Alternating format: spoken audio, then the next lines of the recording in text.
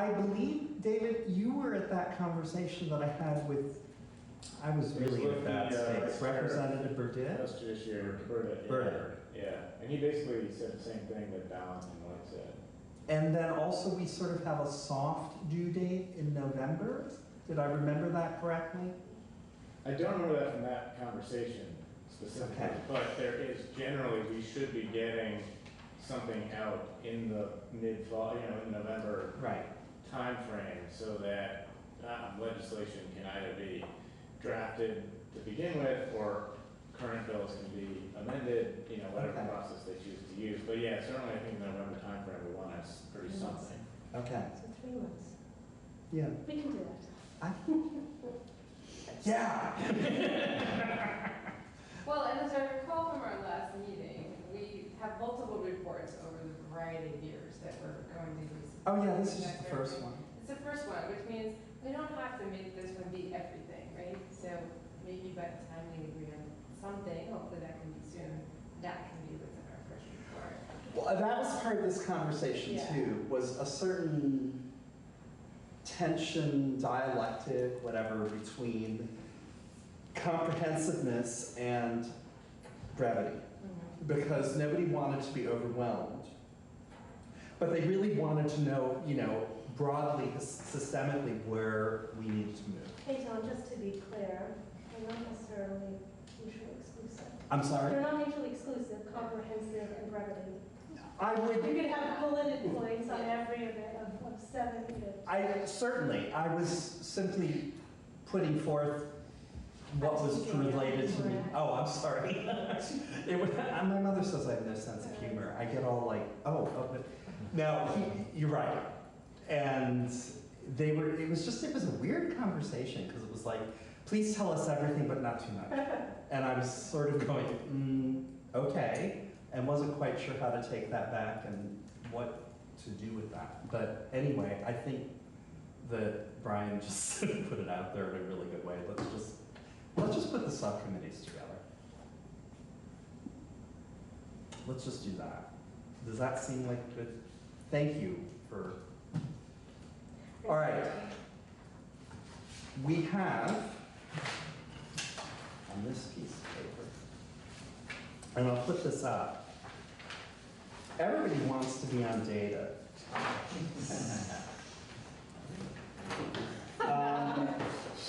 No, actually not everybody, but almost. I got responses on this. David and I got responses to that question about the subcommittees. I'm going to write on the blackboard in a moment.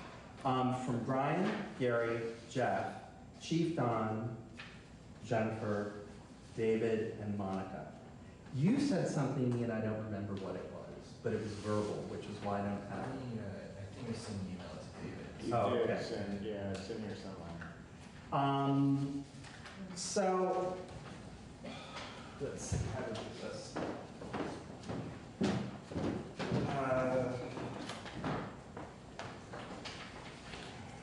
I'm going to put up what people have decided for where they want to, what their focus would be.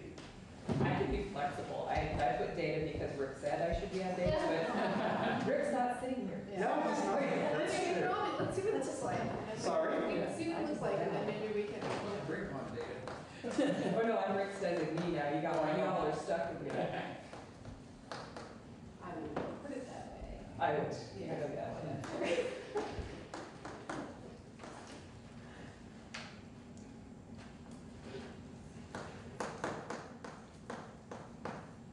I apologize for my handwriting.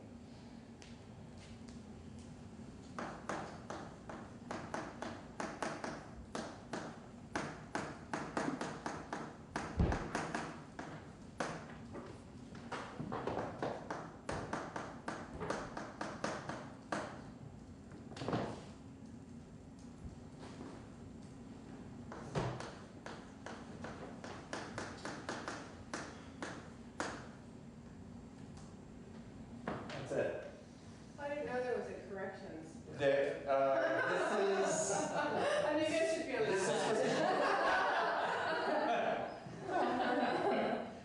You're branching out? Yeah. That's from Chief Don. Oh, okay. So that's mixing up stages in the, Yeah. Right. criminal process Yeah, and yeah. subjects of people in the system. What are people? But this is what I got back. Yeah. Good.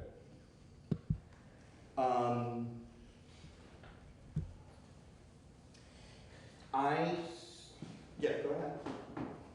I don't know what anyone else thinks, but I think pretrial monitoring detention really go into arraignment, and then you have a separate category for sentencing, which I think is a whole separate subject, may involve corrections.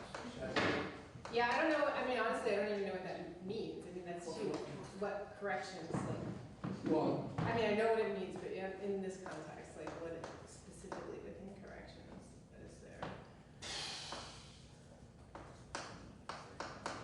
My other thought while you're writing this down is that it seems to me that the data thing is like the thread that goes through all of them, and like each subcommittee maybe should have its own conversation about data versus having a separate subcommittee that just talks Sounds- about data. Yeah. It's all, I mean, that's a suggestion I'm making, you know, but. Same with children, I would say. Well, I was going to mention this, I'm not sure if this is what you're thinking about, I apologize, but the issue is you can look at children as an age group and a cat, but on the other hand, it's pretrial and detention arguably affects both children and adults. And I don't know what's the better way to do it, because I'm open to it being either way, that you could just focus on the issue of youth, separate from the adult population, but it is some of the same issues. But there is a different system, which is the reason I thought that it makes sense to separate out the population. yeah. But I mean, I'm flexible about that, whatever the group wants to do. And we're turning to, you know, we've had this report Yeah, early on, right, and yeah. this seems to be divided based on prosecution. That's more like the sequential intercept model, right? The first stop all the way through, you know, corrections and then even into reentry. And all the different points along that sequential intercept where people, where bias may come into play. is it an oversimplification to say that there's the beginning of the process and then the end of the process? Well, that's what we're talking about, And then, sequential intercept. You know, where interests fall into, The beginning and the end. yeah, You I would want, support that. we could have two right now, or just say beginning and end.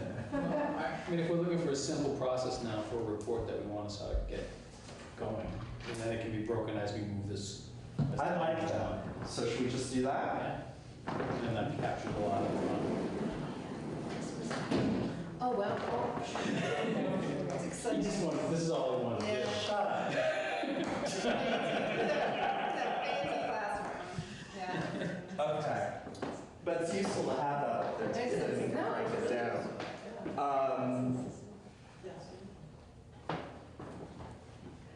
Yes, and I'm looking at you because you guys are the experts here, so we got So to what's get the into beginning and what's the end? Right. Right. Hmm? What people should be in, or what, subject, What subjects, I think. arraignment, pretrial, all the way to Arrest. Pre-arraignment. Stop. Yeah. Charging decisions. Yeah. Police interaction. You'd say pre-arraignment. I mean, it's captures everything prior to the court coming down. And again, it's Pre-arraignment. without bail, bail decisions. No, it's all pre-arraignment. Okay. Pre-arraignment, arraignment.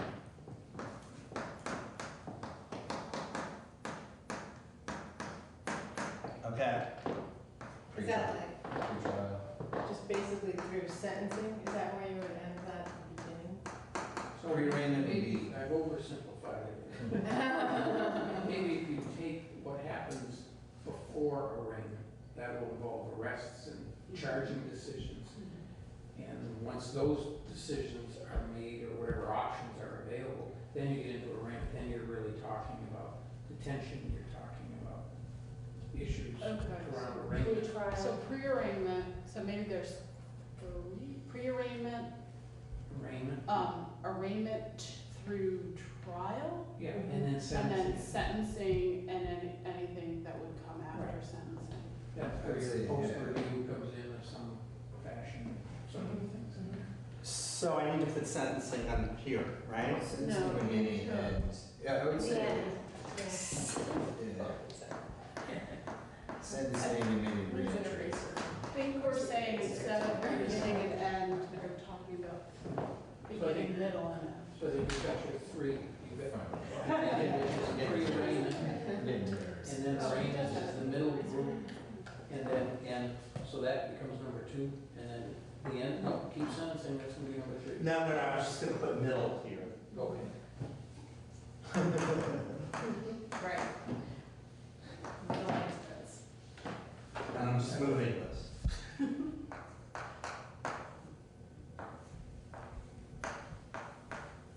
So middle is post-arraignment It's through pre-trial. pre-trial, and end is trial and sentencing, And reentry, I would probably say. or skipping trial. Sentencing, corrections. I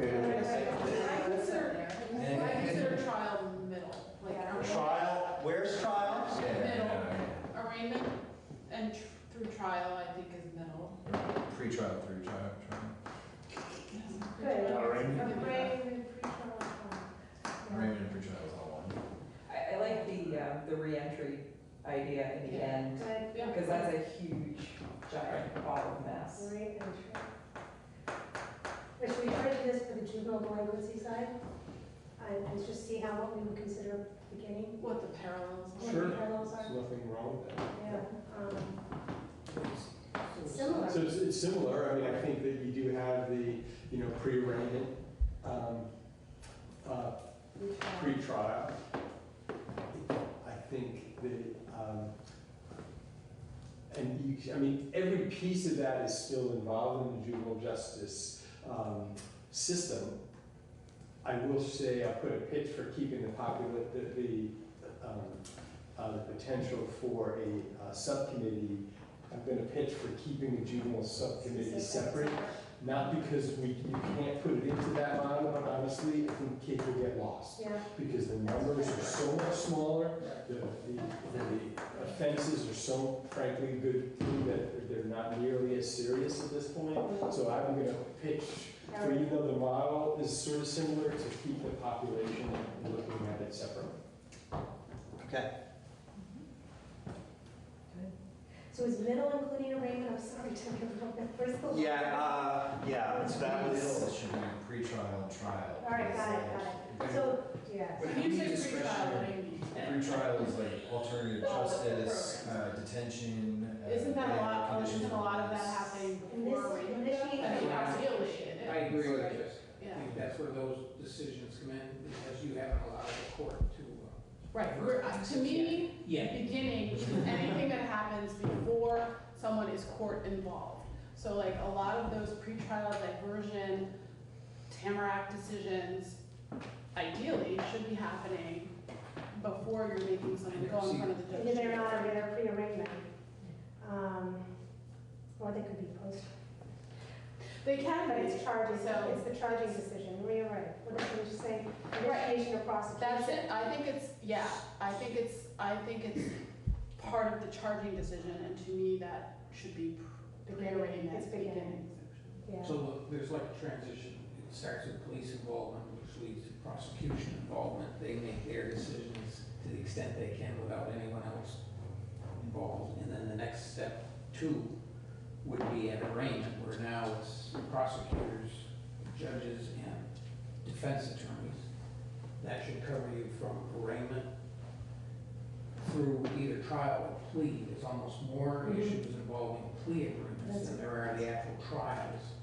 And then when we get to the end, it would be sentencing, which now involves corrections, and reentry obviously involves.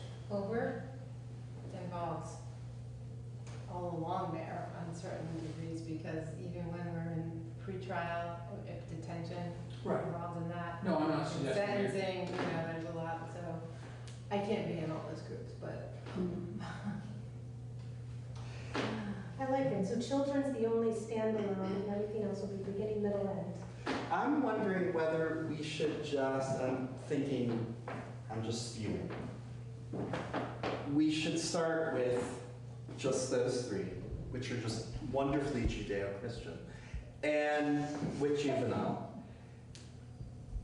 And then when you meet, things are going to fall where they need to fall. That's fair, yeah. Because we could sit here for another 2 hours and do this. Right. And that's just not particularly productive because we have to figure out when you're all going to meet. So I would suggest that. And then it's possible later on, even though November isn't as far away as in some ways I would like, that people shuffle. You know? I mean, Between the subcommittees. Yeah. Martha's gonna be on all. She is, it's true. Monica, you're quitting, you're just going to do subcommittees. Okay, will you call my boss? I will. Okay. But David, I was just gonna make a proposal for how we track the ideas. I can't be in all of the committees taking notes. Oh, David, So you if should we be can- in all the committees. you'll quit. If we can have one person who's willing to be a recorder, doesn't have to be like verbatim notes, but just like the big ideas that are coming out for each committee. Yeah. And if that person can remain responsible for that throughout the process. Right. Because there may be some people who are on the beginning committee, but who have ideas about the end committee or whatever it is we're gonna call them. They can then know which recorder to go to say, hey, by the way, I wasn't in the committee meeting, but I'd love to just like throw this in there for you guys to discuss, or at a future meeting of like. So there's one person who stays responsible. Doesn't mean that they can't contribute to other things. No, but we're. stays responsible through things. I can be that for one of the. I'll be on your committee. That was really.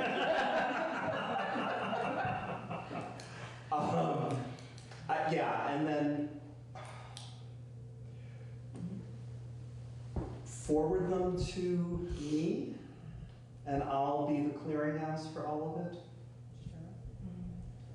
So if November is an end goal, to produce some, see where we can get to find consensus I think, forward on, yeah, leaving us October for the. yeah, that's what If we had we're a looking at. draft by November, mid-November, that would be enough to get us over the hump. Yeah, I mean, I think as early as possible, I think that would be okay. And then a final product in December will still give them time to Mhm. put it into legislation, don't you agree? They can just put a bill number on some, Right. they can just have a like empty vessel pretty much. Yeah, they have all these deadlines that aren't real. Right, I because know, if that's they're what I really mean. You should treat them with respect. Yes. We. There are other mechanisms, they could attach it to something Yeah. else, they can put in. I just don't want to Still, I like that. We don't care November. I about don't think use that as a target. Question is when, I mean, so that leaves next month, or no, September, October. Right. Yeah, there are like 30. So We could do it, that's 4 hours. that's, that's one. Right, that's what I mean. That's one way of approaching it. The other is, is people decide what they want to do right now, go into little corners of the room, and figure out when you're going to meet. That's another option.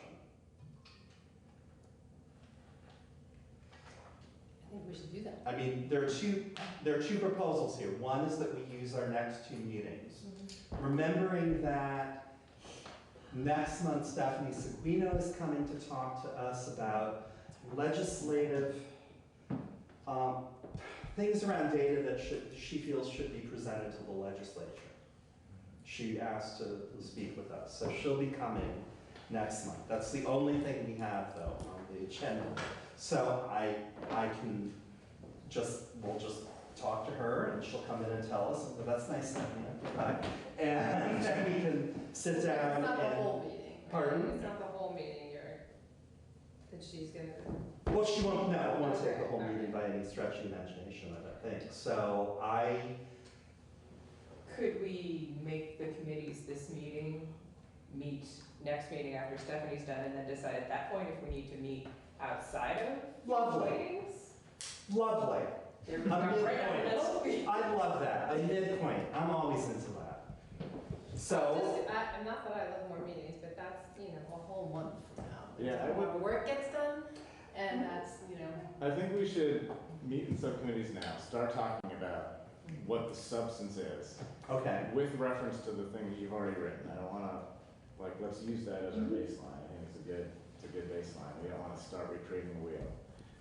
So let's, we have 35 minutes or so to start that. The subcommittees will have a better sense of what the work is that they are going to be tackling and what, needs to be altered or changed or whatever from what you've produced. Okay. And then those subcommittees can make decisions on phone call meetings or whatever they feel is necessary or not between now and the next. I don't want to, I think it's a reasonable idea, but, we are. That's I true. don't I know think feelings. it does, like, Area. we do lose a lot of time, which Rebecca's kind of, as she's here, sort of pointing out, we need to make the most of. So do we have 4 subcommittees then? We have juvenile as its own thing, and then we have beginning, middle, and end. Yeah. So, now, I guess we don't need this.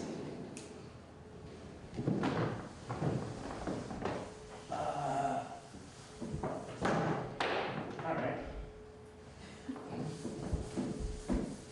That is pretty.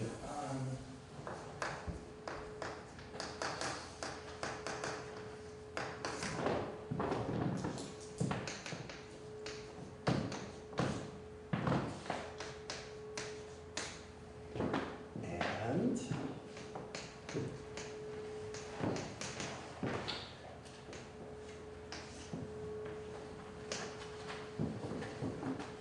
who wants to be where? I know where you want to be. Although I like Monica's idea, though, that maybe I should do something different. Okay.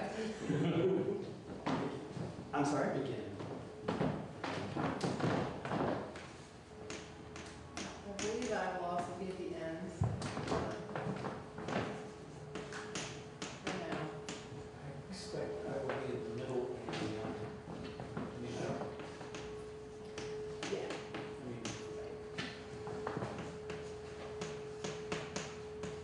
And as long as somebody carries the water for me in the beginning, to give the Port Authority is. At the beginning and the beginning and the end. Yeah. I'll make sure your position is known. I didn't want to join your committee. I know that Chief Donald wanted to. Sure. Yeah. I'll let him know he's been I know, waiting. I remember choose, right? I used to choose, right? I think for now, the beginning. Anybody else from middle? Because Brian may be talking to I himself. know, I'll go in the middle. I can make all the decisions.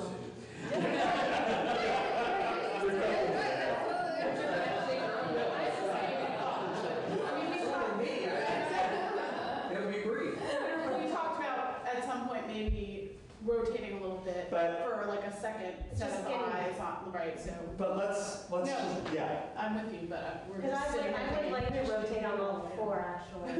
I'm No, sure. I would. No, I was thinking that thunder chicken wasn't interesting. But I think we should start with this.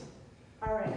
Well, why don't you be? And then- Since I'm not too, you be You're on on two? middle. I think rotating is fine. I just think there needs to be a reporter who's always Yeah. responsible for one committee. Doesn't mean that reporter can't also say things to other reporters, but that'll just keep some system in place for gathering all the great ideas that are It's going on, to be. I need to do wrong. I did. I will be the reporter for my ends committee. I'll be David Hopping. Where are you? The There you ends, are. in the ends. That means reporter. So let me, Okay. looking at this and thinking about it for a second, stepping back, are we spreading ourselves too thin? That is, would it, and I'm sort of including even the juvenile section, should we prioritize? I mean, looking at these committees and frankly, how few people there are on each one, would we be better off just picking 2 and prioritizing? I see.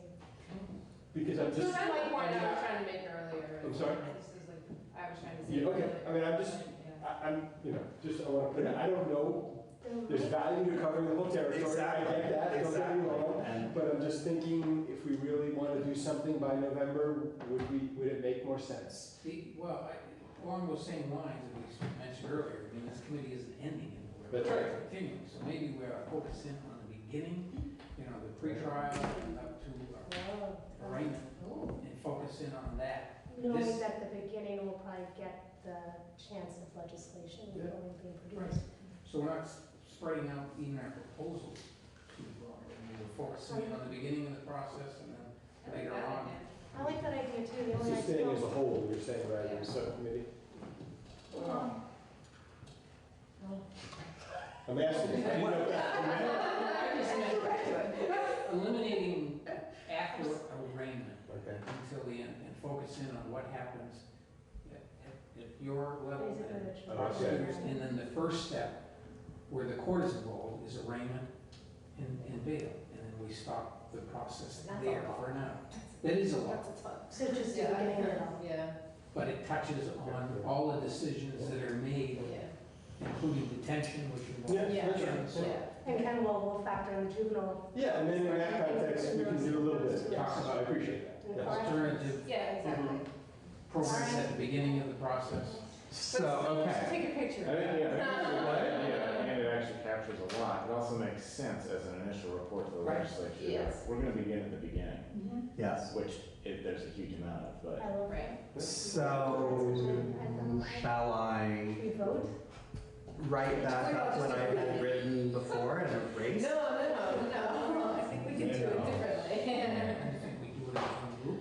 Well, I- Or should we do law enforcement interaction, charging decision by prosecutor, Oh, okay. alternative Okay. justice? so, yeah, I We can couldn't do write- it as one.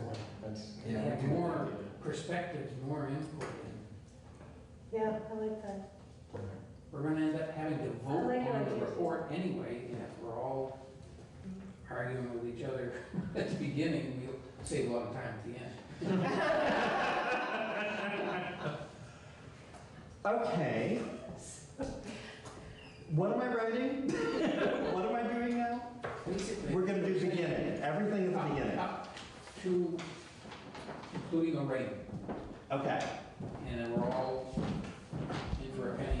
Arraignment being like pre-trial charging decisions. It'll encompass You know, pre-trial probable services. cause determination, or Right. the charging, whether or not the charge is whole. and detention. I mean, people are saying things, is we asking you, Tom, to make that into a list at the beginning, like, Okay. so what everything that should be, everything we consider the beginning. Don't you? What am I doing? Because Rebecca's taking It is. photographs. You So can't- it seems like, Rebecca, this So, other email may be a Yeah. good jumping off point, 'cause I think Rebecca did a good job. Can I help you, Tom? you certainly can. Alright, let's tweak No, that. Or did you take a picture of this? I did, erase it. Or we could shoot it up. We can just shit it up. And then, All right, so for now, can we erase middle and end? yes. And we're just gonna figure out what we need to address. We'll leave that up there, because we're gonna have parallels, right? Oh, look at all this. There's tons of charts. All right, so, okay, I'm gonna erase these right up to you. Okay. And, so, what do people consider to be part of the beginning? I mean, I think it starts with the police interaction. Yeah.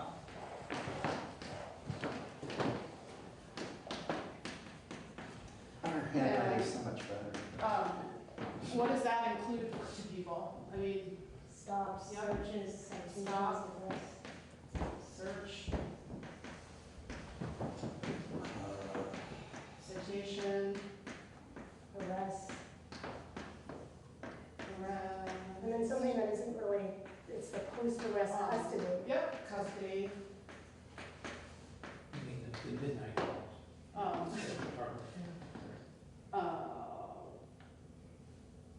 charging decisions. Is that another? That's the next Good. step. Yeah.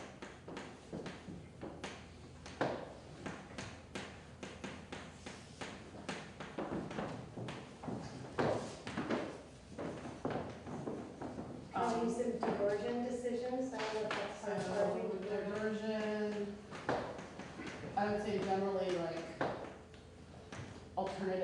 prosecution, yeah? Good.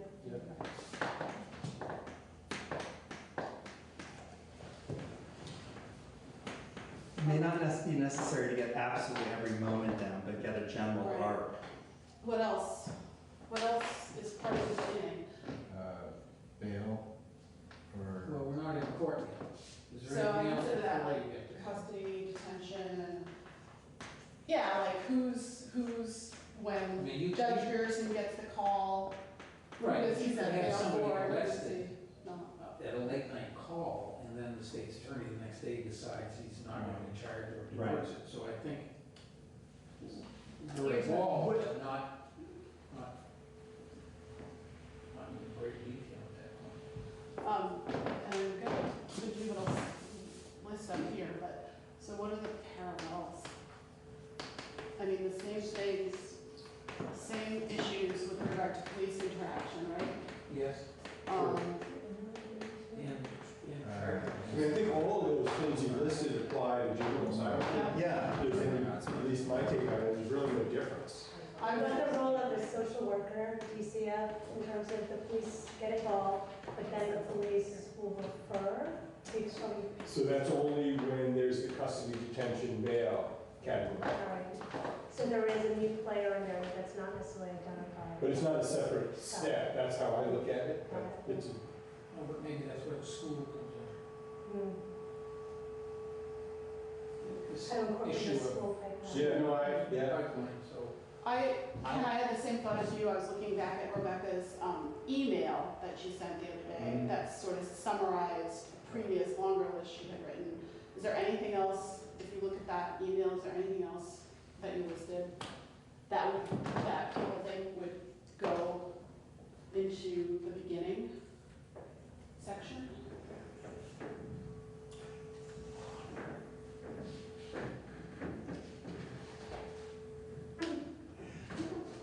I'm going to float the possibly unpopular idea that that's enough. I mean, brevity, right? Yeah? So, and not biting off more than we can chew, so. Will someone take a picture of that? Yes. Look at this, this is beginning. Now we're gonna do.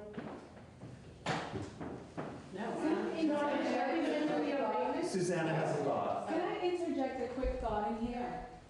There's, I guess, one tendril that goes throughout the entire process, not just beginning, but also our middle and end and everything. And I don't know how much we can really look into this as a group, but it's worth thinking about, is the public engagement that we have around these issues. For example, when a person's arrested and it ends up in the media, are we using class photos or mugshots?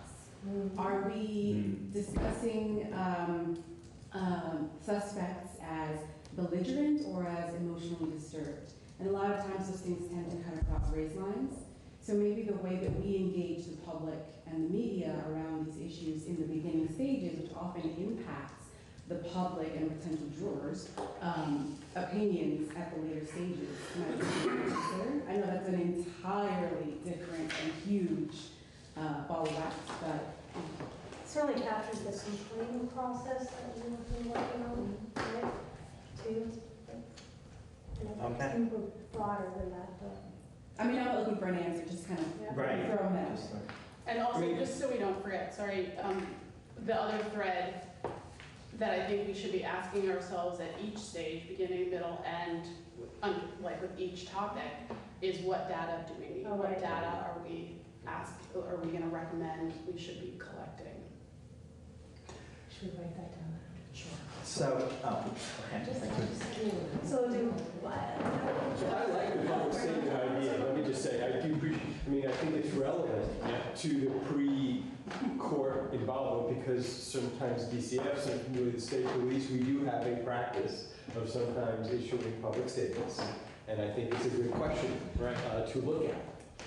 The press releases. Right. Yeah. And I like Rebecca's notion, Rebecca's thought on the complaint, because why is this person complaining Right. or contacting law enforcement about what this person is doing? Is it because they're bashing down their mailbox with a baseball bat, or is it because they're walking down the street and they're Suspicious. So now, how is this a subcommittee? We possibly threw out the idea of a. We threw out the subcommittee, so we're now meeting as a whole group about all of this? Okay. Just wanted to know where we were going. I still think there's a way, and there's a model that breaks down all of these into intercept points, that we could take them and still put them, a few of them together, and at least talk about them separately instead of together. There's just Okay. looking online, Sharon the Pepper, to see how to screen this better. I'm trying to lead the room here to figure out what is going to work for everybody to get this written. Should we go just, we had one other thing we wanted to try to focus on, right? That was the chart, the arraignment. I think the custody detention bail kind of, that was my understanding, capturing that point. Well, I think that was more, that custody detention jail was more the late night call. Yeah, right, this is pretty I arraignment. think we want to, as we look at this, maybe we start with this. All right. And see how far we get. If we get through it, then go to the next step. But I think if we try to do too much. I feel like arraignment is on the cusp of beginning and middle. And I've been thinking about beginning as everything literally pre-walking in, like pre-going in front of a judge. Although, like, if you are held in custody after you've been arrested, you're gonna go in front of a judge the next day. But I've just been thinking about beginning as everything before you actually go into a program. Mhm. No, I think you're right, there's a lot to choose. There are, and Just there's let's see what we can involved come up by with. everybody, because you get the calls. Yes, there's. Could somebody encapsulate what we're doing? Because I'm like really confused right now. What this is every discretion point. Yes. Right, so I think the idea would be to look at each discretion point and look at how implicit bias might creep in, and how we either Okay. capture data around it, or try and just deal with it outright. Or Because make Right, recommendations about what things that we think could change around that intercept point. So are each one of these, do these separate headings in some way dictate subcommittees, or are we done with subcommittees altogether? my sense was that we were going to collectively look Okay, at these areas and try to come up with a report. I mean, these, I think, everyone on this committee has a role in understood. more or less in what's up there, so it would be a starting point. Great. Then we need to decide what the next step is between now and the next meeting and for the next meeting. Not to create, I came up with some bullets, I would love to hear what others have for tangible recommendations on these points. Start compiling, and then discussing, and whittling, and adding, and, yeah. Yeah, I think if everyone focuses on this area, then Okay. we can start with some suggestions. So the homework would be to go off and, as individuals, talk about each one of those headings from your vantage point. See where you fit into the decision. Right.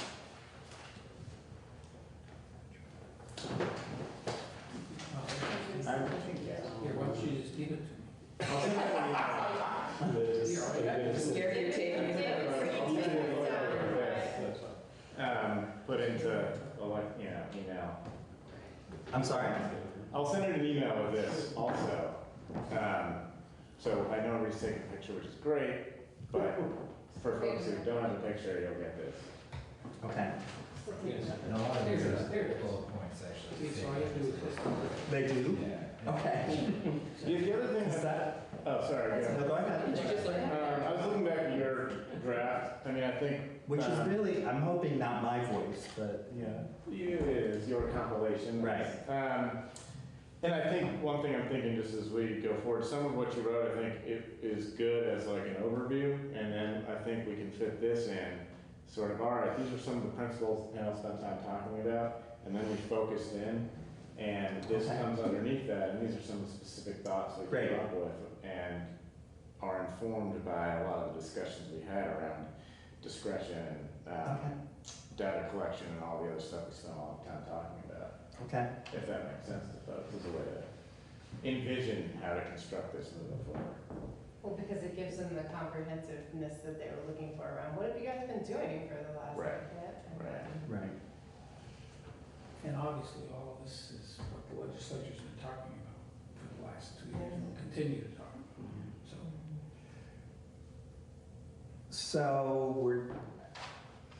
So we're gonna go off and everybody's gonna go from, well, David's gonna send this out to everybody.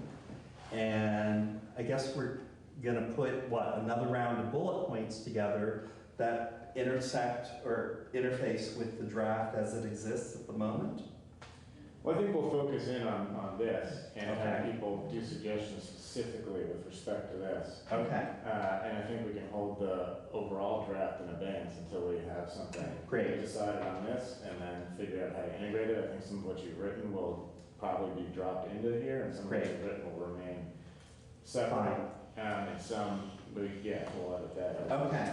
Does that make sense to people?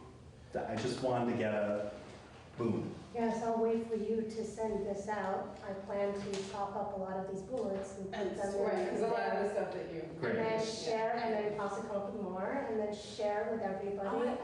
I'm not a computer person, but I've heard of these things called Google Docs. Is it too soon? Would it be crazy to like start some sort of Google Doc certainly. that people could Sheila asked add me to put the draft as it exists now on Google Docs. She asked me that last week, and I'm now figuring out how to do that. Exactly. I mean, I can't do it, but.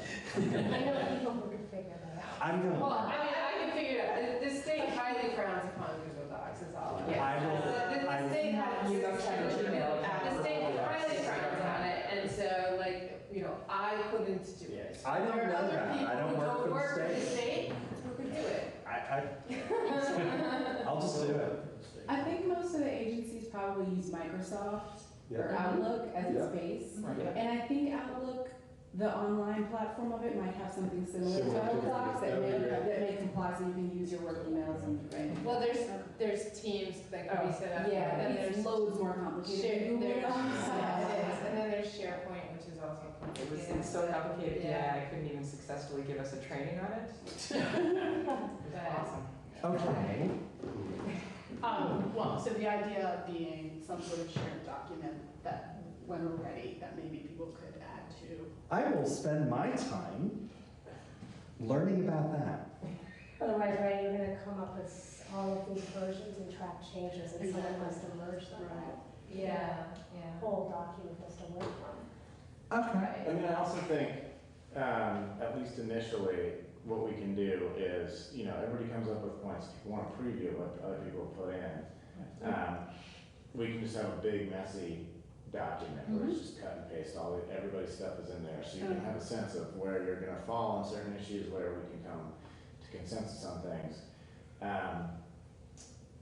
I wouldn't worry so much about the editable Google Doc right now, I think we can do that later. Just so long as we get a preview of what everybody's thinking. So, send these to me Sure. and I'll compile something for next meeting. I mean, I can just send them, well, it's up to you, I can send them out to everybody so people have the reference, and people can send their stuff in to me, and I can work on compiling a big Okay. document. Hopefully we'll have that out, say, like a week in advance. That's what I was gonna say, that if we're gonna do that, we really have to have a Serious dead, deadlines. I'm sorry? I said we need serious deadlines. I need a serious. Yes, deadline. I agree. I'm terrible. I was just going where Jess was going. We need a real deadline for everybody to have their comments on this before the next meeting. The next meeting is the 10th of September. So the week before that is the 3rd, right? So how does it sound that people have their points to David no later than the 3rd? Does that give us enough time in the week between the 3rd and the 10th to consider each other's work? The day after Labor Day. Yeah, so that's Labor Day weekend. I mean, I'm personally gonna set my deadline as the 30th of August. Okay. So that's what I'm putting forth. The deadline is the 3rd.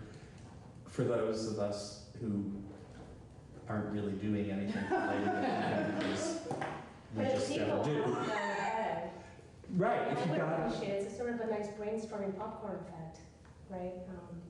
Didn't think about it. What about this thing? I don't know. great, So are we sharing them with everyone, or are we just sending? Send it to them David. Right. Oh. Send it to Yeah, David. that's my understanding. And David will Send it compile them together. and David will Right. get them out. Yeah, versus. And if David needs help, David knows Aton's address. So yes. I'm gonna need that time. So David, will you compile and send it out to the group ahead of our meeting on the 10th so we have time? Yes. Is that like the Plan to first do it time by the we're end of the doing day it? on the 3rd. Yeah, Okay. So yeah, if you Right. have it to me on the 3rd, I'll just do it in the afternoon. I've just blocked off a couple hours that day. So I just want to ask for clarification when you say points. What are we asking us to do? So it's a recommendation, which I think of recommendations. I just want to. Concrete I almost see this as two, and I guess I want two aspects of points, if you will. First of all, what data do we want or need if we don't already feel like there's enough? And then the second would be, we want to put forward some recommendation to address issues to put on the table in these categories. So Yes. With that, I just want to thank you. yes. So thanks. No, that's.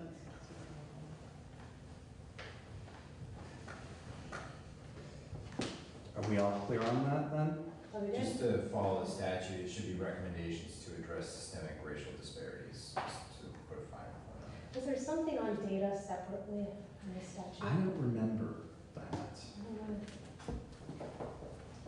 Um, How do you make those there's- recommendations? Yeah. Somehow, reference. There is like whether to expand law enforcement race data collection There you go. practices. So we could. Go on with that.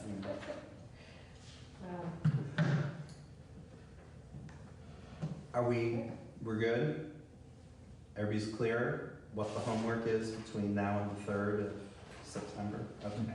I'm assuming Stephanie Singuela's gonna talk to us about the same place we're gonna be focused on? Pretty much. She's going to talk a lot about data. Central. She's going to talk a lot about data, so this actually is nicely synergistic.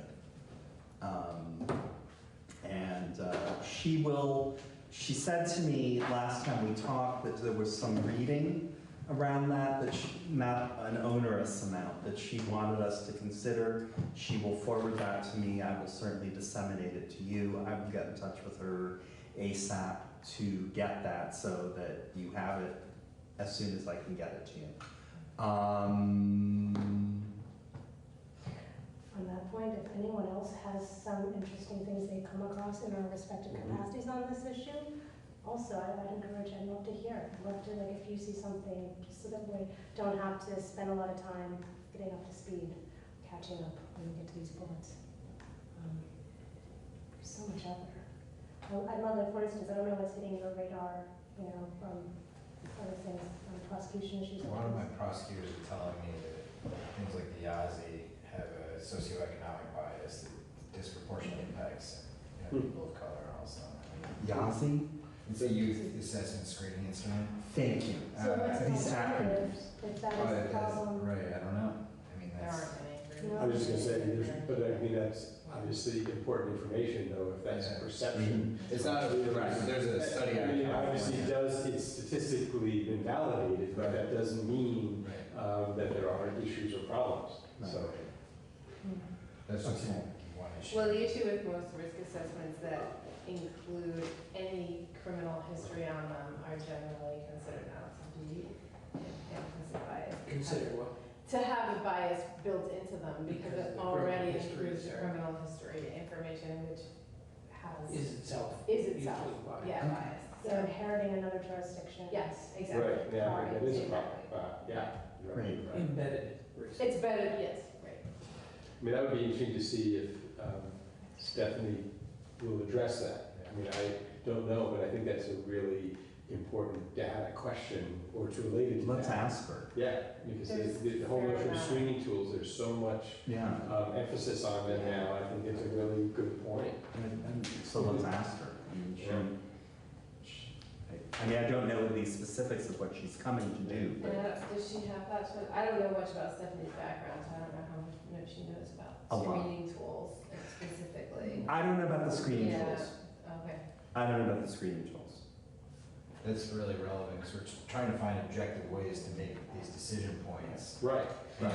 And if the And if tools that we're the using. tools aren't. There's been lots of conversations in other, which we can bring to this, there's been lots of conversations in other, around pretrial particularly, and some assessment tools in the pretrial world Mhm. that have, like the Arnold's tool that the PSA that apparently takes out a lot of the Okay. built-in bias, and then there's the ORAS tool, which has the criminal history.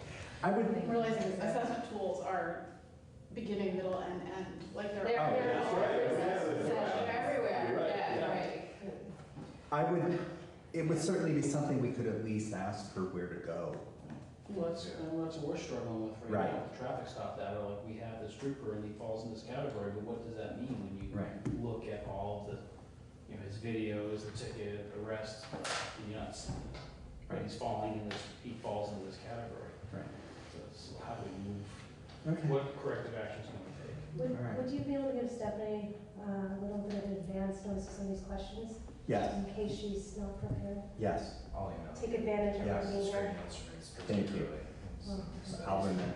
Yeah, I was just gonna say, there's Thank a you. lot out there on the screening, so Yeah, Sure. if I would Sending necessarily know that me all these Stephanie things. needs to be the one I that does can, that. yes, I will, thank you. Yeah. Because the dilemma is, what's the alternative? Well, there is no alternative, right? I mean, nothing's perfect, we all appreciate that, but. Okay. That's it, Ken, nothing's perfect, and I think that people who actually think about these things do try to get what they think is the best, like the Yeah. most neutral, so to speak, tool, and even those are imperfect. Right. Right. All right, well, anything else before I do chair things? Okay. In the 6 minutes we have left, there's obviously not much public commentary. Don't think there's any new business because I think we just did it. Like what I'm supposed to say to Stephanie before she's talking to us. The next meeting, again, is the 10th of September.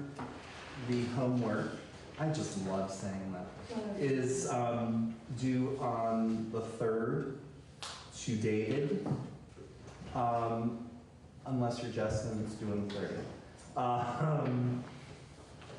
Anything else anyone wants to try? The last time we got together, we were talking about not, at this point, putting together a pamphlet about rights. And I told you there was something put up by the BBA. I don't know if anyone has ever seen this or if they want to see it. I do. It might be worth looking at it because it's out there and distributed. Look, it's great. Yeah, Detail. I can get more of them. Is it online? Down? I don't know, I took them from This is- material. Do you want to look first? And I'll, okay. I can get some more. That would be great. If we I'll get could, some more. thank Bring some you. at the There's a next. hashtag. Yeah, for the next, There's a hashtag on the cover, it must have just been. I love It's this. like 2019. Yeah, this is great. I don't know Okay. how long they've been doing Can you it. just see what yours was? Go for it. Coverage you have? Let me not get, I have to, all right. The only Brian. other comment I would make is I hope everyone appreciates it by narrowing the focus, keeping everyone together. David gets to be the. Good job. We don't get.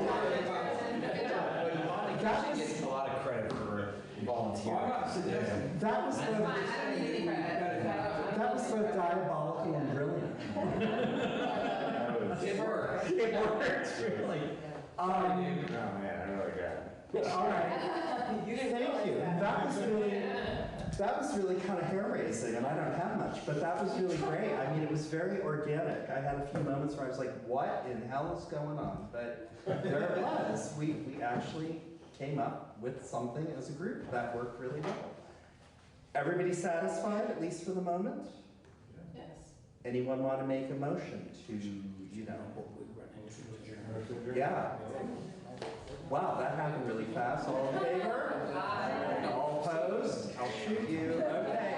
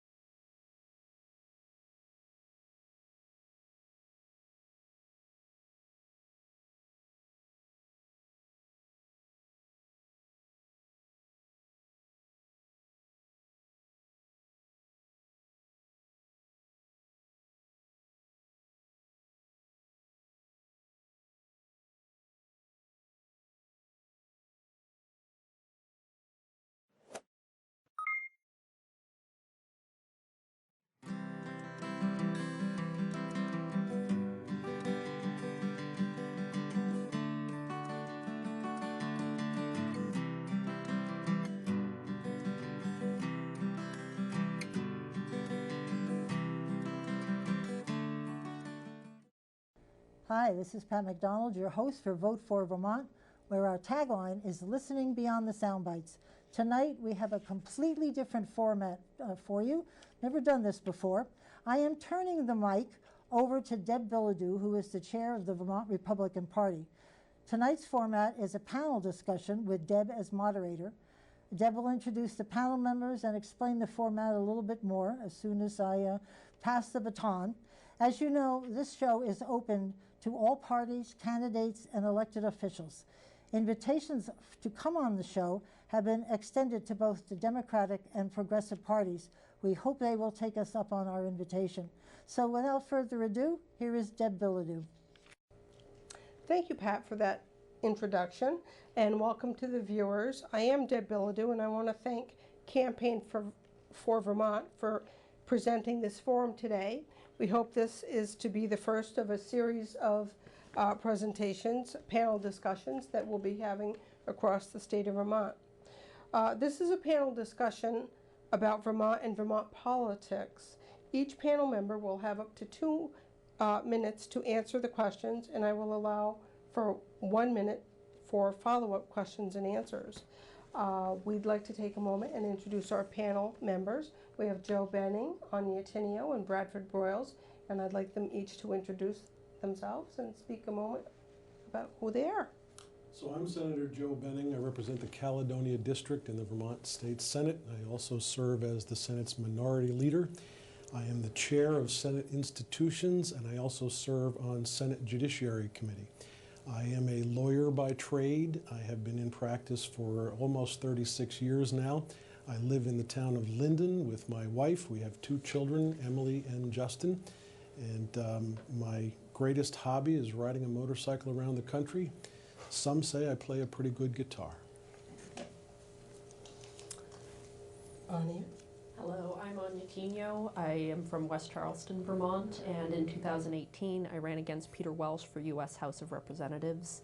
I am in advertising as a trade. I grew up on a farm, and my greatest hobbies would probably be reading, horseback riding, and taking care of my animals when I'm not politicking around the state. Hi, I'm Bradford Broyles. I live in Mendon, Vermont. I've been in Vermont for 13 years. I come from Southern California, where I was involved in the real estate business for quite some time. Since I've been in Vermont, I've been active in Vermont politics, specifically with the Rutland County GOP. I've run a couple statewide races for candidates, for Republican candidates over the years. In the last 4 years, I've been producing political comedy for Blaze Television for a couple shows that we produce out of Los Angeles, but they're all from Vermonters. Fantastic. What a great panel we have today. Thank you for coming today for this. Thanks for having us. Yeah, thank you. So we do have a gong bell in the audience that you might hear if you're reaching the end of your time limit. And obviously we would let you finish the sentence, but not a book. How's that? Okay. So let's get started here. The first question is, what do you consider to be Vermont's biggest political challenge, and what plan would you offer to help lead towards a solution? Brad, why don't we start with you? Well, thank you. Thank you for having this, and thank you to Campaign for Vermont for presenting it. Vermont has many huge challenges, as we all know, but a couple of them that I see that are kind of intertwined are the demographic situation that we have with stagnant demographics. Our population is getting older. We don't have enough young people like the ones in this audience that have good jobs, that are paying taxes. We need to draw those type of people. That directly ties, I think, to the kind of the anemic economic condition that the state is in. We need new blood, we need new people, new taxpayers to come in and for the different opportunities that we need to grow here. So that would be the emphasis, and I think there could be some bold economic incentives to develop the resources for young people to have that they could use when they move here to Vermont, Good. in short. Thank you, Brad. We'll just move to your left, Anya. I would say the biggest challenge that the state of Vermont faces politically and in everything else is socialism. I think that the socialist climate of the state is prohibitive to growth, to economic freedoms, to having businesses thrive, and ultimately to our population problem. People are leaving the state searching for better opportunities. So I would say socialism in the core is what is wrong with the state of Vermont right now. Okay. I'm going to go with Brad's demographic situation. The state of Vermont just recently released statistics indicating that for the first time in our history, those people who are 65 and older greatly outnumber those who are 18 and below. That is really problematic. As people like me, I'm age 62, going to be 63 in the not too distant future, get to a point where we want to retire, the impact on the younger people is going to be absolutely terrible. The services that we currently provide have to be supported by people who are working and providing good jobs to enable that to happen. And unfortunately, we're seeing fewer and fewer of those in the state. And as those demographics change, the pressure on the state will be enormous to meet its basic responsibilities like infrastructure, keeping the environment clean, responding to people who are in need. Those things are absolutely top priority for me, and at this point in time, this demographic situation, I think, is the biggest problem we're facing. Okay, thank you, Joe. Do we have any questions amongst each other for other panelists on your responses? No, I would say as a young person, I do understand what they're saying about demographics, and I agree that we need to have younger people in the workforce to sustain the state, but I still feel that the main problem is socialism. Is socialism? Yes. Okay. What about the job market in Vermont? Do you think the job market is working well for us? That there's enough jobs being offered that would keep young people here? If you're looking to me to start, there's two problems with the job market. One is we actually have jobs offered all around the state right now that we can't fill because there's an absence of workers. The jobs that we do have, to a large extent, are not paying enough for people to survive.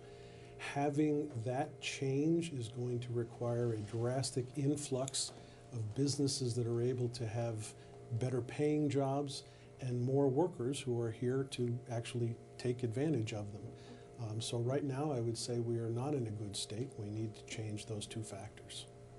I did read recently that the top 6 jobs in Vermont are actually very low-wage jobs. They're service industry. They're retail, they're McDonald's, they're gardening jobs. Those are not necessarily jobs that people out of college are pining for and looking for.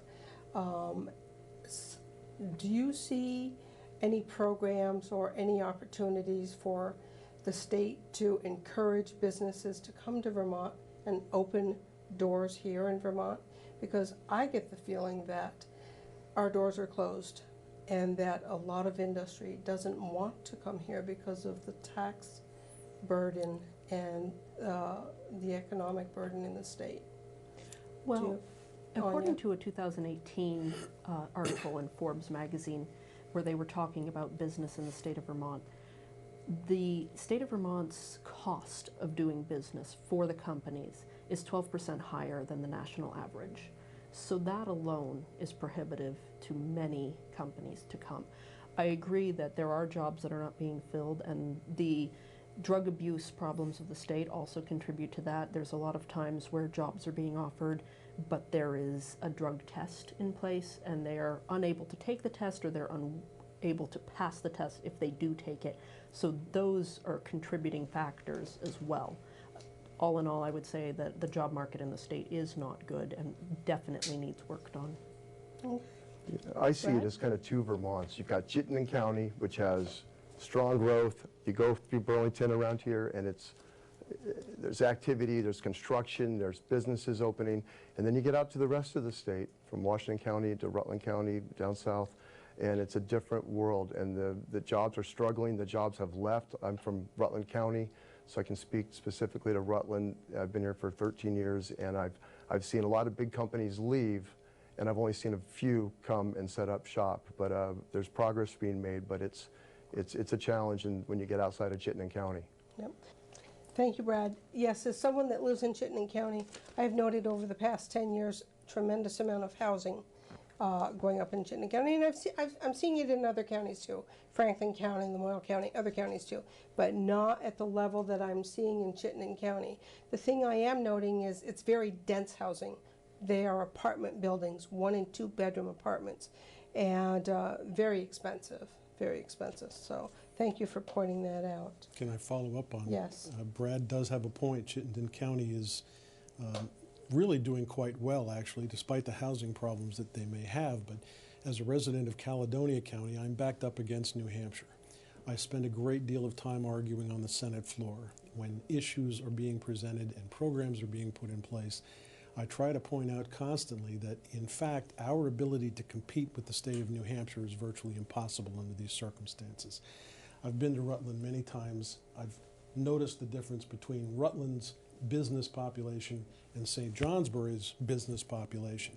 If you go through downtown St. Johnsbury right now, you will see numerous empty storefronts.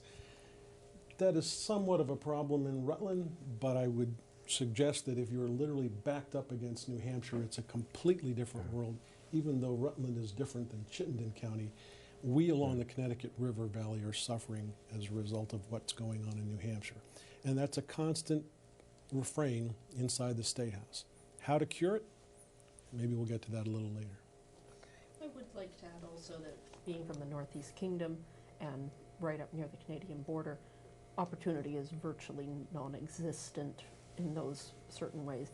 Granted, we have improved the storefront problem just a little bit, that there are more businesses there, but unfortunately, they come and go so often that they're not sustainable. Good. All right, are we ready to move on?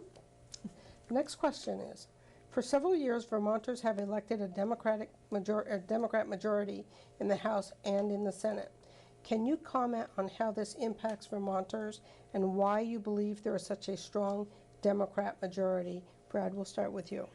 Well, I've been here for 13 years, as you know, and I've only seen majorities of Democrats in the House and Senate since I've lived here, so I don't know anything else. But I do know the history of Vermont, that it was the reddest of states back in the day, going back to maybe the 70s and before, and now we're arguably one of the bluest of states. So what's happened? Why has it happened? And I think it's a function of a lot of things. It goes to demographics. I think a lot of left-leaning people have moved here throughout New England, have set up shop in Vermont. The Democrats have outworked and outraised money and taken advantage of finding their next stars from school boards and working their way up through the system. And we're at a point where Republicans don't have a voice at the state level, and we do, but I mean not at the federal level. With what we have in Washington, we're missing that voice, and so it's kind of festered to the Democrats have the momentum, they have the money, the resources, and it's you get what you get with it, which is one-party rule that Joe can speak about, and it's not healthy for Vermonters, whether it be all Republicans or all Democrats. It's always best when you have a blend and there's some compromise, but these days we're just, the disadvantage to Vermonters is that there's no obstacle you can put, there's no road bump you can put up to slow things down, bad legislation down, and it's we're on the fast track for a lot of it these days. Good. Anya. Well, I would think that unfortunately it comes down to the fact that the Democrats are better at reaching the youth in the state. They go to the colleges, they use the college vote to their advantage. Even though these students may not be long-term residents of the state of Vermont, they're allowed to vote in Vermont elections. People on the federal level will go to them and promise free education, free, and they will in turn vote for them. And it's truly unfair to the residents of the state of Vermont because these children have no vested interest.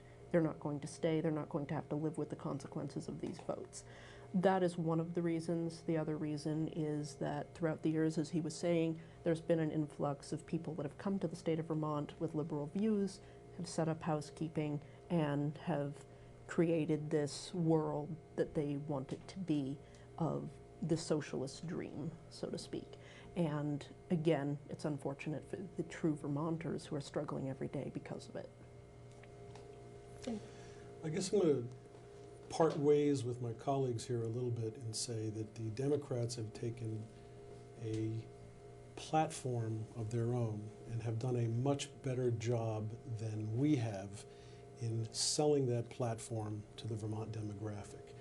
This is not a situation where there's a group of young people, for instance, who are here temporarily and are going to vote and then move on with their lives. The Republican Party, when it was founded in 1859, had ideals. It presented issues that the public in general appreciated and wanted to hear. And as a result, since 1859, up until literally the 1960s, it was locked in for power purposes in the state. Since the 1960s, issues have arisen, and I think the Republican Party has slowly forgotten how to reach the Vermont demographic. And that's why we are struggling to reach young people like these folks who are in our audience right now.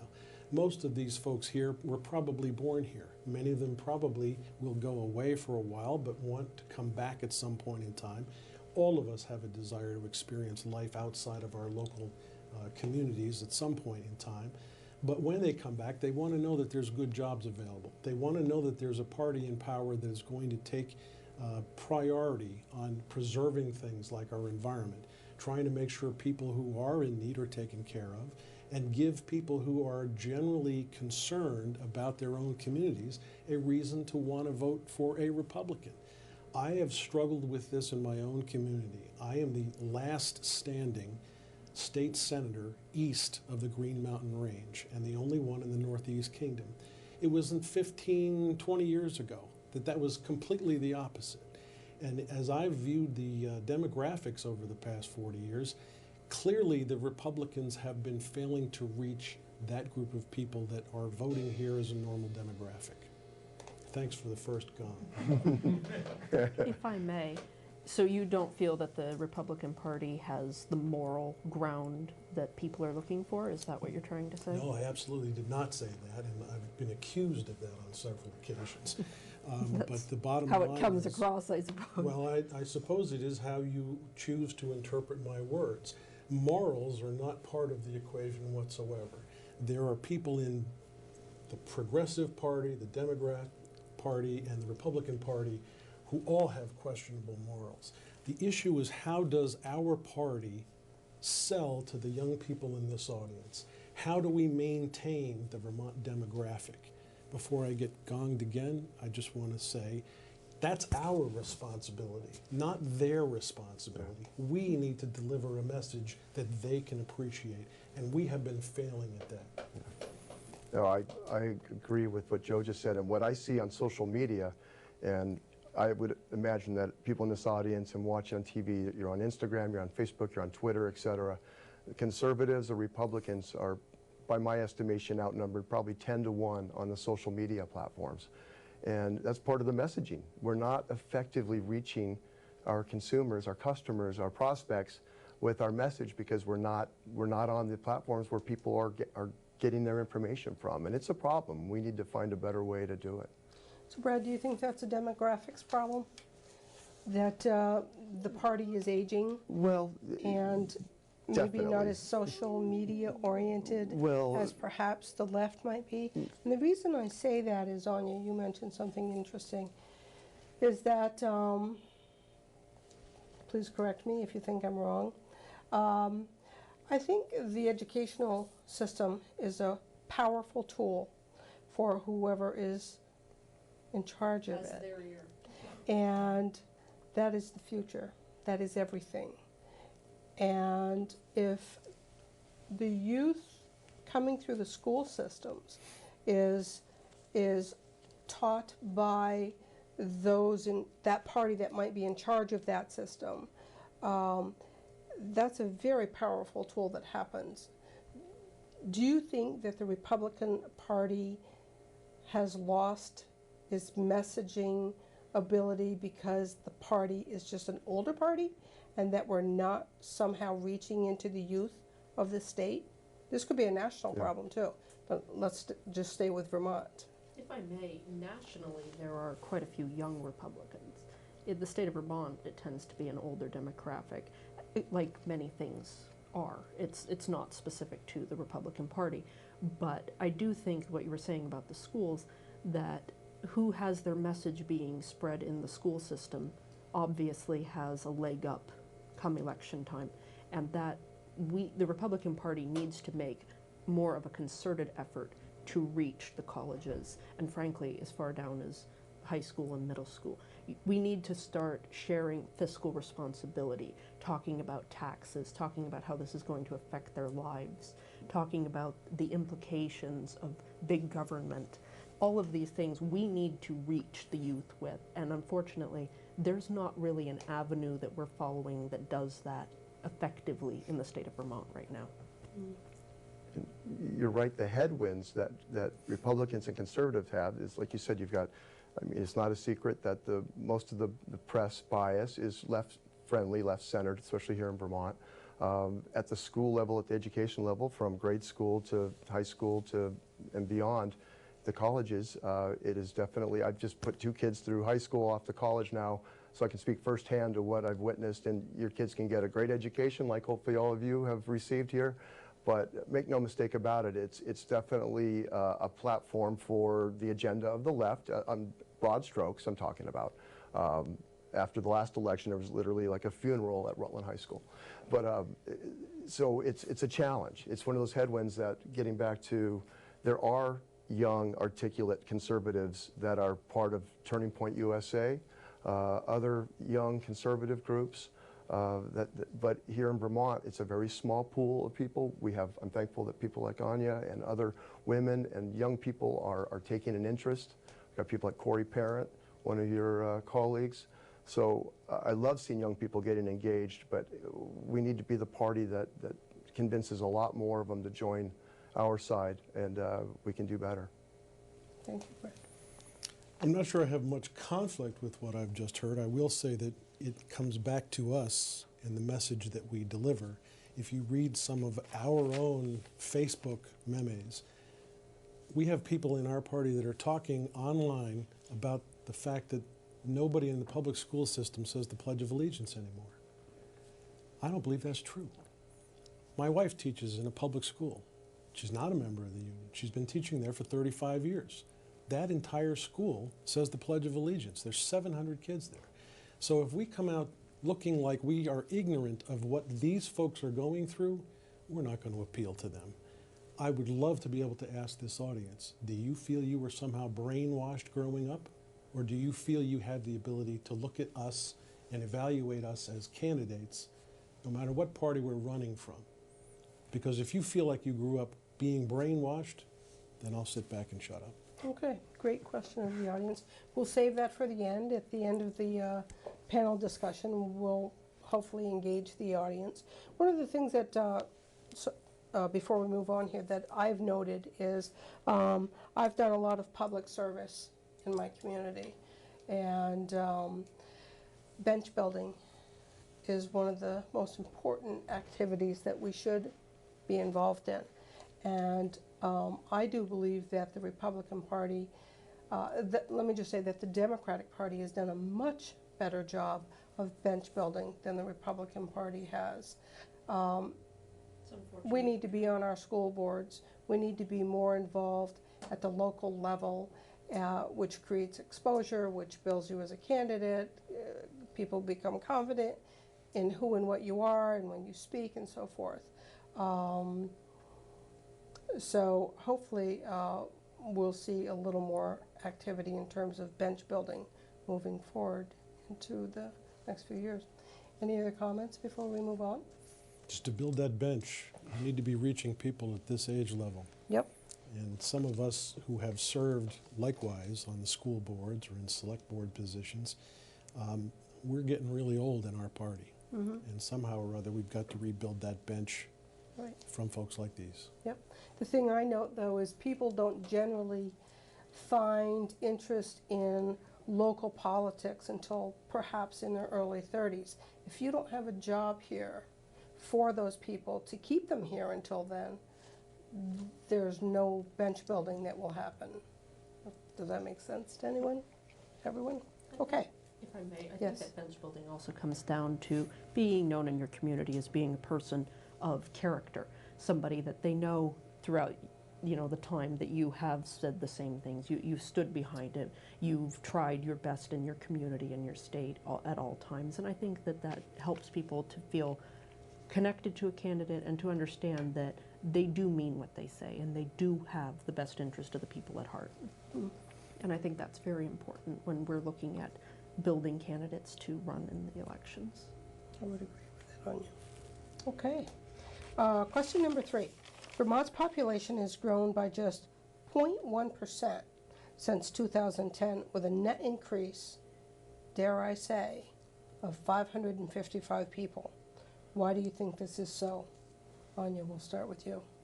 I would say it comes down to the economic climate that we have. Again, taxes and regulations, all of these things combine to make people feel that the state is unfriendly towards them, that they need to seek opportunity elsewhere. If you're a young person, and I am a young person, so I understand this fully, you want to go where you know you're going to do the best you can and not be limited. And unfortunately, in the state, there is a lot of limiting of what you can do. You can go into agriculture, which is a failing industry currently. It will always be there because we need it, but it's not something that people feel is helping them at this point.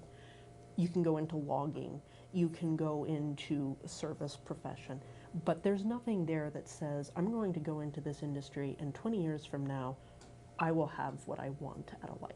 There's nothing that's being offered in that line. They're going to New Hampshire, as he was saying. It has much more opportunity. They're going to New York, they're going to Florida, they're even going as far as Arizona and California or the Midwest. All of these places are beating the state in opportunity. And it's unfortunate we have one of the most beautiful states in the nations, and people don't want to leave. They want to raise their families here. They want to be around their families. They want to have their friends nearby, people that they grew up with, and yet they're finding they can't. And that's the population growth. And even though there's not a lack of pregnancy in the state, I'm sure most people can agree with that, there is a lack of being able to stay here and make ends meet and make a living and make a prosperous life for yourself. So even though we do have children being born, we have so many people leaving. And it's not limited to young people. I know retirees that leave daily because the pensions are being taxed or because the cost of living is just too high. So when you add up all the people leaving, no matter what we're doing, we're not bringing them back in. She's really loving that gong, I can tell. Yeah, I don't think the problem is totally unique to Vermont. There's other rural communities in states that are losing population. About a third of them, from what I've read, are in a similar predicament as we are with the anemic growth or flat growth. It's only about a third that seem to be doing well. So what is that third doing well that we're not doing? And we have some challenges in that we're in New England. We're not in, sunny, I mean, we got some weather challenges that are off-putting maybe for some people. But I think if we could focus on what makes us attractive as a state, getting back to some of the incentives for young people to have children and be taxpayers and raise their children here, we need to focus on that so that we get out of this stagnant slide that we've been in. And as the governor talks about and everybody knows about it, but we're at the point now where we have to do something about it. Just have to. Thank you, Brad. The core to your question is the birth rate. We are not by any stretch alone in the birth rate problem. Most of the Northeast is suffering in the same way. The states that are doing the reverse tend to be those states that have major economic opportunities, the Balkan oil fields in the Midwest, California, which has so many technological opportunities, Washington, Oregon. I travel quite a bit. I listen to people as I go on the road. And there are many states that are suffering the same kind of downturn in their birth rates. You can see it across the nation in small towns that are literally evaporating before your eyes. Vermont has some very good opportunities. We are within striking distance of Boston, New York, Sherbrooke in Canada, Montreal. We have to be able to sell ourselves in a better way that we attract those people who are of parentage age, and that will turn the birth rate around. But I think it is incumbent upon us as a government to sell ourselves out of state in such a way that people do want to come here. They coming here means that people who are here are going to have better opportunities than they do now. Them coming here, though, is contingent on them having the jobs and opportunities to support their growing families. So it does come back to economy as well. We need to do something better than offering $10,000 to bribe people to move here, because it's a gimmick, and it gets a lot of press, and it's a success at that level, but we need the underlying fundamentals to be attractive to get here besides one check. So I think there's other states that are doing that as well. I never think that Vermont is building a better mousetrap. I think we often look at something that's going on somewhere else and think that we can do it better. Maybe we can, maybe we can't. I think Kansas is running the same program with limited success in terms of attracting people there. If you have to pay people to live in your state, you're not offering enough to have them there. I mean, it's unfortunate. If you are paying people to live there, something is seriously wrong. And so, yes, we can offer those programs, but we have to solve the core issues, or ultimately it's not sustainable to continue to do that. One of the groups of our demographics that I'm very concerned about is the population that opted not to go to college. They're obviously going to fall into the lower economic level of our economic groups. And one of the things that I'm hearing from that particular group of people is there's nothing to do in Vermont. Boredom is trouble. Boredom leads to problems. And they're on the lower wage scale, you know, the group that we're trying to get $15 an hour for. And I'm just wondering, what are we doing are we doing anything to help that particular demographic in the state so that they're not so bored because they say there's nothing to do here, that they're turning to opioids and other issues that we have in the state? Joe, I'll start with you on that. Sure. I have 2 children. Emily is the oldest. We put her through Cornell. Justin, the youngest, we dragged him kicking and screaming through high school and several different colleges that he wanted. It is now 15 years since he was attempting higher education. Guess who's making the most money between the 2 of them? He is. He managed to get a job that he liked, that pays extremely well and has great benefits by learning a trade. That is a key to a lot of kids who don't want to go through the normal college atmosphere. I'm not knocking college by any stretch. Having gone through college and law school myself, I know the economic advantages to that. But the bottom line is Vermont is in a unique position with qualified jobs for people who want to go to trade school, who want to take advantage of apprenticeships. We are a very small state, so most of our communities, my own for instance, Linden, we have 5,000 people in our town. He worked his way up, my son, because he knew the people that were there, they knew him, and he got opportunities as a result of that. So how does the state take advantage of that and promote that for those young people that you're talking about that may not pursue a college path? I think we have a great opportunity in front of us, but again, we need to sell that. Do we have anything to sell? Absolutely. We have some of the highest tech industries in the world in Vermont. My son is now working for one of them. He's building impellers for aerospace. We have opportunities in Virgins. We have opportunities in Rutland and even St. Johnsbury with Weidman Industries. Those opportunities exist, and many of them have signs outside right now saying, we're hiring. We will train. And we can't find the people to do that. The trade school in Rutland, Stafford Technical, is at capacity. So that's a great sign, and they're looking at hopefully expanding and being able to accommodate just the demographic that we're talking about here. Learn a trade. You can have a great life as an electrician, whatever. I mean, there's opportunity out there. Vermont Tech is a classic example of that, which the state needs to support better in order to get those jobs promoted. Great. I think that when you're talking about college, there are kids that, like you said, don't really want to go that route, and trade schools are excellent. And what I hear most from people that opted not to go to college is that the cost of the education was not going to be something that the state was ever going to be able to repay them if they wanted to stay here. They would have had to have left the state. They would have had to have found jobs elsewhere. And in these cases, they did not want to do that. So they opted not to. They found jobs. They trained in them. They rose in the ranks, starting at the bottom and going up. And some of them have made managers and are now running these businesses just because they learned it over the years doing it. But I think that when you're talking about college education, you have to carefully look at the jobs available and decide whether that is going to be beneficial or not. And I'm all for higher ed, don't get me wrong, but you do have to say there's only going to be so many rocket scientists.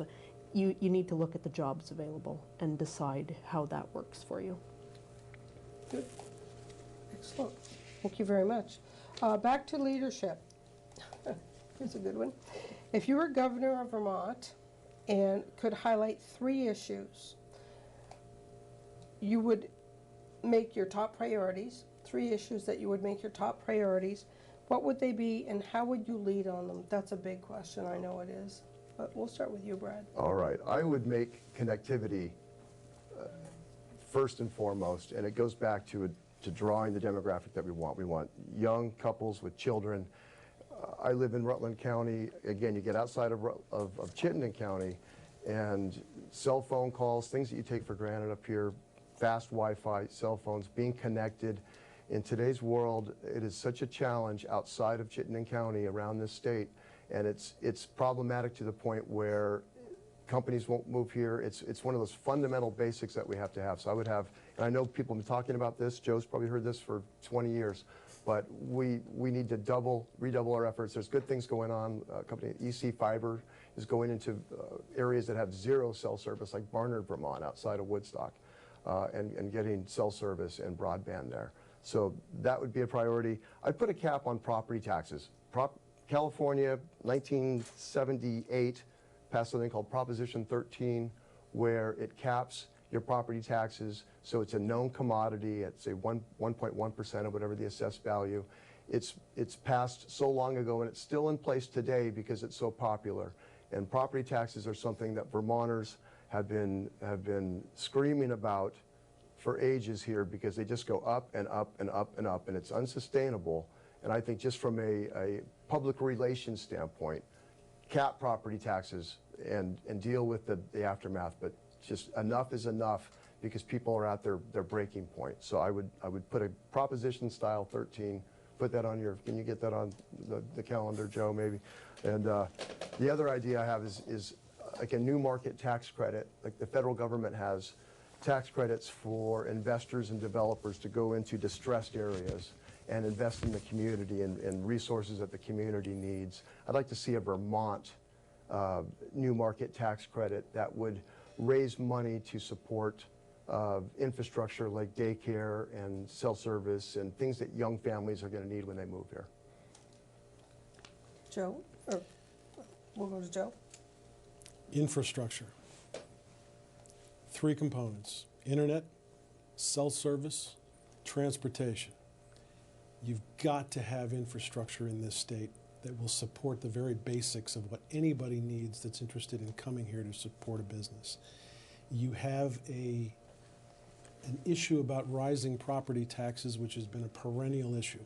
One of the things the legislature tried to do to deal with that was Act 46. We are now trying to assess, did that work, did it not work, but it's an ongoing process. Whether you agree with it or you disagree, that was one of the attempts made to try to correct the problem.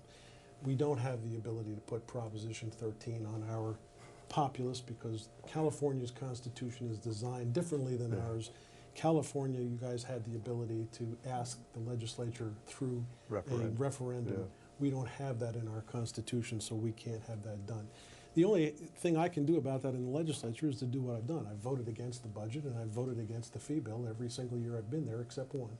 And the one time that I didn't do that was I knew that what we were passing at that time was sustainable based on the revenues that we had. But that's only happened one time, and I've been there since 2011.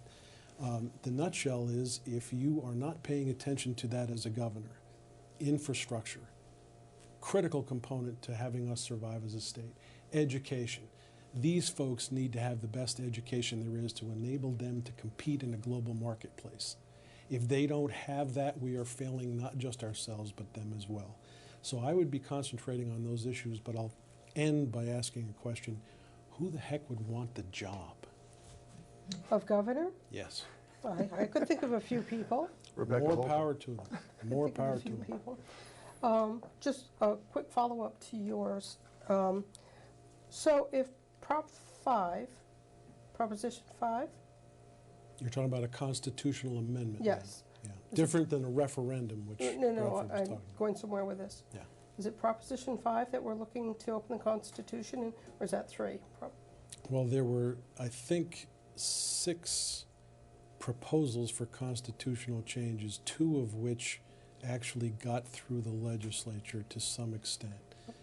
Prop 5 is the one that made it all the way through, and that is now pending. So with that on the horizon, 2 years from now, it's a 2 or 4 year cycle. Yep. To get that through. Is there any particular reason that no one has surfaced why aren't we proposing a referendum in the state of Vermont so that the people of Vermont can have a voice and put something on referendum should they so desire? I've always felt like, did we ever have a referendum at any point?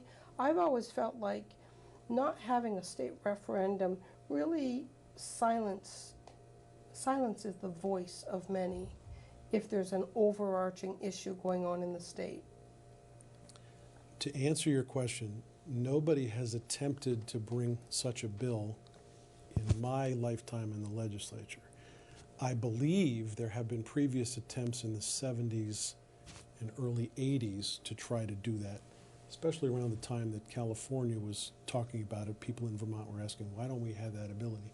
And I can't answer the question as to why nobody's ever bothered, except that I know in this day and age, with the current makeup of the State House, never happened. If I was to bring such a bill right now, it wouldn't get out of committee, much less through one of the bodies. Thank you. Anya? I think that one of the main focuses should be the opioid crisis. I think that with the opioid crisis, what it is, and the inability of employers to find workers who are going to be able to pass the drug test and to show up to work reliably and all of those things, that is something that hampers the state in more ways than one. We're talking about the burden on the families of the addicted. We're talking about the burden on children and family services, on the welfare system, on the job market in general, not to mention restorative justice, the courts, the law enforcement community that struggles with this every day. There needs to be tougher penalties for bringing drugs to the state. Currently, I believe that we have way too lax of penalties for this. We do want to encourage people to seek treatment. We don't want to punish people for seeking treatment, but there needs to be accountability for constantly being on drugs, for bringing drugs into the state, for getting people addicted to them. If you're dealing, that needs to be a whole separate issue from addiction. That needs to be treated in a way harsher manner than we are currently doing. Also, one of the other things that we need to focus on, of course, is jobs. Everybody says the same thing. I'm going to focus on the economy, I'm going to focus on jobs, I'm going to focus on education. And the reason they say that is because all of those things are always important. We do need to have quality education. Unfortunately, I think that in the school systems today, we are not seeing the quality education that we need, and that the students are suffering for it. The reasons behind that I'll go into my opinions on later. Jobs, education, opioid crisis, and obviously protecting the constitutional amendments that are intrinsic to the way our country was built. We must continue to do that. Okay. I can go on and on. Good. Any questions for each other? Just so you know, the most recent statistics are now out on Vermont's opioid problem. Between January and May of this year, we had 39 deaths in this state from opioid overdose. The two worst counties, unfortunately, are Rutland and Windham counties. That's the bad news. The good news is we have actually peaked to some extent on the crisis. Those numbers are lower than previous years. I don't want to be too overly optimistic, but there is a sign that what we have been doing to attack the opioid crisis, including attacking those who would bring drugs into this state, are actually beginning to show some signs of working. So I'll agree with Anya that we need to maintain our pressure on that. I just want to offer some hope that there is hopefully some light at the end of the tunnel. Okay, so we're going to go to our last question and then turn our attention to the audience for potential questions or comments on what they've heard.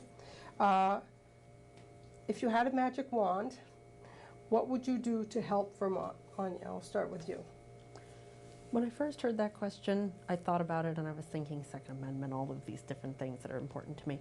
But if I had a magic wand, I would use it to put in place protections for the unborn. Unfortunately, in the state of Vermont, we have gone in a very as I feel, ungodly direction with this. And if that was the one thing I could do, I would protect the unborn child. They have no voice, and if we don't speak for them, nobody will. And you also need to take into account the other 50% of the DNA, the father's voice, which unfortunately is not being heard either right now. It's unfortunate. Okay, thank you, Anya. Joe? I think that I would concentrate on making sure every Vermonter going through school had a real, sincere understanding of the history of this state, what we were formed for, what our intentions were, why we want to preserve things like a constitution, what is important about how to live as a society. If I had a magic wand, I would not just bring kids to the State House in 4th grade. They'd be there in every grade to ask different questions at different times, just to get to know the civic process, to teach all of the kids growing up today that we can have disagreements with each other, but it is critical that we not put each other down. In order to survive as a society, we can't be polarized. We have to be able to talk to each other. And I may be very opinionated in the things that I talk about, but I've never hesitated to step back and say, listen, Benning, listen to what other people are saying, because possibly the remarks that you're making should be changed to some extent. If your viewpoint should be changed for the betterment of all. Those are the things I'd like to see in a magic wand. Thank you, Joe. Bradford? Well, I like the magic wands from both of these two. I agree with both their perspectives. And if I had a magic wand, I would love to see Vermonters get behind an economic proposal that would benefit the Vermonters that live outside of Chittenden County. I mean, our mid-sized towns and cities throughout the state are struggling. I'd like to see like this tax credit thing I talked about earlier. It's not sexy, but it's something that would have an impact and also attract the very people that we're trying to attract here and help the people that are here already.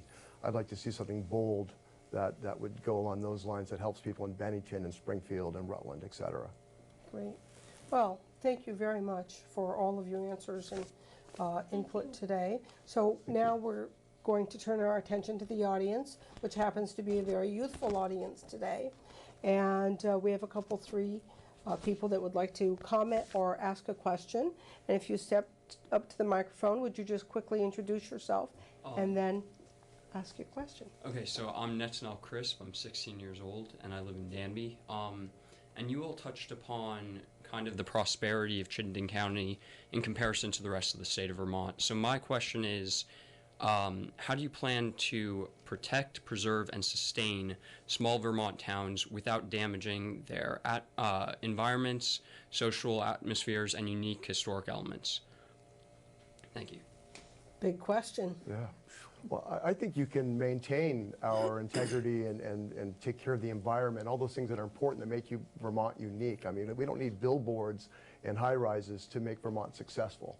I think we can do exactly what you talk about, which is important about maintaining our roots and what we are, but at the same time, making things available to people that desire to live here so they can prosper here.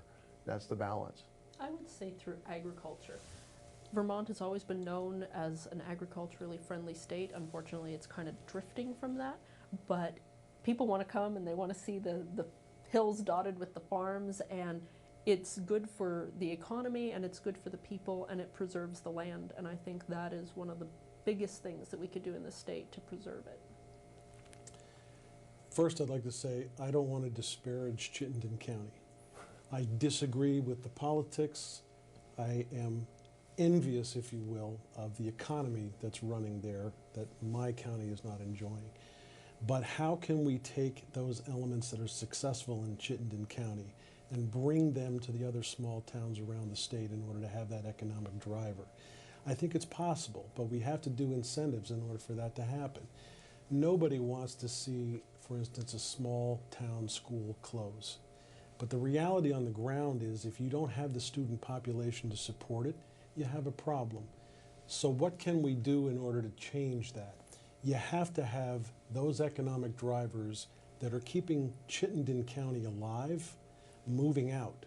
Can we provide tax incentives for businesses to move from Chittenden outward or to expand from Chittenden outward? Those are the kinds of things that government has to look at in order to entice those economic drivers while still preserving the essence of what small town Vermont is all about. Awesome, thank you. Thank you for your question. Hello, my name is Zach Handelman, and I recently graduated from the University of Vermont, and I currently live in Burlington. Something that you guys have talked about a lot during this discussion is competition with jobs from other states. And so I was wondering if maybe speaking directly to the young people in the state, especially those maybe more on the left who believe in raising the minimum wage, and Senator Benning, you're right on the border, so you might have something to say to this, but maybe just speak to your position on why you should or shouldn't raise the minimum wage to $15. Sure. I can start by saying we had a very large discussion in the State House this past year over that question. The people who are in Chittenden County are having a tough time trying to survive. There may be very good reasons why people in Chittenden County need to have an increase in the minimum wage. But if you come to my neck of the woods, I am literally up against New Hampshire that has a $7 and I think 25-cent minimum wage. If you are going to tell businesses in my area that they have to go up to $15 an hour, the ramification is the business leaves because it cannot compete on the border. If you go to Littleton, New Hampshire right now and you go to Walmart, count the number of Vermont cars. It's loaded in that parking lot with Vermont cars. There's no Walmart in St. Johnsbury. People are not shopping in St. Johnsbury, which is why you also have a number of closed storefronts. That's a problem. So we had this discussion about a minimum wage increase, and I brought an amendment. I suggested, let's try it in Chittenden County and see how it works. My amendment failed. I think it was 18 to 11. But it would have enabled Chittenden County to prove that something would work for Chittenden while still enabling some of the folks in my neck of the woods to maintain the businesses. I'll use this example of a coffee cup, and forgive me if I go a little longer. Let's say you're selling a cup of coffee on Church Street in Burlington, and you charge $2 for that cup of coffee. Simple, all right? You have foot traffic in Church Street in Burlington that could be anywhere from 300 to 500 people a day. Come over to Lindenville, where we're selling the same $2 cup of coffee, and you have foot traffic of maybe 35 people a day. How is a business owner going to compete with that if all of a sudden all of their overhead, all of their infrastructure has to be competing with a $15 an hour wage to the 3 employees that they may have in Lindenville? It's not something that's possible. So I constantly say, the people who are doing business in my neck of the woods will go to Littleton, New Hampshire. We don't want to have that happen. Let's try an experiment. See if it works in Burlington. Hopefully that'll drive things. Do you feel your question was answered? Because if so, we could get a second question, and we're kind of running short. Yeah. Thank you. We could talk later. Could you repeat the question you asked to all of us earlier? There was a couple of them. One was, do you feel that you were brainwashed growing up in school? Okay. So my name is Nessia Crisp, and I'm 18 years old, and I did not grow up in Vermont. I did elementary and middle school in Pennsylvania, but since coming to Vermont, I found that the liberal atmosphere just heightened in school, and I feel, not that I'm necessarily brainwashed, but in terms of my classmates and my teachers, I'm not able to have a voice in terms of my political views, and it's a lot of, this is kind of what's expected in society, and you can't really have any differing views on that, and I find that really hard in terms of talking to people openly about politics in the state and in the country. If I may, when I was running for office, it was, I would say, almost impossible to get an audience in the colleges. They won't allow conservative speakers, and they don't say, oh, you're a conservative, you're not coming. They just make it impossible. So it is biased. I'm actually trying to get in touch with colleges right now, and they're very not I open wish you the to best of luck. Yeah. I do. Thank you. Can I ask what part of Pennsylvania you're from? I'm right outside of Philadelphia. Lower Marion was the county I was in. Okay. Was that generally Was that generally a conservative area? No, I don't think so. Yeah, politics weren't widely spoken about, especially Republican views. So that shouldn't be happening to you or to anybody else. But let me take it out of politics for just a moment. I'm a Yankees fan. A lot of Vermonters are Red Sox fans. We battle with each other all the time over baseball. But what we shouldn't be doing is polarizing ourselves in such a way that we can't speak to each other. If you're being treated unfairly, I don't care whether you're liberal or conservative, that just shouldn't be happening. So if it is happening, please do let folks like me know, whoever represents you, we should be having a much more substantive conversation about it. Yeah. Okay, thank you. Thank you, Nessie. Thank you, panel members, for this, for participating in this.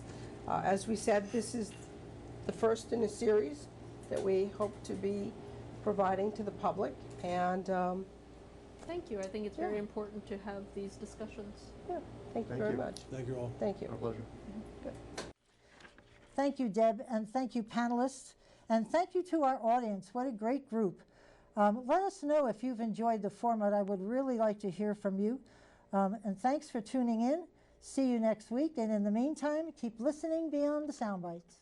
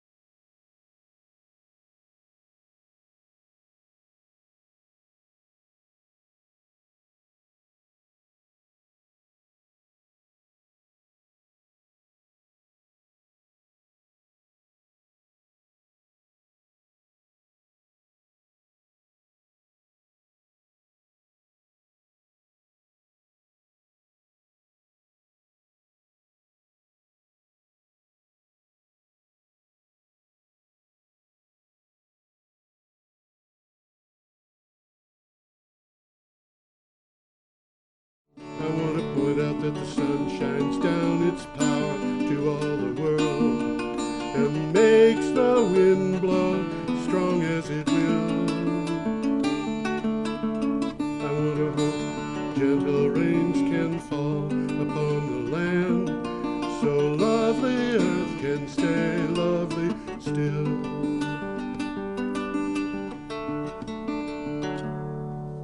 Hello, ladies and gentlemen, and welcome to Energy Week with the amazing George Harvey and the more amazing Tom Fennell. Hello! The only thing amazing about me is how old I'm getting. Anyway. Stuff happens. Stuff happens. every day I get up and I do the energy blog, and we report on what goes up there on Thursday morning. And so we start on a Thursday morning a week ago and end with yesterday. And this is the 334th edition of Energy Week. Yeah, it is, 334. Most of those are weekly broadcasts. That includes probably about 25 or 30 specials that we've done, but we've been broadcasting since November of 2014, 13, I forget. I've got it. I can figure out at home. Yeah, but no I don't need know what to. it is now. I don't think anybody will care. Anyway, every day I get up and I get the news, and I on energy and climate change, and every article I find interesting, I put together a 50 to 55 word synopsis with a link to the original article, and I package together 10 to 15 of those and put up one posting every day at my blog, geoharvey.com, geoharvey.com. I've done that every day since June 2nd of 2012, and the blog now has over 30,000, over 34,000 links to articles. Wow. Yeah. Anyway, we're starting today being the 5th of September 2019, we're starting with last Thursday, which was August 29th. If you want to find one of the articles that we're talking about, what you do is go to geoharvey.com and click on the date. We'll try to keep you apprised of the date on the calendar, and that'll take you to about 15 articles. Well, there's some good ones, and sometimes we could cover one of them on a whole show. We could do more than a whole show on some of these. I mean, we could talk all day. Anyway. Well. Yes. We got one coming up that's kind of interesting. You want to start with that? I might as well. Before we do, I have to say, Energy Week now. The commercial guys. Yes, Energy Week now has to pay its own way, a little bit of its own way. It's a very small amount of its own way, but we have to come up with $480 a year, and we're pretty well away on that goal. We're getting there, but any donations that people would like to make are very much appreciated. The donations would be to BCTV, Brattleboro Community Television, which is a nonprofit, and so your donations could be tax deductible. What you do is go to BCTV, BrattleboroTV.org online, and go down to the bottom of the page, as I recall, and click on the link that takes you to where you can support local programming, and then make a donation using PayPal or credit card. PayPal is probably easiest, and put a note a little bit below the place where you have make the donation. You can put in a note that says this is for Energy Week. Now, I will also say, when we make our goal, we're not going to stop the commercials. We're going to keep asking for donations for BCTV, because without BCTV, we're not in business, regardless of whether we're paid for well, it or not. It's not just BCTV, it's all these local Absolutely. TV stations that the towns are running and stuff like that. And they serve a good purpose. They do. Energy Week is downloaded by, as I recall, every public access station in Vermont. Is it really? I know the local ones, it was... Yeah, some in New Hampshire and Massachusetts. The town that I used to live in Massachusetts is served by a cable company that downloads this show. For reasons that I don't know, Oradell, New Jersey's, they're always there. The Mountain View, California, and there's other places that just always download it. So this is actually kind of and we know that there have been people watching this show in the UK. Oh yeah, because we've corresponded with some of them. Yeah, that's right. So this is something that, and of course the people watching are probably saying, come on, I want to see Greta. Well, let's Greta's up. At least get part of her up. Here we go. That's Greta. This is one of 2 pictures of Greta that are going to be used on the show, and this is one of 3 different articles that talk about her. but this comes from BBC. This is an interesting one. Greta Thunberg, or Thunberg, I don't know. Thunberg. Thunberg. Yeah. Sails into New York City. Ta-da! Ta-da! Greta Thunberg has arrived in New York City. Of course, this is a week ago. After a 15-day, 3,000-mile voyage across the Atlantic Ocean, she will participate in UN climate summits in New York City and Chile. The 16-year-old Swede traveled by sailboat to minimize her carbon footprint. Well, this is an interesting one. It's from the BBC. Yeah. There's 4 videos on there. They're all worth watching. Yes. They're short, you Yeah. know, but they're worth watching. Yep. And if I can figure out which one of these mice is working, there's 3 quotes from this. Okay, go for it. First one, I want you to panic.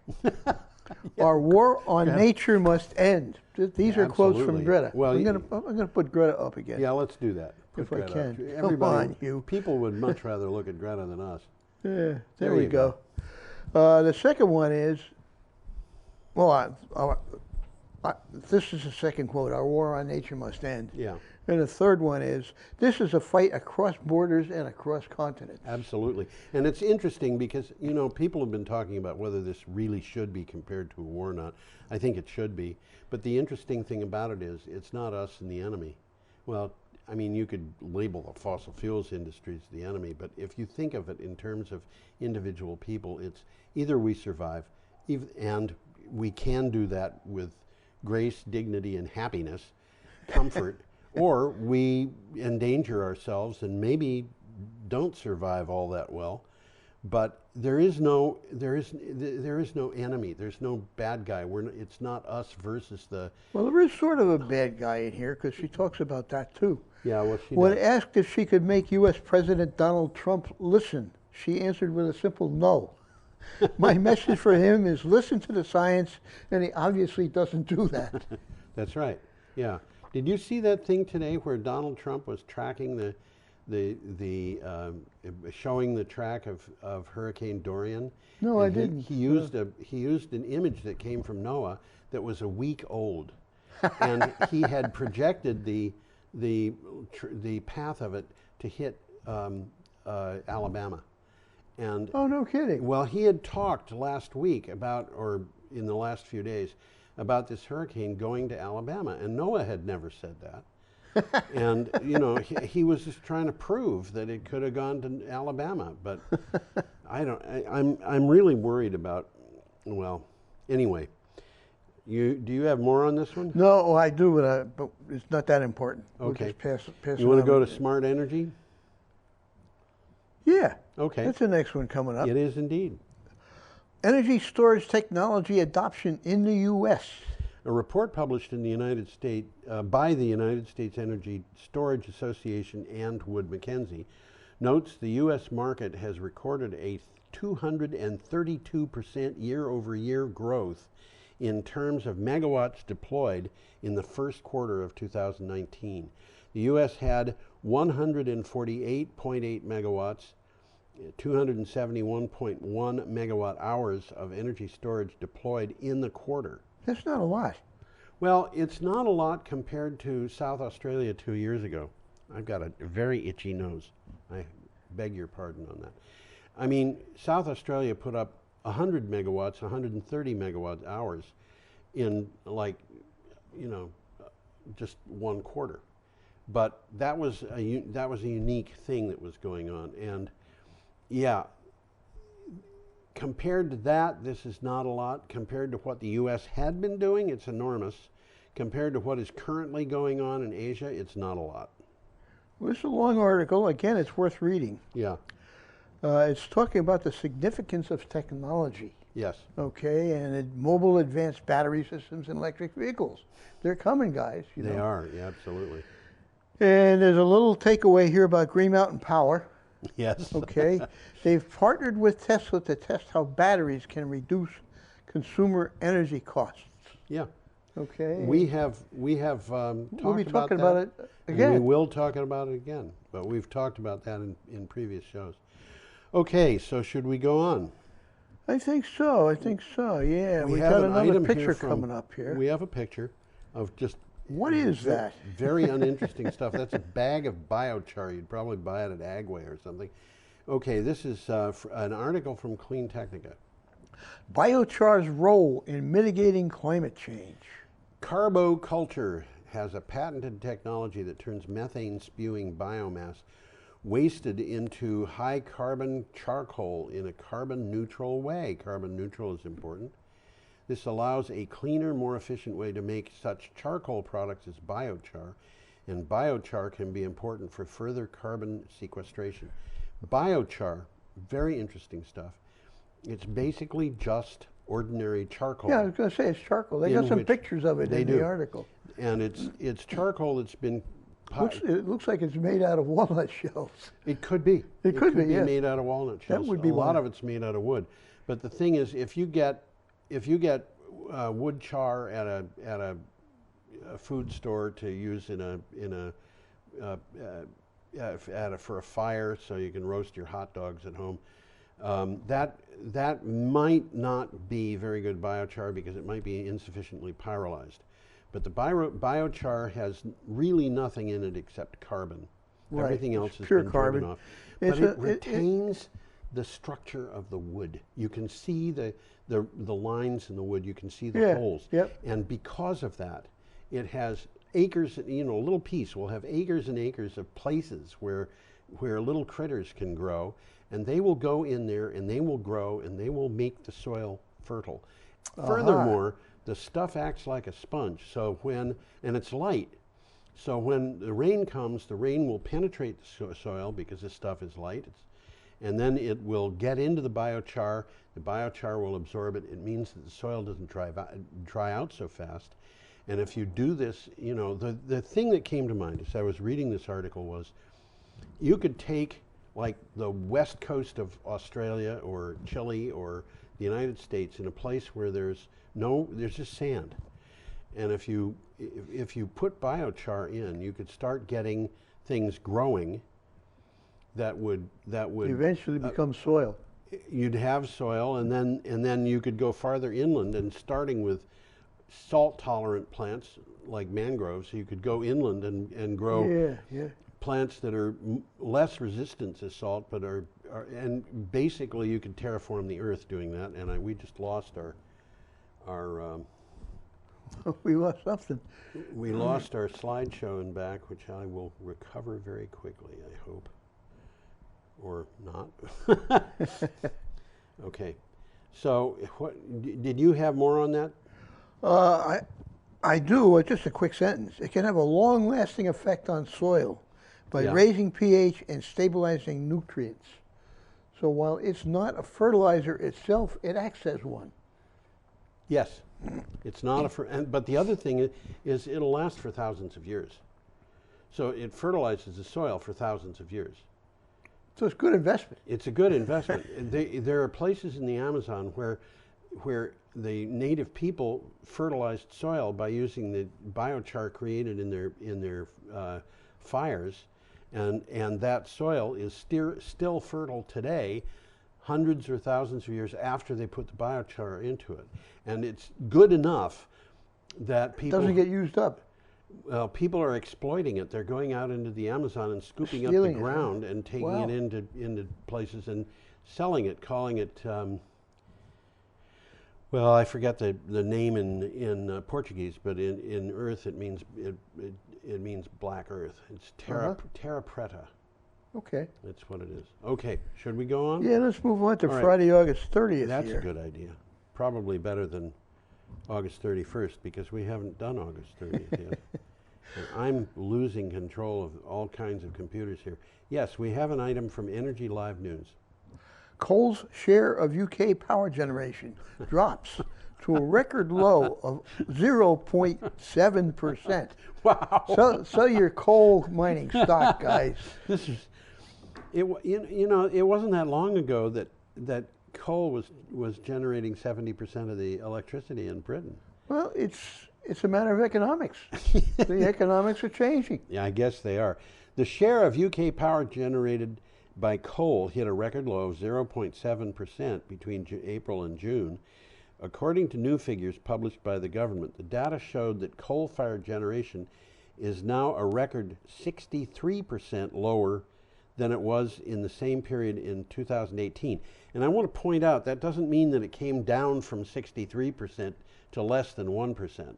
It means that it came down 63% from what it was. From what it was, which might have been 1.5%. Well, it wouldn't have been 1.25% or something like that. You got to be careful with percentages. There's a takeaway here. In 2019, the UK has gone more than 3,000 hours without using coal to generate electricity. Renewables picked up most of the slack. Most of it. And the government has an intention of phasing out coal by 2025, which is not too far in the future. I don't think they're going to phase it out in 2025 or 2024. I have a feeling that it's going to disappear completely well before that. Huh? Okay, we've got something coming up here that's really fun. We've got an interesting picture here. I'm going to get this one up if I can. Let's do this. If I can. Then we can Come run on, away guy, while where are you? Try to figure out what this is. Oh, here we go. There you go. Okay, I'm losing my mouse here. Believe it or not, that is a car. I should have put more pictures of this thing. Yeah, I've got pictures of it on my notes here, and it's a very interesting car, but let's get talking about it. Yeah, let's do that. It's called the Aptera, which means without wings. Yes. And it's back, baby.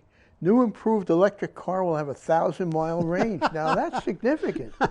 This is crazy. You could drive from Brattleboro to Chicago with one of these things without stopping. This is from Clean Technica. Aptera, which had a very innovative car design, went bankrupt in 2011. I remember when that happened because I was tracking the news when it happened.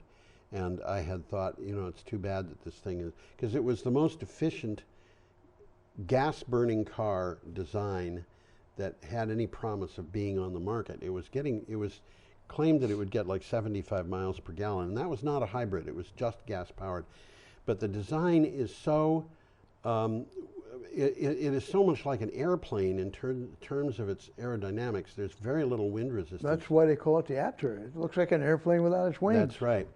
Now it's coming back after changing design into an EV. The company claims its new design will permit a driving range of 1,000 miles using a 100 kilowatt hour battery. And 100 kilowatt hours, we're talking about probably less than $20 for fuel to get from here to Chicago. Wow. And but this is using a 100 kilowatt hour battery. To put that in perspective, a typical car battery is about 2 kilowatt hours. Regular car battery used to start the car. Oh, that, yes, Yeah. okay. The ones that they've got in the Teslas, I think the largest size is 75 kilowatt hours. Well, I don't know how many batteries they got, but they range from 200 to 400 miles, and they're talking about 1,000 miles with this Yes, one. and if they're going to have this thing, they say, in configurations that start at 40 kilowatt hours. And I would expect that if 100 kilowatt hours goes 1,000 miles, 40 kilowatt hours would go something over 400 miles. Something like that. So that's not bad range. I get some nice pictures of it, and it's worth looking up to see these pictures. It is. It basically, it's a 3-wheel motorcycle with a cabin on it. Yeah, which means that in the state of Vermont, you can drive one of these with a regular car license. If it's a 3-wheeled motorcycle with an enclosed cab, it's considered a car to be a car for practical purposes. But the one thing that I should mention, it's licensed as a motorcycle. It is licensed as a motorcycle, but the person driving doesn't need drive, a motorcycle license. Yeah, you can drive with either a motorcycle license or a car license. And insurance on this thing, I don't know what it is, but I can tell you that the safety equipment in this is not a car's safety equipment, it's a motorcycle safety equipment. So there's no seat belts. Is that so? Well, no seat belts required. They may have seat belts. They probably have seat belts. belts. But I doubt very much that they've got a dash airbag. Well, I wish I could pull up the pictures of it, because there's 4 pictures in the article. Real interesting. I should have put more pictures in. I'll try to do that kind of thing. I mean, it's like I say, it's a 3-wheel motorcycle with a cabin on it, but it's really, really streamlined. Yeah. Well, let's move on. Okay, our next item is from Clean Technica. And this one says that the world's largest all-electric ferry enters revenue service in Denmark. Ellen, the largest all-electric ferry in the world, completed sea trials, survived shakedown cruises, celebrated its maiden voyage, and has now entered revenue service on the 22-mile route between two cities on different islands in southern Denmark. I don't know how to pronounce Danish, so I... Well, a lot of Denmark is on islands. A lot of it is, really yeah. it is. So this makes sense. They've probably got a lot of these ferries. Well, they will, I'm sure. Well, nice picture in this too, but unfortunately. No, we don't have. I don't have the picture. Yeah. The voyage is 7 times longer than any other e-ferry route. Oh, really? Yeah. The Ellen that they're talking about can carry 200 passengers, 30 cars, or 5 trucks. Okay. There's no backup diesel or gasoline engines on it. It's all electric. Okay. And it's got an enormous 4.3 megawatt hour lithium battery. 4.3 megawatt hours. 3 megawatt hours. So it's about equal to about 2,000 regular car starting batteries. Over a year, and there's some statistics here, the ferry will save 2,000 tons of CO2, 42 tons of nitrous oxide, 2.5 tons of particulates, and 1.4 tons of sulfur dioxide. Can't beat that. So it's doing a good job. Yeah, I think so. Okay, we're up to Saturday, August 31st. Yeah, we got a picture coming up here, don't Not we? yet. We have an item from the Environmental Working Group. Yeah. Oh, the picture. Picture's the following one. Is it? No, the picture. No, the picture's this one. for this one. The picture is up. Let's see if I You can can get put it it up. up. It was my fault. I put it in the wrong place. Here we go. And there is the picture. That is... Coal burning generating station. Yeah. Federal energy data. Coal in a death spiral. Renewables surge. Does this sound familiar? Data from the U.S. DOE's Energy Information Administration shows the amount of electricity generated by coal fell by more than 13% in the first half of this year, which is hardly surprising because we're in the middle of the throes of Donald Trump's war on coal. Moody investors... War on coal? Yeah, Donald Trump's war on coal. It's not a purposeful war any more than Barack Obama's was, but it's nevertheless as Yeah, destructive. it turns out to be. Moody's Investor Service downgraded the U.S. coal sector rating from stable to negative. Why would they ever have had that on a stable rating? That's crazy. Politics? I have no idea. Well, the EIA expects coal to generate less than a quarter of the nation's energy, compared to about a half only a decade ago. Yeah, I think it's significantly less than a quarter, to tell you Well, the by truth. 2030, coal will supply 11%. Well, so it's going down. Yeah, come on, Donald. You hire all those the people. coal you plants put get out of work. increasingly expensive to run as they age. Yes. Okay, and that's And one of the would you- things that's happening. Would you build a new coal-burning power plant today? I wouldn't. Donald might, but you know. Okay. Well, we got Greta again. We do. Although we don't no have picture a here picture this of her time. this time. Science, not silence. Greta Thunberg takes weekly climate strike to the UN. Well, that's why she's here. Yeah, absolutely. Swedish teenage activist Greta Thunberg took her weekly campaign for greater action on climate change to the gates of the United Nations, as a building in New York, urging, quote, everyone who cares about our future, end quote, to join her as world leaders gather in New York next month. Well, this was put up last month, so this is... The end of last month, so it's it means the end of this September. month, the Yeah. end of September. She will address the UN on September 23rd. 16 years old, she's addressing the UN. She's going down, you know, she's going down in history this morning. Absolutely, she is. Well, there's 2 videos on this that are worth looking Yeah. at. They're hard to download. I had to get them from the back. Not your fault. Yeah. It's the website. I had to go around the back door and I got them, and they're interesting videos. 16 minutes, so Oh, you know, really? they're not little Okay. short ones. Okay. Well, Greta met with the UN General Assembly President Maria Fernanda Espinosa on Friday, saying, I think this summit needs to be some kind of breaking point, tipping point, where people start to realize what's actually going on. Yes. And You we've know, talked about that. There was an interesting thing that I saw this morning that came from yesterday's CNN Climate Town Hall, I think that's what they called it, meeting, where Elizabeth Warren, who's running for president of the United States, was talking, somebody said something about light bulbs. And she had a question about light bulbs. And she said, that is exactly the kind of issue the fossil fuels industry wants us to be arguing about. They are behind massive, I'm telling you what she said, I'm not trying to quote it. The fossil fuels industry is behind massive corruption in the United States, and they want to continue getting away with it. Well, so they have been for a long time. They want us arguing We're giving them subsidies. What do they need subsidies for? She said they want us to be arguing about light bulbs, straws, and cheeseburgers. Yeah. And what we should be arguing about is corruption. Is corruption, and specifically that, yeah. Okay. Our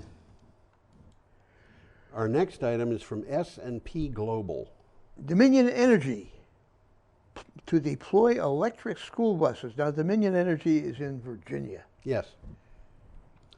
Dominion Energy plans to deploy 1,050 electric school buses by 2025 in Virginia service territory and replace all diesel school buses with electric versions by 2030.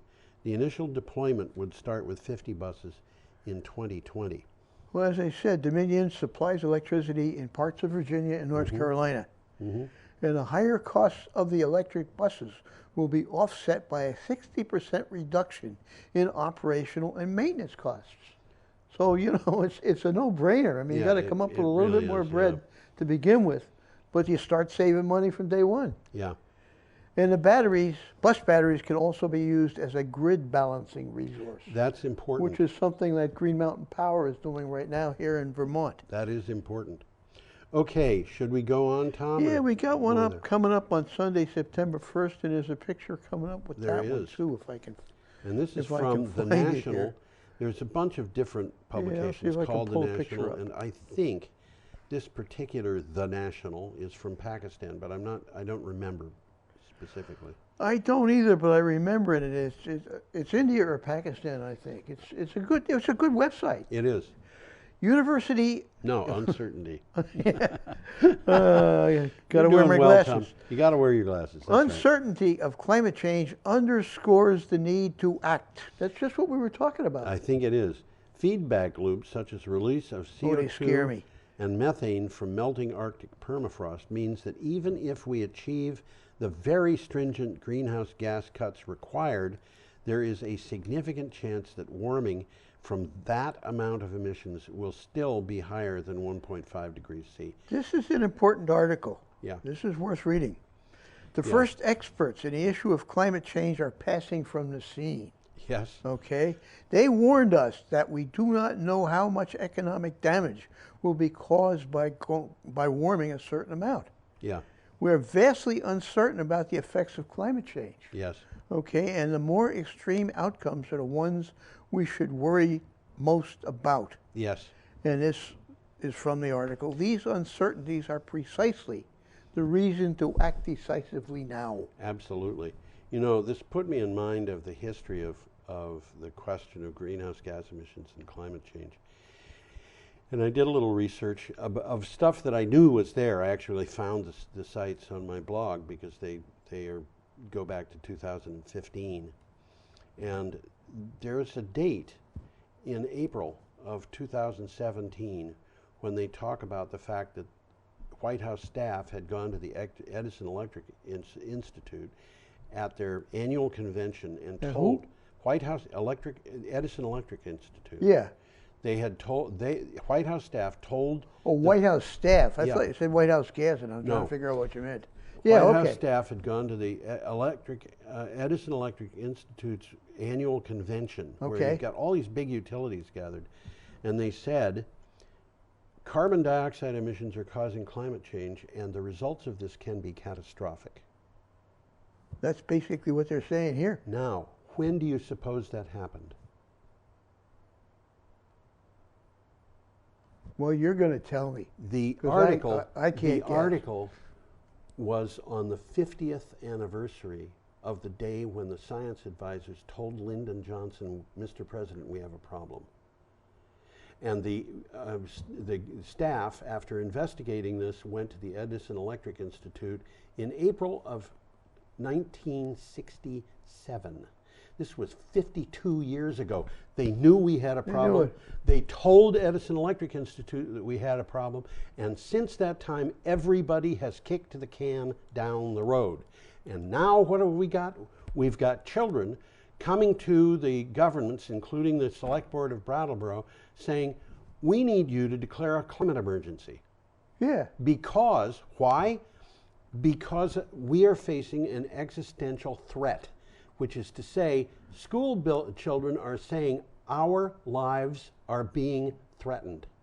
Well, there's a lawsuit about exactly that. I know that. And we've talked about it. I know that. Yeah. But it's something for people to consider. Okay, do you want to get on? Or do you want to keep talking here? The clock is ticking. The clock is ticking. Pulling academic research into the off-grid solar industry. This is from Clean Technical.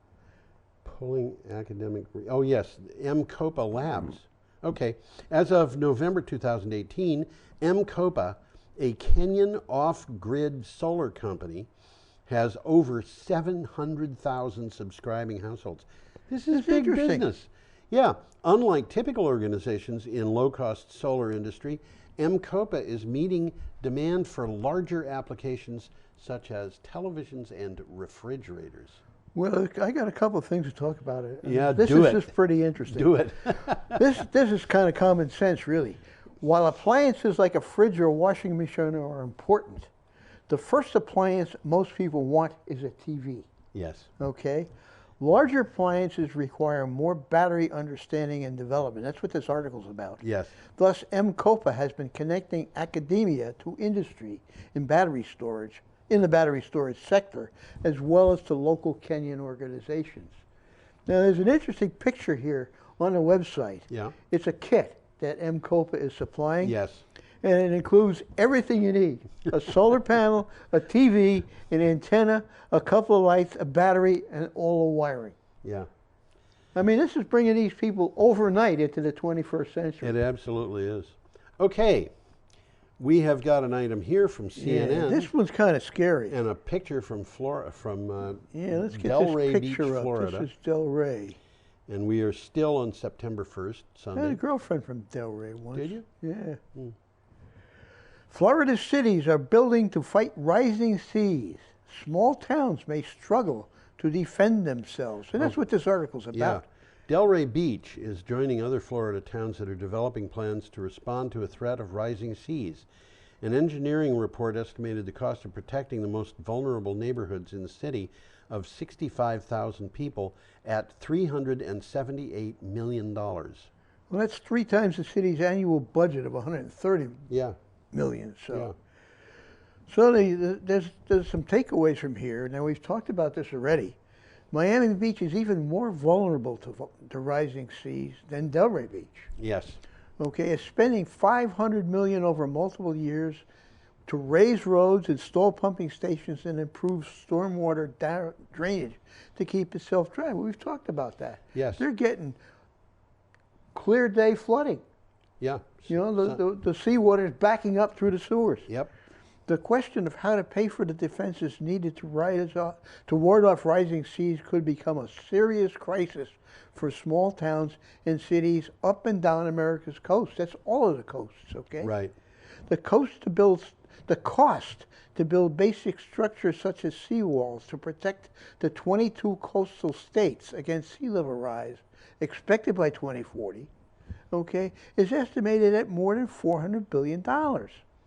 Right. And just to put that in perspective, the proposed fiscal 2020 budget for the entire Department of Housing and Urban Development, which is the department responsible for this, is $40 billion, and they need $400 billion. Yeah. Oh, the 2019 Department of Defense budget, which is the biggest budget we have, is $700 billion.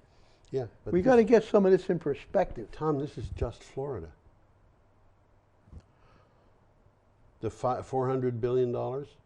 Yeah, that's just Florida. So no, wait a second. That's for the 22 states. That's for the 22 that's for states. all. Okay, sorry, made a mistake. And that's Gulf Coast, East Coast, West yeah, Coast. but it doesn't include the states along the Mississippi River, which have got their no, own it doesn't. separate No, problems. it's just the coastal states. Yeah, and There's it doesn't 22 include of them. states in the West that are going to have problems with drought.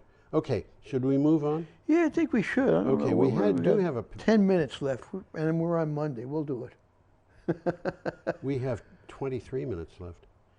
I rounded it off. Oh, okay. Okay. Unsanctioned Democratic climate change debate could occur on the Young Turks. The DNC. That's a TV show. I think it's a TV station. It is. The yeah. DNC, Democratic National Committee, created a draconian rule to prevent Democratic candidates from taking part in unsanctioned debates. It's sneaky. Candidates who take part in such debates will be barred from entry into DNC-sanctioned debates. The Young Turks is trying to organize a climate change debate. Well, of course, CNN organized the climate change town hall, they called it, and they had people talking, but it wasn't a debate. Each person was given 40 minutes to present his own arguments on climate change, and there was some interesting stuff. That happened last night, which was Wednesday, September 4th. But do you have something additional? Yeah, I got a couple of things here. Why do they call it Young Turk? Okay. Well, the Young Turks were an organization that happened from Turkey in the early part of the 20th century. And they represented the end of the Ottoman Empire and turned Turkey into a democracy. Gamal Ataturk. Ataturk. Yep, yeah. absolutely. The Young Turks we're talking about here is a progressive TV news network. Right. It has supported Bernie Sanders and Alexandria Ocasio-Cortez. Yep. And the DNC, and this is what this article is about, voted against holding a debate on climate change. Yes. Why? It's about money. Well, guess what? They're funded. They had funding that didn't want them to do that. Well, the Young Turks calls this the corrupting influence of the fossil fuel lobby. Yes. And there's videos on here that are worth watching. There's an 8-minute video on Alexandria Ocasio-Cortez, and a 9-minute video on Cenk Uygur, who is the lead talk show on the Young Turks. Okay. He's an interesting guy. I like this guy. Okay, we've got an item and a picture. Oh, we do. What's going on with this picture? Well, I got the picture. There we go. Well, I had a computer glitch in the middle of it. And the picture says pulley emergency brake. Yes, it does. And this is from the South China Morning Post. And what you're looking in the background, believe it or not, is a glacier. Or was at least a glacier. It used to be a glacier. Gone now. The glacier is 100% gone. Investors are leading a climate change charge towards zero emissions. Governments lag behind. Financial giants from Europe, China, Japan, the U.S., Australia, and elsewhere are seeing the looming risks and rewards. They are not waiting for policymakers to signal what needs to be done. Basically, this is more of the same thing. You know, the people in... They're distracting us. Who's distracting us? The fossil fuel company. Oh, yeah. The fossil fuel company have been getting us to maintain laws that are to their benefit. Absolutely. For years and years and years. And what's happening is that these big banks are saying, we're going to lose a lot of money if we let them get away with this. And so they're making things change. And it's not just the banks, it's the computer industry. Well, I'll repeat what came from the last article. Yeah. The corrupting influence of the fossil fuel lobby. That's right. That's a quote. Okay. Now, we have an item from CNN. Oh, man. Trump doesn't think he's ever even heard of a Category 5 hurricane. 4 such storms have threatened the U.S. since he took office. And I'll bring everybody up to date there. Irma and Maria in September 2017. Yep. Michael in October 2018. Yep. Dorian in 2019. Yep. And by the way, for what it's worth, they just evacuated Mar-a-Lago because of this hurricane. Really? Yeah. Dorian is the most recent of 4 Category 5 hurricanes to endanger parts of the U.S. since Trump assumed the Oval Office. With Dorian, he said he had never heard of such a thing. He said that of earlier ones also.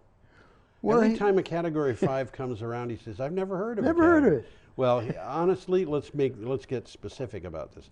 He says he's not sure he ever heard of it. Aha. I'm beginning to think this guy doesn't have a very good memory. Well, he did a good thing today or What's yesterday, because of this hurricane that's hitting the South Coast. Yeah. He canceled his trip to Poland. Yeah, so he could go so golfing. he could play golf.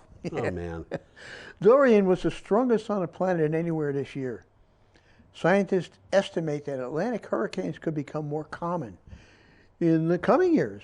Rising sea levels due to global warming exacerbates their impact. That's right. Okay, we're up to Tuesday. We got Greta again. September 6th. Now, I want to tell you, everybody looking She looks at this, angry. She does. There are 3 people I would not want to get into an argument with. She's one of them. All right. One is the Archangel Gabriel. Uh-huh. The second is King Kong. And the third is Greta Thunberg. Hey, what are you guys trying to kid me?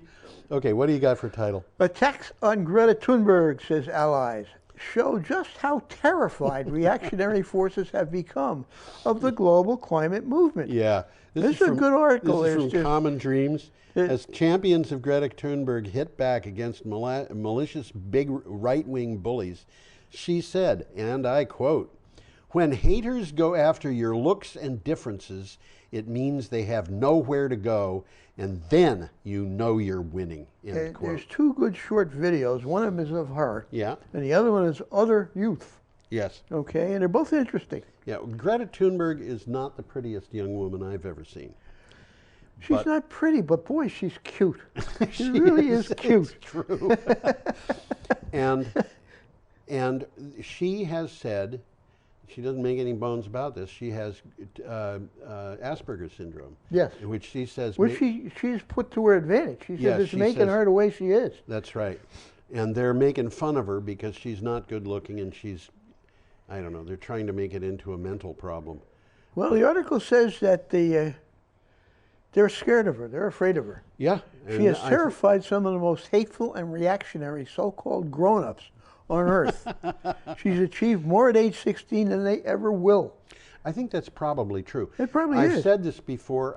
I feel like writing an article that's led off by 2 photographs, one of which has a picture of Greta Thunberg with a caption that says world leader, and the other one is a picture of Donald Trump with a caption that says not world leader.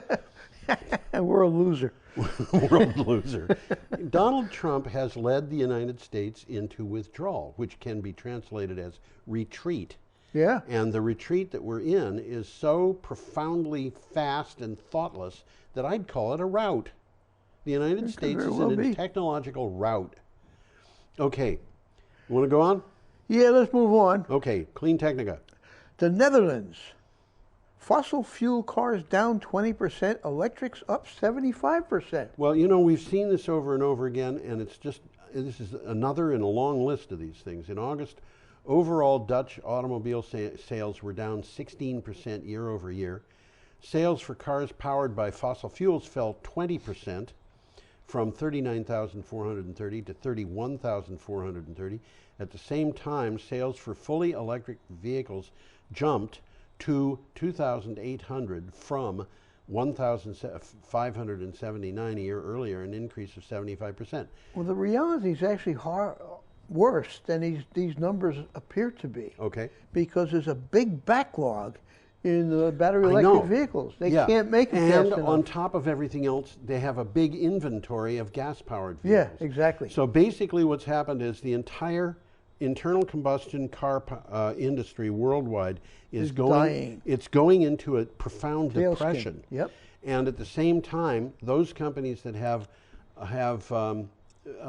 big, fleets of electric vehicles they can produce, which includes Tesla. But Tesla is not the biggest. The biggest is BYD. Yep. And then you've got a whole slew of companies that are making lots and lots of electric vehicles, most of them making only electric vehicles, in China. So what's happened is the Chinese are taking over American leadership in the automobile industry, and they're doing it easily because the United States is not interested in competing in this That's a big market. mistake. Boy, is it a big mistake. The Chinese, well, I don't know, do we have a thing about this? We might. The Chinese are starting to put big subsidies on hydrogen-powered cars. I don't remember that one. Okay, they're putting $22,000 subsidy when you buy a hydrogen-powered car in China. That's a big subsidy. Imagine that. That's how much does a car cost in China? I don't know, but it can't be much more than that. No, but these hydrogen-powered cars are fuel cell cars, so they're basically electric cars without a battery. So they get powered from hydrogen. You know, you go into a thing that's like a service station. So the hydrogen is the battery, in effect. The hydrogen is the fuel for the fuel cell. Yes. Yep. Okay. So you know, when the world is ready to go to full electric and no more internal combustion cars are being made, there's China. The United States is going to be right there waiting for the next customer for the internal combustion engine. And China will have sold the car already. That's right. And Donald Trump is a person I can blame for that. I hate getting political on this show, but I just can't avoid it. Well, he's got his favorites, you know. And, I know. Well, we got another picture coming up here. We do. And this is Hurricane Dorian. In case Dorian. you don't recognize it, it's a hurricane. And this is from NOAA, N-O-A-A, which means National whatever it is. And that is Dorian when it was down in the southern part of Florida. Yeah, now it's up in the Carolinas. Kind of off Florida there. Why are hurricanes like Dorian stalling? And is global warming involved? Good question to ask. It is. Inside Climate News is the source of this.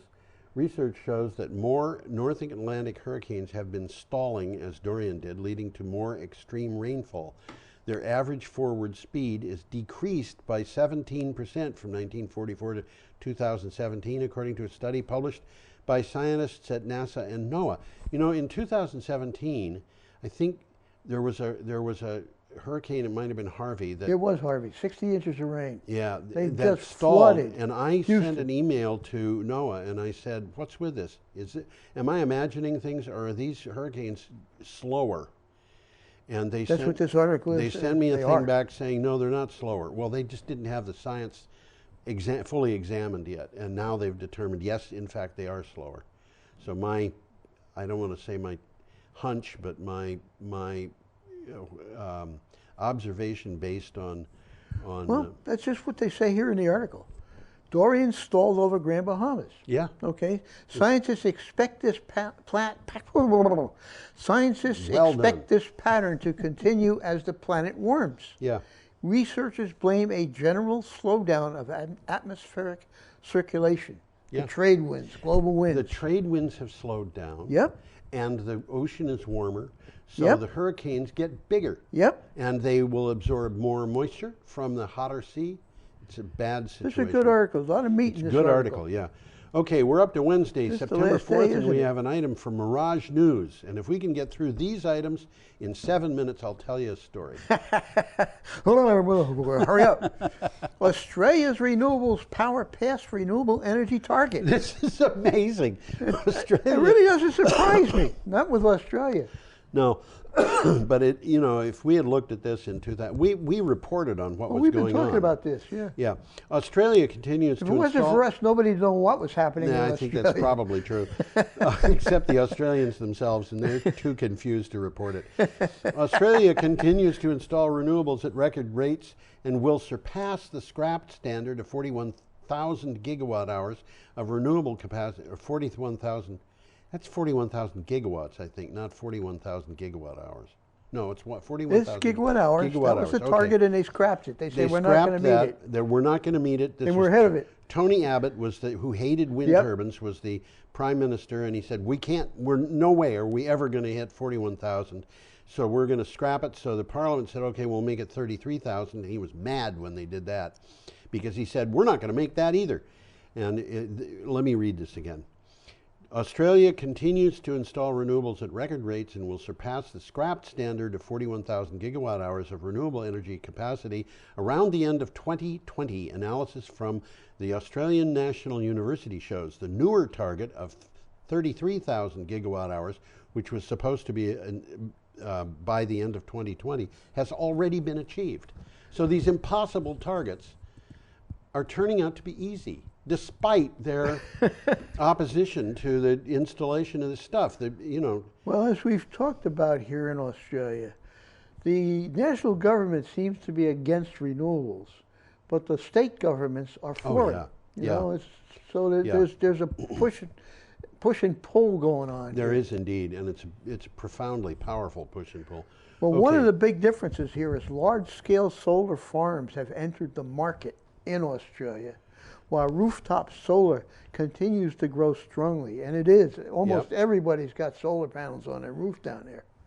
Okay, now I've got a slight problem here, which has happened. Yeah, we've got a picture coming up here. We do, but I've got to You can't get it. Can't get it. It'll just take a second, I hope, to get this back to where it was. There we go. It's what happens when you hit the wrong key. Well, let's get the picture up here. Let's do that. There we go. Picture. There we go. There's the picture. Sorry about that. Okay. That's a kind of an interesting picture with the sunrise over a couple of turbines, or is it the sun setting? I can't tell. Sometimes I can tell, but I can't with that. Okay. Well, record turbine orders were placed in the second quarter of 2019. This is from Renews. Wind farm developers faced a record 31 gigawatts of turbine orders. This is U.S. turbine orders. New what? U.S. or worldwide? Worldwide, I believe. In the second quarter of 2019, according to research by Wood Mackenzie, the previous record in the fourth quarter of last year was beaten by 13.2 gigawatts. The Global Wind Turbine Order Analysis Q13 2019 report said. Now, this is interesting because you subtract 13.2 from 31, and what do you get? Too much for my head to figure that out. Well, it's 17.8. Okay.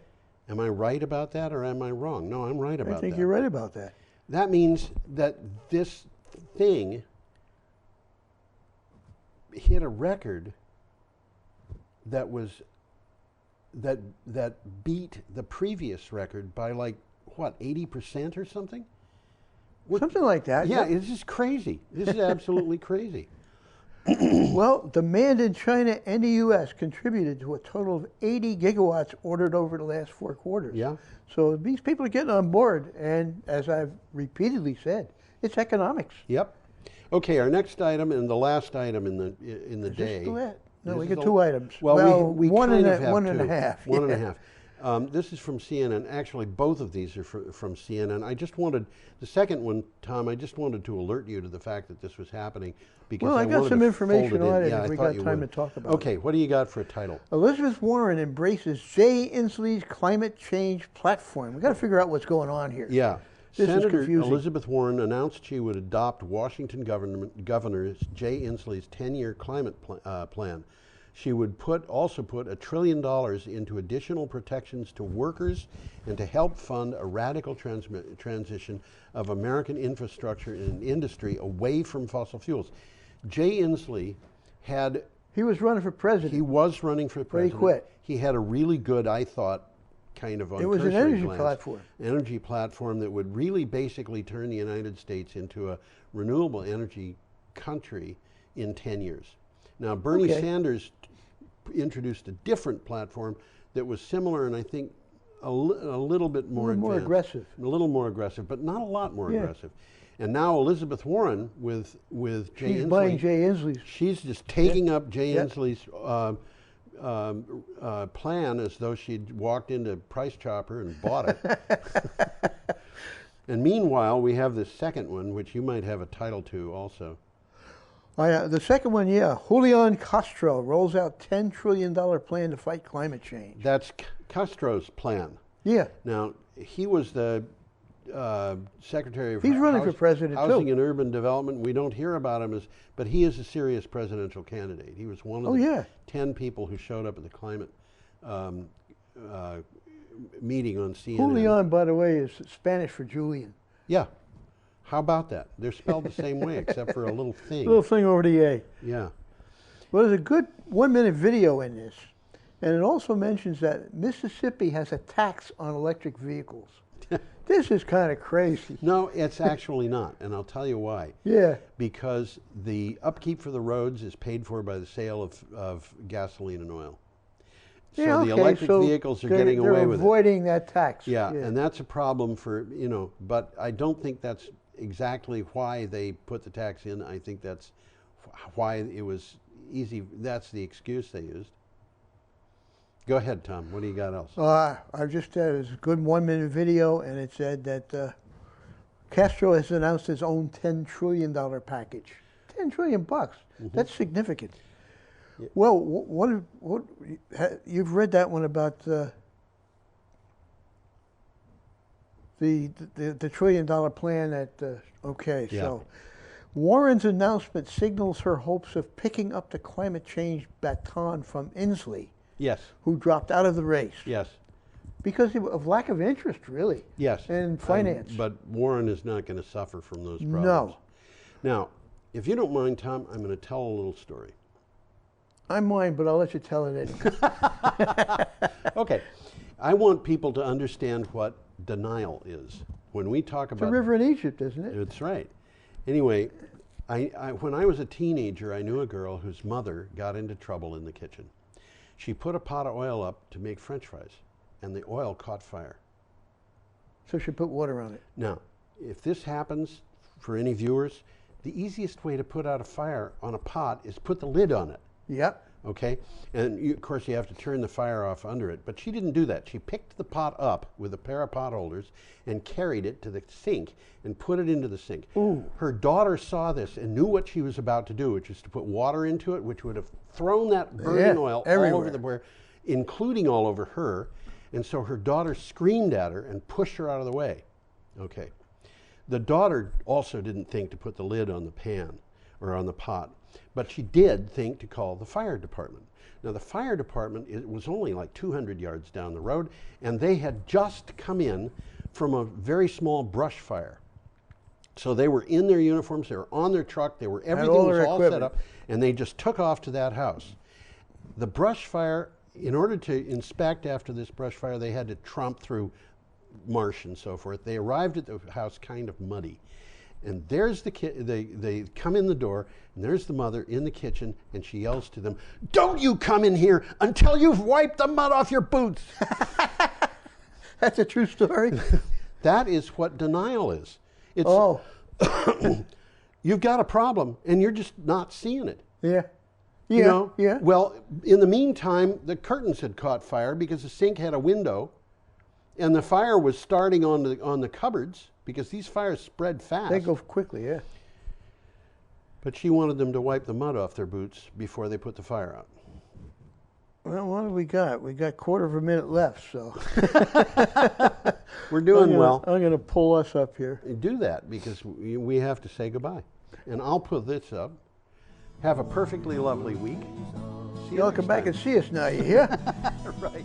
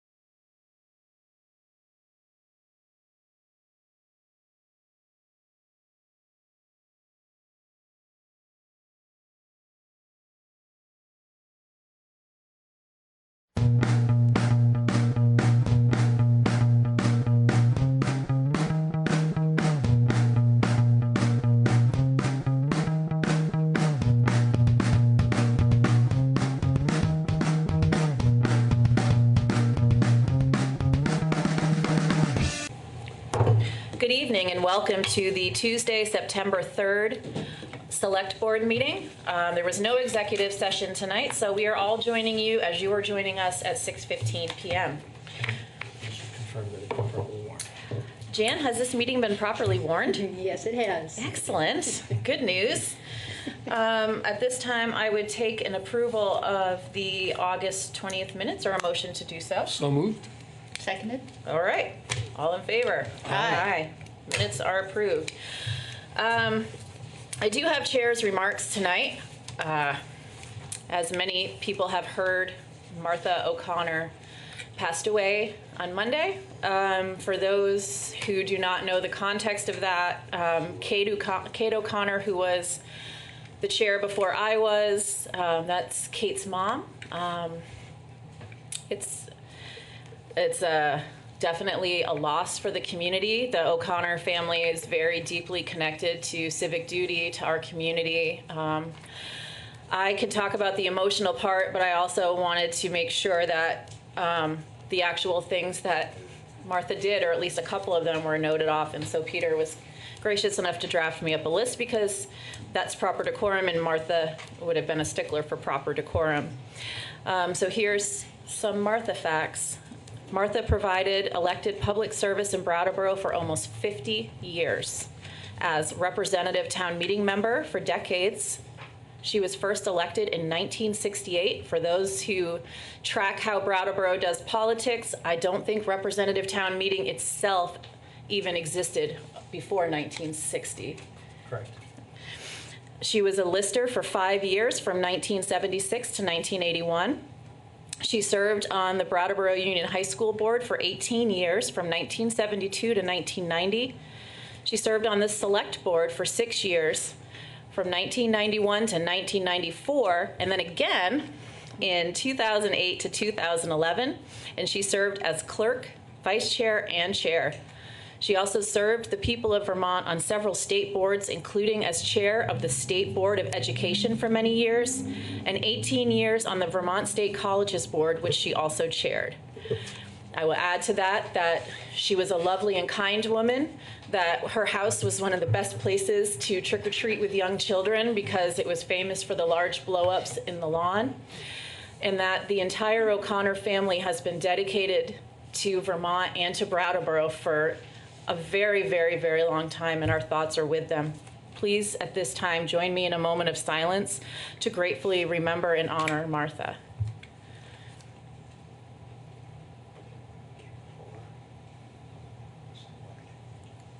Okay, and we'll hold space in our hearts for Kate and Carrie and Kevin and Valentino, the kitty, tonight. Okay, it's always uncomfortable to transition out of moments like that, but at this time I'll turn to Peter and ask, do you have any manager's comments? No, ma'am. Are there other select board comments or chair reports this evening? No, thank you. Okay. Then at this time, we are going to move into the public participation section of the agenda. This is an opportunity for members of the community who are here tonight to speak about items that are not listed on tonight's agenda. Is there anybody who would like to speak? Okay. I think that might be the first time in the entire summer where we have had no public participation. I'm uncertain how to even process that. All right, so at this time, we will move into being water and sewer commissioners, and I would take a motion to do so. I move to move into water and sewer commissioners. Excellent. All those in favor? Aye. Aye. And our first item is the U.S. Economic Development Administration grant for water and sewer improvements, and we need to accept and appropriate said grants. Peter. Yes. So this is a project that we've discussed on several prior occasions over actually the course of at least 2 and I think maybe 3 select boards. It related originally to the proposed development of the Culture Made Vermont project within the Exit 1 Industrial Park. That project unfortunately did not go forward, but in the meantime, in doing the engineering work that was necessary related to the potential expansion of water and sewer service to the industrial park related to that project, the town's consulting engineers confirmed that we actually have a need, regardless of the additional development, to provide additional capacity there, and that it'll benefit not only the future expansion of the Exit 1 Industrial Park and the Omega Industrial Park, but also provide actually better fire protection and water service to the south end of Brattleboro in its entirety.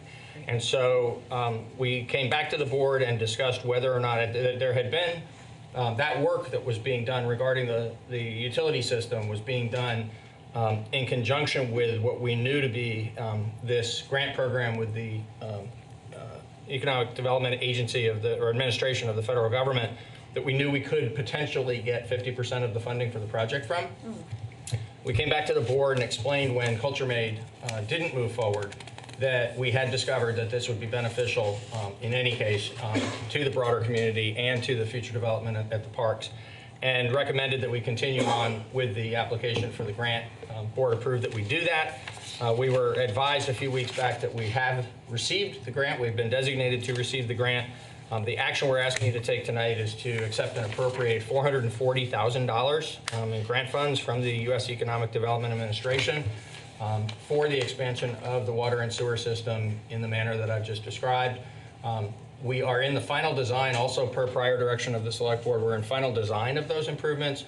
We would expect to be back to you in the near future, in the months ahead, to actually propose the awarding of the contract and moving ahead with the project to be funded 50% by this grant from the federal government. Excellent. Are there members of the board who have questions or comments about this grant? A couple of things. As I remember all the history, and I was reading through it. One of the things that's changed since then was that we've had a lot of conversations about sustainability. So I was wondering about how sustainable is the system, and if we're going to be replacing these pumps, what's the backup supply for energy and stuff. So I checked with Steve and Dan and was greatly relieved to hear that pretty much the whole system runs on gravity feed. And if we were without energy even for an extended period of time, although the tanks would fill more slowly, like the 1 million gallon tank that we're talking about here, they would continue to fill. And so even though it would be slower, we have a sustainable water system, which is nice to know we don't have to invest a whole bunch in that. And I did have a couple of questions about, this is off the grant part, but the projections here from the I think it's from the engineer about potential jobs. And I know they use models to project these, but I have to question the projection of 500 to 1,100 jobs developing in that part of town. I mean, I see what they say, and they're talking about 300 and some construction jobs that would be during the construction period, but it just seems like this reads as propagandistic, and I just wondered if we ever follow up or check into these things to see how accurate these projections and models are. Absolutely. So any of the projects that receive funding through the community development block grants actually are tracked very particularly against the estimates that were used for the granting of those funds. And there's also a variety of other ways in which, between BDCC and various state authorities, that these things are monitored. What I can say specifically about this April 22nd letter that's in your backup is the first half of those jobs, the 516 that's shown in the middle of the page, those are actually solid projections based on actual projects that are in development right now.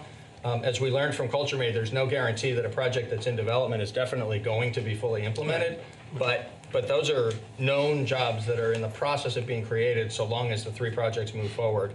And then the larger estimate at the bottom is for additional, estimating additional development that would still be remaining capacity at the 2 industrial parks that could be served by this project. And are you able to say anything more about the agriculture facility? I'm not.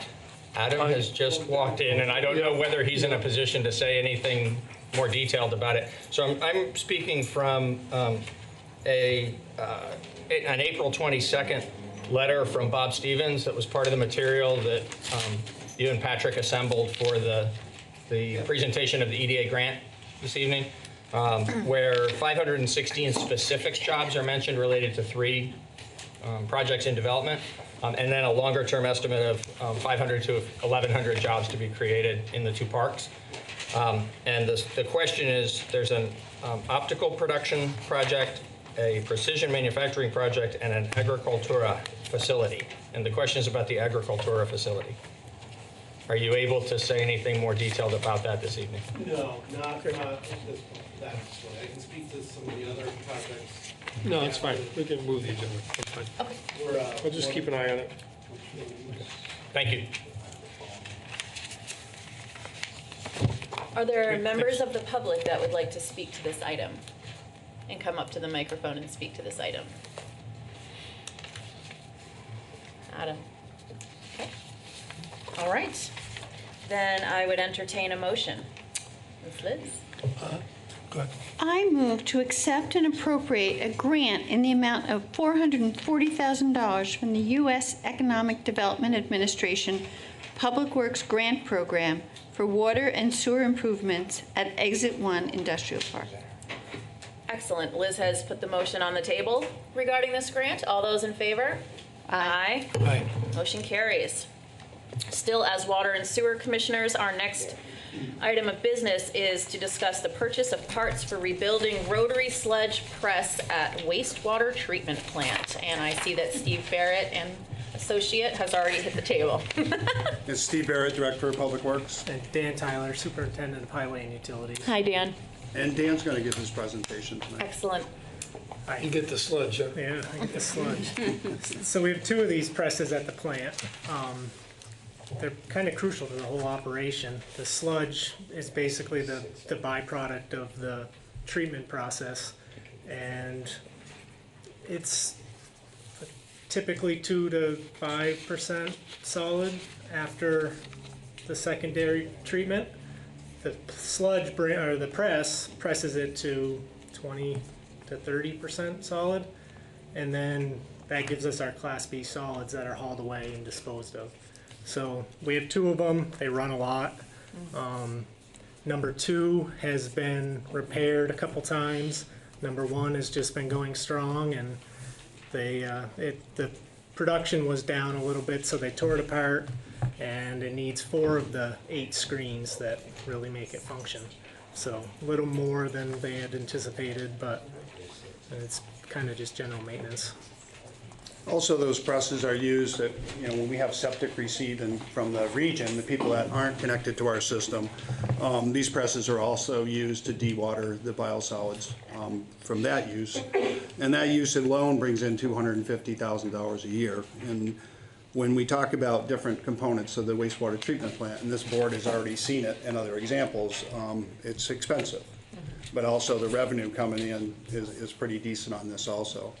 And the pumps are used virtually every day, so 365 days a year. So this is expected wear on these components. So we're recommending the upgrade. And the other point I would make is that our employees will have already disassembled all these. We didn't have to bring in technicians and pay for a group to come in and disassemble all these and put the parts in. So there's a pretty big savings there because they'd have to bring people from other parts of the country and to rebuild these. Well, thank you to Dan and Steve. There are members of the board who have questions or comments about this item. Yeah. Is this general just typical wear and tear, like an oil filter, something 5 or 6 years, you're going to have to replace them again? Yeah, that seems to be the... There's moving parts, and then also, the biosolids are they're corrosive, and so it wears down. There's metal parts, and then so it's normal wear. It seems that way. Are there members of the community? I have a comment. Oh, I'm sorry, Liz. I just wanted to mention that there is a necessary clean water and sustainability function to this wastewater treatment and this function in particular. Good. Yep. Members of the community that would like to speak to this item? Okay. Hearing no further conversation, I would entertain a motion. I move that we approve the purchase of replacement parts in the amount of $36,218.80 from Fournier Industries to rebuild the rotary sludge press number 1 at the wastewater treatment plant. Excellent. David has made the motion for these purchase of replacement parts. All those in favor? Aye. Motion carries. Thank you very much. Okay, I would entertain a motion to adjourn as Water and Sewer Commissioners. I make a motion to adjourn as Water and Sewer Commissioners. Excellent. All those in favor? Aye. I would take a moment to say to my fellow board members, generally we have removed the authority from the chair to make motions, but if you get exhausted and you feel that tonight on a small board, the chair should also make motions, I'm fine with that. I think we We'll be fine with playing tag team, yeah. Because I feel like a little bit guilty. If we pace ourselves and take turns. Okay. We have water, so we'll be all I right. mean, it's our own rule, so I wanted to toss that out there. Okay. Compassionate chair. I'm a compassionate chair most of the time. Okay, so we are now moving right along to new business. There is no unfinished business listed on tonight's agenda. And our first order of new business is a conditional letter of map revision, also known as a CLOMR, for the Hinsdale Bridge project. And we have Sue Fillion with us this evening. Hi, Sue. Hi. So I'm here tonight to request that the Select Board authorize Brian Bannon, who is the floodplain manager for the town, to sign an overview and concurrence form. And this is for the Hinsdale Bridge project. They've been doing the engineering, they're working on some of the permitting, and they need to, or they have needed to study the effects of the new bridge on the water surface levels. And so New Hampshire DOT had a hydraulic engineer do the report. What they found is in between these two cross sections, there is going to be about a 4-inch rise. So the cross sections run from just north of the Whetstone Station, this is all on the Connecticut River, to kind of the southern end of the Barrows property. And while it changes the surface elevation, it's not really affecting the lines on the map because the riverbank is fairly steep there. And there are no buildings that are in the floodplain or the floodway there. What it would do is if somebody did want to build in the floodplain, it changes the elevation of the base flood a little bit, which would mean that they would need to build a couple of inches higher than what our regulations require. So this, the difference being between the bridges is that one of the existing bridges have no piers in the river. The new bridge will have 6 piers in the river, and it basically kind of slows the flow down a little bit and kind of rises up, but it evens out as it goes down the river. So this is kind of the first step. The New Hampshire DOT has to get this conditional letter of map revision about 6 months after the bridge is complete, which is still a couple of years off. They will need to file for a letter of map revision that would kind of be the final revision. So I'm happy to answer questions. I cannot answer the technical engineering type things, and Timothy Mallett, who is the New Hampshire DOT engineer, would like to field those questions anyway. Getting him here to a meeting wasn't so easy because they have to get permission to cross lines, state lines and stuff, so we try to go with it. That's interesting. Yeah. Are there members of the board that have questions that would fall in Sue's wheelhouse on this item? I just have a comment. Sounds like progress to me, Sue. It is progress. They're moving forward, yes. Are there members of the community that have questions that would fall into Sue's wheelhouse? Okay. Hearing none. I got a question. Oh, hey, sorry, I didn't see your arm back there. You can come right forward to the microphone in the middle. It's so you can be heard on TV. And so I can be heard on TV. That's right, and you're going to introduce yourself The and say... thousands of people at home that are watching. And say where you're from. I'm Claire Hudon from Barrows and Fisher Oil. Hi. We're just curious how that would impact our property and the Whetstone as well, by what this letter is, whatever you're doing. Yeah, so there'd be no impact that I'm aware of to the Whetstone Brook. because they're just looking at the cross sections along the Connecticut River. As for your property, we tried to get files so that we could analyze it on each property. Fortunately, the floodplain comes a little bit onto your property, and I think the floodway. So again, it's a matter of maybe it might spread a couple of inches further than it is. But that's the floodplain area, so you can still build 1 foot above base flood elevation. Okay, so there's no- Ideally, you'd build 2 feet above base flood elevation, so you get bigger insurance breaks. But the best we can tell right now is there is no practical. No change, really. No change, really. Okay. Okay, thank you. Thanks, Claire. Any other questions for members of the community? Okay. Hearing none, I would entertain a motion. Somewhere. Alrighty, I will make a motion. I move to authorize zoning administrator Brian Bannon to sign the overview and concurrence form from the U.S. Department of Homeland Security's Federal Emergency Management Agency to facilitate the process of obtaining a conditional letter of map revision, CLOMR, to advance the Connecticut River at New Hampshire Route 119 Highway Bridge project. All right. Liz has made the motion regarding this CLOMR and the signing and authorization of it. All those in favor? Aye. Motion carries. Thank you, Sue. Okay. Our next item under new business is the Brattleboro Community Marketing Initiative. And I see Stephanie Bonin making her way to the table.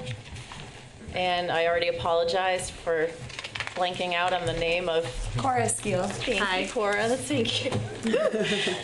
Okay. So, Stephanie Bonin, Executive Director of Downtown Brattleboro Alliance. And I'm Cora Skill. I'm the Sales and Marketing Manager at Mocha Joe's and a member of the Marketing Initiative. Wonderful. For DBA. Take it away. So I was thinking about this discussion that we're about to have, and I had a memory pop into my head. So when I first moved away from home, my dad and I corresponded primarily by letters. And the letters would come with newspaper clippings or various things that he wanted me to read. And I remember distinctively, I opened up a letter once, and there was a full-page ad of Charleston, South Carolina, with pictures of groups of people with white hair. And I thought, oh, how does this pertain? So I moved away, I read his letter, and immediately he said, so I'm thinking about moving to Charleston, South Carolina. And so this deserved a phone call. So I called him and I said, why are you thinking about moving to South Carolina? He said, well, did you see the picture? I said, yeah. He said, doesn't it look great? I said, sure. So I think that we all have stories like that of times when something has hit us just right, kind of planted a seed in our head. And that is what our community needs, is to figure out how to plant some seeds so that people think about us in whatever destination sort of way that they want to think about, whether it's moving, whether it's about visiting us for a couple hours, or whether it's about taking a weekend. And that's what the Community Marketing Initiative is about. So the Chamber and DBA evenly has been putting this forth to you and then to the town meeting, and then now we're back to you to give you an update of where we're at. Great. The first thing that we did was we assembled a project team of 8 members, and they were tasked with, and Cora and I are both on that project team, we're tasked with figuring out what it is that we're asking for a marketing professional to draw up an RFP, to come up with criteria, to look at the proposals that came in, and to ultimately interview them and make a decision.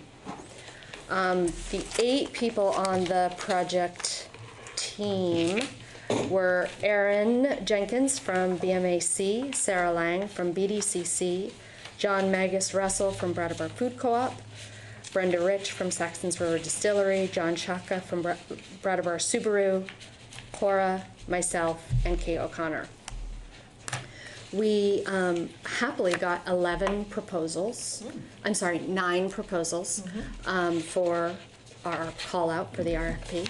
And we whittled that down to 3 finalists. From there, we wanted more input.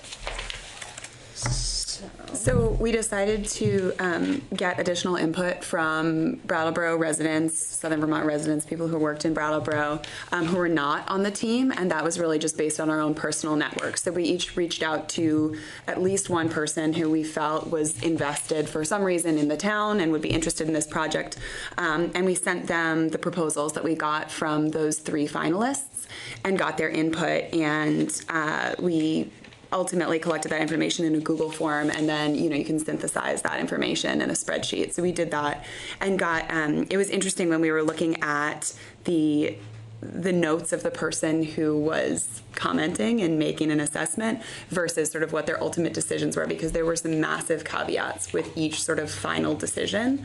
So it was interesting to look at that going in, because we also had some reservations about each agency, but we also were really excited about some of the ideas and skills that each agency brought to the table. So that was what we had going into this final series of interviews with the 3 finalists. So as you know, I assume from reading ahead, we ultimately decided on not offering the contract to any of the 3 finalists, and went back to all 3, told them our concerns, and also issued a new, slightly changed RFP with a new deadline, and opening that up to both them if they want to come back with a different proposals answering our concerns, and also to anyone else who wants to reply as well. And then we will be, many of the project team members have recommitted to doing another round, and then we will be asking some other new faces as well. Okay. Members of the board? So do you want to share with us what these caveats were and how you amended the RFP? Sure. The last one is easier.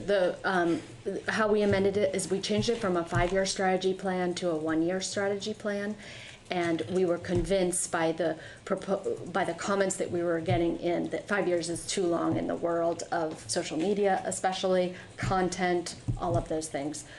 Made perfect sense. All of them knew that we're not looking at this for a one and done. So they knew that the long-term plan was to continue this over and over, but to specify a 1-year plan. We moved it to be every 2 months reporting instead of every month, trying to spend our money on actual implementation rather than as little reporting type things as possible. That is it. And your caveats? Our caveats.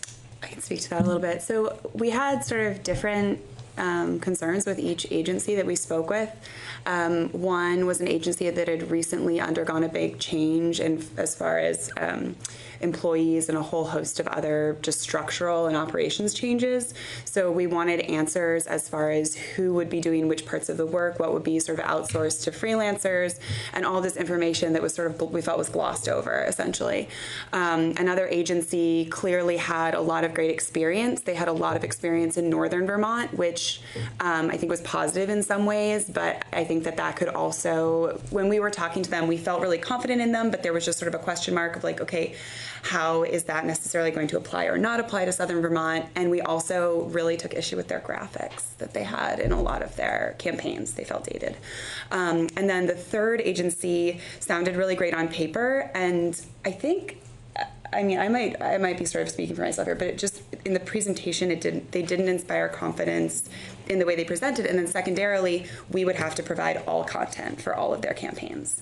So there would have to be somebody who is actively curating content for every campaign, which was just like, I mean, we don't have time for that. So it was So, not so fun. you're asking for them to provide the content, Yes. right? For them to come, right, so come here and take the photographs or source it in some other way, but it would have been extremely active on our part, and the success of their campaigns would have been heavily dependent on somebody from this committee doing that consistently. Yeah. Thank you. That's interesting. Yeah. Yeah, and that's not, I mean, that's not unheard of, you know, like it's definitely a system that people use, but it just for a situation like this one, it was impractical.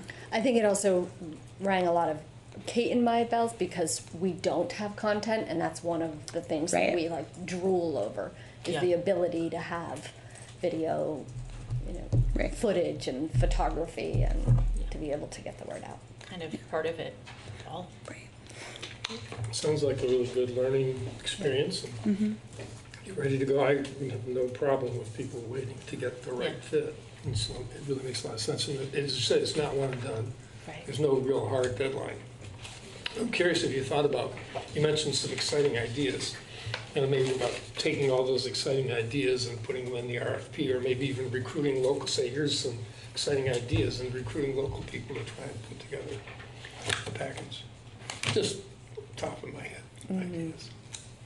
Other members of the community that want to ask any questions? I know it's a little exploratory at this point, but if anything's popping in your head that you want to ask questions about right now, this would be a good time.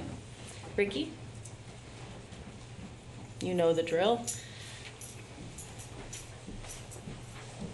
Hi, I'm Ricky from District 2, and I did get a little bit late to the meeting this evening, which I apologize for, but I asked for a brief about what I had missed, and from my understanding, please do not distract my service dog, thank you.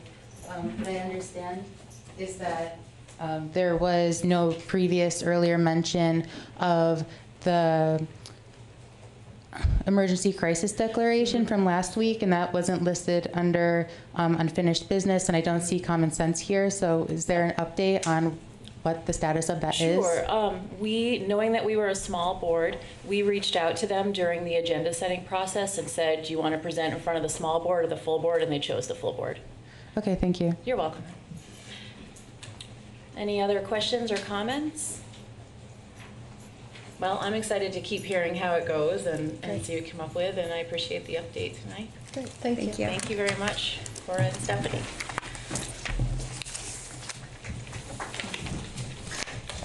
Okay.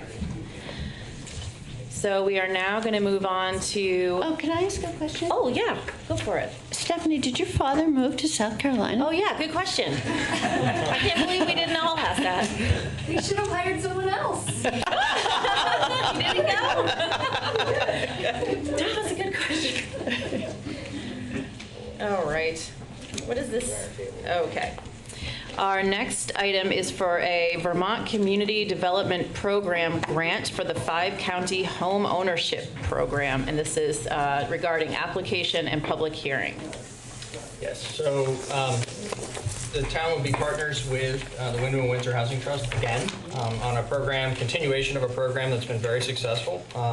The history of which is set forth in Patrick Moreland's memorandum dated August 18th to the board. We are recommending that after you have held the public hearing and heard from Wyndham and Windsor representatives about the program, we're recommending that you approve the resolution that is required as part of this grant process and authorize us to proceed with the application for the program. So the first thing I think would be appropriate to hear from the Wyndham and Windsor representatives and then have a public hearing. I think that makes good sense to me. Would you like to introduce yourselves and get started on that? Yeah, hi, my name is Bruce Whitney. I'm the Director of Home Ownership with Wyndham and Windsor Housing Trust, and this is Tara Brown, Lending Manager. Thank you, yes. So, thank you to the town of Brattleboro. The town has partnered with us since 2013 on this grant. The program's been around for 13 years. Tara's been there since the beginning. So, and this is a new grant, but it's a reset of previous grants. The grants come to a close, and then we reapply and start a new round of funding. So that's what we're doing the application process right now. It funds two primary programs: a revolving loan fund that provides home repair loans to income-eligible homeowners in Wyndham and Windsor counties, and we're also partnering with a northern partner, Downstreet Community Development, and it also provides funding for counseling and education to those people in the counties, help them buy homes and get educated, and the coaching they need so that they're successful homeowners. Great. In consultation with the state, the Vermont Community Development Program, and the other housing organizations, we're seeking a new grant in the amount of $375,000 that will cover January 2020 through December 2020. We'll be continuing our partnership with Downstreet Community Housing and Development. That does include the Lamoille, Washington, and Orange counties. We are projecting that this will serve 725 households, 25 through the completed home repair projects, and 700 households through education and counseling. Of that, 168 we anticipate for new homeowners. And the project is projected to leverage $8,710,374 for an additional funding. In regards to the Green Mountain Home Repair Program, I'm the lending manager, and as of June 30th this year, our portfolio consists of 237 loans with a value of about $2,384,847. In addition to providing the funding for home repair projects, we're also providing construction oversight. This valuable service assists homeowners through the construction phase of the project and helping with tasks such as locating contractors, completing paperwork, doing work specifications, and reviewing estimates, and managing the managing the payments. Many homeowners are simply overwhelmed by hiring a contractor because they've been, they've gotten in trouble before, or they are just uncertain of the process. It's overwhelming. We recently worked with a homeowner who shared with us her appreciation to the program and what we were able to do, and allow that confidence that she needed to help her with the repairs, but it also provided her a long-term benefit of having the tools that are needed to do projects and be able to do that work on her own. Thanks.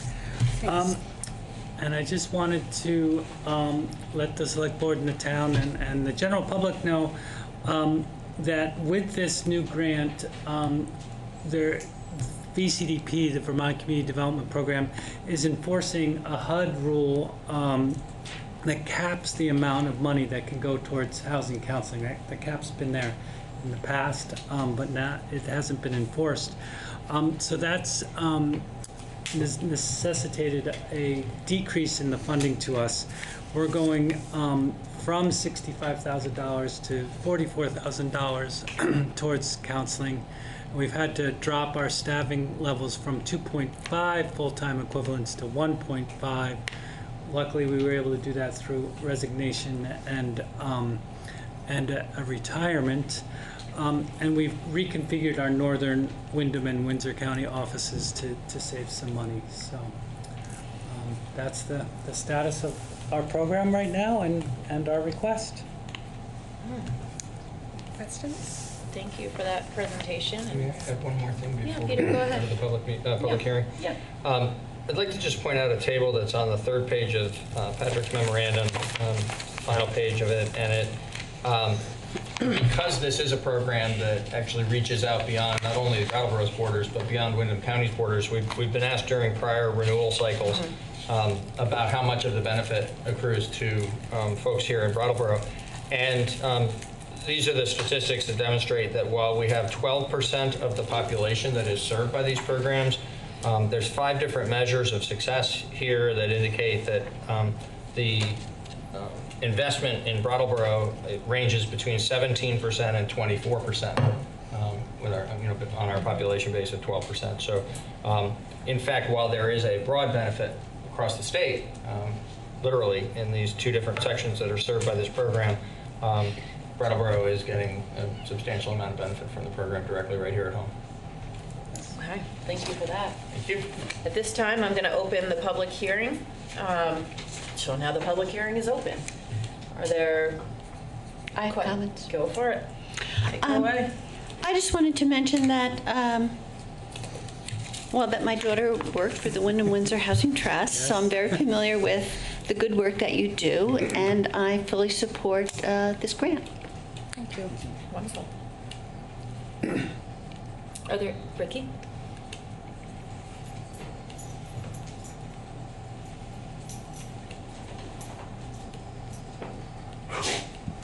Could you list what some of the current and any aspirational green certified building practices are going to be incorporated into the building? Yeah, we do take a green look at the buildings, the projects. The way the program works is homeowners have a need, a leaking roof, a failed foundation, a hot water heater that's broken. And as Tara mentioned, we have repair specialists come in and help them develop a scope of work, because there's a lot of rules from the government regarding what is an eligible project and how the project moves forward. Our repair specialists have been trained in energy efficiency and taking a look at projects from a green perspective, like doing long-term sustainable products versus, a shorter-term project, water-saving toilets, etc. And where it is financially feasible, as for the homeowner, the homeowners are getting loans and paying the loans back, and they are of limited income. Where it is financially feasible, we are speccing the most green and most energy efficient products we can. Are any projects, is there any funding for projects going into water testing in these homes? At times, yes. We are helping people with failed wells or dug wells, etc. We always recommend that homeowners do get water testing if there's any question about the quality of their water, and we work with the Department of Health on getting the water tested. So is there an eligibility criteria of people who are low income to give them funding to be able to afford that water testing? It can be part of the project, yes. It can be, or it is? It can be if it's needed, as a needed part of the project. Have there been needed cases of that? I think oftentimes people, when they come to us, they're already aware that they have, that's what my experience has been, is when people have come to us, they're already aware that they need some work with their water. So that they've already had that tested. So oftentimes that's why, they would come to us through our program for that funding. So that is a common case you encounter? It's not necessarily common, but it's something that we've seen. You have experience with that? Yeah, we recently did one where someone came to us because they needed a new water filtration system. So she had already come to us with that need. Can people who are renters do that if their landlords aren't taking responsibility of that? Well, because of the way that our program, the landlord would need to. We can't go and do work on an apartment. They would have to be the landlord would have to apply for the program. Because the Abbott and Stewart Property Management, they're part of the Wyndham and Housing Agency, right? Because my water was tested as being over FDA levels of mercury and phosphate, and I, since last November, have been trying to get them to be responsible for helping to afford that lab certification testing and appropriate filtration for it so that we aren't sick. Right now I've been getting my water from the co-op instead. Yeah, I hear that you're having an issue with your water, and that you're dealing with at the Abbott block with Stewart Property Management. I can bring this concern to our asset and property manager, and we can do the best we can to address it. Is that Steve Stone? No, I would bring it to our internal asset and property manager, and who oversees the contract with Stewart Property Management. I would appreciate their contact information directly. If we could exchange that, I could give you mine so we could follow up on this. Okay. Because I'm personally affected by this. Yep. And I know that this is a larger issue, but this is personally something I need to follow up on with you. Okay. So thank you. Mm-hmm. You're welcome. Great. Thanks for that willingness to engage. That's good. Yeah. Good. Are there other members of the community that would like to offer comment or ask any questions? I have another comment. Okay. Bruce, do you still do that work of replacing shower heads and LED lights and that sort of thing? Sorry.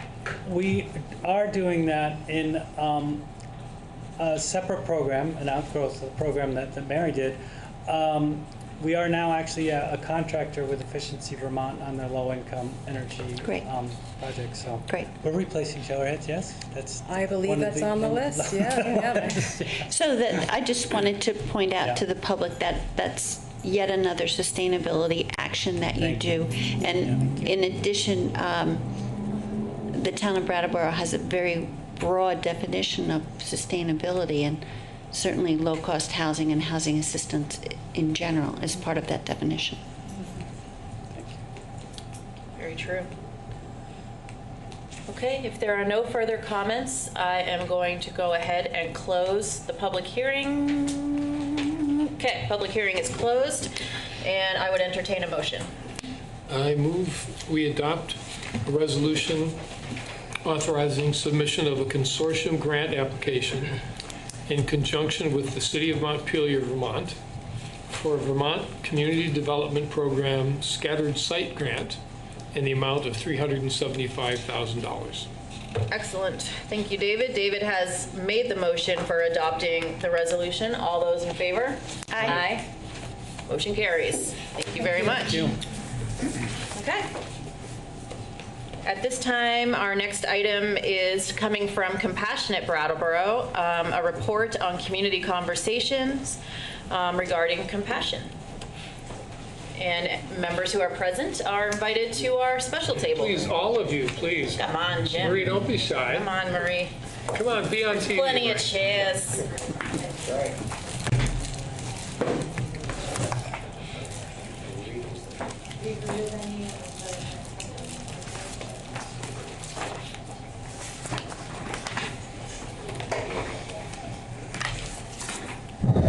Good evening. Good evening. Thank you very much for this opportunity to bring the select board and the town up to date with things that have been happening in response to the compassion resolution that the select board adopted a little over 2.5 years ago. Would it be useful to review what that resolution says? Would one of the select board members be interested in reading your resolution? God, no. I believe it's in your packet. Oh, yeah. Would one of us be interested in reading it? Sure. Liz is interested. Where are we? D. Yeah, D. All the way at the end of D.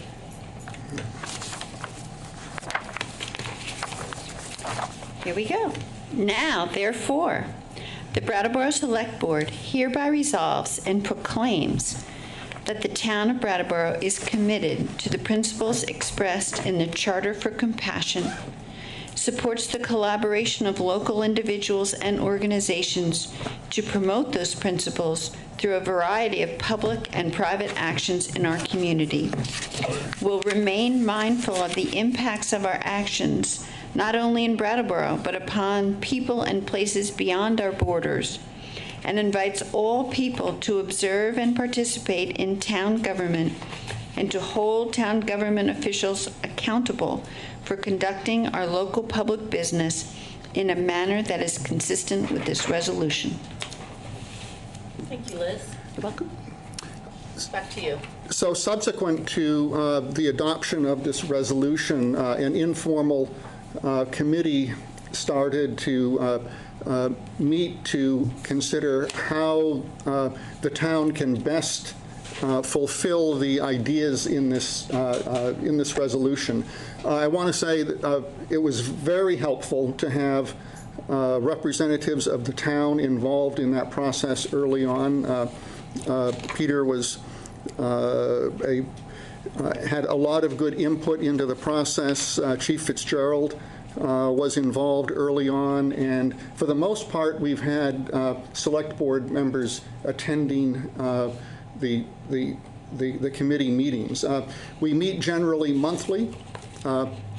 Anyone is welcome to attend. It's a loosely formed group. And David has been a real impetus to the group.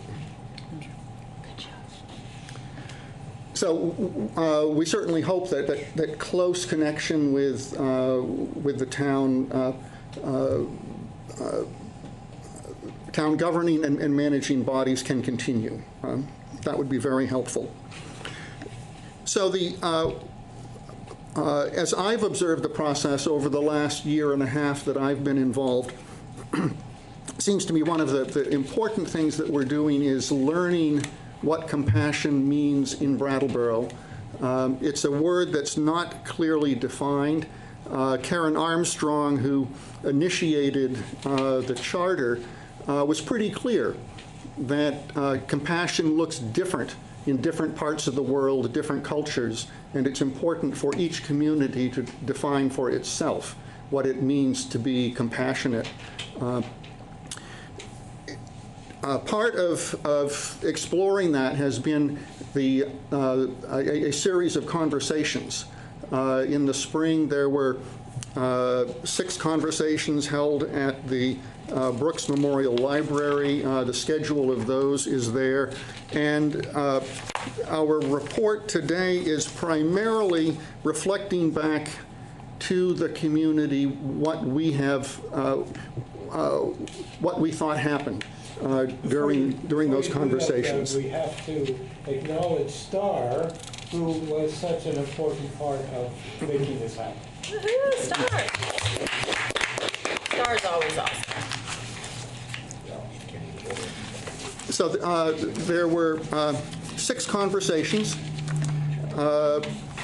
compassion and spiritual teaching and their challenging practice. That was on March 13th. Compassion and human services, compassion and business, compassion, town government, and the police. Thank you, Peter and Brandy, for being part of that conversation. Compassion and our schools, and compassion and healing. We have 4 continuing conversations scheduled for the fall. September 25th, compassion and climate change. The micro and macro perspectives, understanding climate change, and on October 16th, compassion, voices from the community. These will also be at the Brooks Memorial Library at 7 p.m. Again, thank you. The second one is also about climate change. Compassion and climate change, voices for the community. And then later in the fall, compassion and restorative justice, and compassion, the Work Today program, and low barrier employment within the town. You have the report in your packet, and I would like to respond to any, or to have you ask any questions that you have, or any comments. That being a compassionate community is everybody's work. I think one of the observations that we've had in these series of conversations is how thrilled people are to talk about compassion. No problem at all getting people to share of their work, to talk about how compassion fits into their everyday life. And I think one of the most valuable things that we've done as part of these conversations is the raised awareness within the people who have been talking about compassion. Wonderful to have Chief Fitzgerald, who's been, I think, rightly acknowledged numerous times for compassionate policing, have a chance to articulate what once again. Are there questions? Members of the board have questions? No, thank you. I really enjoyed the series, and I'm looking forward to going to the ones that are in the fall. I somehow missed that there was going to be more, and so I was pleasantly surprised when I flipped the page and saw that there is going to be more all the way through December. So that's, I think, really exciting, and I hope people can get out to those. They're free of charge at the library Wednesday nights, right? All programs are on Wednesdays. I'm sure this is going to be shared out on social media and various places like that. Yeah, we will be getting the word out. Getting the word out, and we will also get the word out. We're currently planning a spring series. Oh, great. And if there are ideas in the community of areas where compassion touches our lives that it would be interesting to explore. Some of the ideas that we're looking at, compassion and elder communities. Parenting. Parenting, issues around parenting and compassion, exploring what the concept of compassion, what the practice of compassion looks in more parts of our lives. Other members of the board have questions or comments? Just the thing that surprised me, I don't know why, I guess because I didn't know I had no expectations of what was going to happen with these conversations. And in your report here, you talk about the compassion as good business in terms of how we run our businesses, deal with families and young children, run our public schools, police our community, run our library, set public policy, build religious communities. And I was struck with how deeply ingrained compassion is in the practice of the people in this community who are having the greatest effect in all of those areas, all of those regions. It's not just a good and generous ideal, as you say here. It's a practical attitude that really makes us more effective. And I don't know why I didn't expect that from the presentations that I heard. Be interesting to see where it goes from here. One of the things that the community could follow up on with these is how to promote and support these good practices. In the conversation on compassion in business, this is where it became most clear of compassion is good business. If you want to run a business and have it be successful, compassion is perhaps not an essential, but a very positive part of that. And yet, none of the people who were there had any training in compassionate business in their business school training, and that there might be a place for the Chamber of Commerce or other business groups to provide opportunities for business leaders to share ideas and to learn some best practices about how compassion can fit into the way we run our businesses that might not have occurred to us. We've taken that up with Kate. Okay. And also in the social service areas, discovering that there are best practices that some of the social service agencies in the community use, but that aren't known or understood universally. This is beyond our ability to do at this point, but it's something that we would love to see happen in the community. Wonderful. Thank you for that.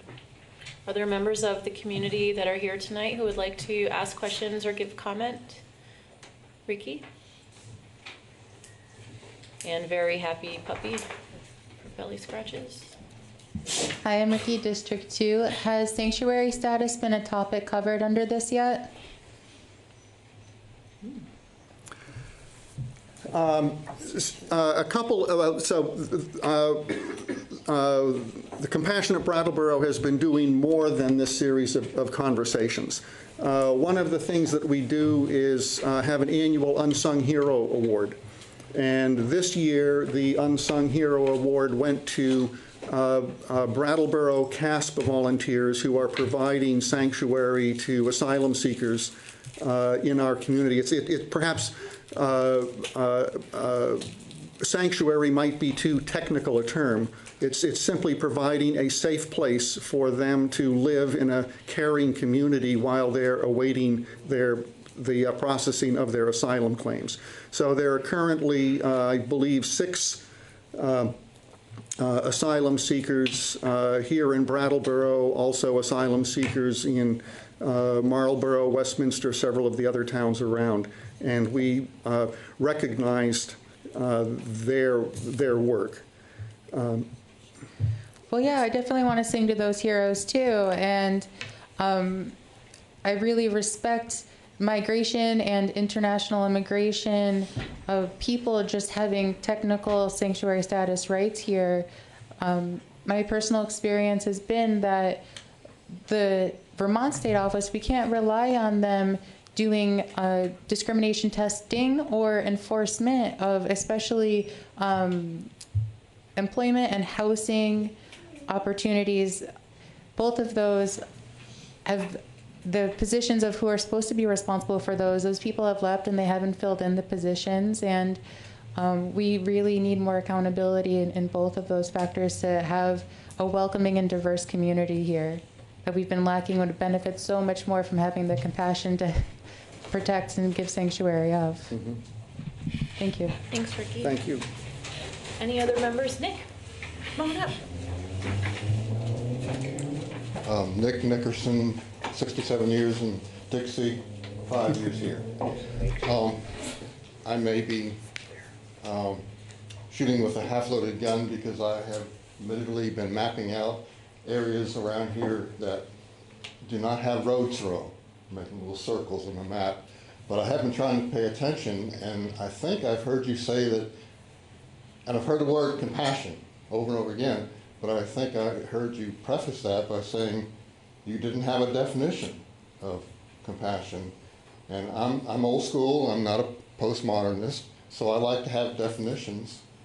So when you say X, I know what X means, or when you say compassion, I know what compassion means.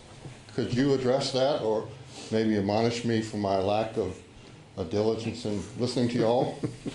Please don't do the second one. Who wants to?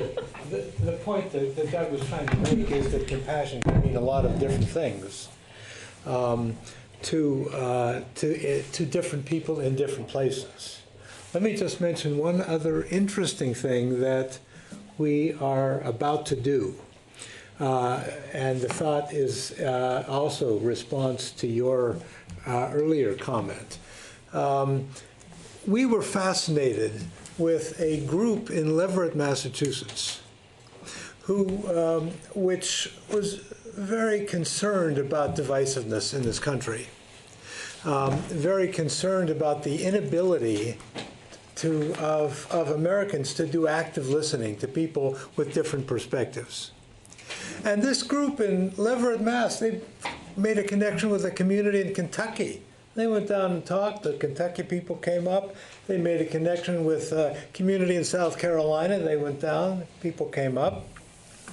We raised that question, and if I'm not mistaken, it was David who said we don't have to go to Kentucky or South Carolina because we have enough people in this very community with different perspectives. Let's sit around a table and talk about it, and we're going to do that on October the 5th.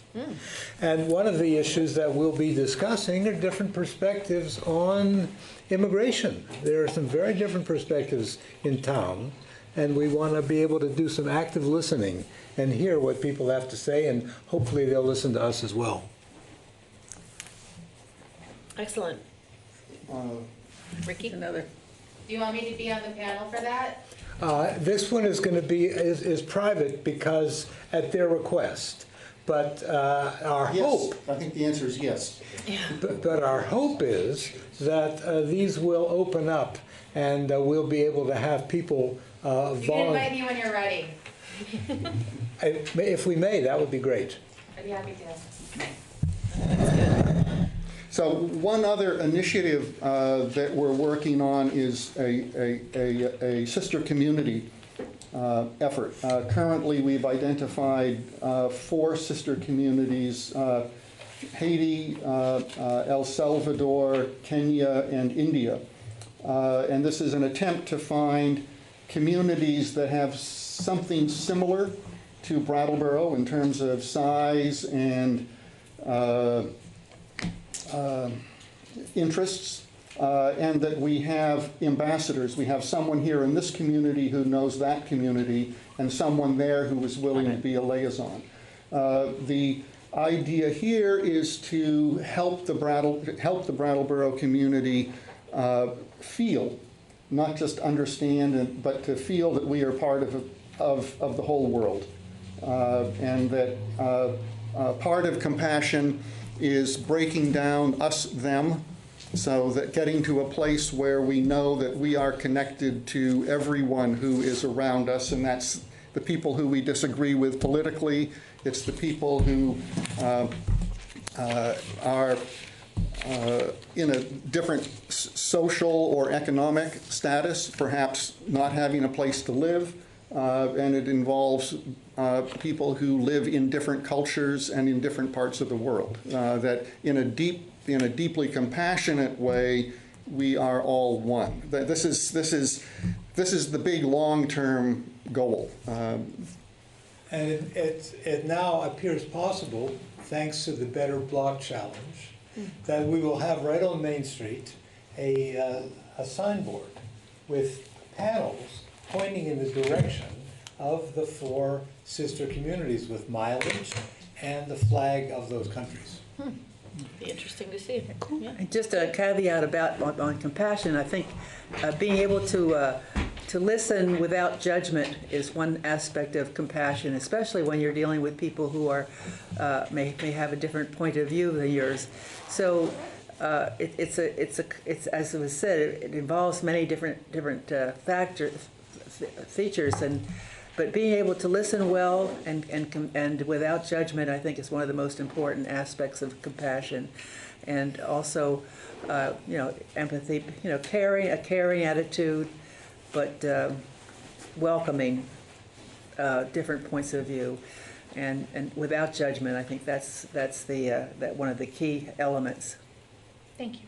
So I think Brattleboro is a dream community to be working on these issues, and the committee, the working group would welcome energy and ideas from anyone who would like to participate. Jim, what's the email address? CompassionStory@gmail.com. Okay, compassionstory@gmail.com. That seems easy. So, and that also reminds me that every month in the Reformer and the Commons, you will see a compassion story, which is to define in a very personal way what does compassion look like.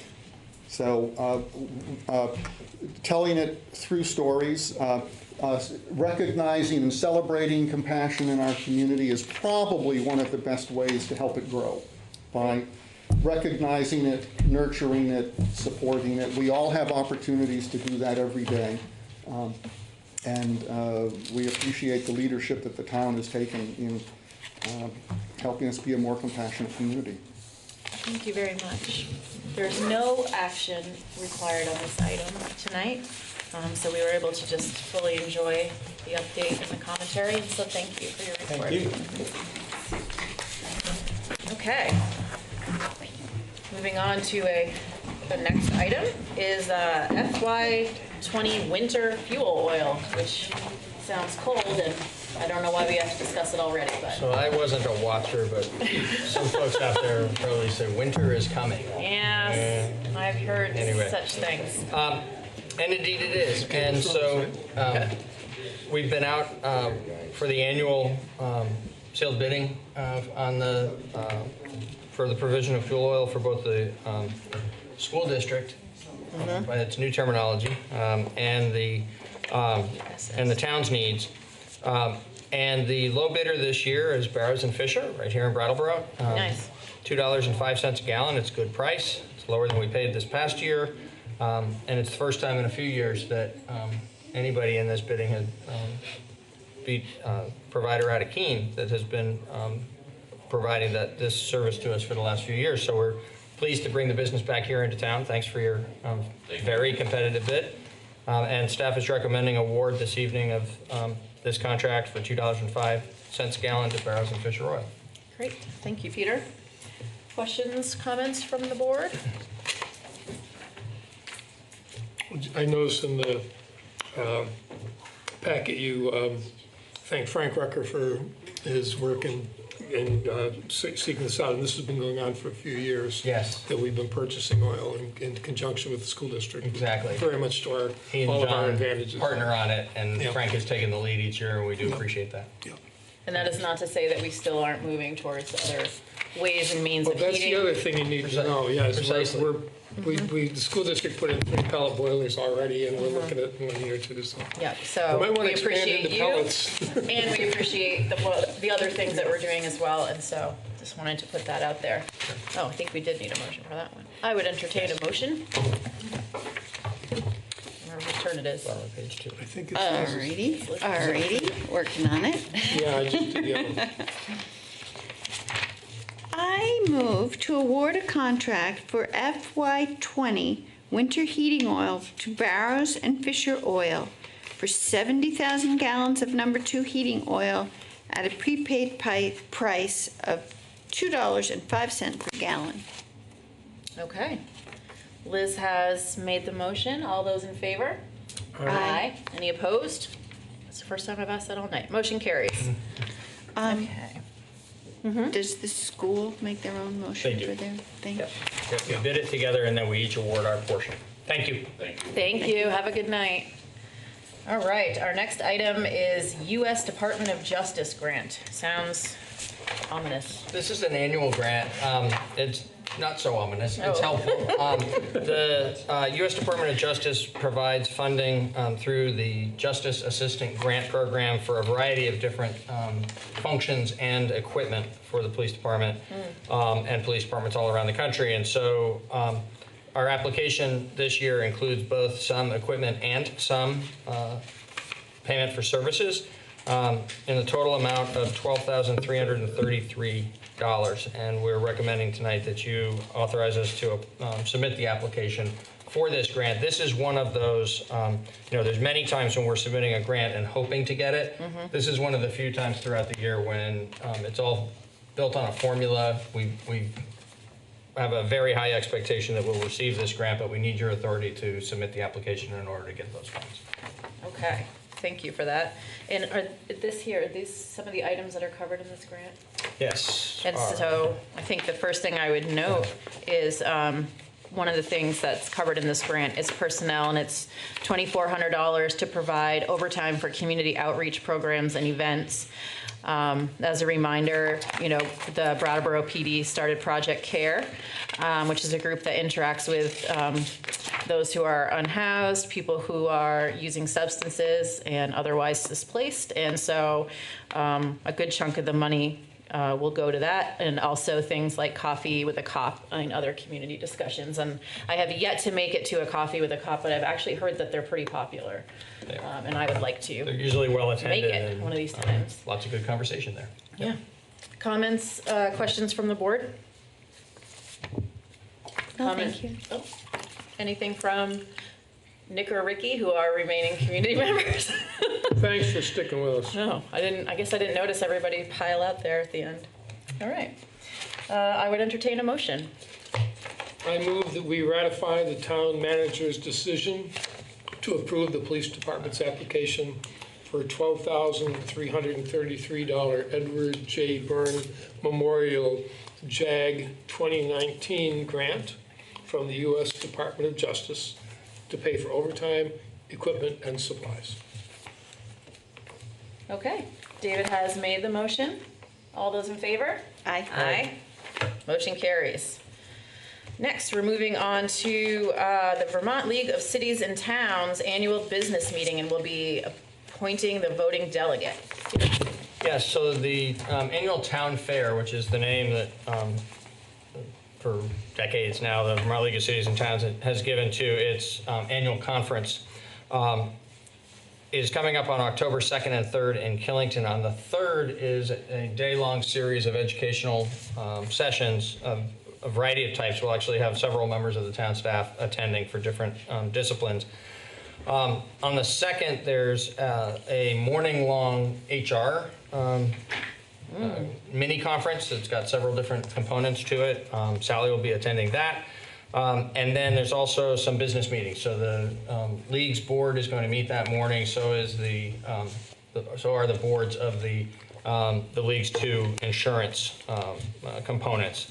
And so in the afternoon on the 2nd is the annual business meeting of the actual league, all the members coming together, and each town gets one vote at that session. I'll be there for the VLCT board meeting that morning, and I'll be staying over and attending the educational sessions the next day. And so I'm asking that you designate me, as you have in past years, to be the town's voting delegate for the annual business meeting. Great, thanks for that. Comments, questions from members of the board? Sounds like a good idea. It does. I don't think it's really a fair. I'm just going to go ahead and say that my assumption is that it's not a fair. And anyway, are there questions or comments, Ricky? Come on.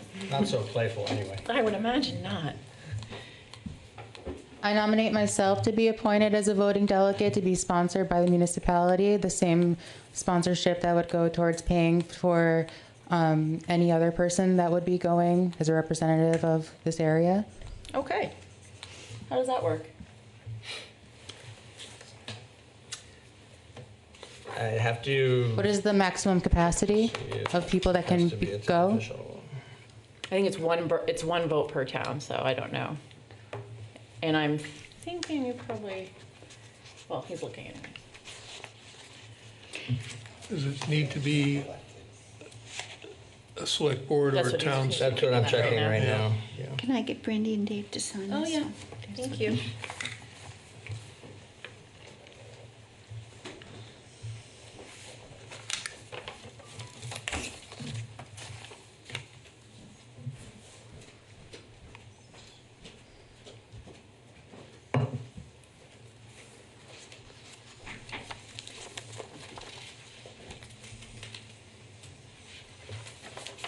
So I'm not certain that it's required. That what is not required? I'm not certain that it's required that it be a town official to be the voting delegate. However, I would suggest that it's for the business meeting. This is when the various towns and cities around the state are going to be voting together on the business of the league.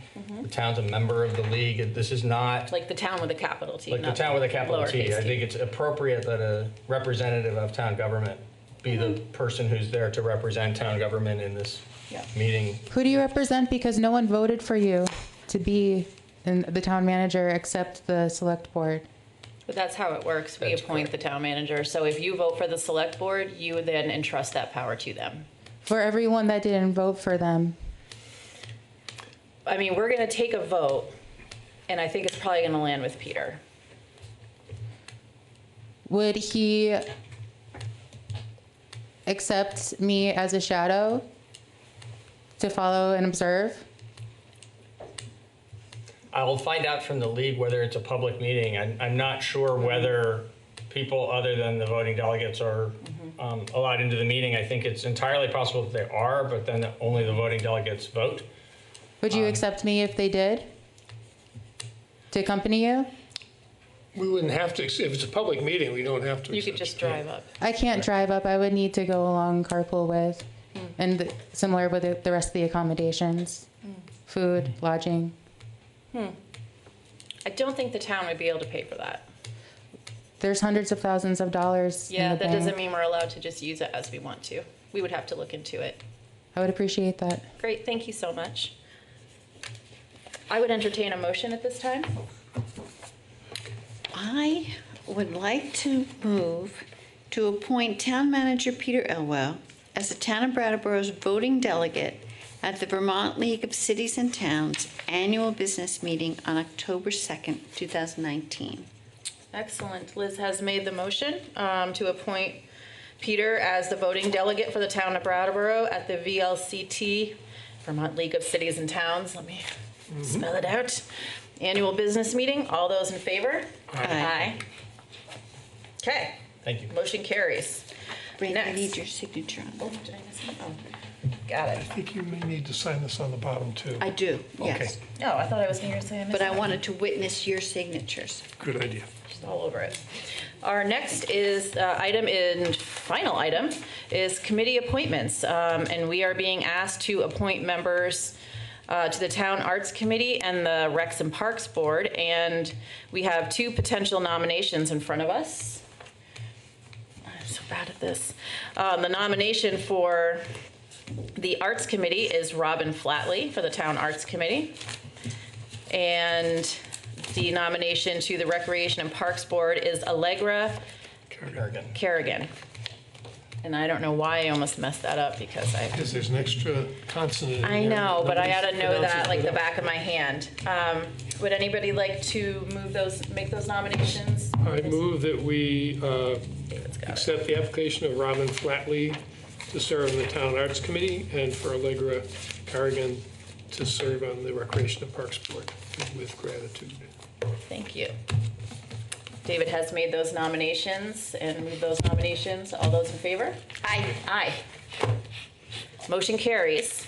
And somehow, we are getting out of this meeting Not yet. 2.5 hours early. Yeah. I just want to ask one other thing. Next meeting, we have the VLCT lobbyists are coming, is that correct? That's correct. Would we want to invite our legislators to come and be part of that? VLCT who? The lobbyists for are coming to talk about the one of them. Okay. The limited self-governance. Exactly. I got it right? You got it right. The limited self-governance bill that the Senate passed and which will come before the House. Yeah. And it seems like it would be a really The legislative advocacy team at the league is a two-person team, and they're visiting lots of different Oh, I'm communities sure. around the state Yeah. as we run up towards the legislative session. So one of them, Gwen Zakoff, will be here that evening, and I'd be happy to send out to the legislative delegation an invitation to come. Because I wanted to mention the meeting because I can only talk to one other person about it, and then we wouldn't be able to do anything. So, And in we'll take care of particular, that. Senator White. White. Yes. Yeah, absolutely. Yeah, well, both of them. I mean, Both wouldn't- senators yeah, and all wouldn't three hurt. representatives will Yeah. invite to come.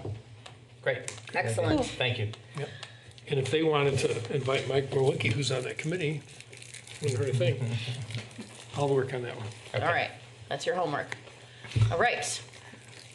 I would entertain a motion to adjourn. So moved. All those in favor? Aye. Aye. Meeting adjourns at 7:38. I just don't even know what that Happily lost means. that bet. Yeah, who did lose the bet? I wound up saying before 8. In the end. I never would have seen it coming.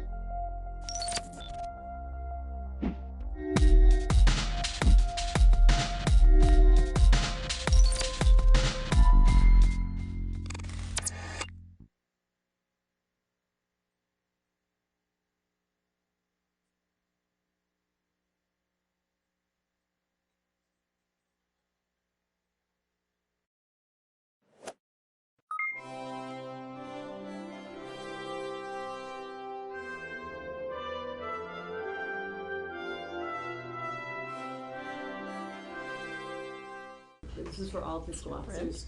At the same presentation, 18F, which is a federal government IT group, and they're working with integrated eligibility, they gave this presentation and they handed out this workbook called De-risking Custom IT Projects. And their target audience was exactly people who are making these decisions, funding them. You know, how do you manage these enormous projects? And a lot of what they recommend is what integrated eligibility is doing smaller chunks, trying to buy smaller pieces. But it's about this big. I brought in my hard copy. They talk about user-centered design, agile software. Who owns it? They're like, states should own the product. You don't let the vendor take it when they leave. Modular contracting. They also had this thing, require demos, not memos. I mean, it's really, it's. Did you say? Demos, not memos. Good. So they're saying, like, don't let the contractor come in and say, this is what we did. Have them come in and show you what they did.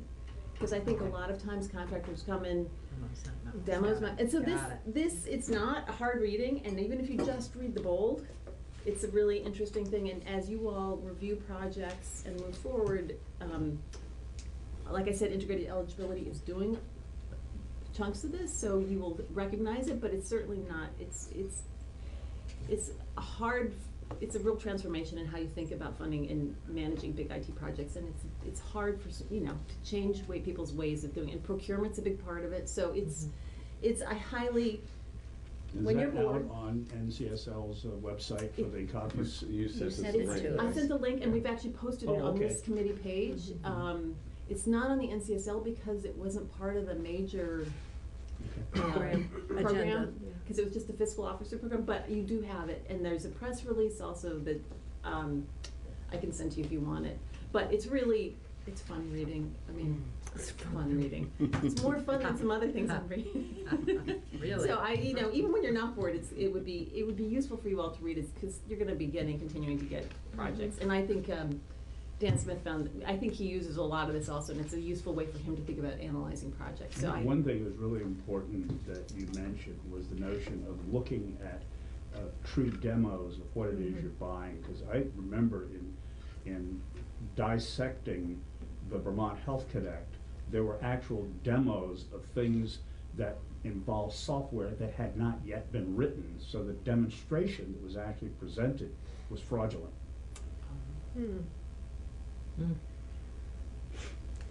So demos. It's not just demos, it's basically you've got to have some independent view of what you're getting to make sure that you're not getting a black box that looks as though it's working, but it actually is not. Catherine, I wanted to just clarify, the audience for that is it is the legislative branch, is it state government in general? State budgeting and oversight is what, if you look at, so it's for people, it's not for the IT specialist. I mean, it is in this big picture, but it's really written for people like you, for finance and management, people who are being asked to fund and think about projects. What are the right questions to ask? How do you want to manage it?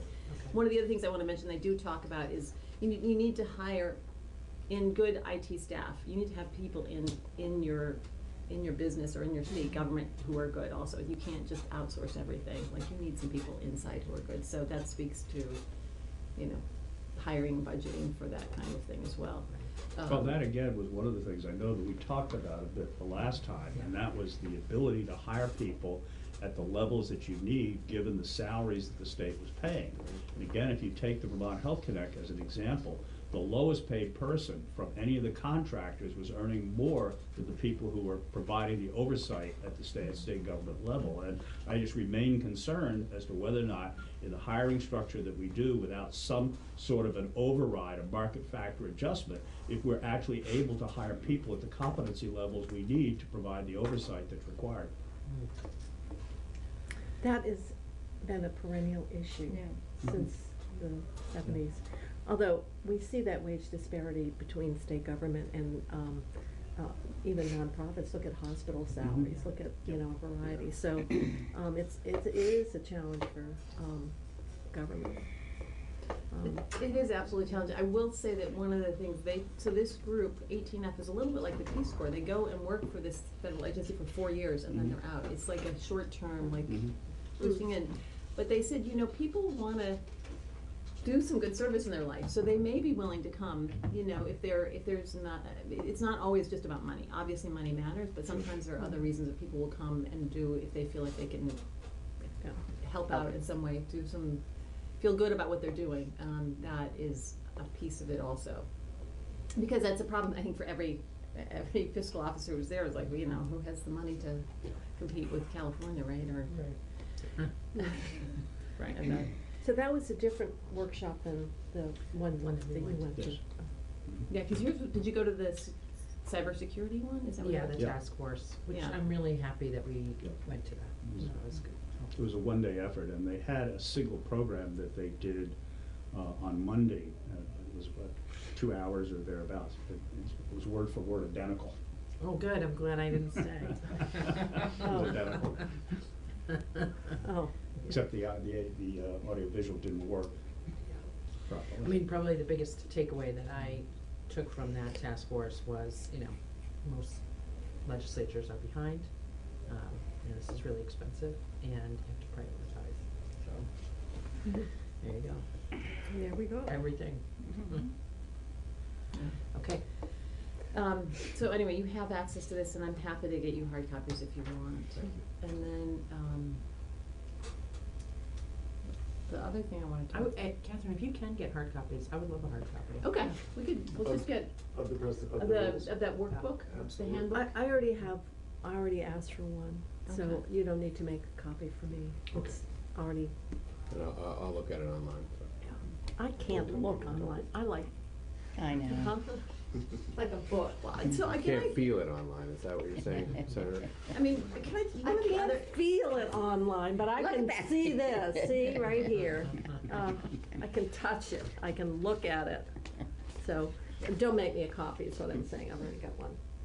One of the other interesting things that he talked about was, Waldo is his name, Waldo and Robin. And Waldo was talking about in his presentation, you know how we all have all these things that plug into the wall, the outlet is a standardized thing. Really, you should be designing systems so that you can unplug pieces and plug in different pieces so that you're not locked into one person who manages everything and it's a customized thing. Now, that doesn't always work because you had Beta versus VHS, right, when you did the videos at first. But the concept is that you really you need to control vendors and you need to make sure that they can make it accessible in a timely way, which is a good lesson for all of us as we've learned when it hasn't worked. The last thing I'm going to talk to you about is integrated eligibility funding. And in the capital bill, the integrated eligibility project is funded in installments. And September 1st, AHS and ADS have to deliver a report. And then at the September Joint Fiscal meeting, the Joint Fiscal Committee has to approve it, give them authority to have the next chunk of money. Joint Fiscal is supposed to get recommendation from the chair and vice chair of this committee, the chairs of the institutions committees, and the chair of the House Health Care and the Senate Health and Welfare Committee. And so you're going to get the report September 1st. Joint Fiscal's meeting September 16th. There's not a lot of, it's a pretty short turnaround time. Dan Smith is his plan is to turn around a memo, a recommendation within a few days of getting the report. So you all will have that in your hands. For those of you who have to provide a recommendation, and Joint Fiscal will have it also. Do you want to talk about what you were thinking for the process? We talked about trying to get that turned around pretty quickly, so getting the report, the recommendation, and then having Becky draft a letter, and then sending those three things out to the committee to see if there were additional edits or. And then that recommendation will go to the Joint Fiscal, so. Yep. Sometime before the 16th. Yes. Okay. Yes. I may be incommunicado, so if you don't get a response from me, just keep that in mind. Winter. Sounds like you're incarcerated. Bolivia, is that it? Bolivia? Yeah. Where? All over. Oh God, I was in Bolivia. Well, we'll talk later. Yeah, we should. Oh. So this same thing, if this works, will probably happen. Well, it needs to happen again in November because you have the same process. So if this works, that's great. If it doesn't work and you want to have a different plan in November, you will have, because the Joint Fiscal will meet again in November and have to approve the next installment. So this report is supposed to be presented, completed and presented by, I just want to get the date, September 1st. September 1st. Yeah. All right, so we're only days away from when that report is supposed to be. Right. So I would assume the update today is going to be pretty much give us what would be in that report. So that the timing is kind of helpful in terms of the quick turnaround. I think the only other alternative to the plan that we've kind of talked about in terms of that letter is if the committee wants to convene on the phone or in person, which. Can we reserve the right if the report is sort of shocking in some Or way? what we hear today somehow. So it's that they're way over budget and way behind, then perhaps we would want to meet. Okay. All right. I think that's it for me. Do you have any questions, anything? No, Okay. that's great. Okay. Cass, you ready? Sure.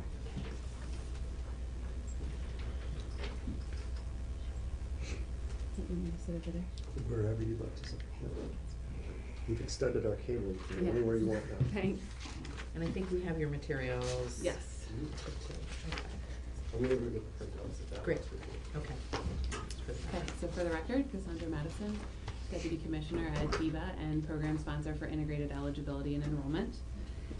So I'm here this morning to just Is that give a you... program sponsor? Yes. Oh, is that a new title? No. I'm sorry, say it again. She's program sponsor. Program sponsor, business lead, person who cares the most about this thing. Is that an ADS term? It's a project management term. That I've heard. I would say. Is that consistent for all of our IT projects? Yes. Yeah, okay, great. So wanted to present an interim update. You're right that we're going to have the written report ready for you on September 1st. So a lot of what you hear today will be reflected in that report, although there are some things that we're working on from an IT perspective that are kind of late breaking, which will be, need to be updated in the final report. I will say, just briefly touching on what Catherine said on 18F, they are an advisor, as she said, to IE&E. We're working really closely with them. Basically, what they've laid out in that workbook is the heart and soul of what IE&E is trying to do. Some parts of it are harder than others. It's a large-scale transformation project. It's not just about delivering the technology, it's about changing the way we deliver technology. And I'm sure that if you all were interested in hearing more from 18F directly, they would be happy to make a trip here and talk to you. So that's offers on the table if you want more information about their work. The focus of this, I think we can look at, I just tried to make it really simple to look at our in-flight projects and understand their status. I know we only have 15 minutes, so I'm gonna focus on the places where we have risks.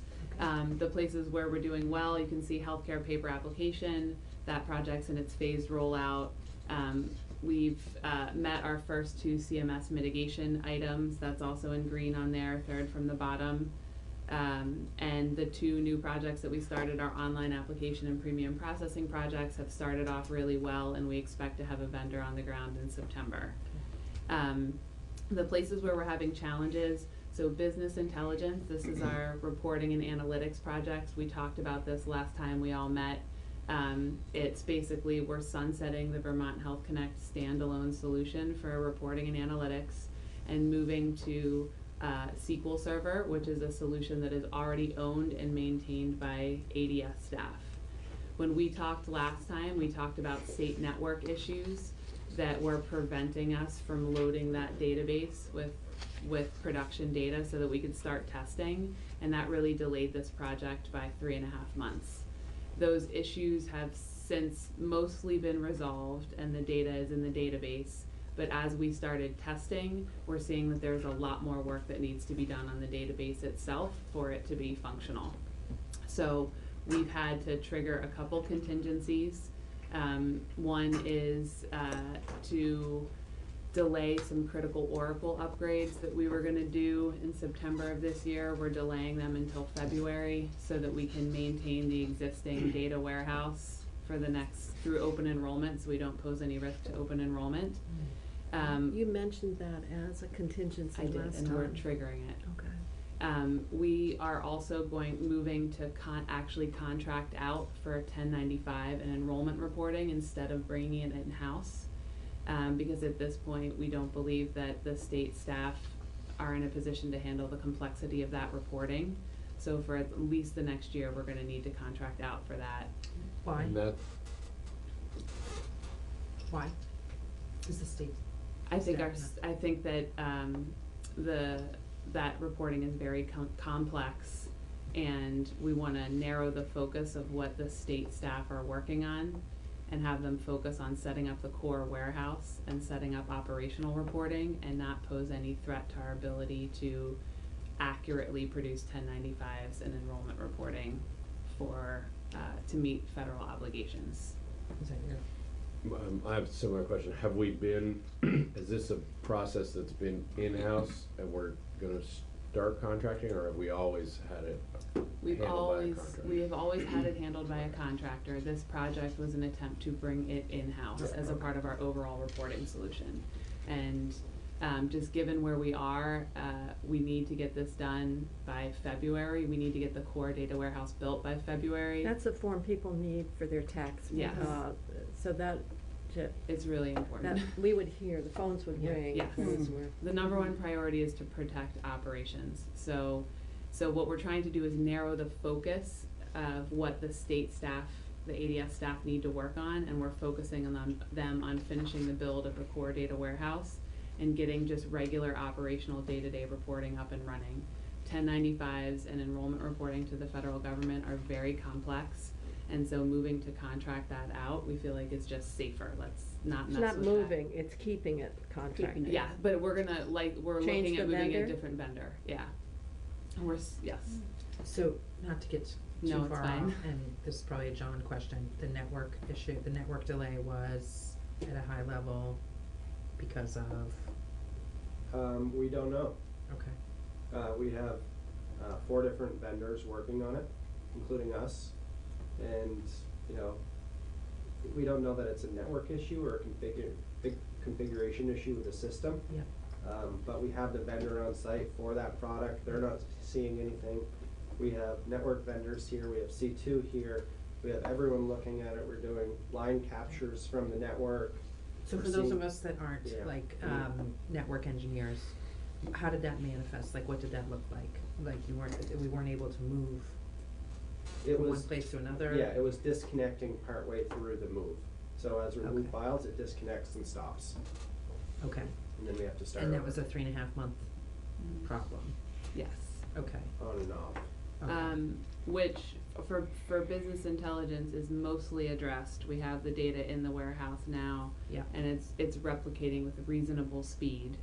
But now we are seeing a network issue in a new project, our enterprise content management project, which is document imaging and scanning, is another project where we were sunsetting the standalone VHC solution and moving to OnBase, which is owned and maintained by the state. That project is green, green, green. Everything's looking good. We went to move the data, the files into production 3 days ago, and it times out at 150 files, and we need to be able to move 10,000 a day. And so we're in the same situation where there's teams trying to figure out what the problem is, and we can't seem to figure out what the problem is. And so it's impacting go live for that project, and it's also impacting go live for the document uploader, which is because the document uploader, when people take pictures with their phone, it uploads to the document imaging and scanning system. So if the document imaging and scanning system can't move the files, then neither can the document uploader. So we can't go statewide with that project without these issues being resolved. Okay. So I think Secretary Quinn is the best person to be able to explain what is happening on the tech side. I think on the business side, we are trying to figure out what our contingencies are. Like I said, we've set ourselves up in the value of doing smaller modular projects is that we have isolated risk. So we're gonna be fine with open enrollment. There's no risk to the existing system today. What it does mean is more time and more money as these projects get delayed. And at some point, we're gonna have to have conversations, like at what point, like, can this be addressed? I don't know. It's a technical issue that Secretary Quinn really has to talk about. And if not, what are our other options for this capability? Okay. I don't wanna take really much more of your time in asking a question, but I am gonna ask one more question, which is, and we can talk about this later, John, at the end of the meeting, if you need more, but are we seeing that kind of a delay or problem with any other IT projects in terms of? No. Okay. No, not that I'm aware of. This is the one area that we're seeing, and that's the puzzling part. When we look at our network, it looks like traffic's flowing just fine. Okay.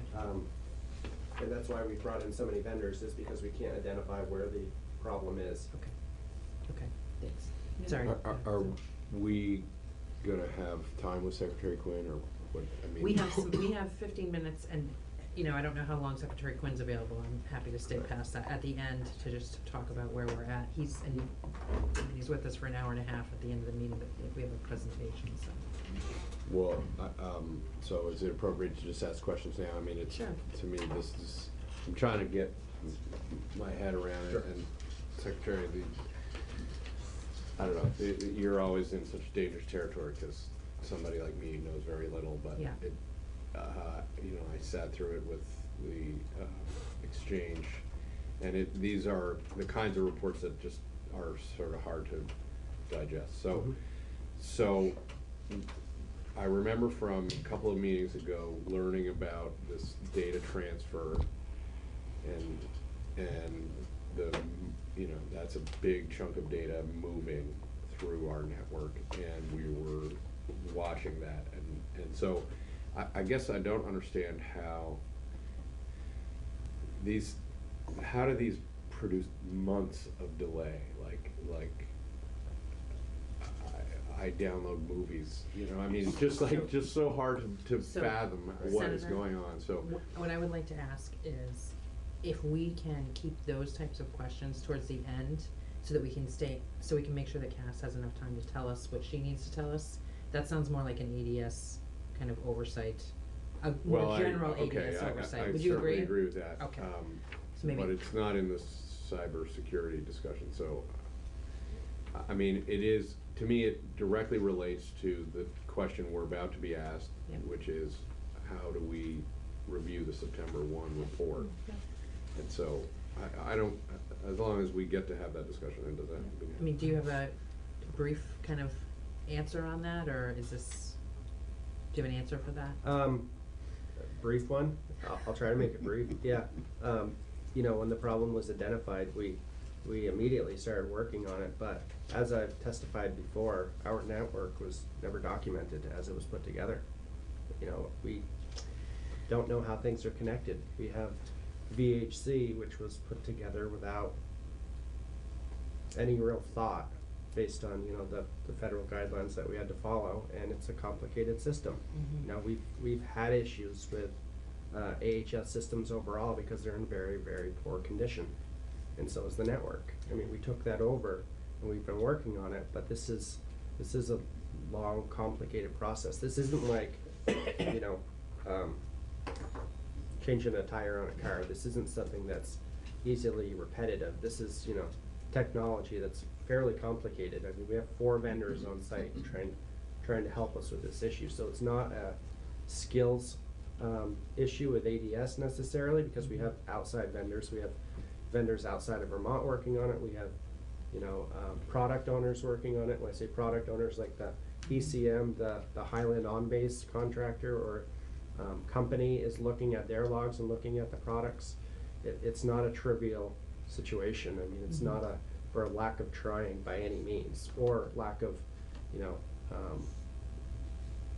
But are we talking about sort of wiring or servers or the whole mix of it, or, you know, can you just paint a picture other than this is old and we're trying to figure it out?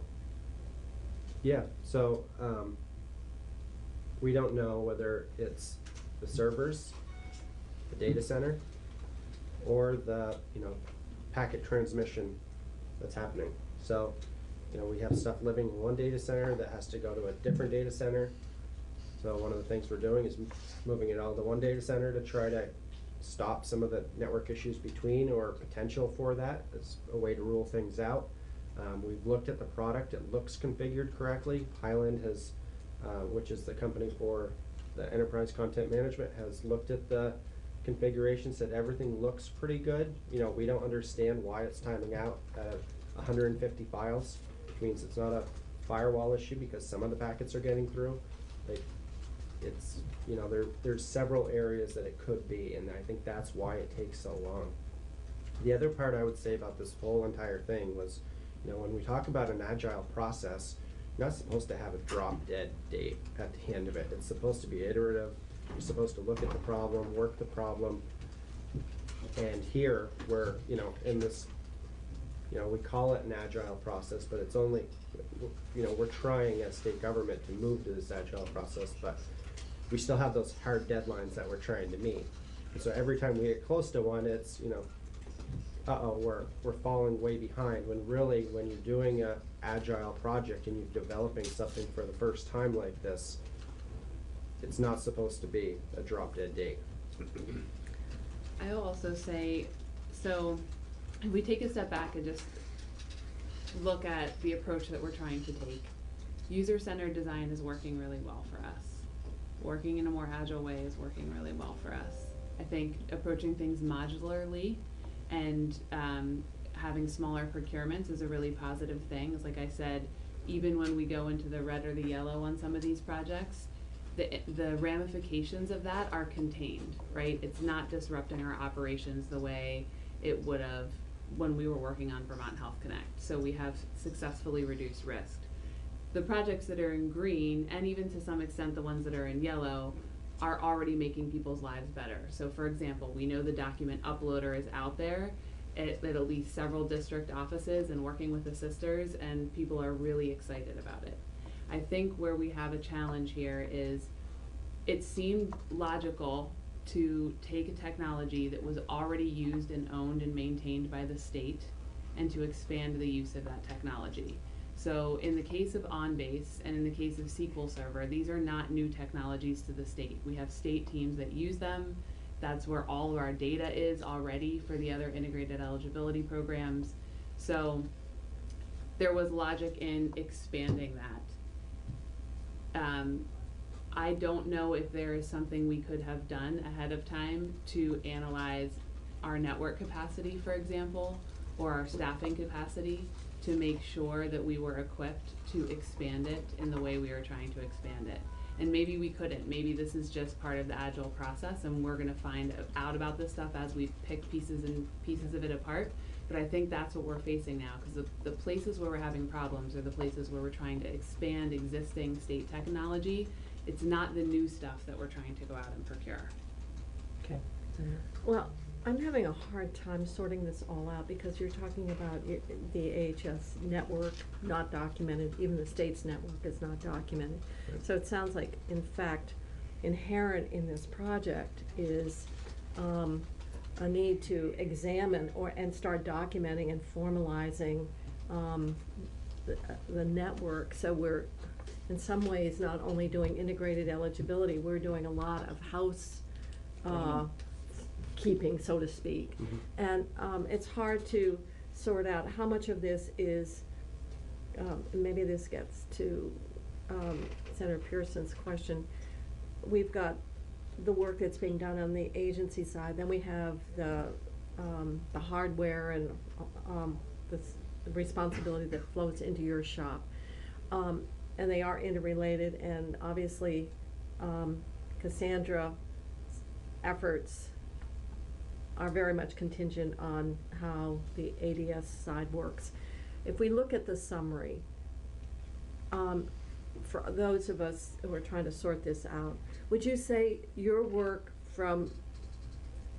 on your side is pretty well ahead, and that what we're really dealing with is a very complicated tech issue that needs to be solved? And are we going to end up with a network that is documented? And I'm not sure what happens to the AHS network that is that going to be subsumed? Is that going to be replaced? Because that is more than Medicaid. It's all benefit programs. So could you just help me understand how much of it is going to fall to you and we're going to hold your shop responsible, and how much is because Cassandra's folks aren't getting the work done? I can take responsibility certainly for the technical side of things, you know, being delayed and being behind. This is a complicated project. You know, we're gonna continue to see, this is just the way, I see it. Future reports will have yellow areas, and we may even have red areas. We should expect it. Right? I think with a project like this, look at Vermont Health Connect, right? And then you step back and you look at the way we're doing it now in a modular way, short, small pieces of work, developing as we go. There's going to be slips in time. That's all part of the learning process of Agile and continuing to learn. But the network piece, we are doing that work, but it affects our cybersecurity as well. When we see an issue, when we see, it give us an address, we don't necessarily know where that address is at this time, right? So we're doing that work behind the scenes, and some of the money that you all appropriated to us for some of the network replacement is helping with that. Okay. Yeah. The date that is on there for a target delivery date, is that a date that has slipped from its original date because of the delays? The only one that has slipped at this point for sure is business intelligence. Something may happen today if the network issue gets cleared on enterprise content management today. Our goal now is to be able to go live on the 29th, and there are war rooms going on. Of February? No, sorry. Oh. for enterprise content management and document uploader, those are the dates, those are original targets. Okay. We would like to, right now, our next target is to try to go live with enterprise content management on the 29th of August. If we can get these network issues cleared. If that happens, those projects both flip to green and we are fine. If that doesn't happen, we are likely to be in a position where they're not gonna go live till after open enrollment, because October 1st, we have to have a code freeze. And so it's either this stuff gets in September or it waits until end of January. Does that mean that business intelligence has to be cleared, or only the other two? Business intelligence will not be cleared because the database still, the testing revealed issues with the core data warehouse. So there's still work that needs to be done to finish building that core data warehouse between now and February. So that won't go before February. What dependencies, if any, are driven by business intelligence? In other words, if business intelligence is not completed, and if those network issues are not timely resolved, what's the net impact to the rest of the project, if any? So right now it's a cost issue because we're basically maintaining two warehouses. We're continuing to maintain the Oracle one that exists today so that we can use it for day-to-day operations, and we're working on building this new one.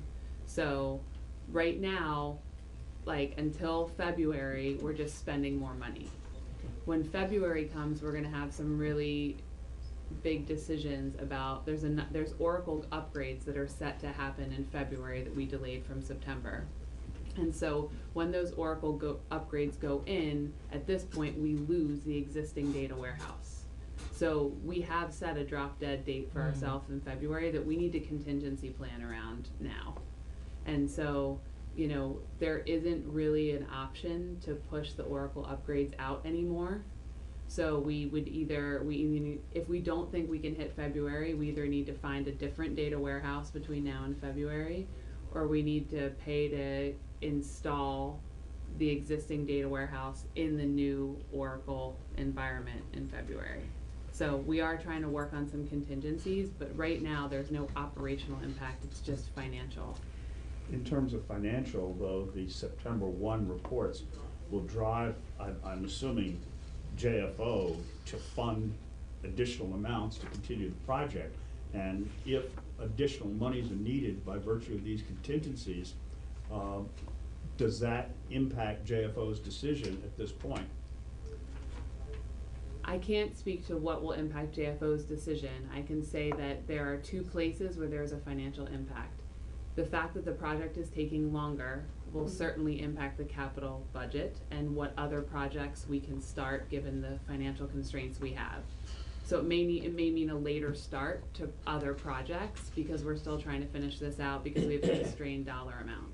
The other place where the bigger impact here is in the operating budget, because the DIVA operating budget is where the funds are to continue to maintain the existing data warehouse. So that is it's going to be $3 to $5 million gross. 75% of that is covered by the feds. Right now is the hit to the operating budget. 3 to 5 million is the hit? Is gross, and then it's really 25% of that is what will hit the DIVA operating budget. So $1.5 million. That's an unexpected, unplanned for cost, $1.5 million. Yeah, because of the business intelligence delay. So I think that that's critical information in terms of what would be those potential collateral impacts. Yes. In the delay. Yeah. Even though it's, and articulating the gross, but also what would be the general fund impact, whether it's capital bill or your operating budget, to understand. I think closing your eyes and hoping it will go well. We've tried that in the past, and that's not. That's definitely. So not I'm not anxious to repeat that, and it's better to take time than be rushed by artificial deadlines. But we need to, and certainly those deadlines are not set in stone, and obviously have to have some flexibility. But in terms of what would be the implication, what would be the revised time frame, what would be the impact on other projects, and what would be the fiscal impact, I think for me, as a member of joint fiscal, is kind of key information. Yes, and those are all the contingencies that we're working on now. Okay. I think, you know, we had contingencies, we've triggered a couple. Now we're looking ahead at the next milestone and thinking about how do we protect ourselves if we can't hit the next milestone. So expect as much information as we have about that today in the September 1st report, and that information will continue to grow as we do additional planning over the next couple of months. So I want to be clear, that we already have a $1.5 million Correct. impact. Yes, on the DEVA operating budget. And that is because of the delay. The delay in the business intelligence project, Okay. yes. And there are potential additional financial impacts? I'd like to understand that Yes, a little bit so more. I think on enterprise content management, if we have to maintain, so again, that was an Oracle solution that was supposed to sunset at the end of September. If we can't sunset that, we will have to pay Optum to maintain that and host that solution again through open enrollment.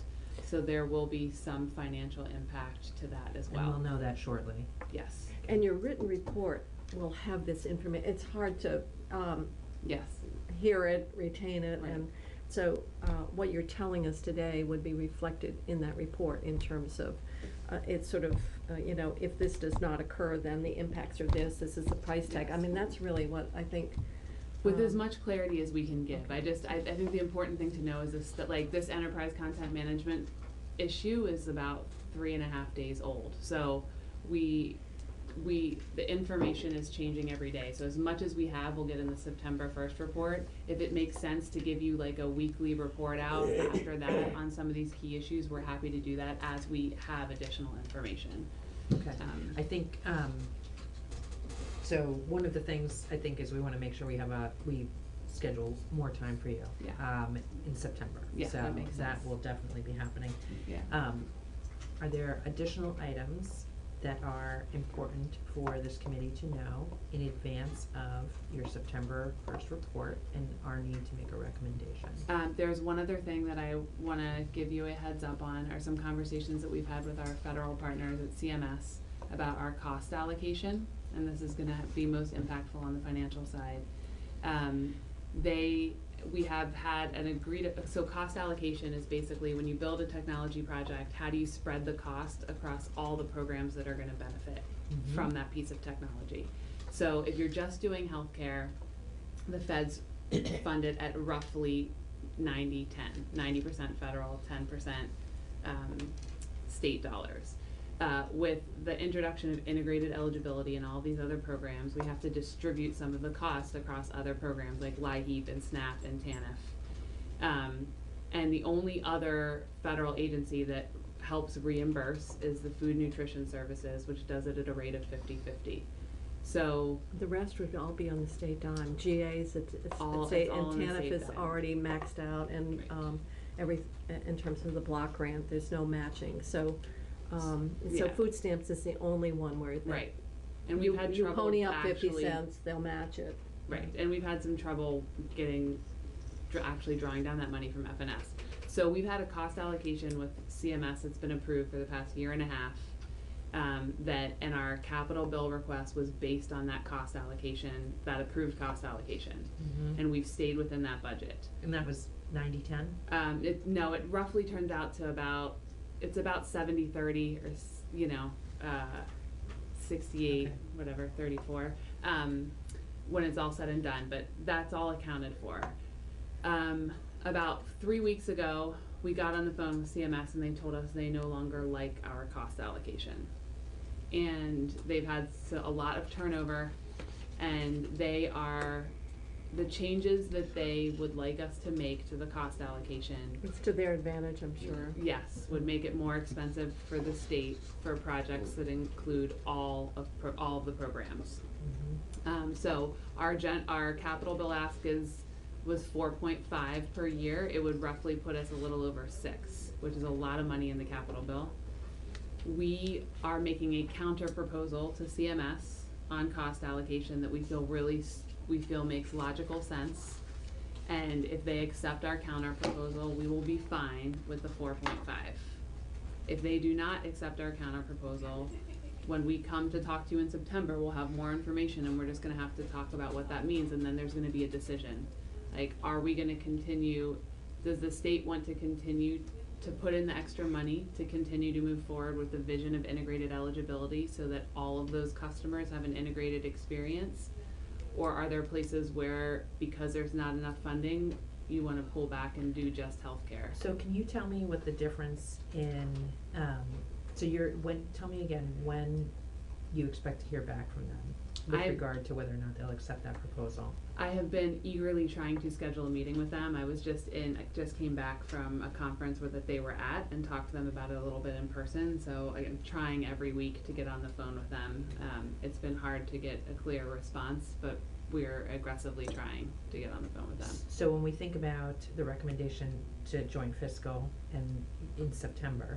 My goal is to have an answer for you by then, but of course I don't control their timeline. So all I can say is that we're doing our absolute best. That seems like a big change Yes. that we're talking about. Yes. And so what is the difference between making that decision in September, when joint fiscal needs to make that, we need to make that recommendation, or their next point, which is when? Is it November. November? What will be the difference between September and November? I that think decision November being would be made? fine. I think we have projects in flight that are already going. Okay. It's not gonna impact any of these in-flight projects. It's really about the next round of things that we're gonna start up. So our next project that we're talking about starting up it was master data management in October, and quite honestly, until some of this stuff clears, I don't recommend that we pick up anything new. And then after that, our next project doesn't really start until May of next year. It seems so like we have some time. We are really getting into a policy and a fiscal issue, and not a tech issue. For cost For cost allocation, allocation. certainly. And because then the question is, well, do you wanna do a Medicaid-only standalone Right. healthcare Right. and pick up all the 90-10? Or do you wanna give Vermonters back what they've had previously, and that is one application would provide the data to determine that you get your health care, you get your food stamps, you get your LIHEAP benefit, et cetera. And to me, then we have, it's a as, policy.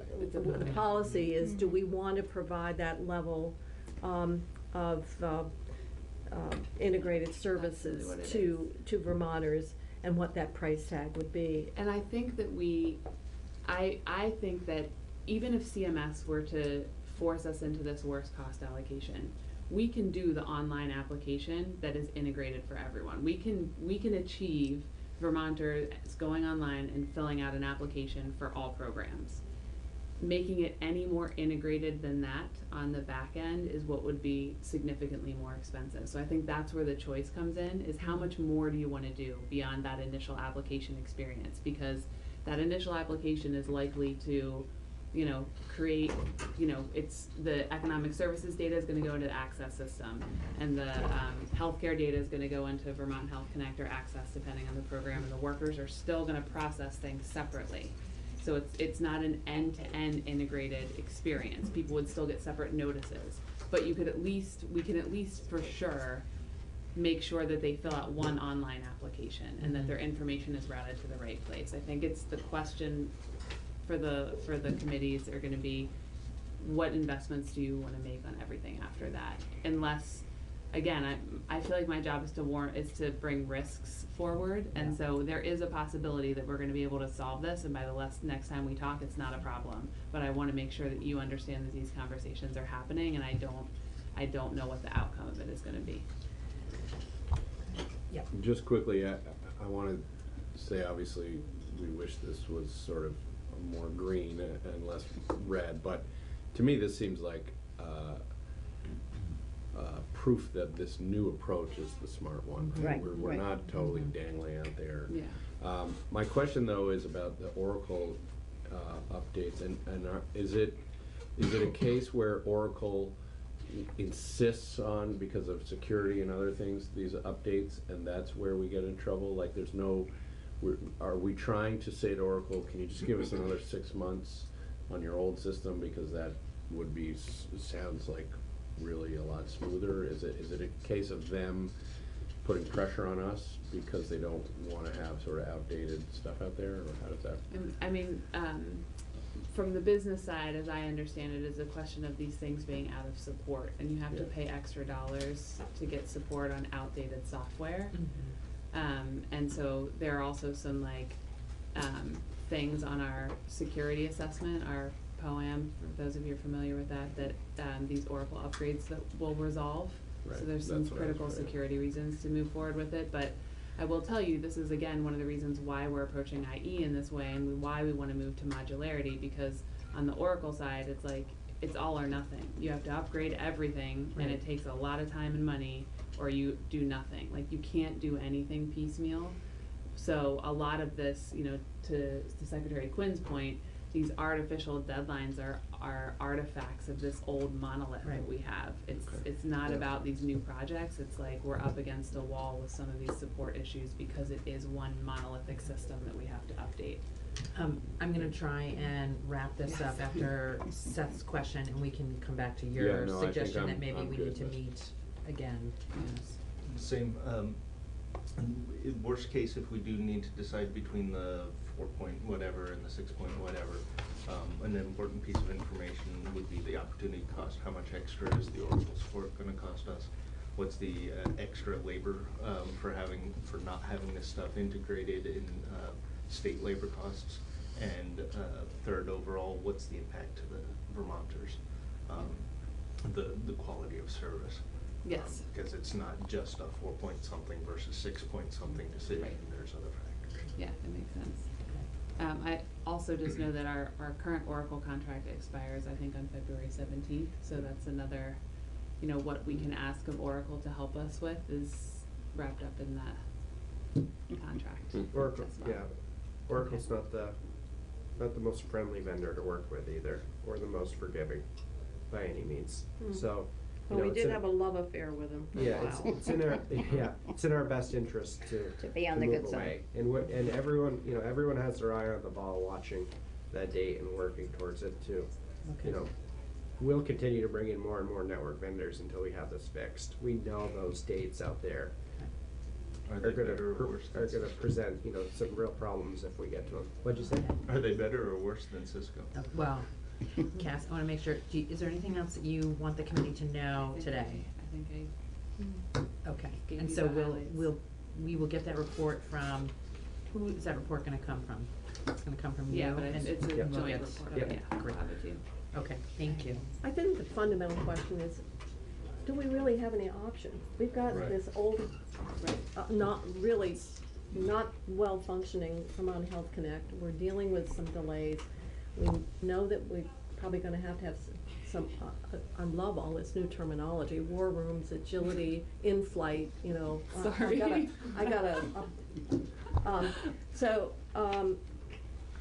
In some ways, I sort of feel like we know that we've got a system that, and Randy, you understand it better because you really looked at, how the Health Connect got created. And if we agree that we've got to replace it and we gotta migrate from that, then I sort of feel like, well, we can't just say, well, we're not on track, we got too much red, we're gonna stop. I think we've really got to figure out, and understand what the delays will be and what the impact what the will be. impacts will be, right. Because, And don't forget, we have the CMS Medicaid mitigation plan, yeah, which is so, driving delivery of a lot and so of part of these me is things. saying, gee, this is all interesting, I wanna know what the implications of this, but I sort of feel like, our options are somewhat narrow. captives. Yeah. Well, hostage, I We get all it, are. right, But we're so, making progress out from under it. It's just, all right. it's a slog. In this modular approach, you saw a lot of green things on there. If we Yeah. were following the monolithic approach, it'd probably all be stopped All to be some stuck, degree, right? yeah. Right. So we're making progress, and that's part of the reason for doing it this way, so. Yeah. We will have you back in September, Sure. and we will probably schedule an hour of time just to Yeah. make sure that we're staying right with you Thank on you this very much. journey. Yeah. Appreciate it. And so we've Thank you, Jeff and Pat, for your patience. And Tanya, I see you're in the back. So we're just gonna have to shift a little bit in terms of time. And we may be able to have you come back. We have someone from out of state that we have a hard stop. We have to move at 10:45 to have them start testifying. So if we could have you folks come on up. Thanks. You all have these presentations in your packets, and I'm gonna, while they're getting ready, just pass out. This is the ending presentation for today. The cybersecurity. And they're all online as well.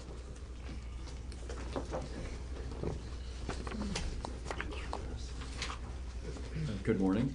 Good morning. I'm Jeff Lower. I'm the Chief Information Officer for the Judiciary.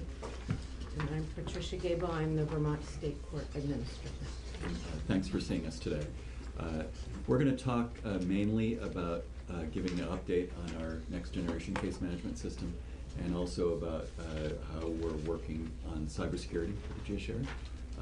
I included in the presentation some slides about IT at the judiciary. Some of that might be reviewed, so we'll go through that quickly and stop us if you have questions. So we always like to start with a slide that sort of talks about IT in Vermont state government and where we sit here. You know, the judicial branch, the court administrator works for the Supreme Court, and we in Research and Information Services work for the court administrator's office. And you'll see we have colleagues both in the executive branch and the legislative branch who have similar functions that we work with. And we have an IT team called RIS, or Research and Information Services. We have a help desk that we support the needs of the courts. You know, the court's operations are somewhat unique in state government, so our folks on our help desk know how courts work and know what kind of questions they get. They then interface with other parts of state government, including ADS, as needed. We also support systems. Our main system is called the Court Case Management System. We have a legacy system today that's, I think, about 28 years old that's providing that function. We'll talk about how we're replacing that in a moment. We also do a lot of statistics, business analysis, and forms. Many statistical requests, many media requests. We're very busy, seemingly very busy this summer with information requests from the external world. Yeah. Meeting records. Yeah, so we're just so I don't know if other parts of government are experiencing this. Requests for information? We're experiencing an explosion of requests for information. It's challenging. I don't think you're. Like public records requests? Yes. Public records requests, you know, formal, official, data requests from various organizations, state and national, wanting more information. Just media requests, a lot more media requests, people interested again in trying to analyze data. And as you know, Jeff will explain in a minute, our current case management system is really wasn't designed, it was really designed just to run cases. It wasn't really designed to provide reports. And so that's one of the reasons we're working on a transformation. One, back in the cobwebs, it seems like 4D actually helped do some funding of the case management system 27 years ago because of the child support connection. It's possible. But there's no 4D, there's no other funding source in the development of this much larger than in more the technical management of individual cases. This is all being funded with state dollars. That's correct. Okay. I don't know if it's in our slide. It's not, but we can talk about it a little later as to how we're funding our new case management system. It's either general funds or our tech fund, which is a Yeah, and okay. The capital bill. Well, I understand, Yeah. but it's not. There's no federal dollars involved. No. Okay.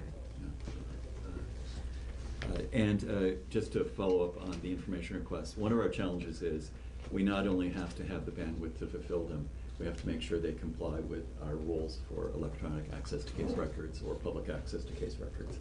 So there's vetting that has to happen, and then there's a can we do it question. Are we allowed to do it? What parts are we allowed to do or not? So I guess you need legal expertise. Yes, we do. The judiciary needs more legal expertise.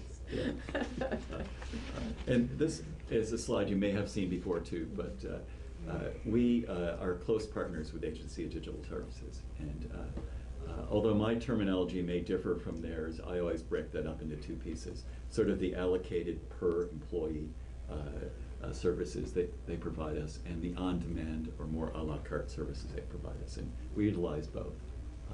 One item I have starred here is Office 365, and I have that starred because one of our budget challenges right now is that that moved from being allocated to being by demand. And our allocated services are basically a pass-through for the general fund. When it moved to demand, it's created a challenge that our team's working with ADS on right now, but it's something that we'll probably be having to revisit later as well. And this, I realize, is not easy to read, but this is a technology roadmap we did in 2015, showing the breadth of services. Can I just stop you for 1 second, Jeff? Yes. I'm sorry. So just to go back to the allocated versus on-demand, when did that change align with budget years and budgets? We or? first were made aware this spring of this problem. So. Is it a problem But or did it just? align with budgets? It's a or- budget gap because it wasn't built into either our BAA or our budget. So that's what it is. Right, so it was an unexpected change. Okay. Well, And do you, roughly how big is that? I'm sorry, how big is that gap roughly? I believe it's about a $400,000 gap for us.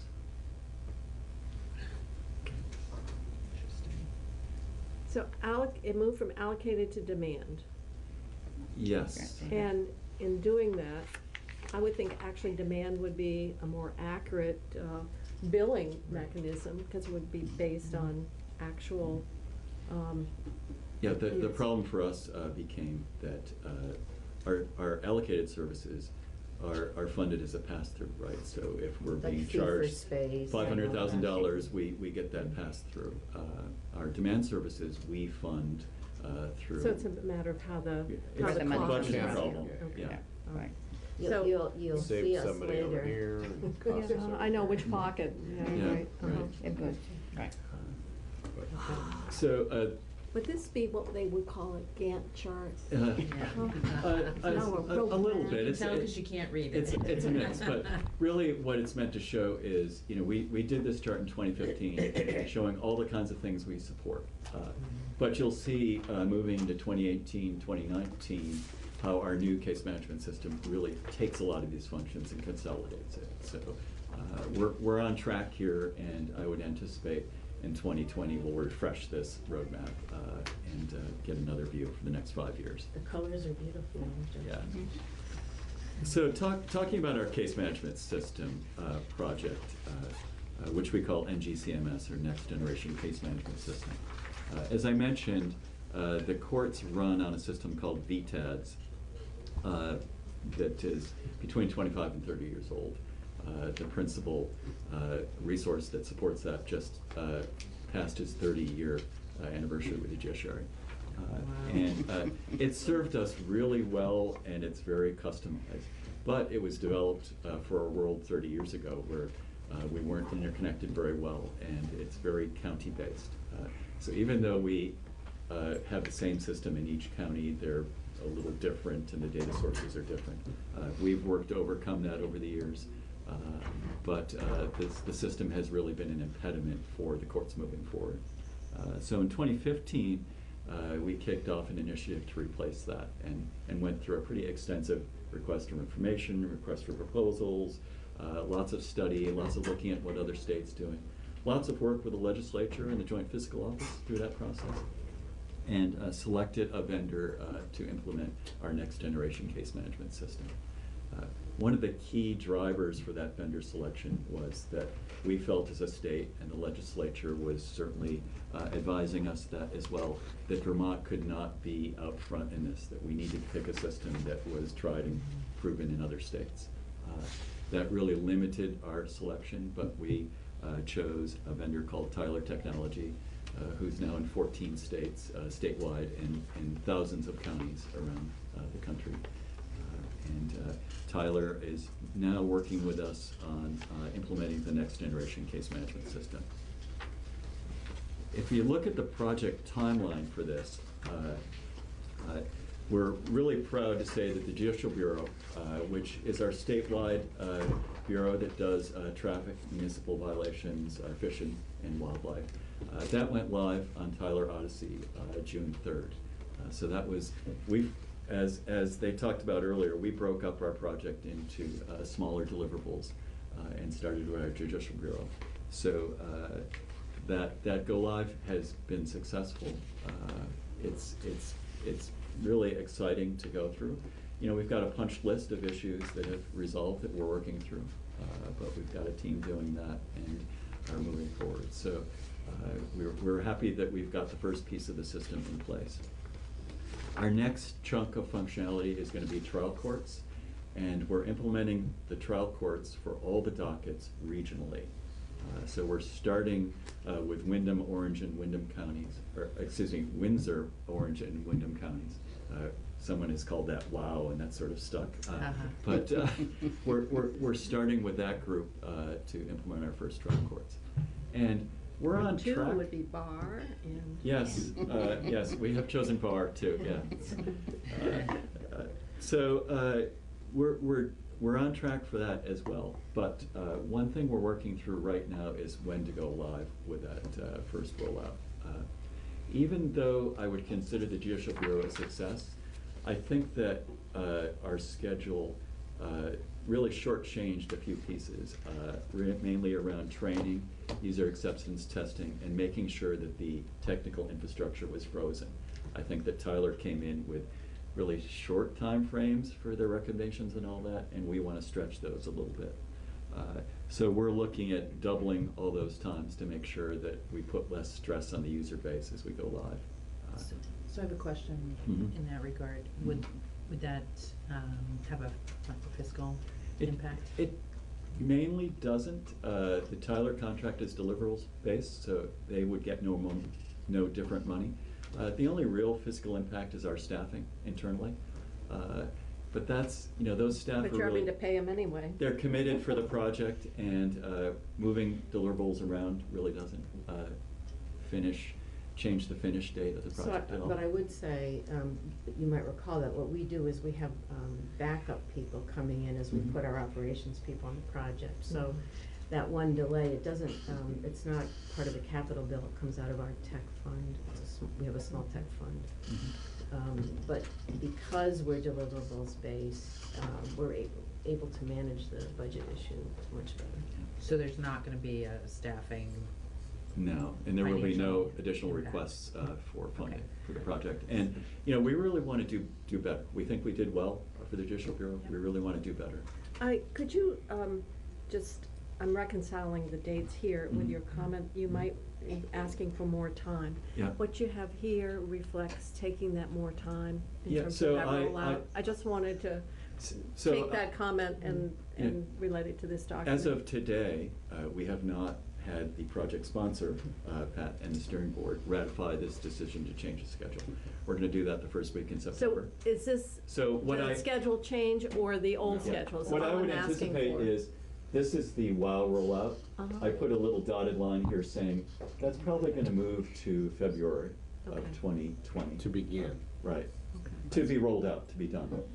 So I put this block in here to show where we've got some. The arrow is. Yeah. You can see that we've got ample spaces here that everything can shift a little bit without affecting that end date. Will everything shift? We think that we will shift a little bit for the, as in Rutland, Bennington. You know, if you think about the way the vendor wants to work, they really want to get out of here, right? And I think we do too. So I believe we'll be able to make up the time. And just, you said through our earlier discussion, I just want to make sure I'm hearing this right. This is not a technical issue. This is really about making sure the training and the people who are using the new system have a little slower on ramp. Is that? It is. Right? It's about taking the time to really get them better up to speed before we go live. That's you know, probably smart. It's interesting. Judicial Bureau is unique in that it has a huge volume. Oh, right? sure it does. But it's also simple in that it doesn't have a lot of case types. As we get into Windsor, Orange, and Wyndham, the volume is much smaller, but they're doing a lot more things. So we really want to make sure we give them the tools to do that Just successfully. a question regarding the e-filing Mhm. dates. They all are essentially the same date as the project dates in each category, except when it comes to rollout number 4, where it's a year later. Is that a typo? No, winter 2020. So we plan on staggering the e-filing 4 to 8 weeks after the go live. Well, this goes winter This down 2020 here, to this winter big. 2021. Yeah, It could be so January. it Yeah. means December to January. So All right. I should make that clear. Thank you. And it might be helpful, just to mention, because I'm not sure everybody would understand how the court system is organized. The Judicial Bureau is a kind of a standalone court. Our Superior Court, which is a statewide court, is divided into 5 divisions.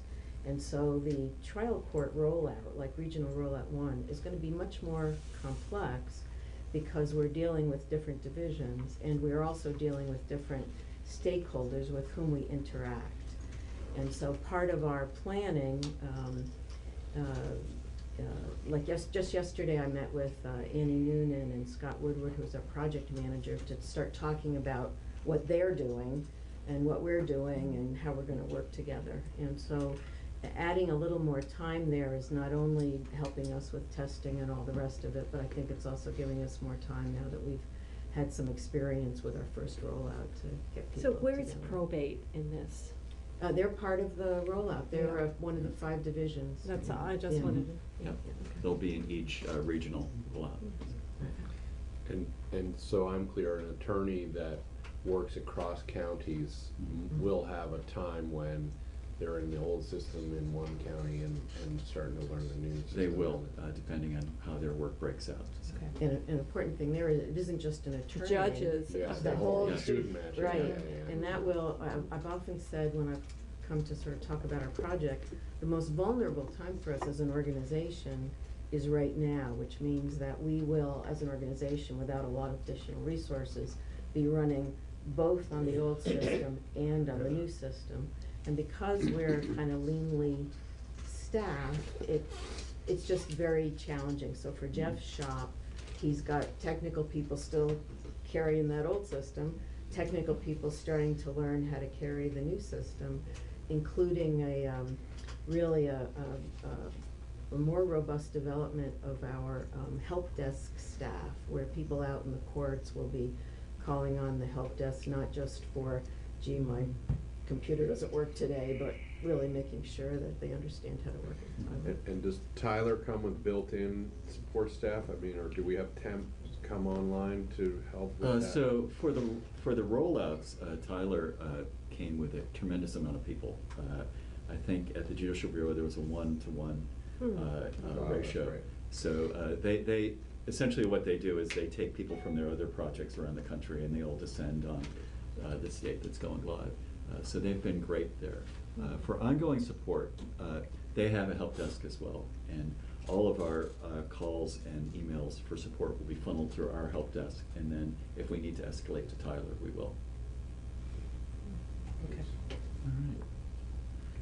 All right. So next slide starts to talk about information security, and I've tried to break this up into a couple of pieces, policies, training, and then the cybersecurity spot. And on the policy side, the judiciary has some legacy policies around electronic communications and passwords and personal devices and mobile devices.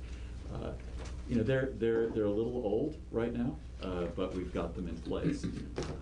What we would like to do moving forward is take a combination of our policies and refer to the new state information security policy that executive branch Secretary Quinn's team is developing, and be able to reference that as we need to and put together our own set. That's what other state judiciaries have done successfully, where we're not reinventing the whole wheel, but we're just doing what we need to do to be unique.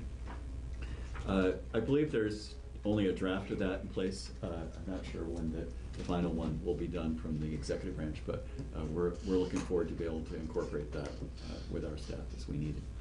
On training, similarly, we have leveraged what the executive branch has to offer. And we had judiciary folks this spring go through Securing the Human. We had, I think, 83% attended that class, so we're happy to be able to move forward that way. Then as we get into the cybersecurity spot, I think I mentioned during our last meeting that we do partner with ADS in some areas on this, and they are unique in other areas. And I tried to lay this out as to who does what.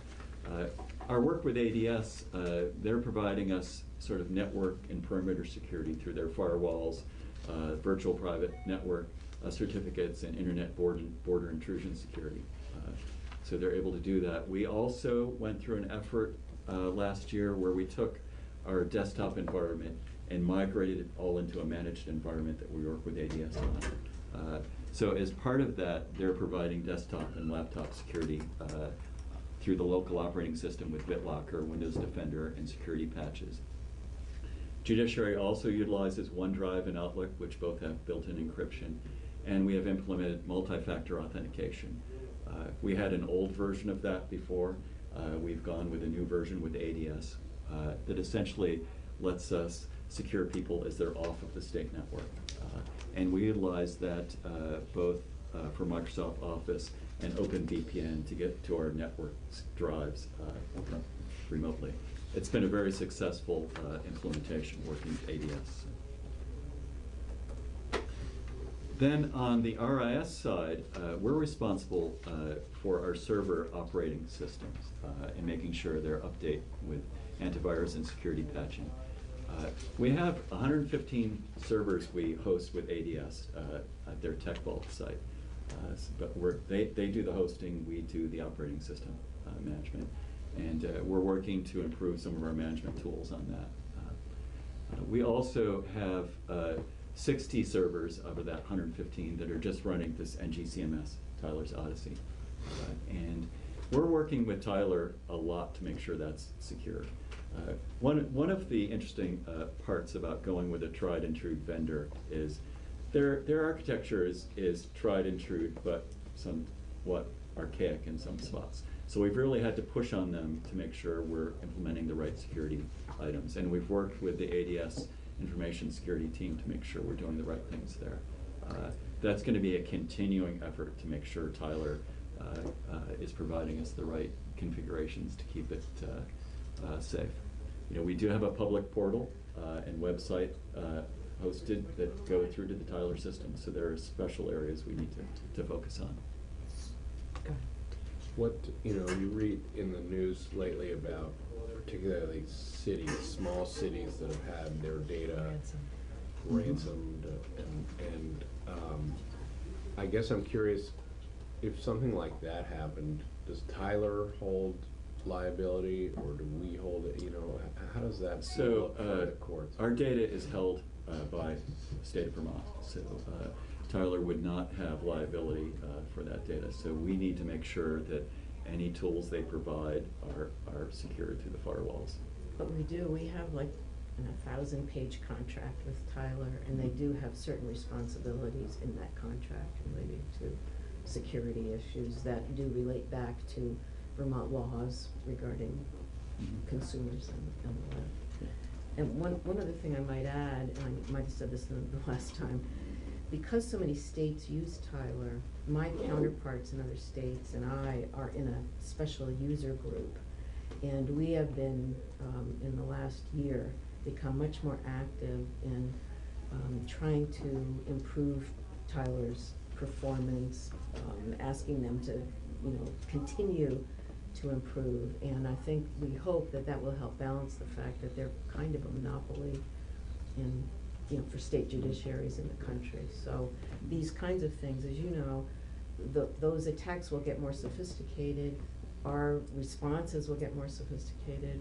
It's likely, you know, we'll be attacked all the time, and you'd like not to be attacked, but if you are attacked, then what's your response? And we realize that that's just gonna be an ongoing and growing aspect of the work that we've gotta do.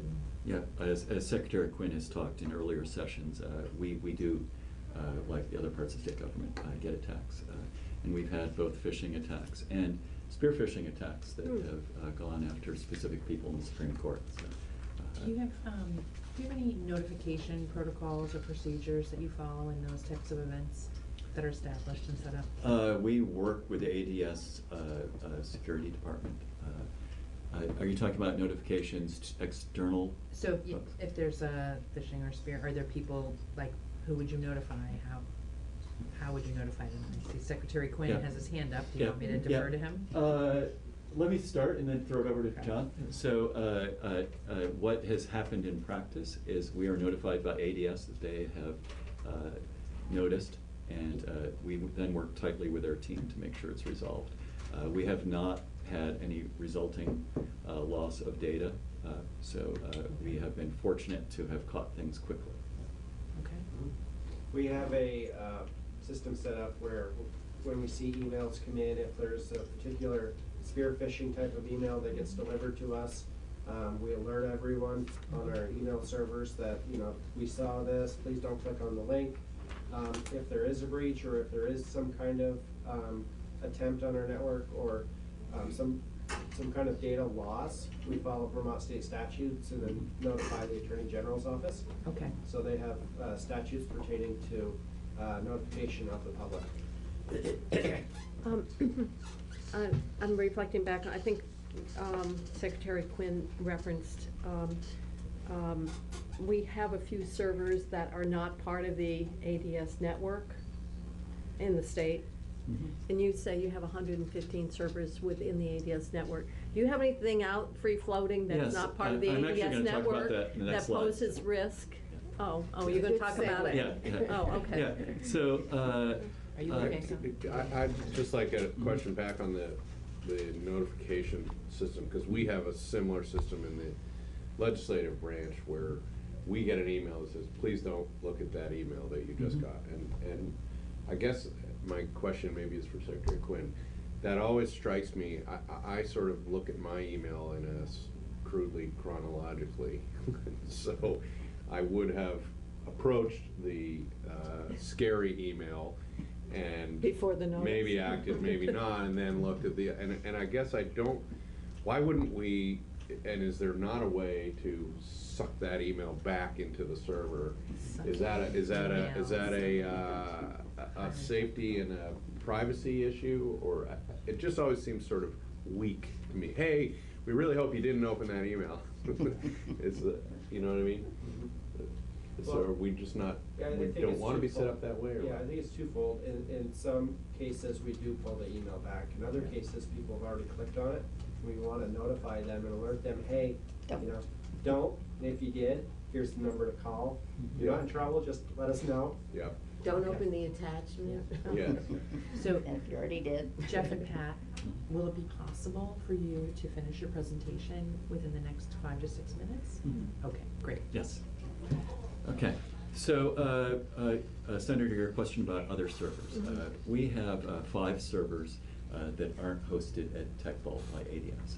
And they're legacy servers that mainly run, we have a system called FTR, for the record, that does courtroom reporting that we've always supported. And they're running that.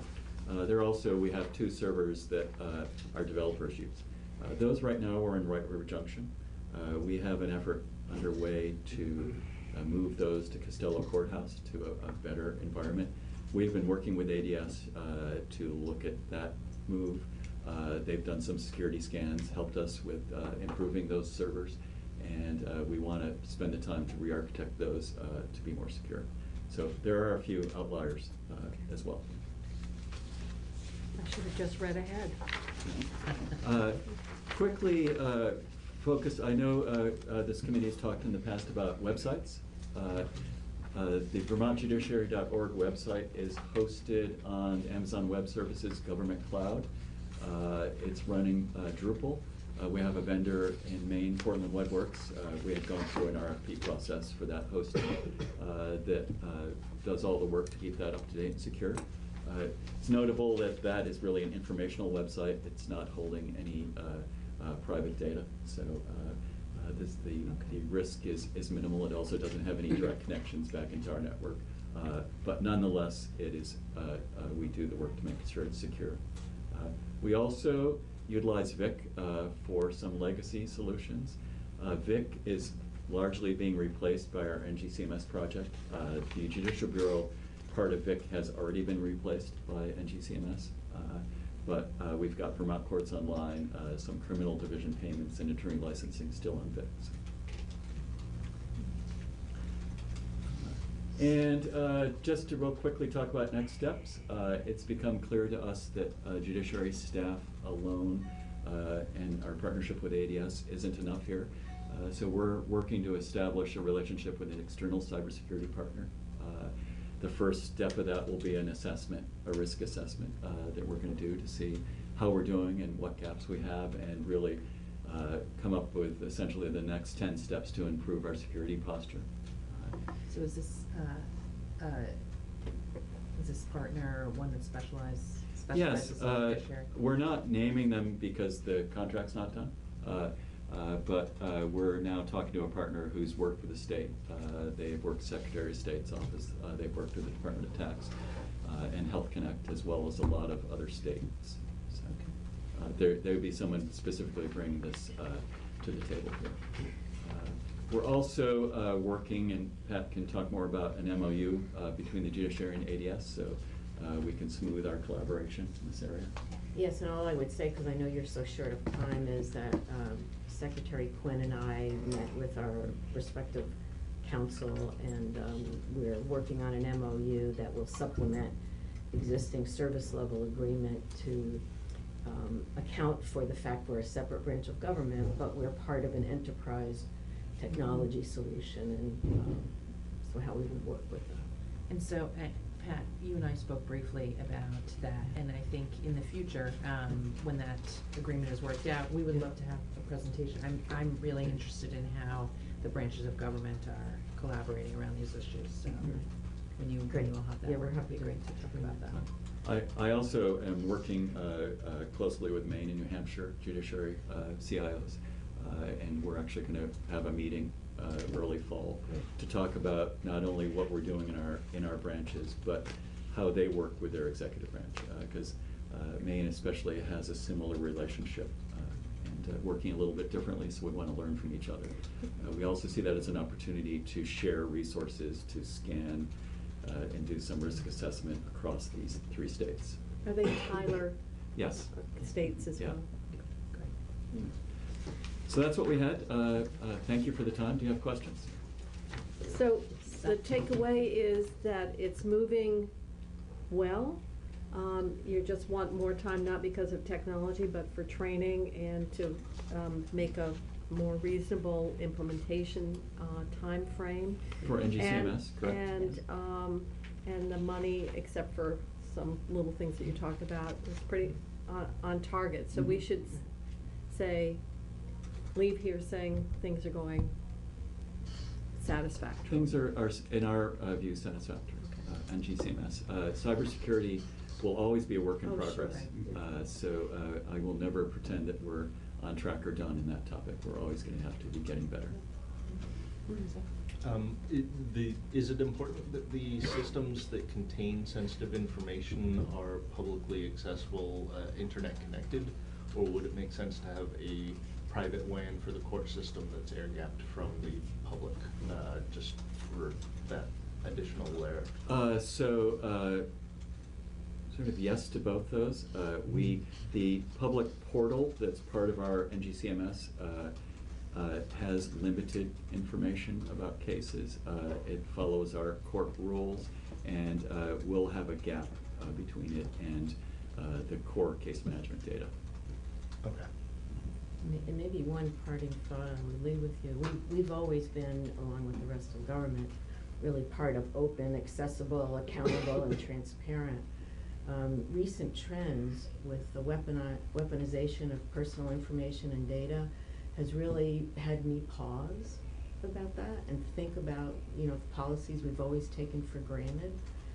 So I don't have anything more to put on the table, except it feels like that's not just a little glitch or a bump in the road. It feels like that there may be the need to sort of step back and maybe have a little quiet group that takes a look at how we're doing that right now and thinks about information and data slightly differently. It's really important that we report data that shows accountability and transparency, and in the judiciary that people understand why cases are decided.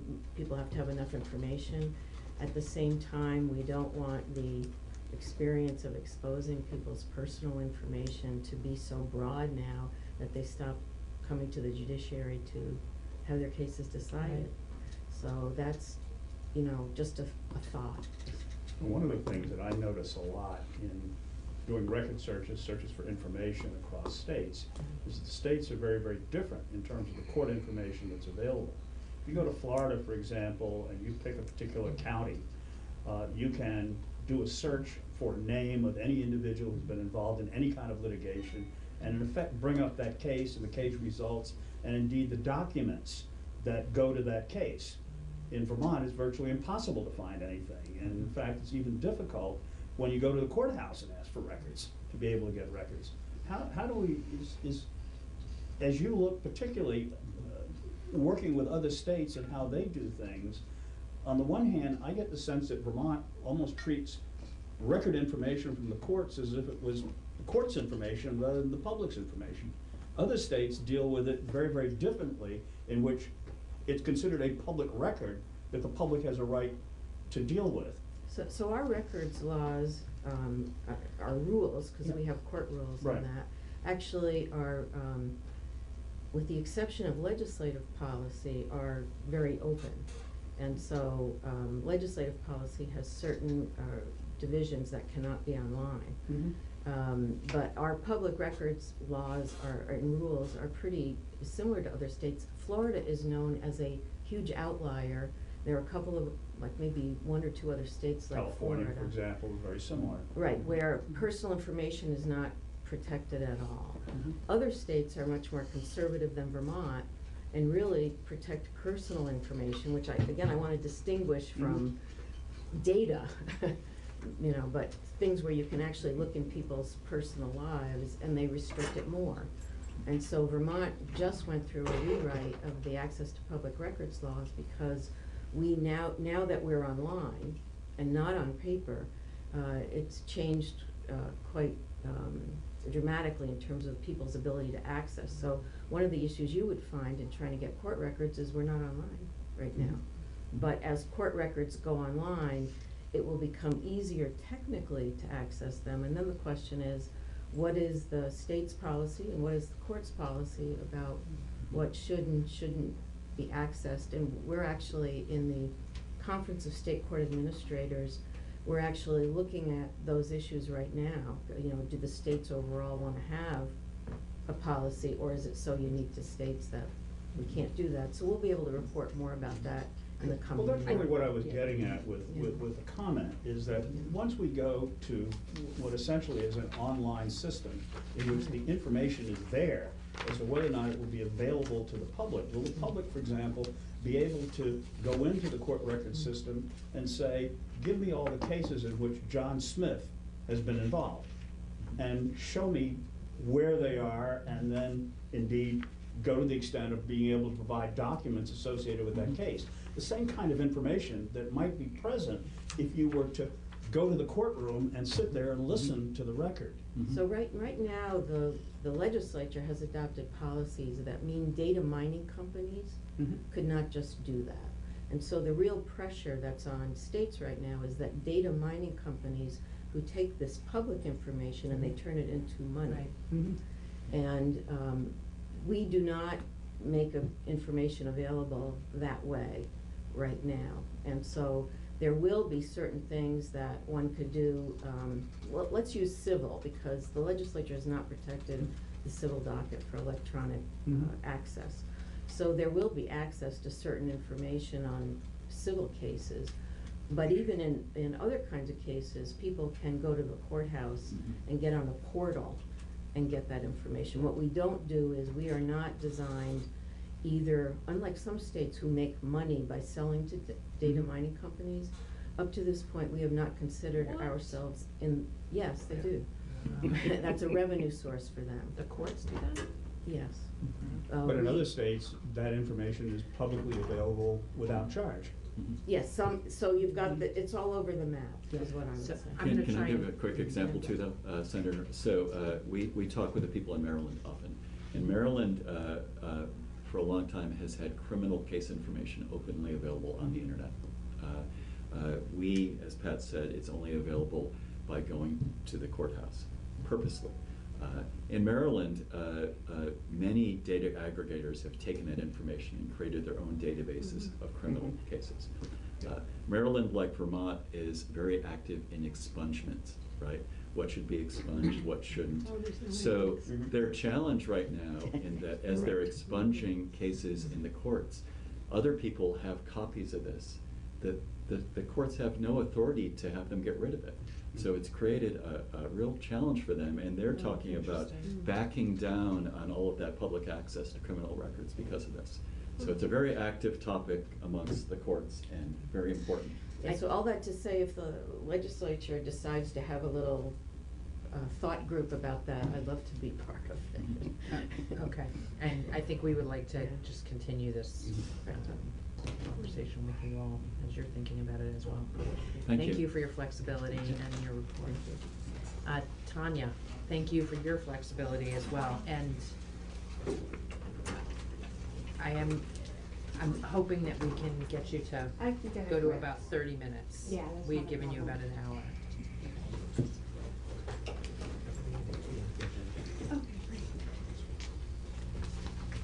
I'm Tanya Marshall. I'm the Chief Records Officer and the State Archivist for the State of Vermont and the Director of the Vermont State Archives and Records Administration. I'm probably the only person in statute that has 3 titles. I'm going to talk to more on information and governance, and I just do a little overlap on cybersecurity because all the conversation that actually just ended with the judiciary is really about the larger picture, and that's the role that the Vermont State Archives and Records Administration plays. Just for background, there is in statute the statewide Records and Information Management Program, and that is done by the Vermont State Archives and Records Administration. We are in the Secretary of State's office. We're charged with administering it for all public agencies, so it goes across all different branches. It goes on local government as well, to really espouse the industry standards in terms of generally accepted record-keeping principles. So if you're familiar with general accepted accounting principles, there are some for record-keeping as well. Industry standards across the board, and best practices, and our citation is in Title III, 117. The specifics within that mandate that we have is to provide assistance to public agencies in creating the Records and Information Management Program, and we're format independent. So all the policies that come out of that, which I'll talk in terms of governance, are format independent. It breaks down everything from the people involved to the processes involved, and then the infrastructure that supports the management of information. Our other charge is related to having and ensuring that there's repositories across the state that can effectively manage each public agency's records and information, regardless of format, and that they're operating in compliance with the law, the standards, as well as the Public Records Act. So the Vermont State Archives and Records Administration actually administers 3 enterprise-wide repositories right now. We operate the Record Center, which is used by all 3 branches of state government. We operate the State Archives, physical state archives, which is used by all 3 branches of state government. And we also do a digital archives, and that is currently government and then parts of local government. When an agency's day-to-day operations around a record that has continuing value or a piece of information that has continuing value subsides so they can continue with their regular work, they can transfer legal custody of those documents and that record and information to the Vermont State Archives and Records Administration. The Secretary of State's office becomes the legal custodian. Are there any agencies, branches, entities of state government that you are not the receiver of their records or? That we're working? No. We have, so within the state archives, we have all 3 branches, including the legislature, for each biennium, all committee records, legislative audio, everything comes into the State Archives and Records Administration. We are the custodian after that point, and the legislature is able to move on to the next session. We are sessioning on different records in the courts, and there's a process that happens, and it's about 2 or 3% of all records created across the board are archival and would meet this criteria of being legally transferred. We also are the holder, which means we're not the legal custodian, but when we have a state record center, that's in terms of paper records, agencies and departments will transfer into the state record center. We manage them in accordance with the records management processes and procedures that have been uniformly developed. And then the records are disposed when they're legally required to go. And so in terms of the three that we operate, the other ones would be operated by Agency of Digital Services, or they could be within their own branches. Like your case management system, legislative systems would be, it's not necessarily enterprise-wide, but it's still within your own branch. And then our last charge, and there's a couple more related to this, but for this context, is information management standards. We have done a number of those over the years, have been in collaboration with Department of Information Innovation when they existed, and then information governance frameworks, which is what I'm really going to talk about today within the context of what we look at when we're looking at protection of records and information across the state and how well agencies and departments and branches are able to do that. So what is information governance? There's a number of different definitions, but the end is really about managing your records and information, and that's inclusive of data, so it's regardless of format, in a disciplined and coordinated and a measurable manner. So do we know, are we being effective with it? And it's a combination of people, processes, and infrastructure, which is nothing new. I know the focus was cybersecurity, so I always like to go back to what the definition is. So cybersecurity is really focused on electronic and internet and computer, so to speak. At the end of the day, though, we want all our public records to be effectively protected. So when it comes to the statewide records and information management program, we are not format specific. We cover all formats. So that's just the big difference between cybersecurity and what we would say as protection as a whole. Of course, we're looking at electronic records and wanting to ensure that those are protected, but paper records have the same kind of risk. Other kind of formats, whether it's logs or other forms of data that even are something that someone can read, are at equal risk too.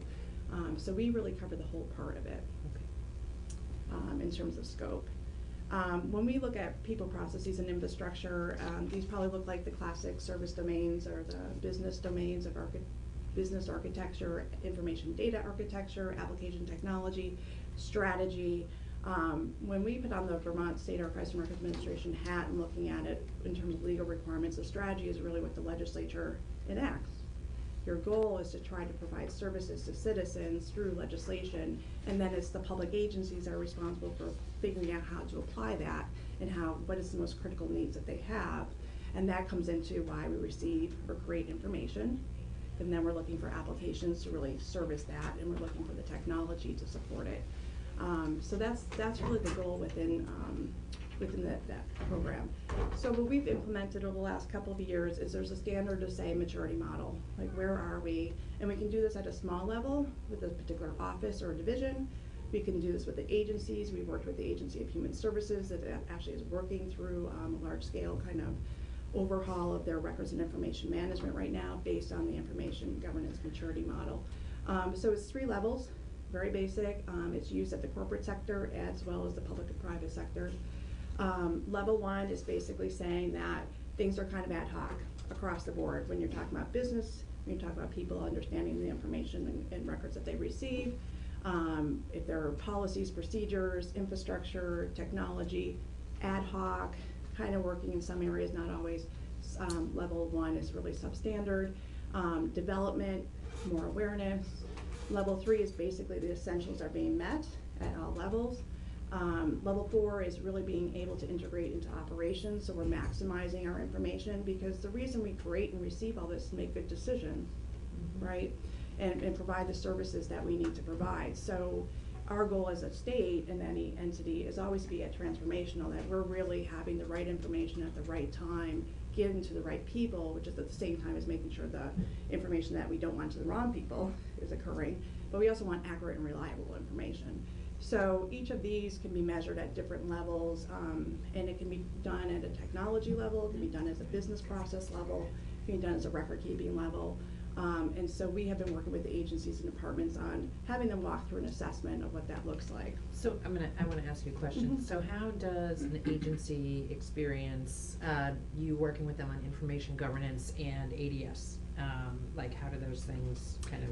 How do they work together? Yeah. I mean, the Agency of Human Services is probably the best example. When we work with an agency, we require 4 disciplines to be around the table at all times. And that includes information technology, business operations, the records and information management, which tends to be our staff mentoring individual within the staff of the agency, because most agencies don't have records and information managers as a full-time position, or and then the last is legal. So in terms of like ADS collaboration, those agencies already have representation from whoever has been assigned to be the liaison for the technology piece. Okay. Yeah. Success rate, just to let you know, if those 4 disciplines aren't around the same table and working together, it's the same as that architecture model they just said here. If you don't have those together, you're not going to see success, because you're going to end up with more risks. So I'm just going to walk through these. These are the generally accepted record-keeping principles, and I actually like what Pat had just said, because she said transparency, accountability, you know, all those buzzwords. That's actually what record-keeping requirements are. So they walk through it. It's independent in terms of format. Each principle, though, is as important as the other. So if you're picturing building something like a platform, if you have one pillar that's much higher than the other, it's an unstable environment. Or if something's shorter but looks, you know that's going to start falling apart at some point because it's not stable. These equally have to be there for a functioning governance component and to be very successful in terms of managing records and information across the board. Accountability. So, yep. So, you know, where we ended, are you getting to the place where we ended with Pat?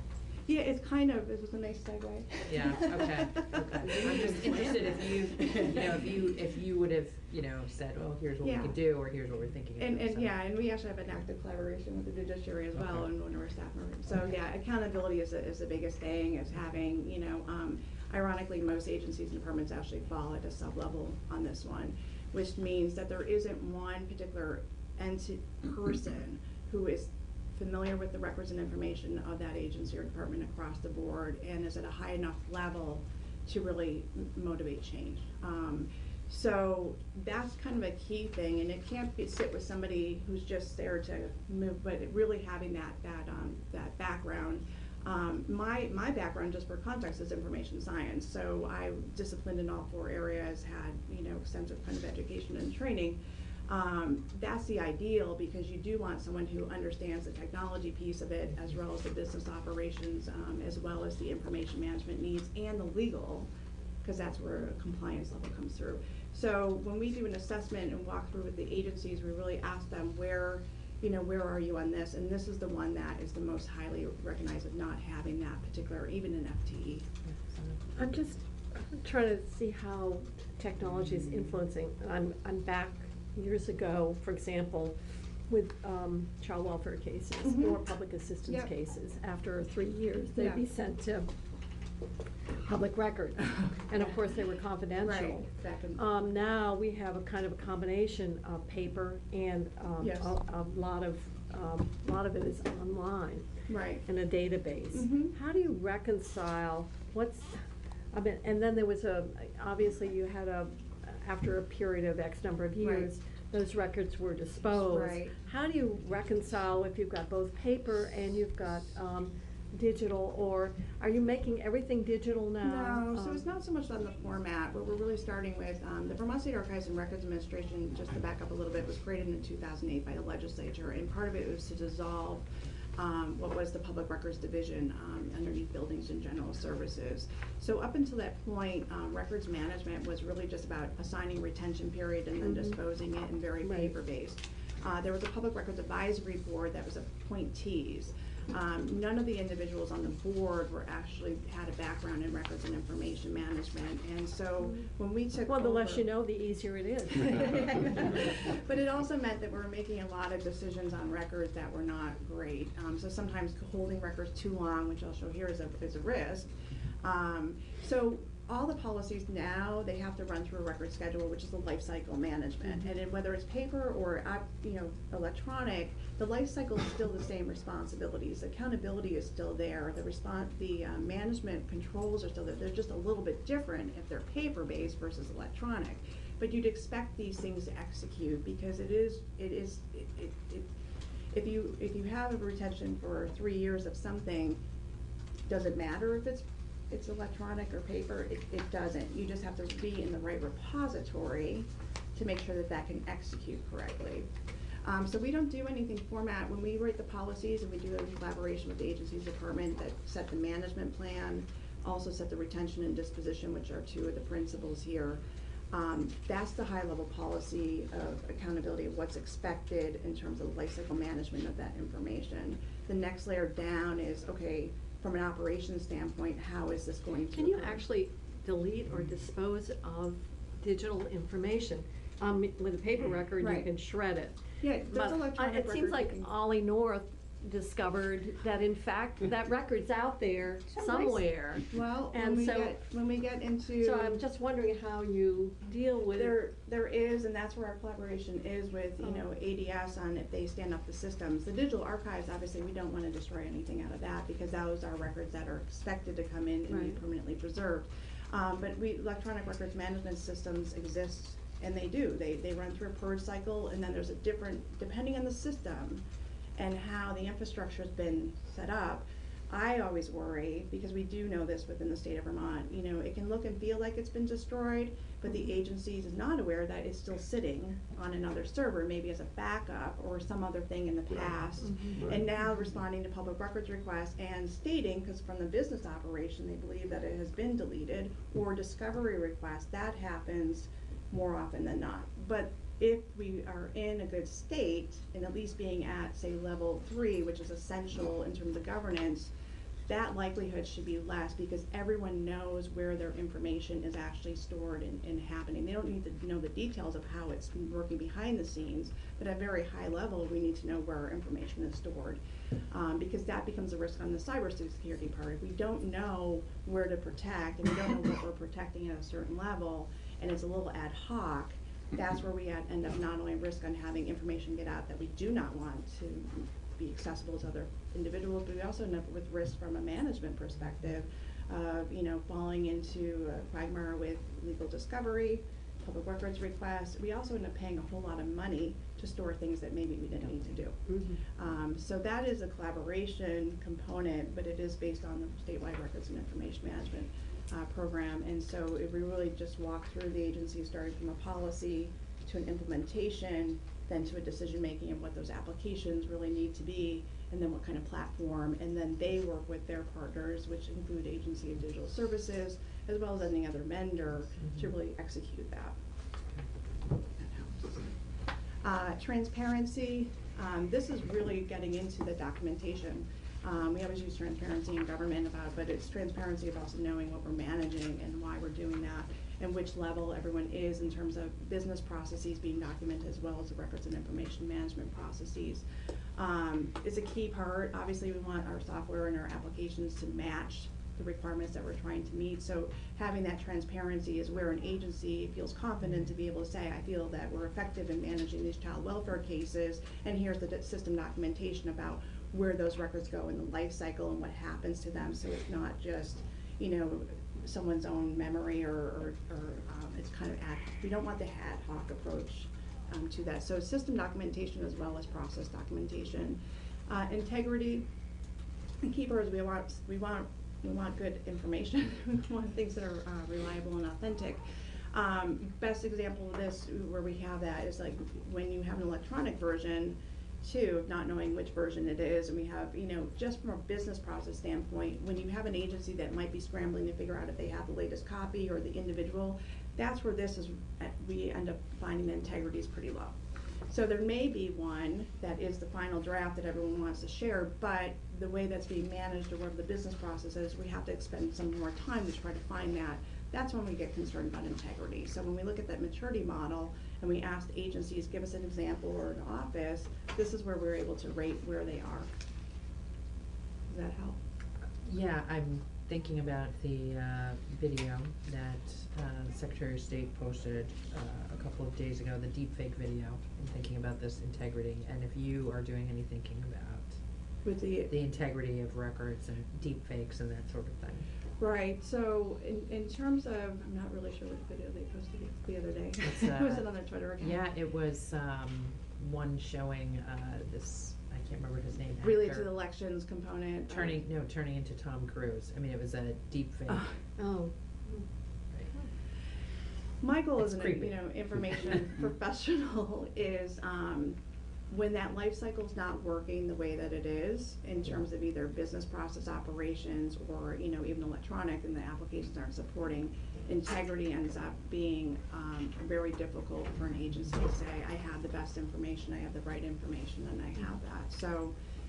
So I actually am noticing the time, but I am actually pretty curious about this. And Secretary Quinn, maybe I will ask you as well. Who is responsible for, who would we turn to that could confirm that this is an actual record?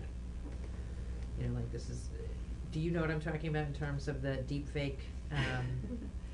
I can see our guest is, maybe it's something we can talk about later, but it's something I'm definitely interested in the future. How do we? Well, so are you looking at that someone has falsified, basically has corrupted information? Yeah. So the integrity piece, there's two different checks. Even in one of the things that we've been watching, Secretary of State's office authenticates documents, which means we're responsible for authenticating that something has actually is what it purports to be. In an actual technical world, that's easier and better to do than it is in the paper world. It's ironic, but paper processes for that.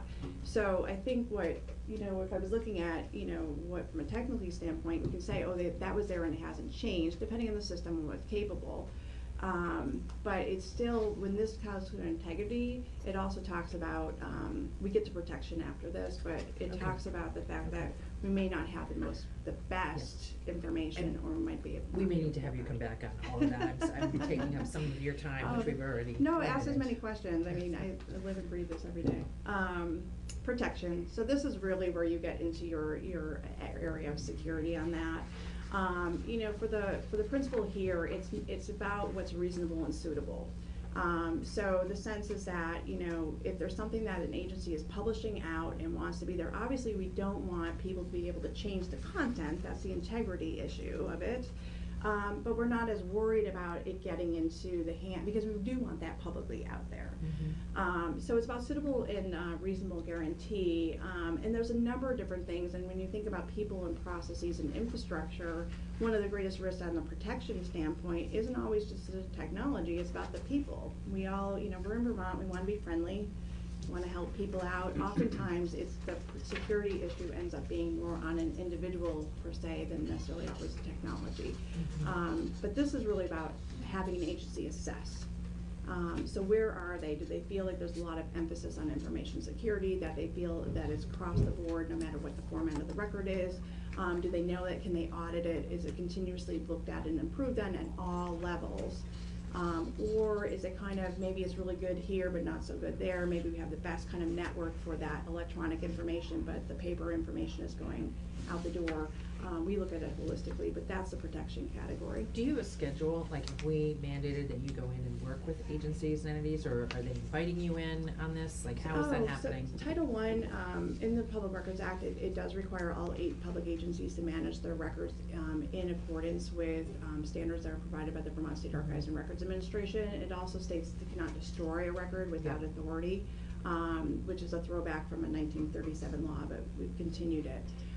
There was more emphasis in the past session with a revision to the law to try to make sure that there's collaboration.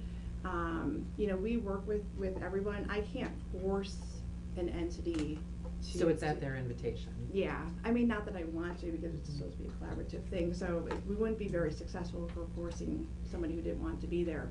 But this to me is this is just good government, and it's about having all the right people at the right time and really working together as a team to move forward. Compliance, this is not only just with legal requirements across the board, and this can be related to exemptions, obviously, of information. We want to have those protected at a different level, but also the agency's own policies and procedures, and how is that actually working when it comes to records and information management. So are the things identified, and do the employees actually know what their responsibilities are within the particular sets of information that they're working with. Is it really kind of emphasizing having different kind of auditing, different controls is being reviewed. Compliance is a really big one. The legal community obviously likes this one, but do they always know when the process isn't working very well, or do they know where the loopholes are? So having that that as being part of the governance component is required. Availability, accurate and retrieval information. We're running out of time. Oh, you're running out of time. You've like. I'm almost done. We'll give you 5 more minutes. We'll shorten our break. We'll shorten our break. This is a challenge. Yes. Hours are Yes. spent going through Yes. Wildcat. Yes. But these are records that aren't necessarily archived. Right. These, I mean, we live the legacy of, you know, I always say that even the State Record Center, which was, just to digress a little bit, it wasn't managed as well. And so it ended up being a place where agencies just would kind of offload paper that they didn't know what to do with and offload in, and it's become a huge liability. So walking through availability, right now we actually have someone from DCF, scouring old records that are sitting in the record center in response to lawsuits. So availability is really a key part. We're doing all this and we're supposed to be managing our records and information in a way that not only do we have accurate and reliable information, but it's available to the right people at the right time. It's not a struggle to find. Of course, we all have the legacy of what we're trying to do, and so does Secretary Quinn. I always say we're the original server, where it's like you don't know until you open up the box. I mean, it's supposed to be something, and you open it up and it's office supplies. That wasn't what it was reported to be. The same thing happens on the electronic environment as well. From a library science and information science background, it's about recall and precision. If someone's doing a search, they should be able to recall everything, get everything that's available for that search, and it should be precise of what they're looking for. That's the goal for this availability, but it needs to be equally balanced with all the other pillars for that. And the last one's retention and disposition, so they go hand in hand. How long do we have to keep this information and why? And that's what the Vermont State Archives and Records Administration is actually charged with, making sure that we set the retention requirement, and we do that in collaboration with all the public agencies that we work with. So it's not something that I just send out, because we really have to understand the bigger picture. We collect every single legal requirement around all that information. It's encoded in part of the schedule. We do metadata classification so that they can manage them inside a repository that's going to be reading that information, make sure the records are managed. So retention, and last, disposition. So they're actually disposed when they're required. We have the business processes and the infrastructure in place to actually do that. And disposal, it means two different things. One, if it's a retention and it's appraised as being something that should be destroyed, that is effectively destroyed at all levels, right? And it's effectively destroyed everywhere. If the goal is to not have it there, we need to know where everything is. And that's the availability factor, right? We don't always know where everything is. Disposition in the state of Vermont also can mean disposing for permanent records, that they actually get disposed into the state archives. And so that's where we become the legal custodian, and we continue them because they have continuing value. Vital records, great example, continuing value. So those come into the state archives and we administer them. Depending on the age and so forth, when the Department of Health feels there will be no corrections or amendments anymore in those. And we do electronic and paper. And so, just last part, unified governance is really all these disciplines together, including security and risk, which is kind of a newer factor in here. Associated costs, just kind of in closing, this is one that came out of the electronic discovery, because they're expending so much time, and attorneys trying to find stuff that they can't find, is walking through the information governance. So that's actually a really good model to figure out, like, when you hear, oh, we had unexpected costs, and they're really surprised, we didn't know this was gonna happen. It's not just on, certain IT fronts. It could be, well, we didn't know we're gonna expend, for attorneys to go look for this, or we didn't know that we're gonna have this other human capital cost. When things are surprising and people are reacting to something, that tends to lead to what we usually see as a very low information governance. And then, overruns and some unexpected costs because it's ill-fitting. Oh, we bought this, technology and it turned out not to really work very well. That tends to be a lot. There's awareness, but not really quite where we want to be. And when you get to essential, what we're seeing is there's a lot of control cost. There's a lot of reuse of information, so we don't need 20 agencies compiling the same kind of data. They should be able to leverage the data that we have as a state and go across these, so information exchange gets much stronger. And then proactive is when you see these integrations, and it can be in a business process as well as technology, and you're seeing more targeted reductions, like how can we actually streamline this and get it more efficient? And then transformations were really shared across the board, and we're really using technology as we want to be using it. So those are direct correlations that have come out in terms of the information governance model. Sorry I talked so fast, but I wanted to. No, I really appreciate it, and we have time for a couple of weeks, so we have 10 minutes before our guests, and I want to make sure we have a 5-minute break, so. Yeah, Is that? Yeah. Quick question, do you have different levels of disposition based on the sensitivity of the information? Yeah, so in terms of, so for disposition, there's 2 different levels that, when we code the record schedules, we do it at a high level that goes kind of across. So we'll do a shred versus a recycle. And there's electronic shredding as well as paper shredding. If it's disposed into the archives, you know, there's a whole nother security code that we use on the information. So whether or not we do 4 different levels. One is that if, based on all the legal requirements, we wouldn't expect something to be in that particular set of information. Like someone throws in a social security number on a record, but there's no reason why they should have done that. We mark those as general, which means like the agency should not expect to have anything that's sensitive or secure in that. Review is a default that we use when there's kind of a mixed, but it's not really clear. Redact is another security level that we have when we know that the records themselves or the data related to the registers or databases have information that is exempt from public access, and all the different reasons why, all the legal requirements, and then we have outright exempt. So those things fuse together. If it says exempt, it's automatically a shred. If it's redact, it's automatically a shred. If it's review, we really default to shred, and then it's really, if it's general, then the agency can use a normal recycling component, and they can use the tools that are available to them from a paper electronic perspective. Thank you. Forgive me if you covered this at the beginning, but I feel like you've sort of outlined your grading system, and I'm curious if you have the results for us. I mean, or if you have it measured that way. We do publish them on our website. Okay. I'm happy to send that afterwards. We haven't updated them. When we first launched it, we did across the board, and really the first 2 we started with the first 2 pillars, yeah, we do. We publish it on our website for the executive branch. And so the first thing that we look at, especially the accountability, just to let you know, so under statute for the executive branch for agencies and departments, specifically underneath the governor, there is a whole separate statute that requires them to have agency records and information management programs and to assign a member of his or her staff as a records officer. We've been monitoring the appointments of those and then monitoring how well the agency can actually succeed in information governance. So if the appointee has always been at a level that's not a senior level of that, then that got a lower score. I'm happy to show you where it is on the website before, but I know that you have it. Or just a link with Mike. Yeah, so I'll send that to Mike afterwards, and then you're able to see that. We haven't updated it. This new version of the law that has a little bit more teeth in it came into effect last July, and so what we've been doing is more, I have 17 people for all our operations. So I have 4 people who are records and information management specialists who are like spread across every single agency right now and local government. So what we're really doing is we actually put a physical person into the Agency of Human Services, which is my staff member in there.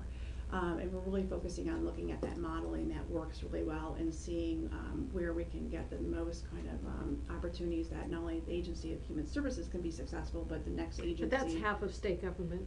I know, well that's my philosophy too. We might as well start on the big one. We actually have another staff member too that because we actually do take a lot of court records as well. We're the only state that's a statewide court in the nation, right? We don't have, everyone else has county government and county archives, and we have a person that's dedicated directly to collaborating with the court administrator's office on that. but those are, you know, limited resources. So what we haven't done is really try to push this because we recognize we're limited resources, so are the agencies, but let's continue to collaborate together. Yeah. Last question? That was my question, Okay. of the evaluation of the various agencies. Yeah, so we do publish it and I will, Okay. yeah.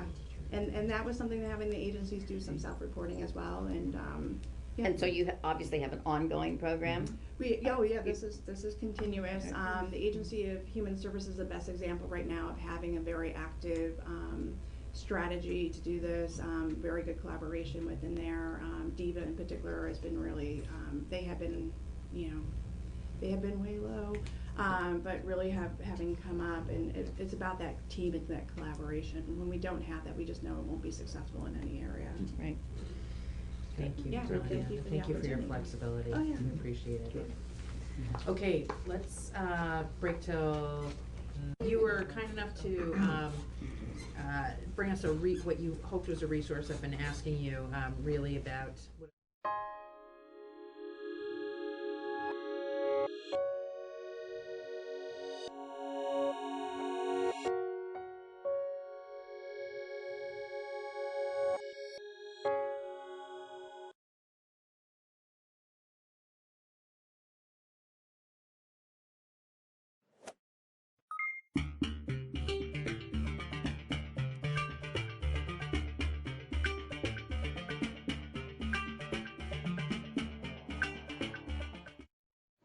All right.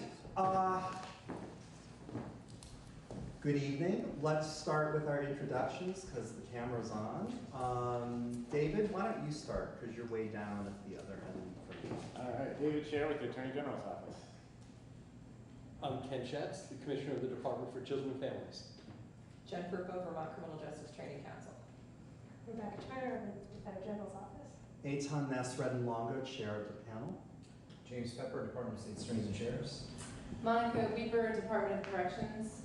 Gary Scott, State Police. Brian Grierson, Chief Superior Judge. Susanna Davis, Executive Director, Racial Equity. Great, thank you. Thank you all for being here. Announcements, really easy. Sheila's not able to make it. You all sort of heard that beforehand. I know she's just overwhelmed. She's just got irons all over the place. And so she really wanted to come. I've been able to sit with her and just bring her up to date on what's going on, get some feedback from her and things, but she won't be able to be here. That's all I know. But she wants to stay. But she absolutely wants to stay. She's completely committed. She's just overcommitted. So I just want to put that out there. But that's the only thing I have for an announcement. Anything else? Are there any subcommittees that she mentioned she wanted to work on? Yeah. That's all right. Maybe. I just don't want her. Yes. She will be. She will be. Okay. Right, okay. Making Second announcement, Jess Brown is on her way a minute ago. Oh, good, okay. Good. Right, you all have the minutes from our last meeting, which David sent a little after I sent out one of the billion things I seem to have sent this one. We need to look at those and approve and so on and so forth, or amend, or whatever. I'd make one correction. Okay. On page 2, under my name, in the first kind of paragraph, it says Pepper himself understands the meaning, thinks it's accurate. I wasn't intending to comment on the accuracy, just that, I went back and just kind of looked at my remarks, and I was just saying that it took me a long time to understand what is meant by the term white supremacy, and that if we're going to use it in the report, there should be some context. So if we can make some change to reflect that. I can do that. Yeah. The one thing I had, and this is so professorial, is Captain Scott's first name is with 2 R's. I just noticed that, and I was going to say something. You didn't. So you know. Sorry, I appreciate That felt really petty, but anything else? You circled that on a paper. I did, actually. Anything else?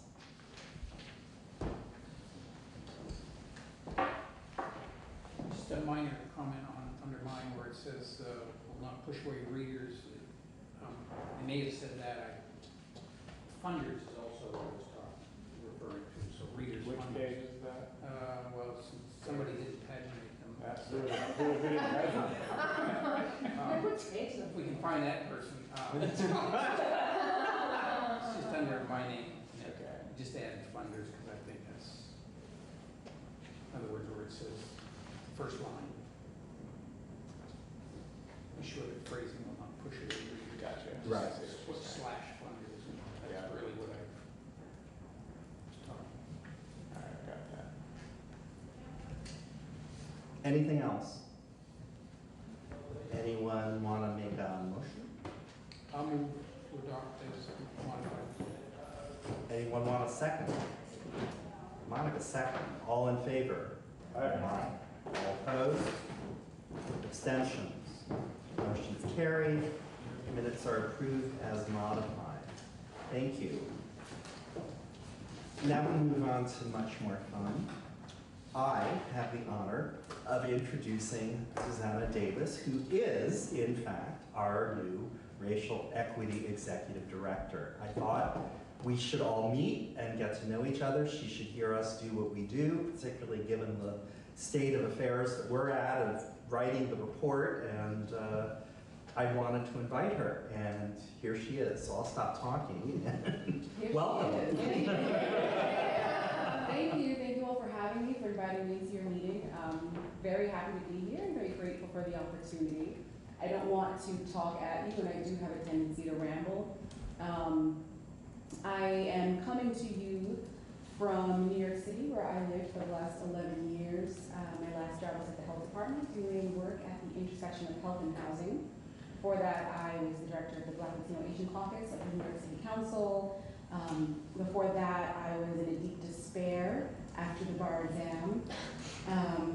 So now that we've come out of that dark space, I'm here, happy to be your new executive director for racial equity. I'm operating out of the Agency of Administration based in Montpelier at the Pavilion Building. And I have a lot of directives that have been thrust upon me, and I keep telling folks, no, I don't have a big job. You all have a big job, and I'm just here to sort of help nudge. So, so I'm looking forward to pushing off all of my work onto the people of the state of Vermont. And one of the primary directives that I'll be doing is doing a top-to-bottom review of the internal policies of the different state agencies to identify which, if any, are engendering racial disparity and making recommendations for how to correct those, with the hope of reducing some of the high turnover of people of color in state service. And then I'm also going to be working on creating a public engagement framework, working with government and community partners so that we can have this conversation without people being so darn upset about it. Being able to create spaces where people do feel safe to have these conversations, to make mistakes, to learn the language and to learn how to approach the issue so that we can engage more people. And I'm going to stop here, but any questions you have, I'm very happy to answer. If not, excited to observe the meeting. Would you remind us what the mandate is generally? and how, and I know there are no committee members or members part of this commission, I don't even know, is it a panel? Oh, yeah. And is there a set time to regularly meet? And really my questions are related to sort of understand and see where we have parallels and overlapping mandates. Yeah, absolutely. And thank you for raising that, because I forgot to mention there is, in the legislation that created my position, there was also an advisory panel that was created with appointees from different areas of government. It's a 5-member panel with a staggered term so that the roster is rotating but not all at once. Members include Karen Richards, former HRC ED, Judge Waples, Stephanie Seguino, Clarence Davis, and Andrea Bratt are the current members of the Racial Equity Advisory Panel. They do regularly meet. The next meeting, I believe, is open to the public and is going to be on the 20th of this month. I can send along the location information for anyone who's interested in joining. And that panel's directive, according to the legislation, is to serve in an advisory capacity to the person in my role.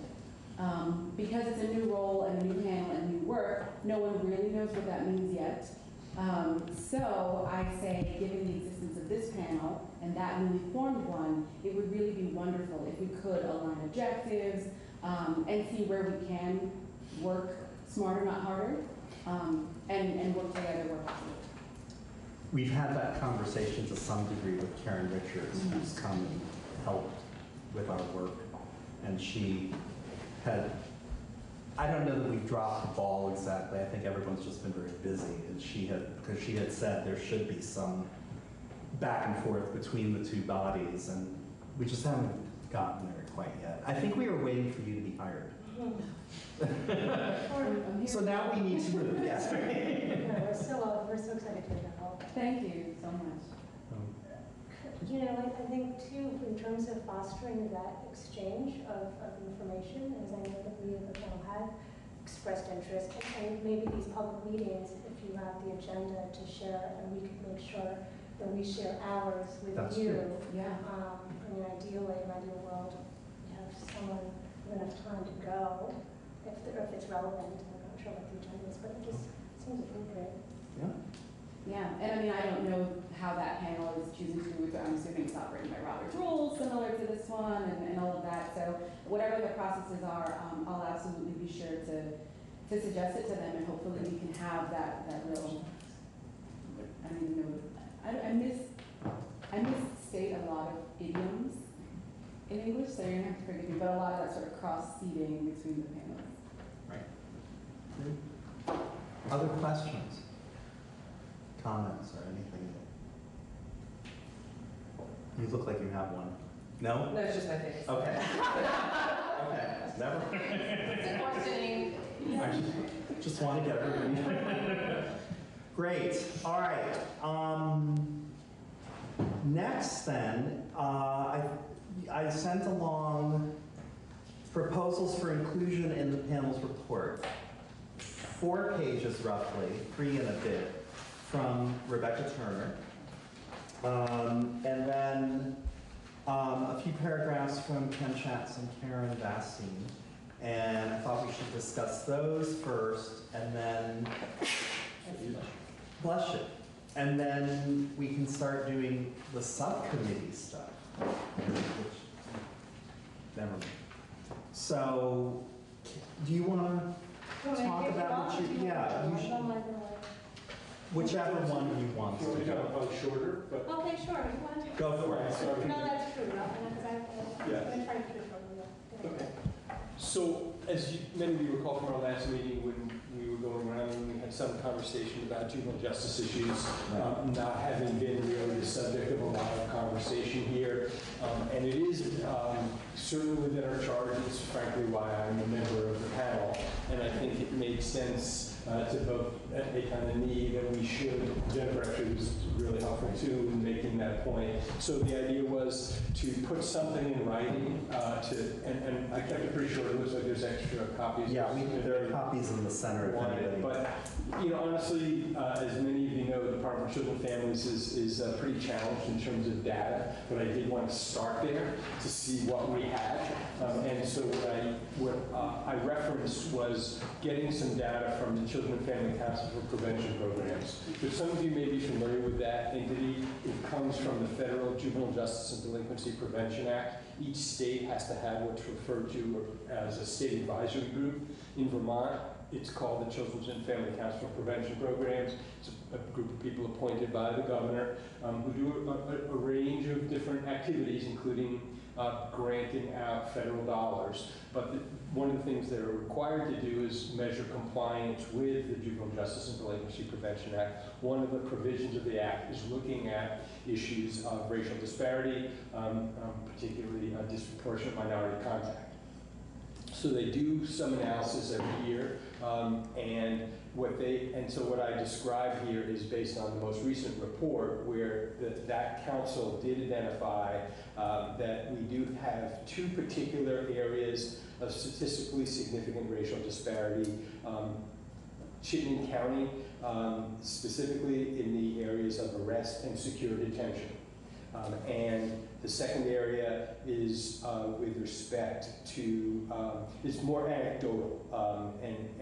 And so we've had some communication with some of the organizations that work with New Americans, and they have described this concern about students of color being expelled from school, getting into trouble, and ending in places like Woodside.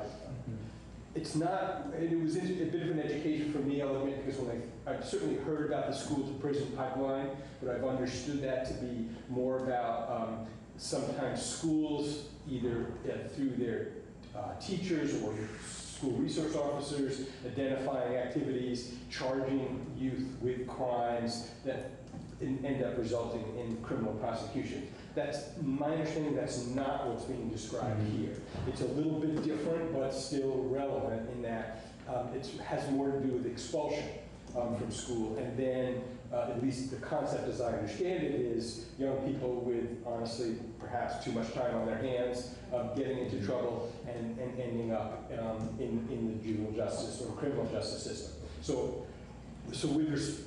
those are the areas that I would put forward as things we should put in the report as noteworthy that we should address. And I did include a little bit just to share with you what we're currently doing, because this has been identified. And so the Children and Family Council, as I mentioned, does have some grant-making capacity.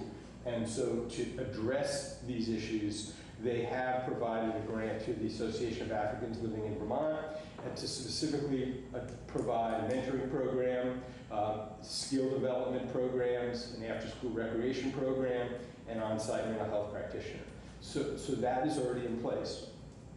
But what I thought I would just put out there was an idea of where we could go in terms of addressing these issues. And that is, frankly, first of all, understanding more about what's been described about the high school to correctional system pipeline. Because again, it's anecdotal. I don't want to pretend that I know more than I do. But I think it's worth looking at to see if in fact there is data to support that concern. And if so, then of course we want to deal with it. But then with respect to the issues of arrest and secure detention, I think it is worthwhile. And we have begun having some conversations with, particularly in Chittenden County, with the State's Attorney's Office, the Public Defender's Office, and law enforcement to try to talk about how can we reduce disproportionate arrests and proposals for secure detention for youth of color. So we've definitely been engaged in those conversations, so I don't want to suggest we're starting from ground zero, but I do think it makes sense for this panel to recognize those issues and to support those continuing efforts. So I'll sort of stop there, open to questions. When you refer, or at least in here, to secure detention, are you talking about Woodside? We are talking about Woodside, yes. Okay. We definitely, there is no doubt that we look at the population of Woodside where there is racial disparity. Okay. The proportion of youth of color, New Americans, is clearly higher than their percentage in the population. And just to clarify, who makes the decision as to whether a child should be in a secure facility like Woodside? So I'm glad to answer. Yes, sure. There's two ways you can get into what youth can be placed at Woodside. The first is a judicial decision, and that is when there is an allegation of delinquency and there's a request by law enforcement and the state's attorney to have that youth be confined. The judge makes the preliminary decision about whether or not the youth should be confined at Woodside. This is pre-adjudication, pre-disposition. Actually, in recent amendment to the law, DCF reserved the decision, because the youth is put in DCF custody, to be clear, my custody as commissioner. And so what we did work out with various stakeholders and the legislature was that if DCF determined that the youth could be released from Woodside and placed safely in a community-based setting, I had the authority to do that without having to go back to the court. Because that was an issue that some of you may know about, that one of the things about a court order was then people felt like you couldn't move the youth even if everybody felt that another placement was appropriate. And so we addressed that issue to give, so the answer is the judge makes that preliminary decision, but I have the authority to move the youth outside of Woodside. And what about the other part though? Is Right. Can the judge make a decision, predisposition to put a child in a place like Woodside over DCF's recommendation? Doesn't the judge need So that it has to be, thank you, no, so in fact, it has to be a recommendation on Woodside. So what we did was try to build in a variety of safeguards. So the idea is that DCF, if DCF says right at the beginning, this youth can be safely go back home, be in a foster home, or a residential program, the judge can't order Woodside. It has to be based on our recommendation, and then we can, even then, we can change our mind. So is DCF tracking at all the numbers of children who it recommends, whether it's pre or post, based on race and gender, who is going into Woodside? So, I'll have to check on that. I think that's, again, as I indicated earlier, our data system's pretty challenging. And so it might be, we'd have to do that by going back as opposed to, in real time. But I think it's a great question, and I think it is really worthwhile trying to do that. And these series of questions sort of cluster around focusing on key discretionary points around Woodside and who ends up in Woodside, which we know is a problem in terms of racial disparities. And of course, I don't know if folks saw the recent federal judge decision a couple of days ago dealing with constraints. But the question then focusing on discretion and DCF's role in making those critical decisions, I know I didn't have, and I apologize for that, the time in advance. I focused on the prosecution in general to the extent that DCF's role is similar to that in the criminal justice system prosecuting. I just wanted to draw that out. I appreciate the recommendations, but I think there's so much more discretion that DCF has in terms of making these judgment calls of our clients in the system in terms of security. Right. And let me just say, because I do think the racial disparity issue is really important, but I think it's actually been a successful effort generally to reduce the population of Woodside. Because it's substantially decreased in terms of average daily population. Right now, so last year, the average population was, I believe, 16. It ranges from 7 to 20 on any given day. But in fact, so that was fiscal year 18. I don't think I have the data yet for fiscal year 19, but I expect it's going to be lower than 16 because the population continues to go down in terms of pure numbers. But I think, again, the point about discretion is really appropriate, and I think it is worth looking at. So, Ken, why is this recommendation directed at law enforcement and state's attorneys? It does include us, and I think that Rebecca's point is right. It's just my fault in terms of drafting. I think we were thinking about it more in the context of arrest, or because that is a file, we're not directly involved in that. We get involved in the decision about placement. Okay. So I think it is a good suggestion that we definitely should add DCF in terms of this process. And what's kind of the substance of, you said you've been meeting with Chittenden County state's attorneys and talking to them about alternatives.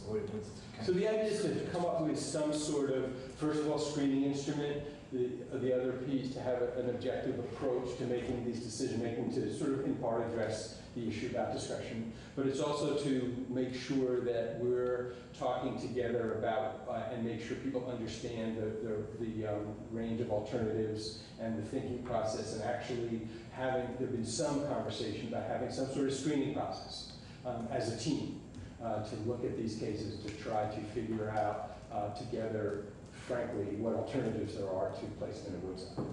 And is the state's attorney been opposed to that? No, been supportive and involved. And there's someone from the Defender General's, Public Defender's Office who's been involved too, as I understand it. Is there a way to get some of this data that you talk about and also any sort of the kind of anecdotal concerns that you've been hearing? So the anecdotal, I don't have much more than frankly, an email, but the data I can provide the backup data. One of the issues we see as well in this, and not necessarily linked to DCF, it's the GAOs. The GAOs who are assigned to cases, and again, anecdotal, and again, because of lack of data, where a family, and I call it a family involved with a juvenile delinquency system, when really it's focused on the child. But in most instances, the GAL for the child is the parent, or the family member. Now, I understood that in Chittenden, when the child or the parents could not speak English, there was a default to not put the parent as a GAL, to revert to one of the GAL volunteers. There was also concern, for whatever other reason, whether it's a language barrier issue or for other reasons, that a non-family member GAL was being assigned to children of color, usually matching up on a nationality front. And so the concern, of course, is that when you have a GAL who is so critical to providing insight, independent advice to the judge, right? GAL is a member of the judiciary, and we layer on implicit bias concerns, and the child is someone of color, and the GAL is someone who can't relate necessarily, right? The racial history exposure. That our concern, again, no data, is can we track, are there different results based on racial matchup? Similar issues in terms of custody placements on a secure setting within a foster family. Are siblings of color being placed together in the same frequency as white siblings who are white? Are siblings or children of color being placed with foster families of color? Right? Is there some kind of disparity there? Again, it's looking at the data, thinking about looking for data that we haven't necessarily thought to look for. So we're so focused on Woodside, which there's so much to collect in just that context, but it's actually bigger. And I know to some extent it bleeds into the chins and child welfare I was just system. say, the issue about siblings that's not a delinquency issue. That is a very legitimate question regarding the child welfare system. And so many of these children are in chins and have families involved. Although that was a recommendation I suggested, which is why don't we have the child welfare system at part of this mandate? Not that I want to increase it, but it seems to me that that's not immune to the problems we're seeing in these other areas. They're different, but they're still a problem. And if no one is focused on that area, I think that's okay.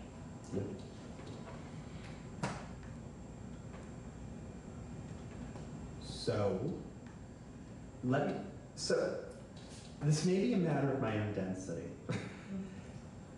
but it's one of the big things that you need here are resources for more data collection in order to make the determinations of which we're now speaking. Got it. Thank you. Okay. Anything else? So we're going to... I'll move to my... Okay. Sure. Sure. Thank you. Yeah. So I think to pull back a little bit, I sent this after my initial email. My initial email providing some thoughts as to, I don't know why I sent that email, but it was a question for this group, which was, I was going to give you feedback on that initial draft. It occurred to me that draft did a wonderful job capturing what we had talked about for all of these months. But what we had not yet decided was, is that where we want to just go and produce a report to give the legislature, okay, here's where we've been and what we've been doing, check-in, which is fine, seems fine, or maybe an are we trying to produce a report that addresses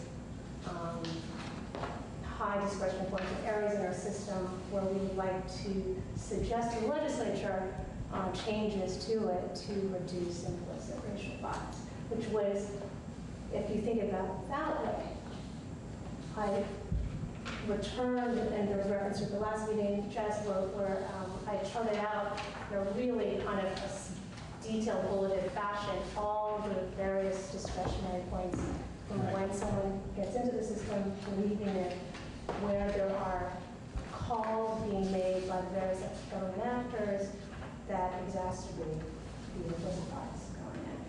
If we're going to focus on that, then it was sort of a more of a, how should we approach this question? And then I threw out a lot of samples, reports. Yes, those were terrifying. They were terrifying, and I ran into David Scher a few days after, and I said, David, my intent was not to shut down and overwhelm members. In fact, what it did, though, was that, again, there were so many versions of a report that we may be trying to shoot for. And we hadn't really, as a group, talked about it. I know we had trouble the first version, and that, from my perspective, felt very much because I was shut out from being included in what should be in that report, right? And so, certainly no presumptions there.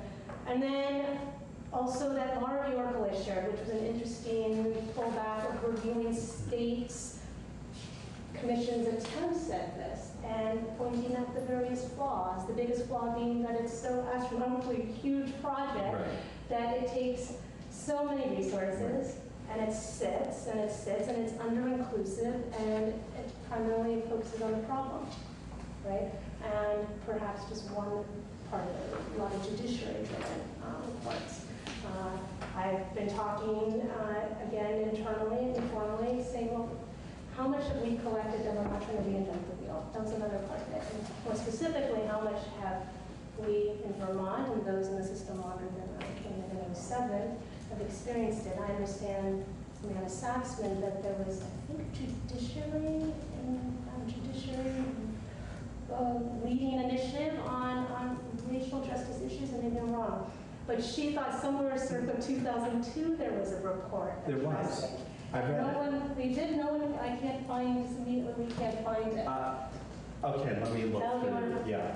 That.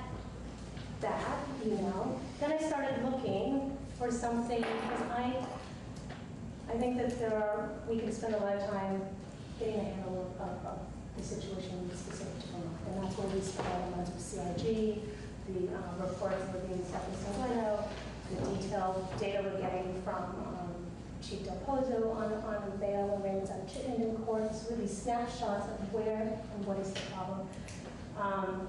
These reports from other states, Michigan, and I forget what Ohio did do it, Washington did an impressive job chronicling how we got here, right? The history, right? How we got here.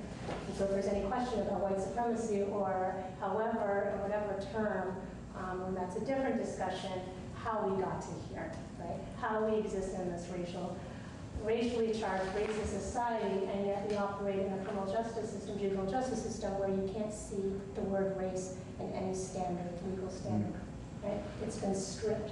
So everything outside the system is racially charged and racist. You come in and all of us have to apply these race-neutral standards that we're prohibited from arguing even that there's been subjective motivation. It's all from the subjective, ideal, reasonableness standard of some raceless, genderless, ageless person. Ideal, right? Yeah. Which doesn't exist, right? And so there's no surprise that we come in and at the end we have the results that we have, which is disparate treatment based on this. And how that's aggravated when it's later on gender and age and others. But so then I wanted to see, well, where are people now? There's so many exciting initiatives going around the country. Many of you have probably come across this book. I promised to bring it. I promised David I would try to bring it. He was familiar with this. Emily Bazelon is a reporter for the New York Times, and she linked up, I think, with the Sentencing Project, Barrett Institute. I'll share this. It's basically focusing on the prosecution. You must have seen this. Right, Yeah, and the recognition really of all the different government stakeholders, law enforcement, prosecution, defense, judiciary, Department of Corrections, that the prosecution has such an enormous role to play in terms of countering these problems, right? Because there's so much power that is held by the prosecution. And what's fascinating is reading this, of course, and I look at all of these sort of reports around the country from various prosecution offices or the Sentencing Project that Bratt Institute, these nonprofits that are focused on improving the criminal justice system, decreasing racial disparity, discrepancies in the criminal justice system. And the solution section is always so tiny, which actually helps to read an enormous amount of relatively quickly. That said, these bullets are truly, like, I've heard pieces here and there, trainings here and there over the months, right, that just get lost. They file away in various places that I try to pull together in some quick, someone's attempt to get at what I'm trying to say to this group, which is to provide what I see from my experience as a defense attorney at the appellate level, and so what I see from my job is all across the state. Convictions, questions from attorneys come up, and we either help at the pre-conviction stage, pre-charging sometimes, and then of course through the appeal and post onwards, right? So, and then we train. And so these ideas come from that experience in terms of seeing where I think there's potential, substantial opportunity to make some difference. I know that we've talked as a group, training, internal training, recruitment, being very forward-leaning on recruiting diversity, going out of state. It's a problem. We all know it's a problem in our respective agencies. If we can get them, how do we keep folks, right? I think it was Justice Sotomayor, who recently said, you know, we've spent a lot of time and money on training cops. And more recently, I think, defense bar, judiciary, prosecutors on these issues isn't changing the realities on the ground, right? So what can we do? What more can we do? The approaches here is, again, focusing on the prosecution, because it's the prosecution that exercises and wields enormous discretion as to the footprint of the criminal justice system and who and how long folks are being incarcerated. Critically, obviously important are the judges who impose the sentences, defense attorneys who counsel their clients to accept plea agreements, et cetera, of course. But this is an attempt, because all of our times are limited, to present some proposals that are from the beginning to the end.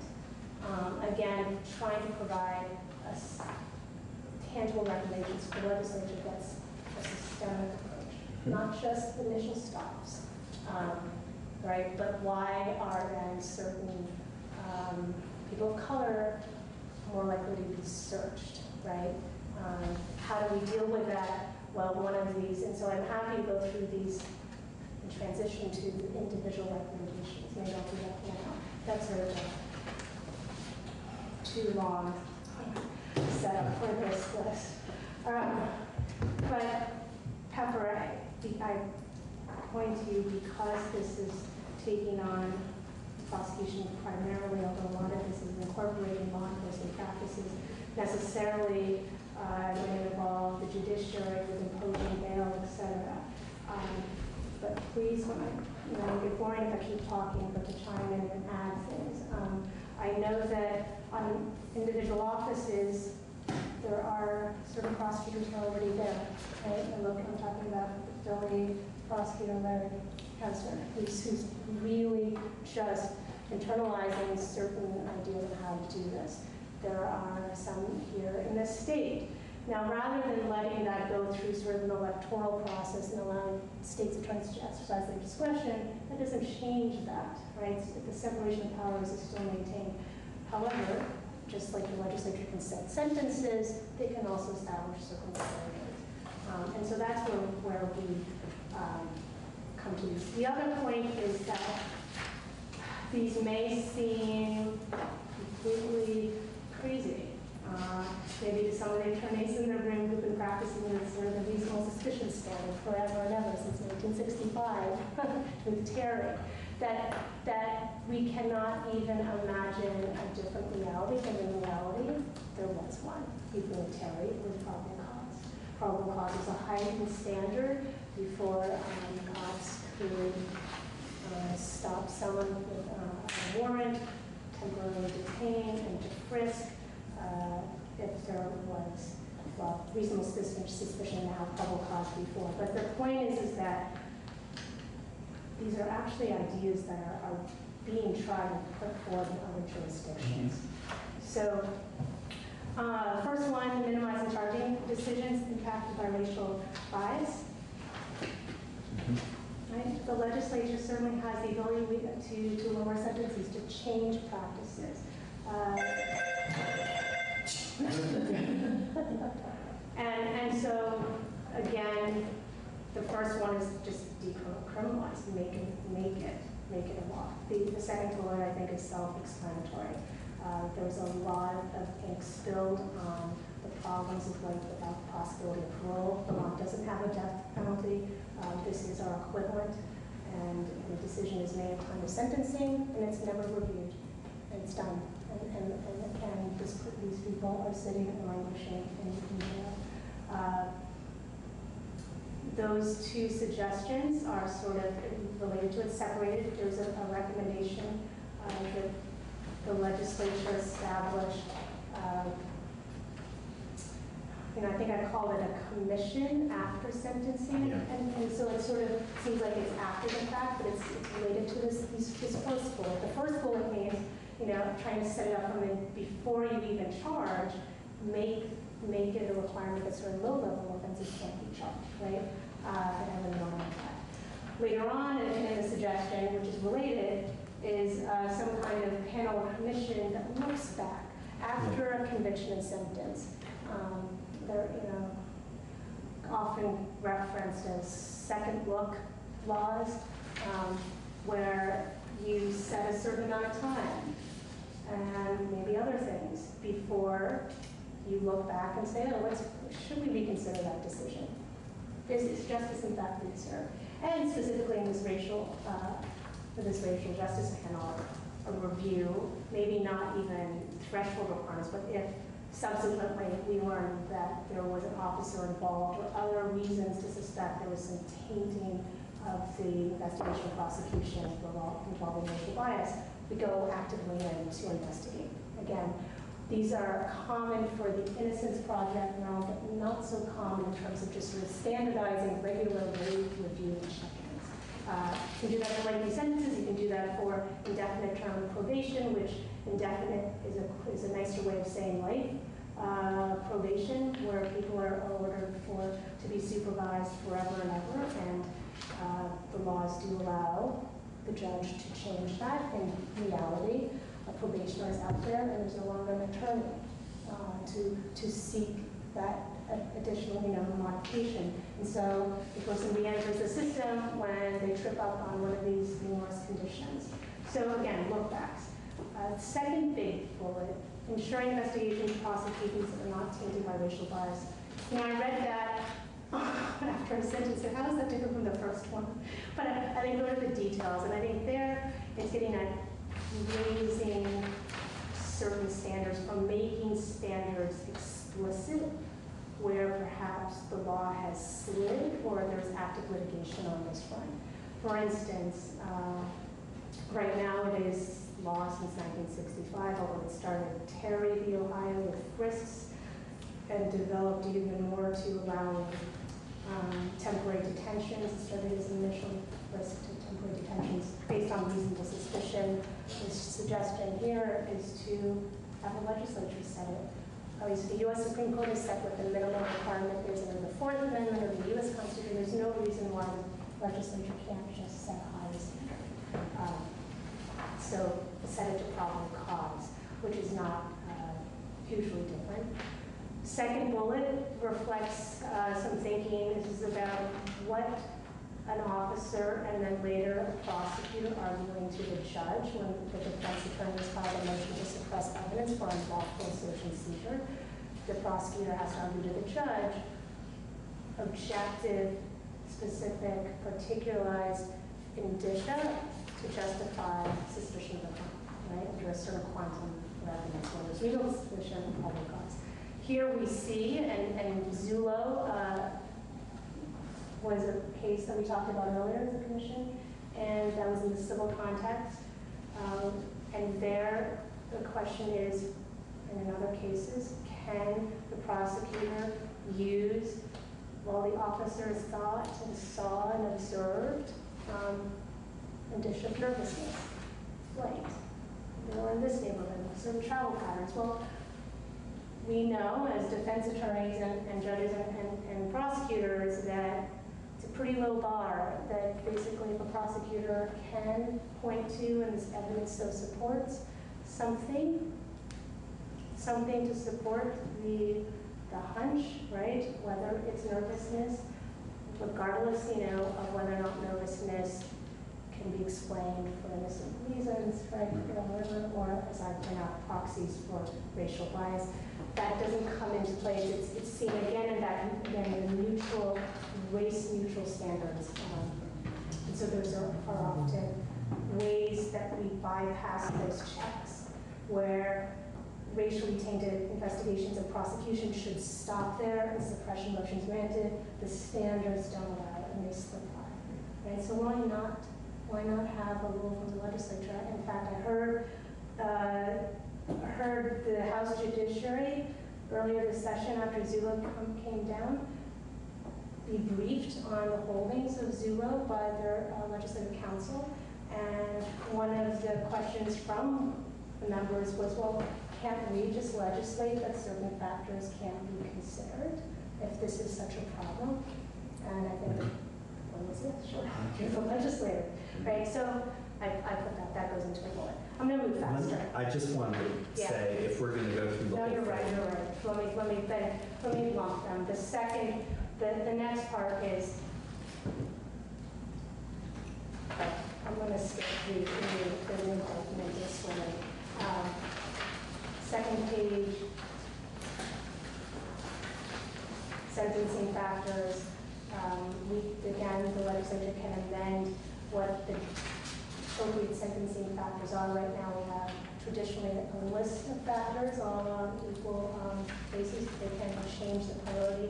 Anytime we're going to move faster. Guidelines that can be proposed, right?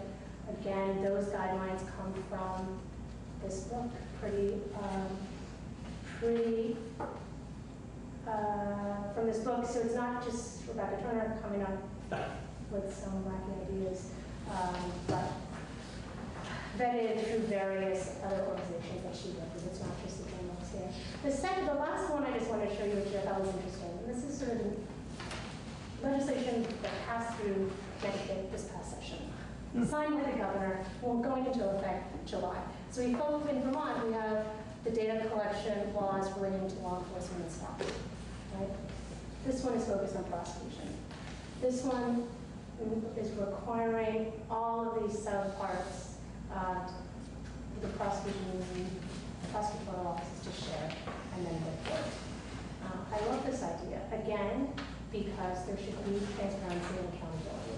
And we can also see where there are problems. And like Ken talked about, knowing the problems existed and people cited and being able to aggressively go after it, that's great. We don't have an infinite number of resources, so we need to prioritize. So I thought that was extraordinarily useful. That's a piece that was, I reached out to Vermont ACLU to see if they could reach out to the Connecticut ACLU to understand that the Connecticut ACLU chapter was very active in this, to find out how this came about.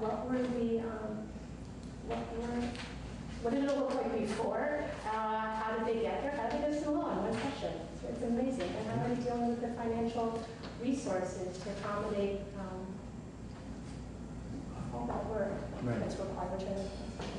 Okay, that's all. Thank you. Questions, comments? I wanted to ask you all how to proceed at this moment, because what I was perceiving is that Ken and Rebecca gave us some stuff to put into the draft. And do you want to vote on that? I mean, discuss that, because that was my feeling, was I'd say, we're going to put this in, and we vote on it, and if we're putting it in, then it becomes something for the grist for the next step of the process, which is the subcommittees sort of making this exactly what people want and winnowing it perhaps down a little bit. I don't mean, that sounds so horrible, Rebecca. You've done such a lot of work, and I don't mean to say it that way. Well, it's my one voice, but getting it so that it fits. Right. Because I was in touch with both Senators White and Ballot, because I just know them, and was asking about the report, and everybody, I mean, the first thing they both looked at me and said was brevity, and I was, okay. And that, when I first got your first email, and I was looking at those reports, one of which is 180 pages and the other one's 40, and I went, okay, maybe they want smaller than that. And I'm mindful of that as well, that we have to somehow keep this brief. They don't want to read very much. They don't. 40 is way too much. Yeah, and but. Are you asking if this and Ken should go in the report? Yes. I mean, I look at both these reports as issues that various subcommittees, there may be things in here that they want to look at. Right. I don't know the value of putting this report in the report, because thank you. Quite frankly, there are a lot of things in here that is, from the judiciary's perspective, that we just don't take a position on a lot of these issues. But I think certainly there are things in here that the various subcommittees could look at and say, well, this subcommittee should focus on what these areas, and another subcommittee may be interested in another area. And the same with the issues that Ken raised. It depends at what point in the process we're talking about. And I think as we've divided up these subcommittees, we're kind of looking at different points in the criminal justice process, and that's how the subcommittees are probably going to be broken out. Thank you. That was the answer I was hoping for, something like that. So we know where to go now. And the subcommittees can work together and see if we can get some consensus and then bring it forward to the main group. Thank you. And see if we can get, agreement on something, and then put that forward. I believe, David, you were at that conversation that I had with, I was really in a bad space, Representative Bratt? House Judiciary Bratt. Yeah, and he basically said the same thing that Ballot and White said.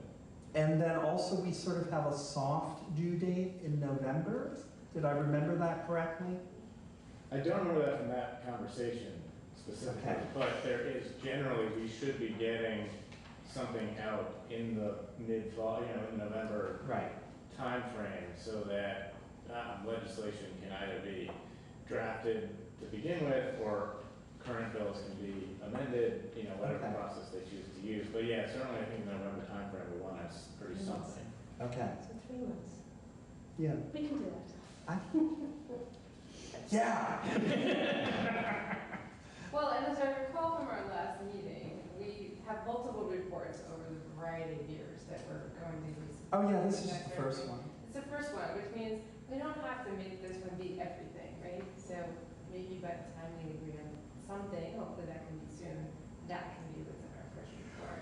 Well, that was part of this conversation too, was a certain tension, dialectic, whatever, between comprehensiveness and brevity. Because nobody wanted to be overwhelmed. But they really wanted to know, broadly, systemically, where we needed to move. Hey, Tom, just to be clear, they're not necessarily mutually exclusive. I'm sorry? They're not mutually exclusive. Comprehensive comprehensive and brevity. I would. You could have bulleted points on every event of 7 minutes. Certainly, I was simply putting forth what was related to me. Oh, I'm sorry. My mother says I have no sense of humor. I get all like, but no, you're right. And it was a weird conversation because it was like, please tell us everything, but not too much.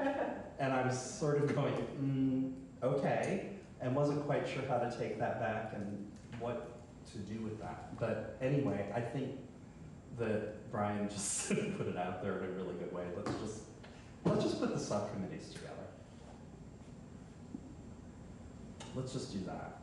Does that seem like good? Thank you for. All right. We have on this piece of paper, and I'll put this up. Everybody wants to be on data.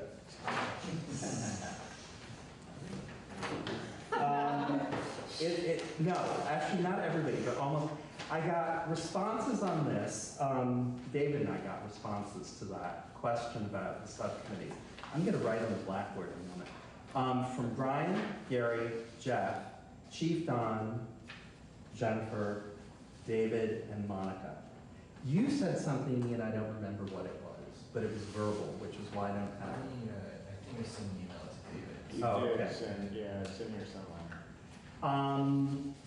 So, let's see, how to do this.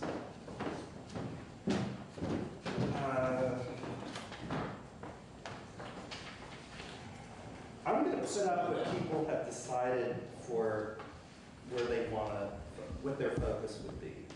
I can be flexible. I put data because Rick said I should be on data, but Rick's not sitting here. No, he's not. Let's see what it looks like. Sorry? Let's see what it looks like, and then maybe we can. Rick on data. Oh no, I'm Rick's designee now. You all are stuck with me. I would put it that way. I would, go that way.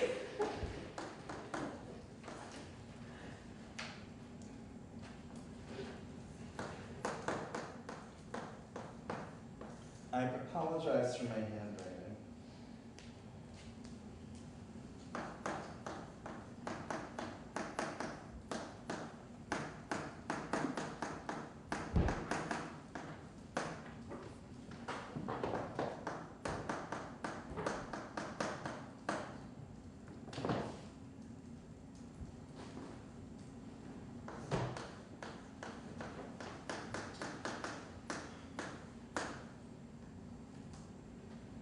That's it. I didn't know there was a corrections. This is. I mean, you guys should be on that.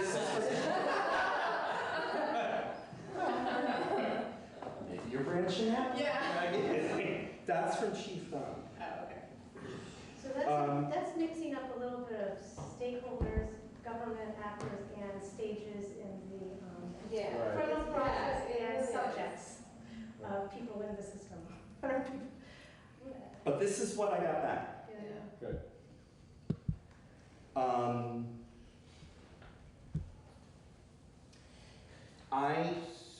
Yeah, go ahead. I don't know what anyone else thinks, but I think pretrial monitoring detention to really go into arraignment, and then you have a separate category for sentencing, which I think is a whole separate subject, may involve corrections. Yeah, I don't know, I mean, honestly, I don't even know what that means. I mean, that's huge. What corrections, like, Well, I mean, I know what it means, but in this context, like, what it specifically within corrections is there?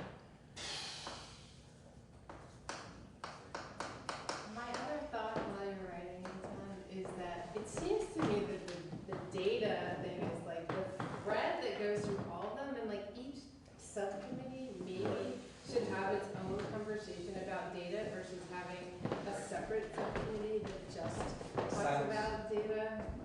Yeah. It's all. I mean, that's a suggestion I'm making, you know, but.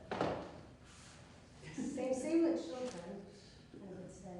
Well, I was going to mention this, I'm not sure if this is what you're thinking about, I apologize, but the issue is you can look at children as an age group and but on the other hand, it's pretrial and detention arguably affects both children and adults. And I don't know what's the better way to do it, because I'm open to it being either way, that you could just focus on the issue of youth, separate from the adult population, but it is some of the same issues. But there is a different system, which is the reason I thought that it made sense to separate out the population. Yeah. But I mean, I'm flexible about that, whatever the group wants to do. And returning to, we've had this report early on, and this seems to be divided based on prosecution. That's more like the sequential intercept model, right? The first stop all the way through, corrections and then even into reentry, and all the different points along that sequential intercept where bias may come into play. Is it an oversimplification to say that there's the beginning of the process and there's the end of the process? Well, that's what we're talking about. And then, sequential intercept. where interests fall into the beginning and the end. Yeah. You wanted, we could have two right now, or just say beginning and end. I mean, if we're looking for a simple process now for a report that we want to start get going, and then it can be broken as we move this. I like that. So should we just do that? Yeah. And that captures a lot of Oh, well. It's exciting. This is all I wanted to do. Shut up.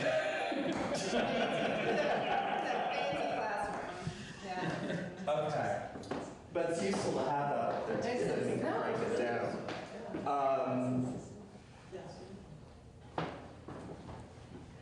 Yes, and I'm looking at you because you guys are the experts here, so we got So to what's get the into beginning and what's the end? Right. what people should be in, or what subject? What subjects, I think? arraignment, pretrial, all the way to Arrest. Yeah. Charging decisions. Police interaction. You'd say pre-arraignment. I mean, it's captures everything prior to the court coming down. And again, it's without bail decisions. No, it's all pre-arraignment. Okay. Pre-arraignment, arraignment.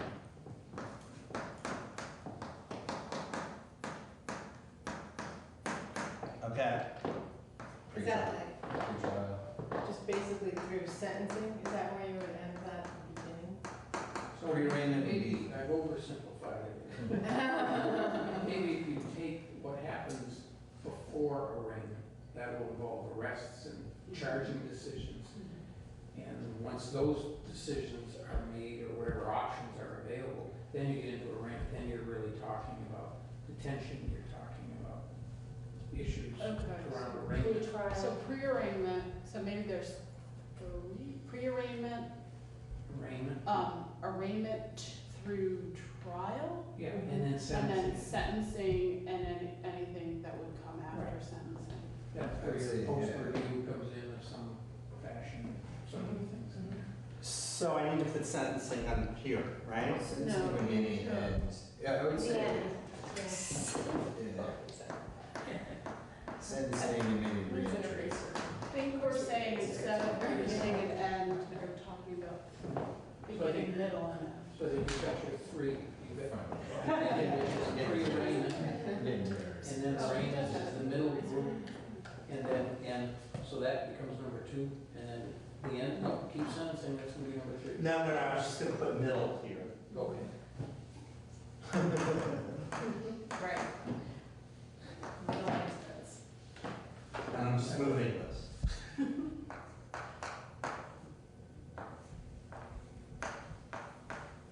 so middle is post-arraignment It's through pre-trial. pre-trial, and end is trial and sentencing. And reentry, I would probably say. So we're skipping trial. Sentencing, corrections. I consider trial middle, like. Trial, where's trial? Middle. Arraignment and through trial, I think is middle. Pre-trial, through trial. Good. Arraignment. Arraignment, pre-trial, trial. Arraignment and pre-trial is all one. I like the reentry idea in the end, Good. because that's a huge, giant ball of mess. Reentry. this for the juvenile delinquency side? And just see how, what we would consider beginning? What the parallels What the parallels are? There's nothing wrong with that. Yeah, similar. So it's similar. I mean, I think that you do have the, pre-arraignment, pre-trial. I think that, every piece of that is still involved in the juvenile justice system. I will say I put a pitch for keeping the potential for a subcommittee. I've been a pitch for keeping the juvenile subcommittee separate, not because you can't put it into that model, but honestly, I think kids will get lost. Yeah. Because the numbers are so much smaller, the offenses are so frankly good too that they're not nearly as serious at this point. So I'm going to pitch for, even though the model is sort of similar, to keep the population looking at it separately. Okay. So is middle including arraignment? I'm sorry to interrupt. Where's the line? Yeah, so that Middle was, should be pre-trial and trial. All right, got it. So, yeah. But how many discretionary, pre-trial is like alternative justice, detention. Isn't that a lot, conditions isn't of a lot of that release. happening In before this, arraignment? in this sheet, I mean, ideally, it is. I agree with you. Yeah. I think that's where those decisions come in, because you haven't allowed the court to. Right, to me, Yeah. beginning is anything that happens before someone is court involved. So like a lot of those pretrial diversion, Tamarack decisions, ideally should be happening before you're making someone go in front of the judge. Either they're not or they're pre-arraignment. Or they could be post. They can But be, it's charging, so- it's the charging decision. You're right. What did you say? Initiation or prosecution? That's it, I think it's part of the charging decision, and to me, that should be pre-arraignment. It's beginning. Yeah. So look, there's like a transition. It starts with police involvement, which leads to prosecution involvement. They make their decisions to the extent they can without anyone else involved. And then the next step, 2, would be an arraignment, where now it's prosecutors, judges, and defense attorneys. That should cover you from arraignment through either trial or plea. There's almost more issues involving plea agreements than there are the actual trials. And then when we get to the end, it would be sentencing, which now involves corrections, and reentry obviously involves. It involves all along there on certain degrees, because even when we're in pretrial, if detention Right. involved in that. No, I'm not suggesting you're- Sentencing, there's a lot, so I can't be in all those groups, but. I like it. So children's the only standalone, and everything else will be beginning, middle, end. I'm wondering whether we should just, I'm just spewing. We should start with just those 3, which are just wonderfully Judeo-Christian, and with juvenile. And then when you meet, things are going to fall where they need to fall. That's fair, yeah. Because we could sit here for another 2 hours and do this. Right.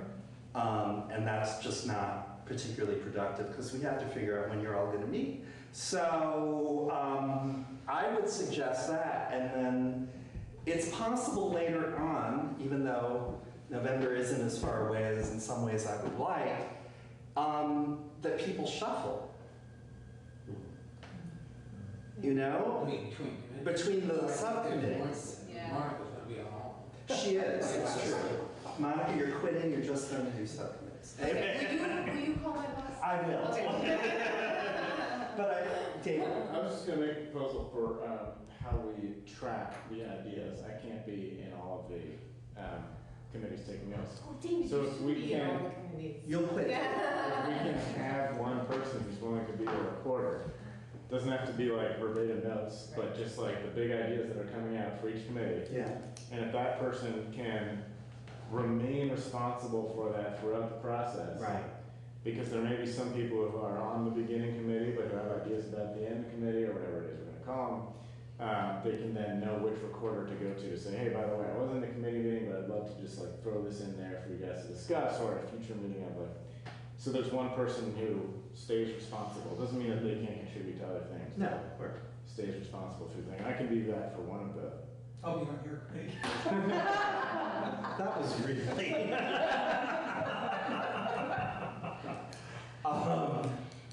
Yeah, and then forward them to me, and I'll be the clearinghouse for all of it. So if November is an end goal, to produce some, see where we can get to find consensus? I think, forward on, yeah, leaving us October for the. yeah. That's what we're looking at. Draft by November, mid-November, that would be enough to get us over the hump. Yeah, I mean, I think as early as possible, but I think that would be okay. And then a final product in December will still give them time to put it into legislation, don't you agree? They can just put a bill number on some, Right. they can just have a like empty vessel pretty much. Yeah, they have all these deadlines that aren't real. Right, because if they really You wanna should treat them with respect. Yes. There are other mechanisms, they could attach it to something else, you can put in. I just don't want to, Still, I like that. we don't care Number, much I don't about think use that as a it. target. Question is when, I mean, so that leaves next month, or no, September, October. Right. Yeah, there are like 30. So We could do it, that's 4 hours. that's, that's one. Right, that's what I mean. That's one way of approaching it. The other is, I mean, is people decide what they want to do right now, go into little corners of the room, and figure out when you're going to meet. That's another option. I think we should do that. I mean, there are two proposals here. One is that we use our next 2 meetings. Remembering that next month Stephanie Seguino is coming to talk to us about legislative things around data that she feels should be presented to the legislature. She asked to speak with us, so she'll be coming next month. That's the only thing we have though on the agenda. So we'll just talk to her and she'll come in and tell us, oh, that's nice, Stephanie, bye. And then we can sit down It's not the and. whole meeting, right? Pardon? It's not the whole meeting, that she's gonna. Well, she won't, no, it won't take the whole meeting by any stretch of the imagination, I don't think. So Could we make the committees this meeting, meet next meeting after Stephanie's done, and then decide at that point if we need to meet outside of Lovely. meetings? Lovely. There A we go, right in the middle. midpoint. I love that, a midpoint. I'm always into that. So, Not that I love more meetings, but that's, a whole month from now. Yeah, I would. Our work gets done, and that's, I think we should meet in subcommittees now, start talking about what the substance is. Okay. With reference to the thing that you've already written. I don't wanna, let's use that as our baseline. I think it's a good baseline. We don't wanna start recreating the wheel. So let's, we have 35 minutes or so to start that. The subcommittees will have a better sense of what the work is that they are going to be tackling and what, needs to be altered or changed or whatever from what you've produced. okay. And then those subcommittees can make decisions on phone call meetings or whatever they feel is necessary or not between now and the next. Yeah, I don't want to, I think it's a reasonable idea, but, we are. That's I true. don't I have think feelings at it does, area. we do lose a lot of time, which Rebecca's kind of, as she's here, sort of pointing out, we need to make the most of. So do we have 4 subcommittees then? We have Mhm. juvenile as its own thing, and then we have beginning, middle, and. Yeah. So, now, I guess we don't need this.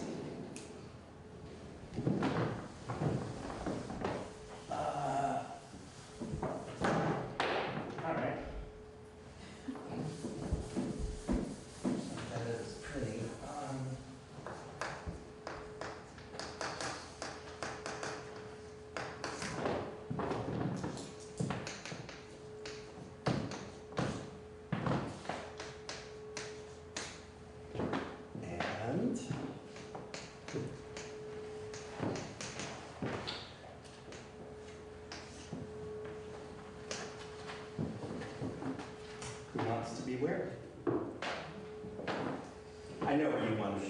Although I like Monica's idea, though, that maybe I should do something different. Okay.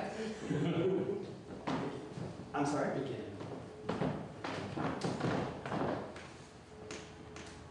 believe I will also be at the end. For now. I expect I will be at the middle and the end.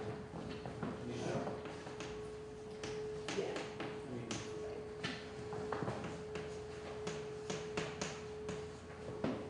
and as long as somebody carries the water for me in the beginning, to give the Port Authority for the don't need, I don't have to be on that. Beginning and end. Yeah. I'll make sure your position is known. I didn't want to join your committee. I know that Chief Donna wanted to.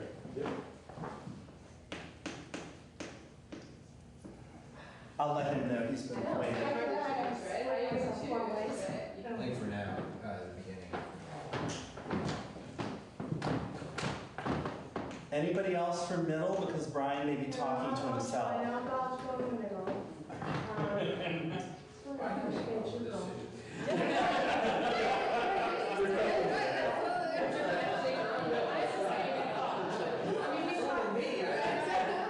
It'll be brief. We talked about at some point maybe rotating a little bit But- for like a second set Just of getting- eyes on, right, so. But let's No. just, yeah. I'm with you, but we're Because just sitting there I would thinking, like to "There's rotate on all people." four, actually. I'm No, sure. I would. No, I just think that better chicken wasn't interesting. But I think we should start with this, All right. Why don't you? and then, Since I'm not too, you be on too? middle. I think rotating is fine, I just think there needs to be a reporter who's always responsible for one committee. Doesn't mean that reporter can't also say things to other reporters, but that'll just keep some system in place for gathering all the great ideas that are It's going to fine, I need to do wrong. I just. I will be the reporter for my ends committee. I'll be David Hopping. where are you? There you are. In the ends. That means reporter. So let me, looking at this and thinking about it for a second, stepping back, are we spreading ourselves too thin? That is, would it, and I'm sort of including even the juvenile section, should we prioritize? I mean, looking at these committees and frankly how few people there are on each one, would we be better off just picking two and prioritizing? I see. Because I'm This just. is kind of like what I was trying to make earlier. I'm sorry? This is like, I was trying to say. Yeah, okay, earlier. I mean, I'm just, I'm, I want to put it, I don't know, there's value to covering the whole territory, I get that, don't get me wrong, but I'm just thinking, if we really want to do something by November, would it make more sense? Well, along those same lines that we mentioned earlier, I mean, this committee isn't ending anywhere. That's right. It's continuing, so maybe we ought to focus in on the beginning, the pre-trial and up to arraignment, and focus in on that. Knowing that the beginning will probably get the chance of legislation going being produced. So we're not spreading out even our proposals too broad. I mean, we're focusing in on the beginning of the process and then later on. I like that idea too, the It's only I just staying as a still. whole, you're saying, rather than a subcommittee? I'm asking. I didn't know that. I just meant eliminating after arraignment until the end and focus in on what happens at your level and prosecutors. And then the first step, where the court is involved, is arraignment and bail. And then we stop the process there for now. That is a lot. So just the beginning of it all. Yeah.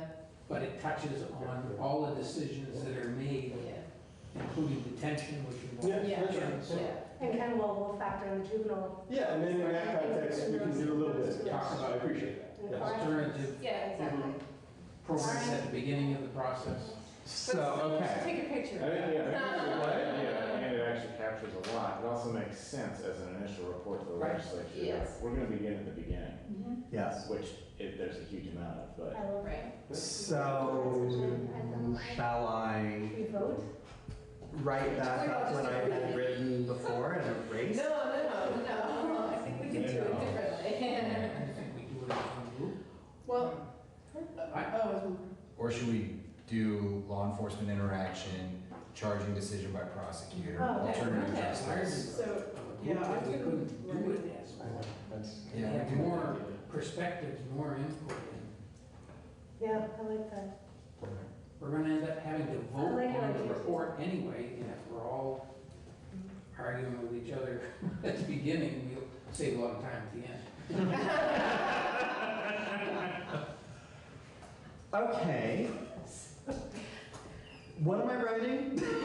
What am I doing now? We're gonna do beginning, everything at the beginning. Up to, including a rating, Okay. and then we're all in for a penny. Raymond being like pre-trial charging decisions. It'll encompass You know, pre-trial probable services cause determination, or Right. charging whether or not the trial is over. and detention. I mean, people are saying things, is we asking you, Tom, to make that into a list at the beginning, like, Okay. so what everything that should be, everything we consider the beginning. Don't you? What am I doing? I want to do it because Rebecca's taking photographs. So it seems like, Rebecca, this other email may be a good jumping off point, 'cause I think Rebecca did a good job. Can I help you, Tom? You certainly can. Let's tweak that. No, Or did you take a picture of this? I did, erase it. Or we can shoot it up. We can just shit it up. And then, All right, so for now, can we erase middle and end? yes. And we're just gonna figure out what we need to address. We'll leave that up there, because we're gonna have parallels, right? Oh, look at all this. There's tons of stuff. All right, so, okay, I'm gonna erase these right up to you. Okay.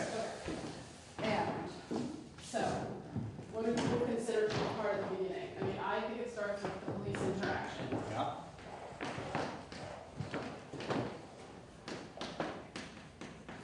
Our handwriting's so much better. What does that include to people? I mean, Stops, Yep. searches, citations, Stop. arrests. search, citation, Arrests. arrest. And then something that isn't really, it's the post-arrest custody. Yep, custody. I mean, the midnight calls.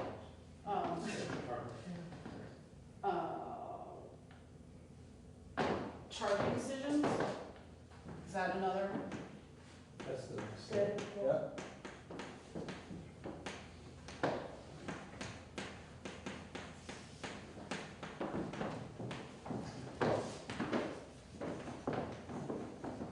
You said diversion decisions, I don't know if that's charging. Diversion, I would say generally like alternatives to prosecution, yeah? Good.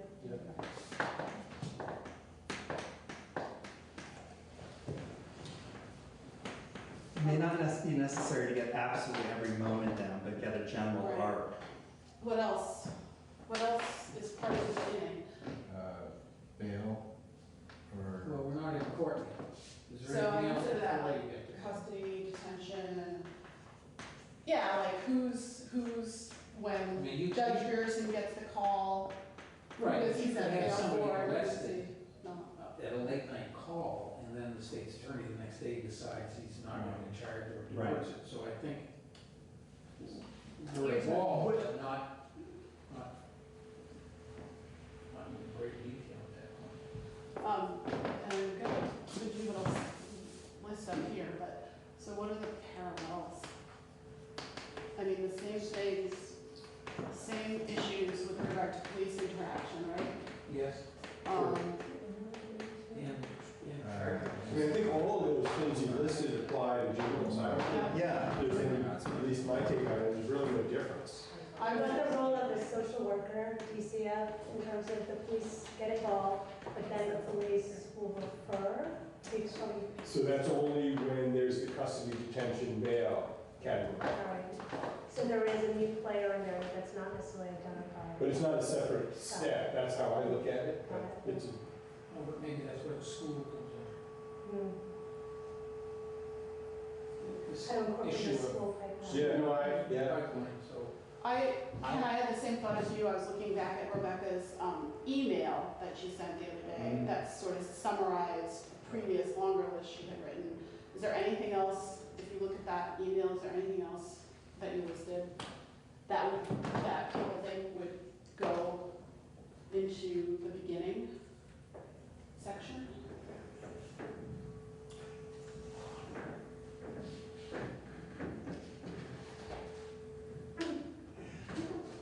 I'm going to float the possibly unpopular idea that that's enough. I mean, brevity, right? Yeah. So, and not biting off more than we can chew, so. Will someone take a picture of that? Yes. Look at this, this is beginning. Now we're gonna do.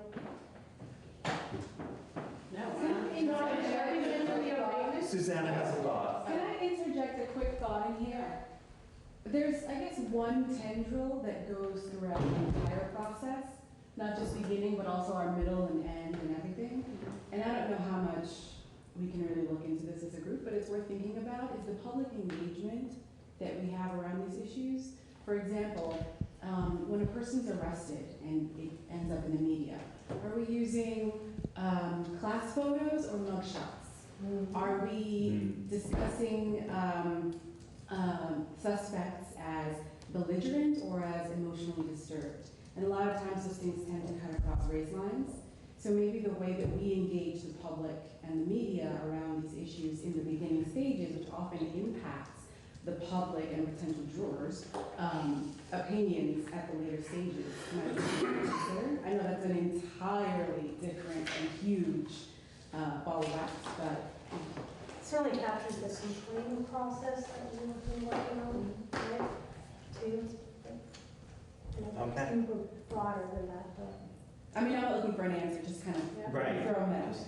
And also, just so we don't forget, sorry, the other thread that I think we should be asking ourselves at each stage, beginning, middle, end, like with each topic, is what data do we need? What data are we gonna recommend we should be collecting? Should we write that down? Sure. So, okay. So do what?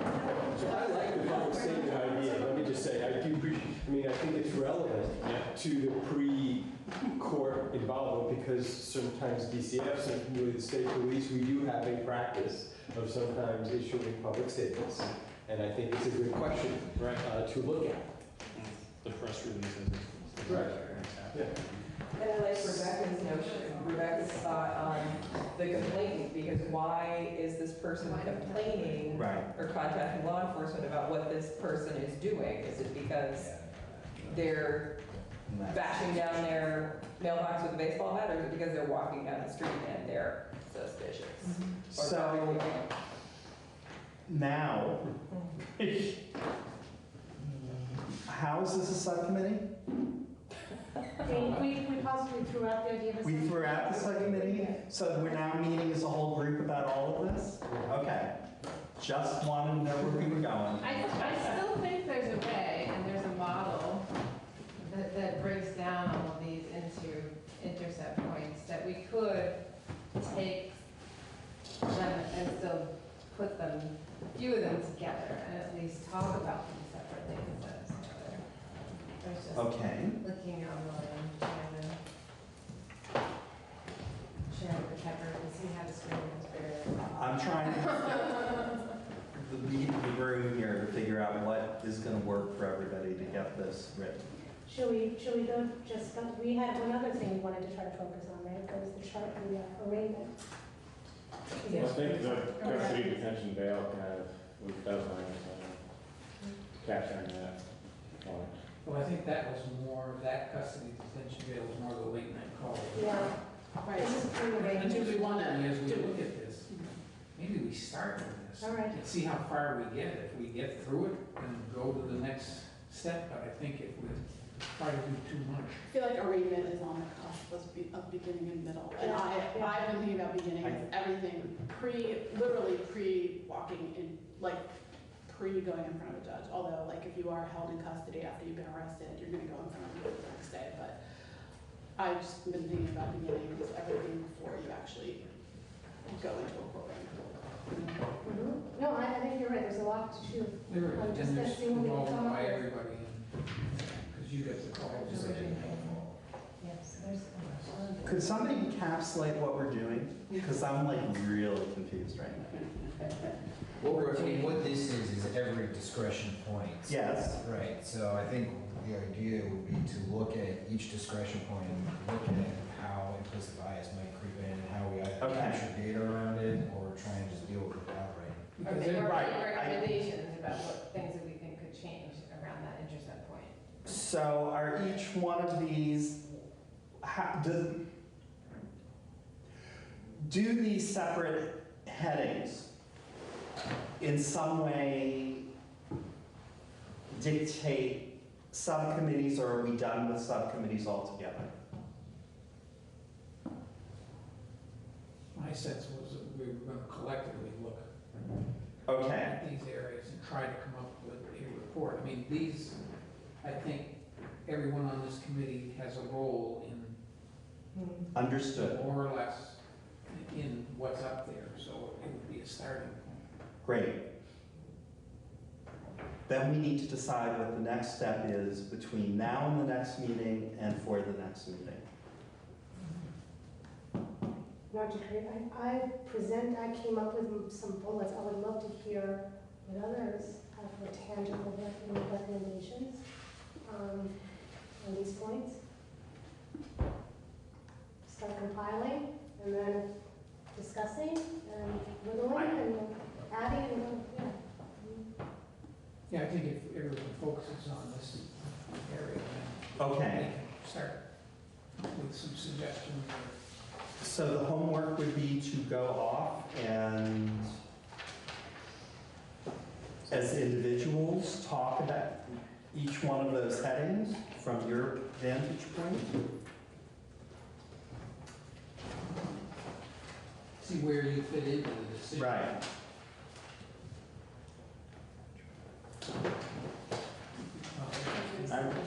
Here, why don't you just give it to me? Scary you're taking Put into, email. I'm sorry? I'll send her an email with this also. So I know everybody's taking a picture, which is great, but for folks who don't have a picture, you'll get this. Okay.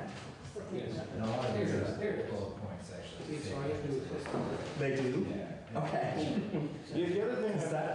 Oh, sorry. No, go ahead. I was looking back at your draft. I mean, I think. Which is really, I'm hoping not my voice, but Yeah, it is your compilation. Right.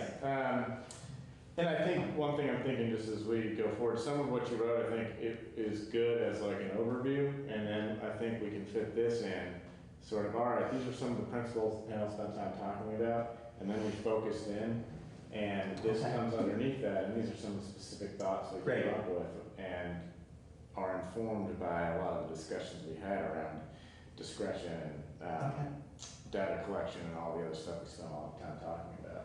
Okay. If that makes sense to folks, is a way to envision how to construct this moving forward. Well, because it gives them the comprehensiveness that they were looking for around, what have you guys been doing for the last decade? Right. And obviously, all of this is what the legislature's been talking about for the last 2 years, and will continue to talk about. So we're gonna go off and everybody's gonna go from, David's gonna send this out to everybody. And I guess we're gonna put, another round of bullet points together that intersect or interface with the draft as it exists at the moment? Well, I think we'll focus in on this and have people do suggestions specifically with respect to this. Okay. And I think we can hold the overall draft in abeyance until we have something decided on this and then figure out how to integrate it. I think some of what you've written will probably be dropped into here and some of what you've written will remain separate. And some, we'll edit that out. Okay. Does that make sense to people? I just wanted to get a boom. Yes, I'll wait for you to send this out. I plan to chop up a lot of these bullets and put them in. Right, because a lot of the stuff that you. And then share, and then possibly come up with more, and then share with everybody. I'm not a computer person.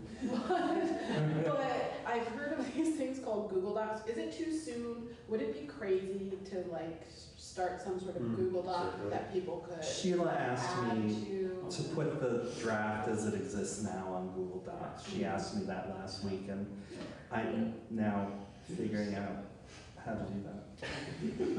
Exactly. I mean, I can't do it, but.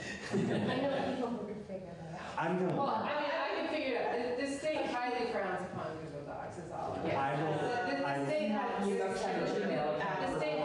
frowns on it, and so, like, you know, I couldn't do it. I don't There are know other that. I people don't who work don't for the work for the state. state who could do it.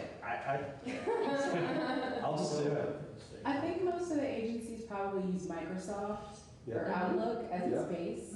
And I think Outlook, the online platform of it, might have something similar to Google Docs that may comply so you can use your work emails and, right? Well, there's Teams that can be set up. Yeah, and then it's there's loads more complicated than Google Docs. Yeah, it is. And then there's SharePoint, which is also complicated. It's so complicated, I couldn't even successfully give us a training on it. Awesome. Okay.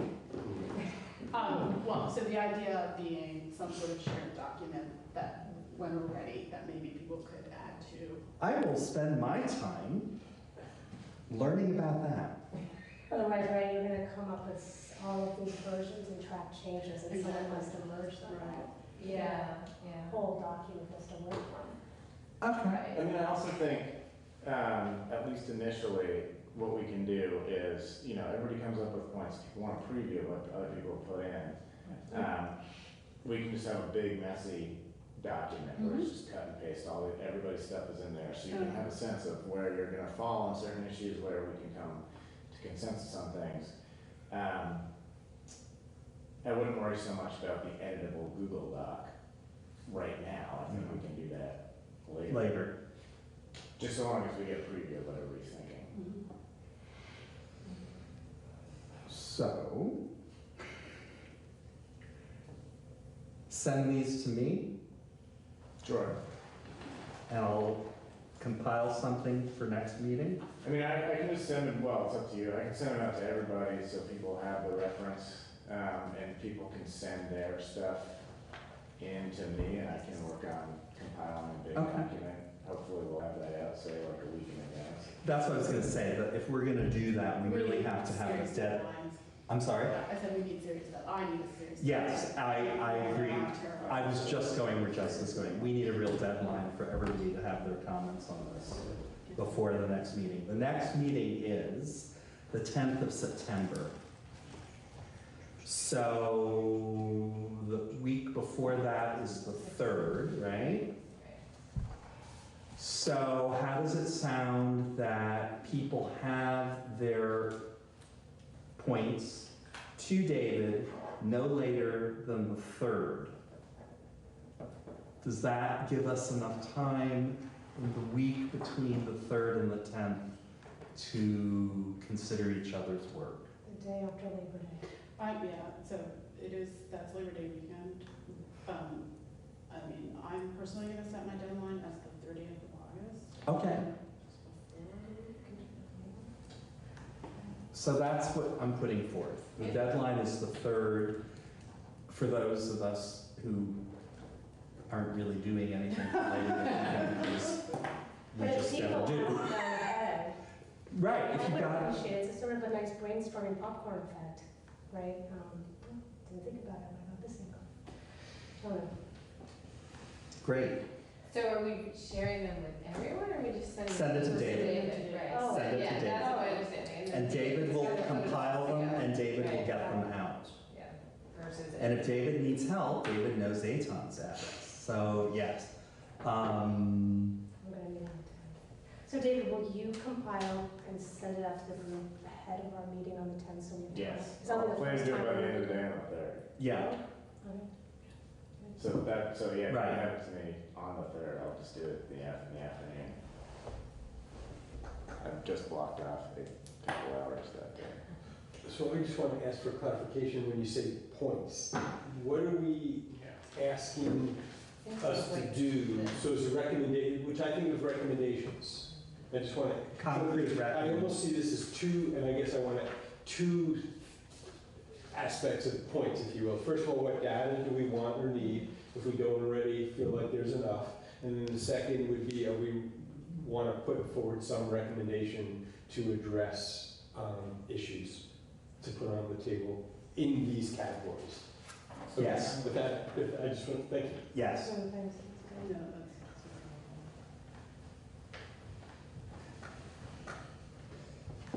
Are we all clear on that then?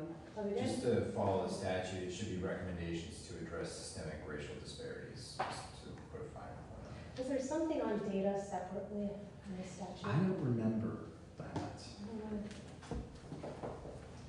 How do you make those There's- recommendations? Yeah. Somehow, reference. There is like whether to expand law enforcement race data collection practices. So we could Go on with that.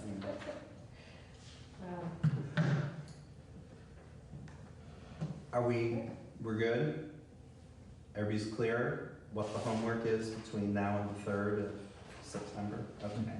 I'm assuming Stephanie Singlena's going to talk to us about the same place we're going to be focused on? Pretty much. She's going to talk a lot about data.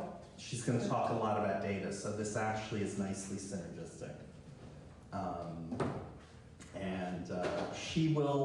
She said to me last time we talked that there was some reading around that not an onerous amount, that she wanted us to consider. She will forward that to me. I will certainly disseminate it to you. I will get in touch with her ASAP to get that so that you have it as soon as I can get it to you.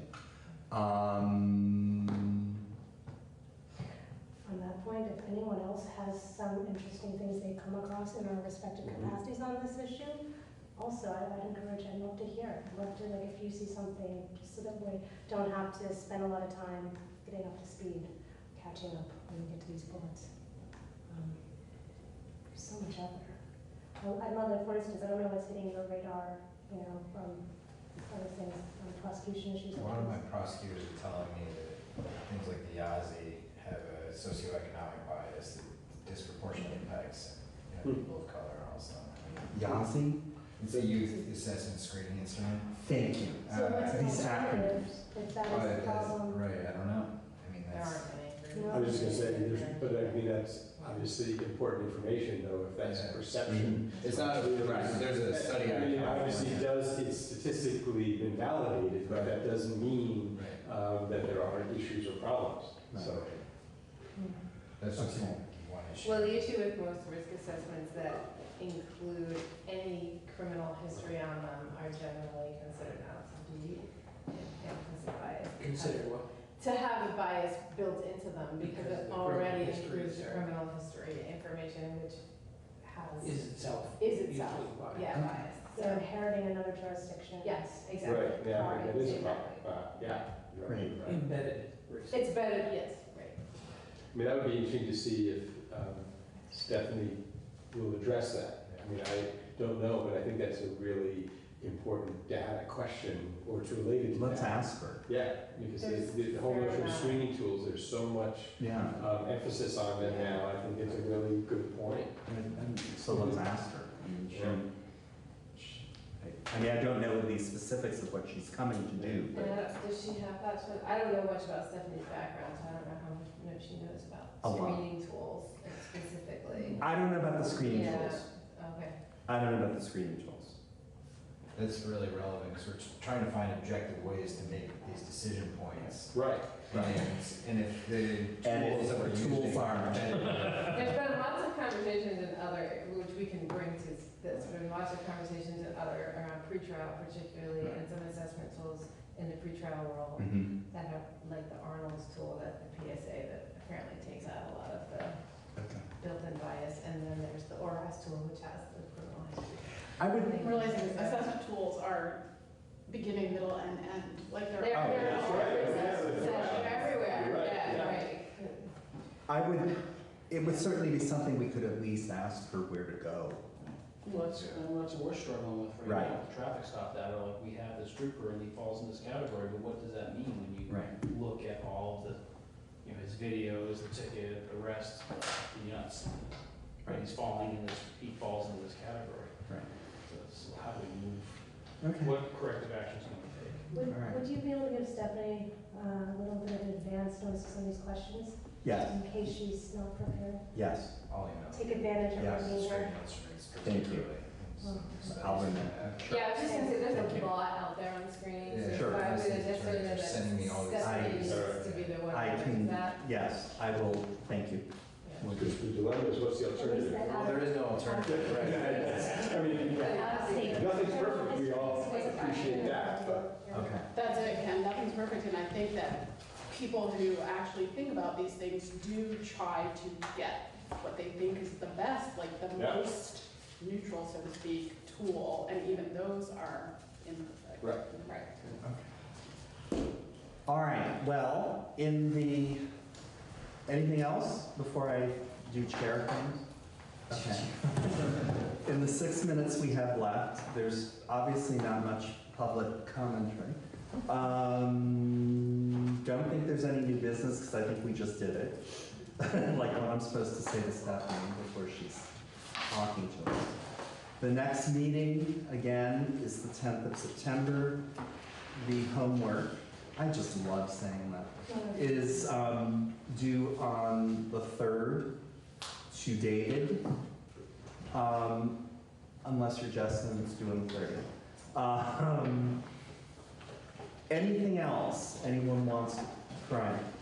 The last time we got together, we were talking about not, at this point, putting together a pamphlet about rights. And I told you there was something put up by the BBA. I don't know if anyone has ever seen this or if they want to see it. I do. It might be worth looking at it now because it's out there and distributed. Look, it's great. Yeah, I can get more of them. Is it online? Down I don't know, I got them from Ontario. Do you want to look first? And I'll, okay. I can get some more. That would be great. If we could. Thank Bring you. some at the There's a next. hashtag. Yeah, for the next. There's a hashtag on the cover, it must have just been. I love this. Like 2019. Yeah, this is great. I don't know Okay. how long they've been doing it. Go for it. How would I do that? Let me not get, I have to. All right. The only other Right. comment I would make is I hope everyone appreciates it by narrowing the focus, keeping everyone together. David gets to be there. Good job. We don't get Good job. But Bonnie gets a lot of credit for volunteering. I'm not suggesting. That was That's both, fine, I don't need any credit. that was both diabolical and brilliant. It worked. It worked, really. Oh man, I really got it. All right. Thank you.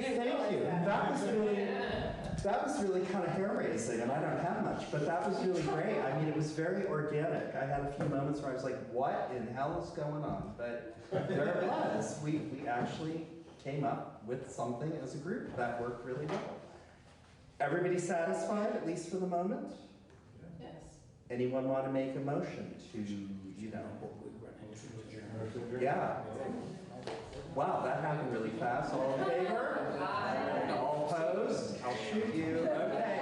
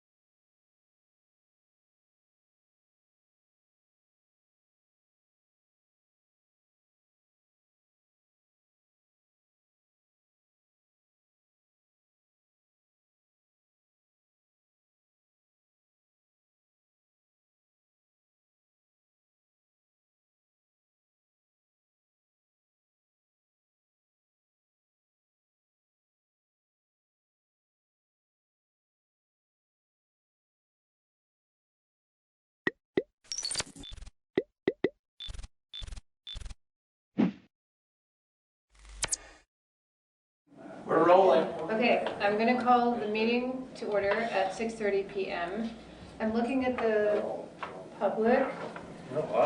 It doesn't look like too rowdy a bunch, so I will avoid reading the rules of procedure tonight. Are there additions to the agenda? Let's see, I have some correspondence. Correspondence. Well, it's under communications. Oh, I guess it's under communications. Okay. Are there changes to the agenda order? Not for me. Not for me. So I would ask if everybody's had a chance to review the minutes of the meeting of August 12th. If somebody would I move that we to accept the minutes. approve And I will the second minutes that. of the meeting of August 12th. Thank you. Any discussion? All in favor? Aye. Dan Zambreski, you walked in just in time. Hello, Hi. Hi, Dan. Hi. Highway update. just grading the roads, doing culverts and mowing roadsides. And very few equipment repairs this. Nope, been easy on the equipment. Our new man started today, so, Oh, is the garage a lot noisier? yeah, he kept everybody laughing. Purchasing sand and gravel. Pardon? Purchasing sand and gravel. Yep, we've been hauling some sand, gravel for culverts. The person who is mowing the Packer Corners Road, you know, is very genial and he's doing an exceedingly thorough job. Yeah, Jimmy's doing a good job. Yep. Yeah. He does do a good job. He's great. Excellent. Thank you, Dan. Okay, any questions for Dan? So the road safety audit report, Peter did a lot of work last week, 2 weeks, last couple of weeks, and you're gonna update us on what's been going on. So this is for both Guilford Center and Algiers Village. I got my full time. Okay, there's a few new updates on here. Okay. All right, so for Algiers Village, I'll just try and go through these as quickly as possible. There's a request for the review of speed limits on US Route 5. We needed to send a letter to the V-Trans Traffic Committee Coordinator. That was sent.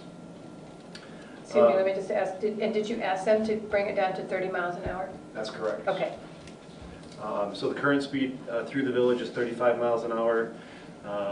Due to a variety of the findings from the report as well as from requests of residents, we are requesting them to reduce the speed. It had initially been asked to reduce it to 25 miles an hour, and during the review they flat out said that due to the nature of that road that they would not reduce it to 25. So we're requesting it to be reduced to 30. Then I sent a multi-part letter to our local District 2 office requesting them to take action on a number of things. Those items included cutting brush as necessary along the eastbound shoulder, cross-hatching the shoulder and installing no parking stencils within the existing no parking zone next to the country store on US 5. Consider adding curbing to better define the access and egress to the country store. Review signage and tighten the existing pedestrian zone. Some may argue there is no pedestrian zone there, but we're kind of waiting to hear back from them. As well as either cut the brush around the stop sign or to completely move the location of the stop sign at B Barn Road. And then to consider the westbound shoulder, basically next to Richmond Auto, in making that into a no parking zone similar to in front of the country store. So that was all included in the letter to V-Trans. Which went? It was sent, yes, last week, beginning of last week.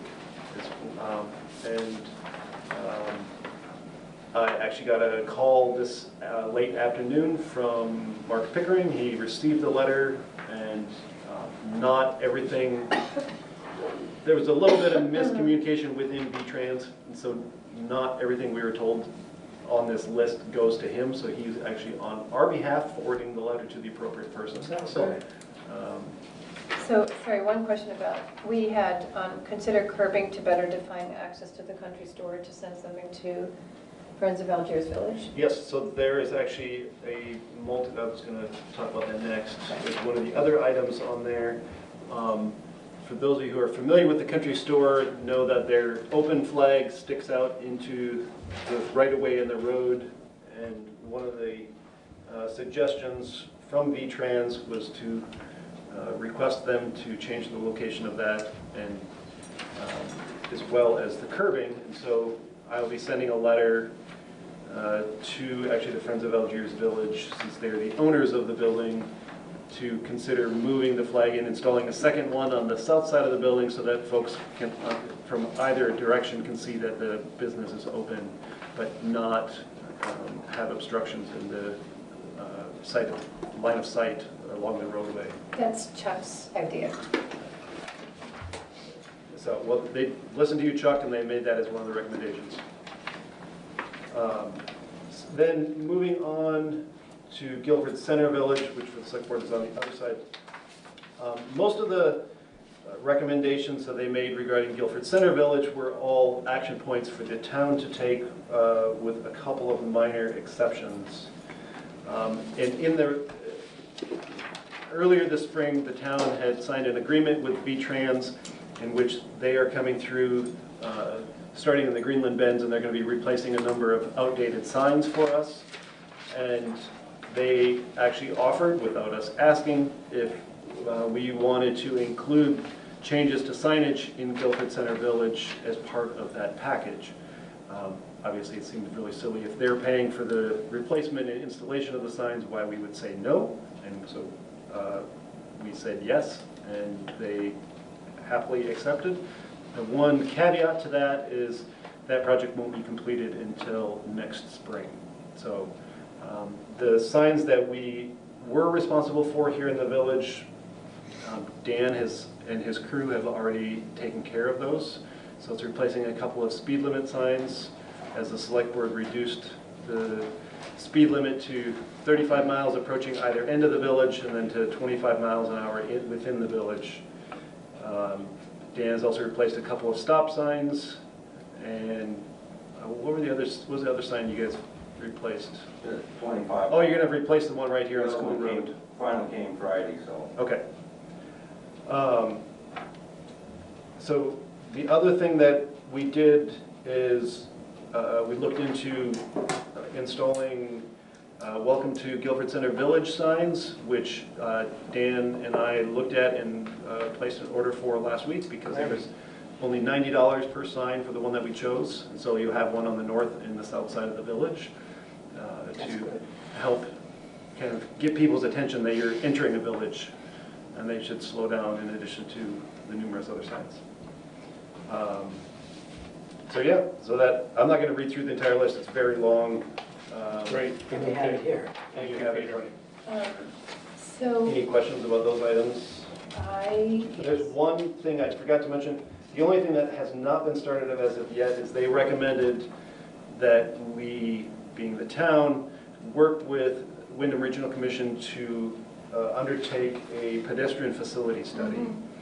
That's one thing that I need to work with them on doing, and that involves writing a grant to the state. So that's more of what is deemed a midterm project, which is a 1 to 3 years completion date. All of these others were short-term projects, which is less than a year, and we'll have most of them completed very soon. Oh, I have a question, Peter. In terms of this pedestrian facility study with WRC, is that something that we want to do in Algiers as well? Yes, we have, it was recommended for both locations. Oh, I mean, is that on here and I missed it? It is towards the bottom right here. Oh, thank you so much. Could we use the Better Connections grant for that study? I guess theoretically, yes. We don't need to, because the state has a round of grants that are specifically for pedestrians. We will apply for it.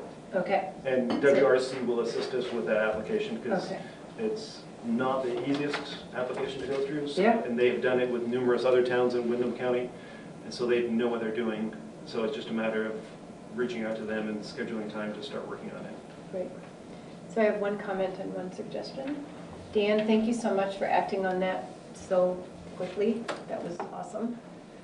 And my suggestion is that you track this spreadsheet on a quarterly basis, just to see, or maybe next spring, because they probably won't do anything in the winter, just to follow up, and then also to check with residents and maybe the people who were at the public hearing in June, was it? May?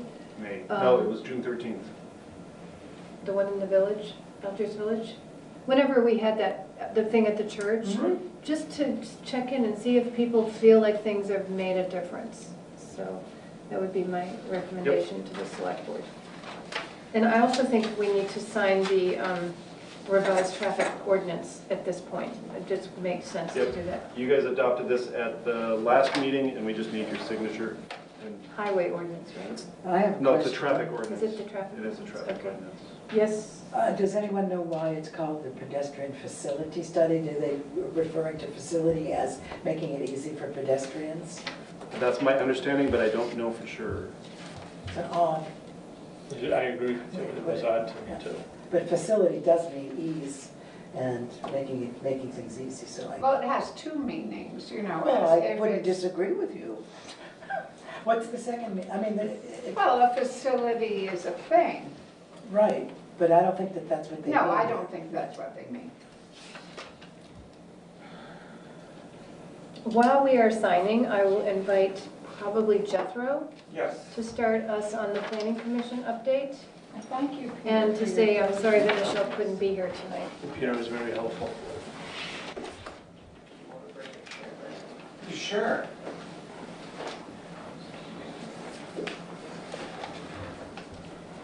How about if you sit next to Michael, Jethro?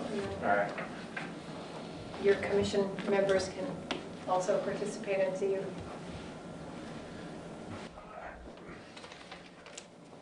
Hello. Hello. Yes, welcome planning commissioners. I'd like to start by saying, I'd like to say that Sheila has been a great civic leader, and I'm saddened that this is her last day, but hopefully she'll keep supporting us. Thank you. Yeah, so we've been plugging away at the town plan, which we were under the impression that it was going to be postponed to the following year. We weren't really prepared. There was a little bit of confusion as that we were going to have to do. We ended up having to do it this year, and so we've been plugging along at that, and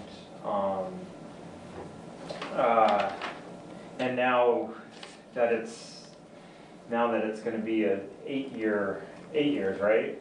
So you have an existing town plan that runs from 2015 to 2020. Yeah. And by June of 2020, you need to have a new 8-year plan. The state has Right. changed it to 8 years. Yeah. Right. From originally 5 years. 5 years, right? yeah.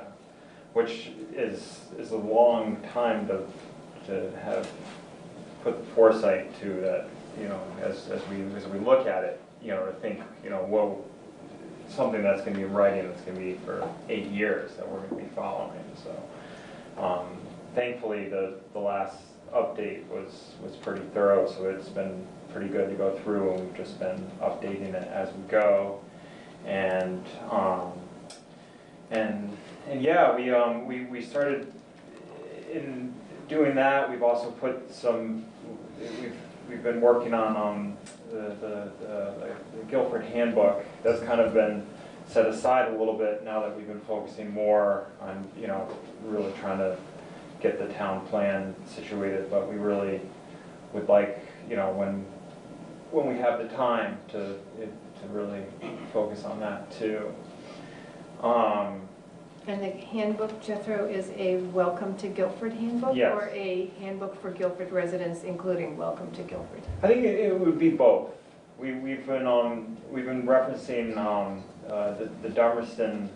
They did a welcome kind of general handbook for their town many years ago, and we've kind of taken that and we've been kind of using that as kind of a reference. And it's really nice, and I think it would be really something that would be really great for Guilford to have. and something that could be updated, but for the most part, it's something that was kind of basic and that would, as new residents come, or even residents that aren't fully aware of what Guilford has to offer, could look at that. And yeah, I mean, it's for me, because I wasn't on the commission for the last town plan, so it's been very informative to look through and be a part of.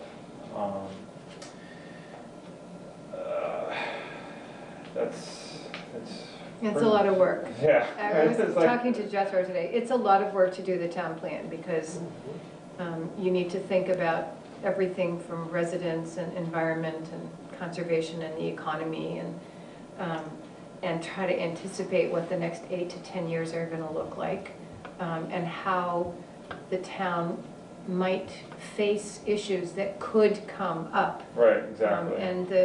And the terminology that you use and the policies and the actions that you come up with will determine how the state might assess individuals' claims or developers' claims. So thinking very carefully about how the town wants to take care of its residents, take care of its financial assets, attract people here, take care of all of its assets, not just the financial assets, and also respond to development possibilities and growth possibilities is really critical. And it's a big task, and I think, if I'm not mistaken, by June of 2020, you have to have had the plan, put it out there to the Wyndham Regional Commission, had it out in the public for 45 days, and have a public hearing before the select board makes a decision about adopting it or not. So it's a pretty long, complex, involved And we're really project. hoping, and I was talking with Michelle, and we're really hoping to have something by March, by like town meeting, that's something that we can present to the public, so because, you know, hopefully there won't be a lot of revisions, but at least that'll give us time where the public can review it, and then we can kind of go through it, so that's our goal right now. Does anyone else? You're lucky to have Chuck and Harry, who've done this many times. No, it's great to have such a big board, and you know, and have a lot of input, and it's a big process, but it's part of it, and it's in a way to protect us too, you know, because we don't have zoning, and so it's something to give, you know, that can be a reference as people are looking at what we would like to see happen and how we see our town. And, Any questions? I have, sort of a question and comment. I mean, one of the interesting things, as I understand it, about the Planning Commission is that it's a quite diverse board in terms of where people are coming from, and so it's really interesting to balance what we think might happen and what we want to have happen. And, you know, I don't know that there's time in this particular meeting to find out how you all consider that, but it is something I'm curious about, if you understand my question. Yeah.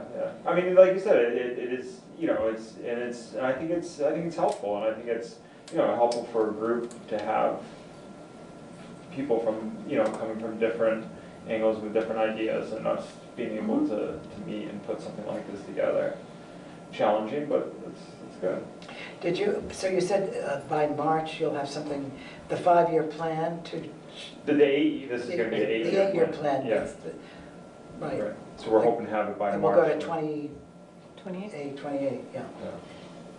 So, apropos what Veranda just said, I just remembered that I'm the liaison to the Planning Commission, and I will no longer be on the Select Board. So perhaps one of you would like to volunteer or wait until we appoint a new member and decide who. That needs to be decided pretty soon, probably at the next meeting.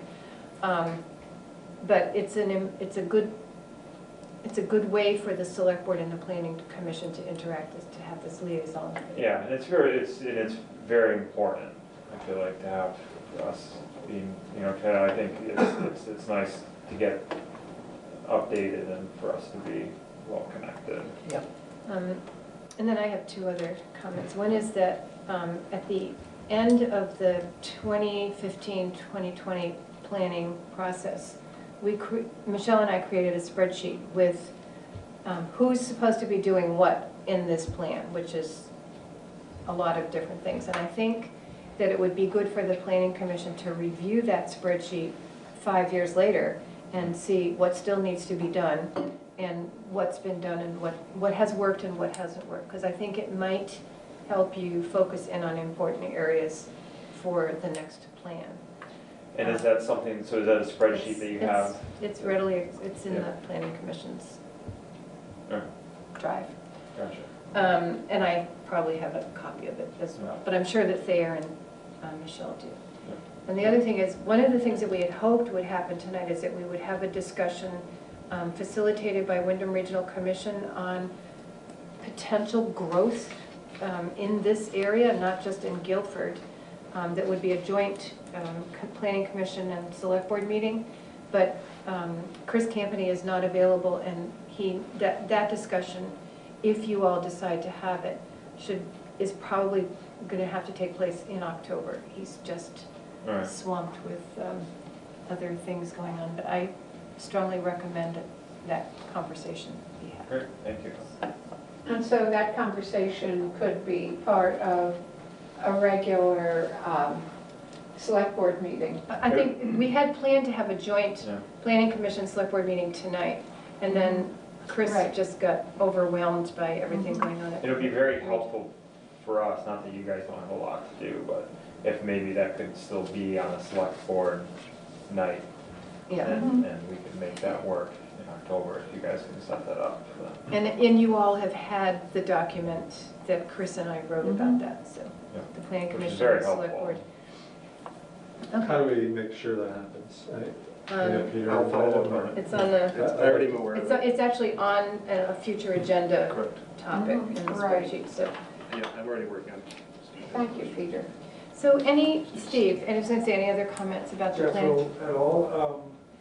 What's your plan for getting the word out to the community that the town plan is being worked on? The reason I ask is that sometimes what happens is you bring the new baby in and everybody forgets about the one that's already grown up. And I think the issue that happens is that it would be a good idea to tell people that the new town plan is being worked on, and that within reason it's being based on a lot of the language that's in the 2015 plan.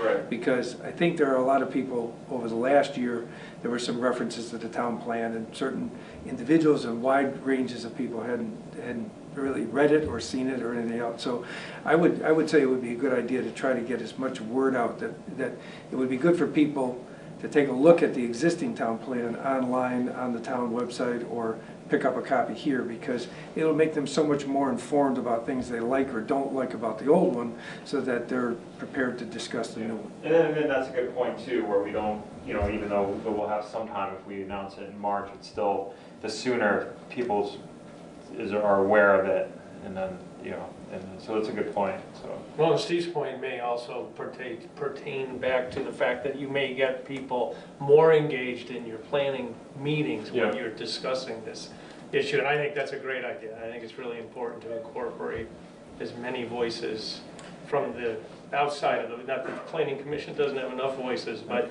if there are people who are passionate about the town plan and the direction of Guilford, it would be good to kind of hear those thoughts earlier. The other thing is that people may not be passionate about a town plan, but they're passionate about conservation, they're passionate about energy, but they're passionate about a portion of it. And that they don't have to read the whole thing to find the things that they're interested in. So that's the thing I would encourage them to do, is to review it and find those segments that they're interested in and get their voices heard. Maybe there could be an article in the Guilford Gazette. It might be a little late. It's August. When's the next one come out? October. Oh, let's see. October, November. Yeah, it's a good idea. Yeah. It's a good idea. Well, maybe I could post stuff, I could post You can stuff. post stuff on Guilford, Vermont, yeah, and the town, the town has a website and stuff like But that. And remember, because that's a good idea. how good we are at trying to communicate. This is coming up. You're going to have people say that. Well, key words too. All you maybe. can do is try. So. All And right. the other thing is to remember, like, in the current town plan, we spent a lot of time working with the Conservation Commission. And as long as you have people aware of the sections that they're really involved with, like the Conservation Commission, then you give them that to review and they'll bring it to you. You don't have to do that, so. Right. Perhaps a Guilford Gazette article could just be a reader's guide to the town plan, you know, just sort of breaking it down a little bit so that it will be a bit more user-friendly than... Or it could be a good opportunity, I mean, you know, some people might not even know it exists. So, I mean, it could just be a good opportunity. Yeah, be a good opportunity just to make it known. Okay. And one last thing, not to make a million copies of a big document, but just saying it's on the website isn't enough either. There has to be printed copies, enough printed copies. Which we have a ton here. Okay, so just so that somebody could pick one up here or maybe put a copy in the country store or something for people to glance at while they're having lunch. Just to make it more of a working document than something that is done and then goes on the shelf. Thank you, Jethro. Thank you, everybody. The next item on the agenda is that we need to appoint a new select board member. I announced that I will resign. I announced in July that I'm resigning. And we went to Facebook, Front Porch Forum, website, Gazette, and also announced on during meetings that the process would be for, if anybody was interested in filling the vacancy, to submit a letter of interest, and please call me if they have any questions, or Peter, and to come to meetings. And we had 2 people express interest in writing, one of whom withdrew rather recently, and we had one person express an interest verbally who got the same response from Peter and me that the other 2 potential candidates expressed. So we've involved the select board and appreciate Steve Lemke and Ann Ryder's involvement in this process as well. And we still have standing one volunteer to fill this position, which would be through February of 2021, and that is Zon Estes. So I will be seeking a motion to appoint Zon Estes as our new select board member to fill out my term. You second that? Any discussion? I think he's very experienced, knowledgeable, and public-spirited person, and I think we're very lucky that he's chosen to come forward. I agree. Yeah. I do too. Good point. It's great. All in favor? Aye. Thank you. And So he will take my position at the first meeting in September, which is The 9th. September 9th. Jethro? So he will be taking over chair? No, so at the next meeting, the newly comprised select board will select a new chair. Gotcha. And vice chair. And vice chair, yeah. And Peter, And until then, you are the vice chair, and So you are. you serve in my capacity. I'm honored. And just to note, Will you, just to follow up, you will write Zon, who's going to write Zon? I will write a letter on behalf of the select board notifying him. And then also just as a quick note, the select board in March of this year had appointed him as an auditor for the town. And with his new appointment, per statute, those 2 roles are a conflict of interest. And so you as a select board will need to find another auditor. Somebody else volunteered, Yes, she did. so maybe We can follow up with her and that, see yeah. if she is still interested. So will the minutes reflect that discussion just now? Sure. Yeah. That we need to Thank find you. an auditor. And Peter, will you also, is it appropriate to send a message to the person who verbally expressed interest but didn't follow through, or should we let well enough alone? I think we did. I mean, I said thank you for your interest. Oh, Here's the so process. that's done. And with the person who withdrew, I said thank you for your interest.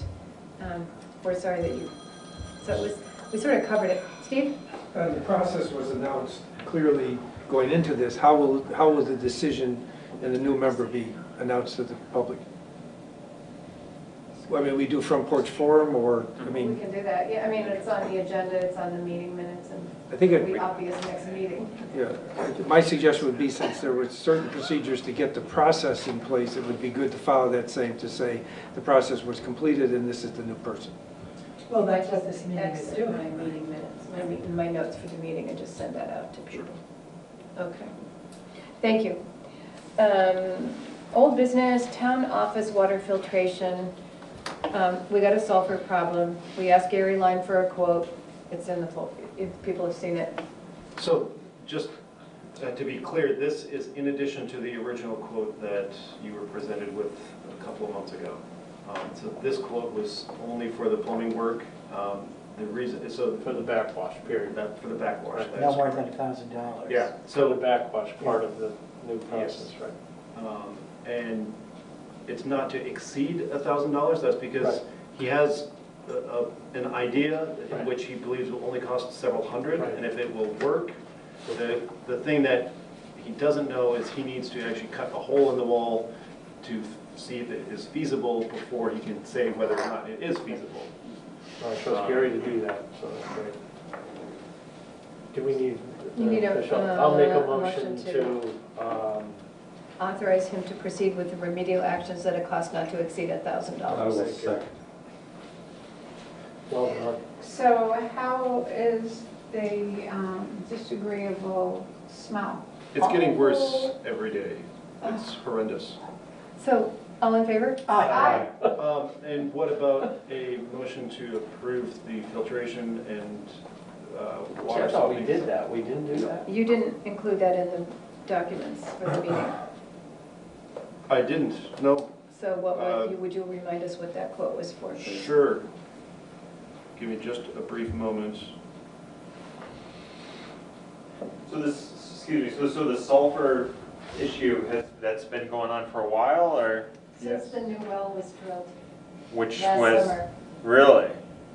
Yeah. And not that the old well was perfect. There were No. other issues with the old Yeah. well. The sulfur was not one of them, I guess. But I know that the town employees would not drink out of the old one either. Didn't we have a discussion of this previous Yes, quote? we did, Yeah. but I don't. But I guess we I didn't. don't remember. I thought I guess, we- I don't know whether we voted we on had- it or not. You so- did not. You wanted follow-up, and we have been trying to track down a plumber to get in and give us a quote, and Has the water been tested here? yes, 3 times, How about lead levels? Is it, non-existent. is that the same with the school? Has the school been, do you know? And that's their responsibility. Here it is. All right, so that was from the 24th of June, and that total cost was $4,440. Yeah, I remember that. That is for a Water Right 1054 water softener, as well as a Water Right air draw carbon filter, miscellaneous plumbing, and labor for installation. And the annual maintenance on it was? The annual maintenance on it was a $200 couple $100, that's correct. Is that the only quote that we had?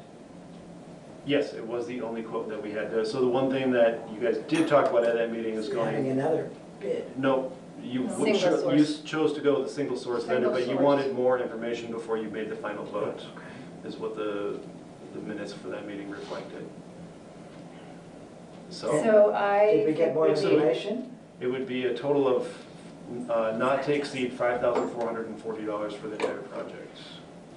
It's to the point where we have searchers, attorneys, et cetera, who come in and use our bathroom and are commenting on almost every day. It's got to that point where the public notice it now.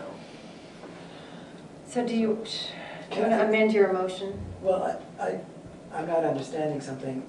What is the difference between what we know now and what we knew in June? is the additional cost of, so the meeting in June, what was presented was just the actual system itself.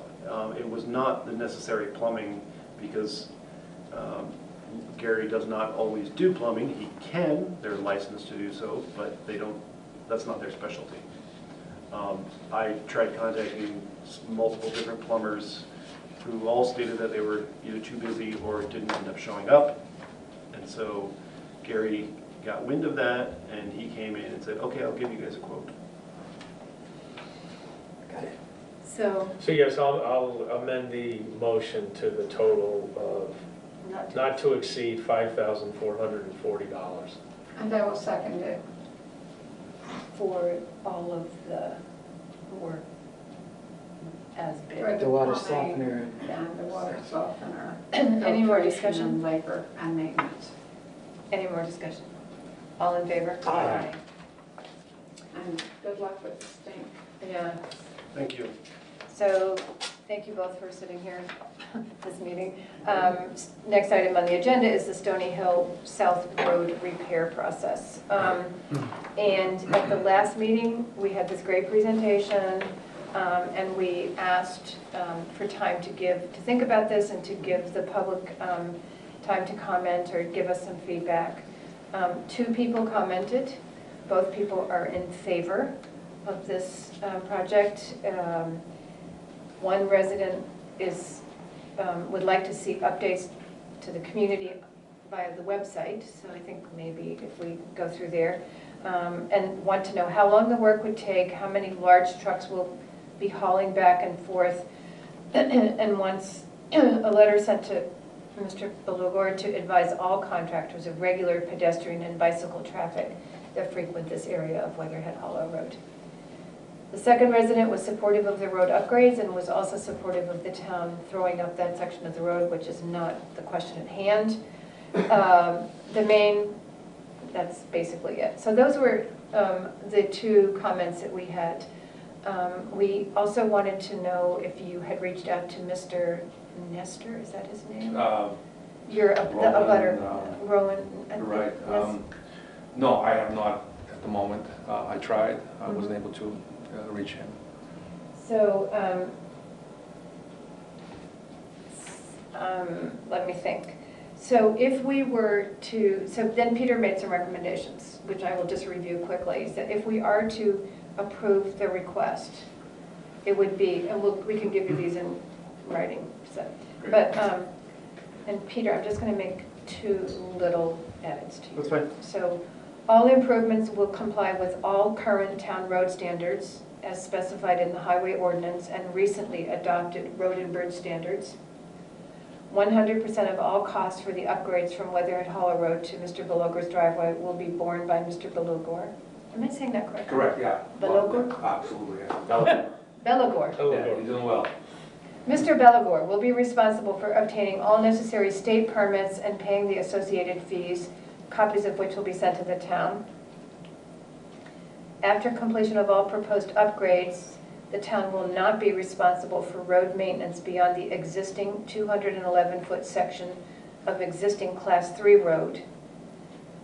While upgrades will be to Class 3 standards, it will still be considered a Class 4 road not maintained by the town. And unless a letter is received in writing and a copy sent to the town from the abutting landowner granting such permission, Mr. Belogor or his contractors will not work outside of the town's right-of-way. So those would be the recommended conditions. So I don't know if other people have questions, comments? Overall, public support has been for you guys. Yeah, very much so. Thank you. And I believe that the contractor from Pathways has had that road surveyed as well. I think that was shown in the plans that we provided to you, so we would use that as a baseline for the construction. So, And use it as a baseline for knowing the right-of-way. Yes. so I am looking for a motion to authorize Paul Belogor to proceed with repairs to the section of Stony Hill South on Weatherhead Hollow Road to the drive to his property at his expense with the conditions outlined, just outlined. Anybody want to make that motion? I will make that motion. And I will second it. Any discussion? Any questions? We could just make sure that we get those conditions in Yeah. writing, just so Yeah, that we'll send it to you tomorrow. ready. Yep, I'll send you a letter tomorrow. That'd be great. All in favor? Aye.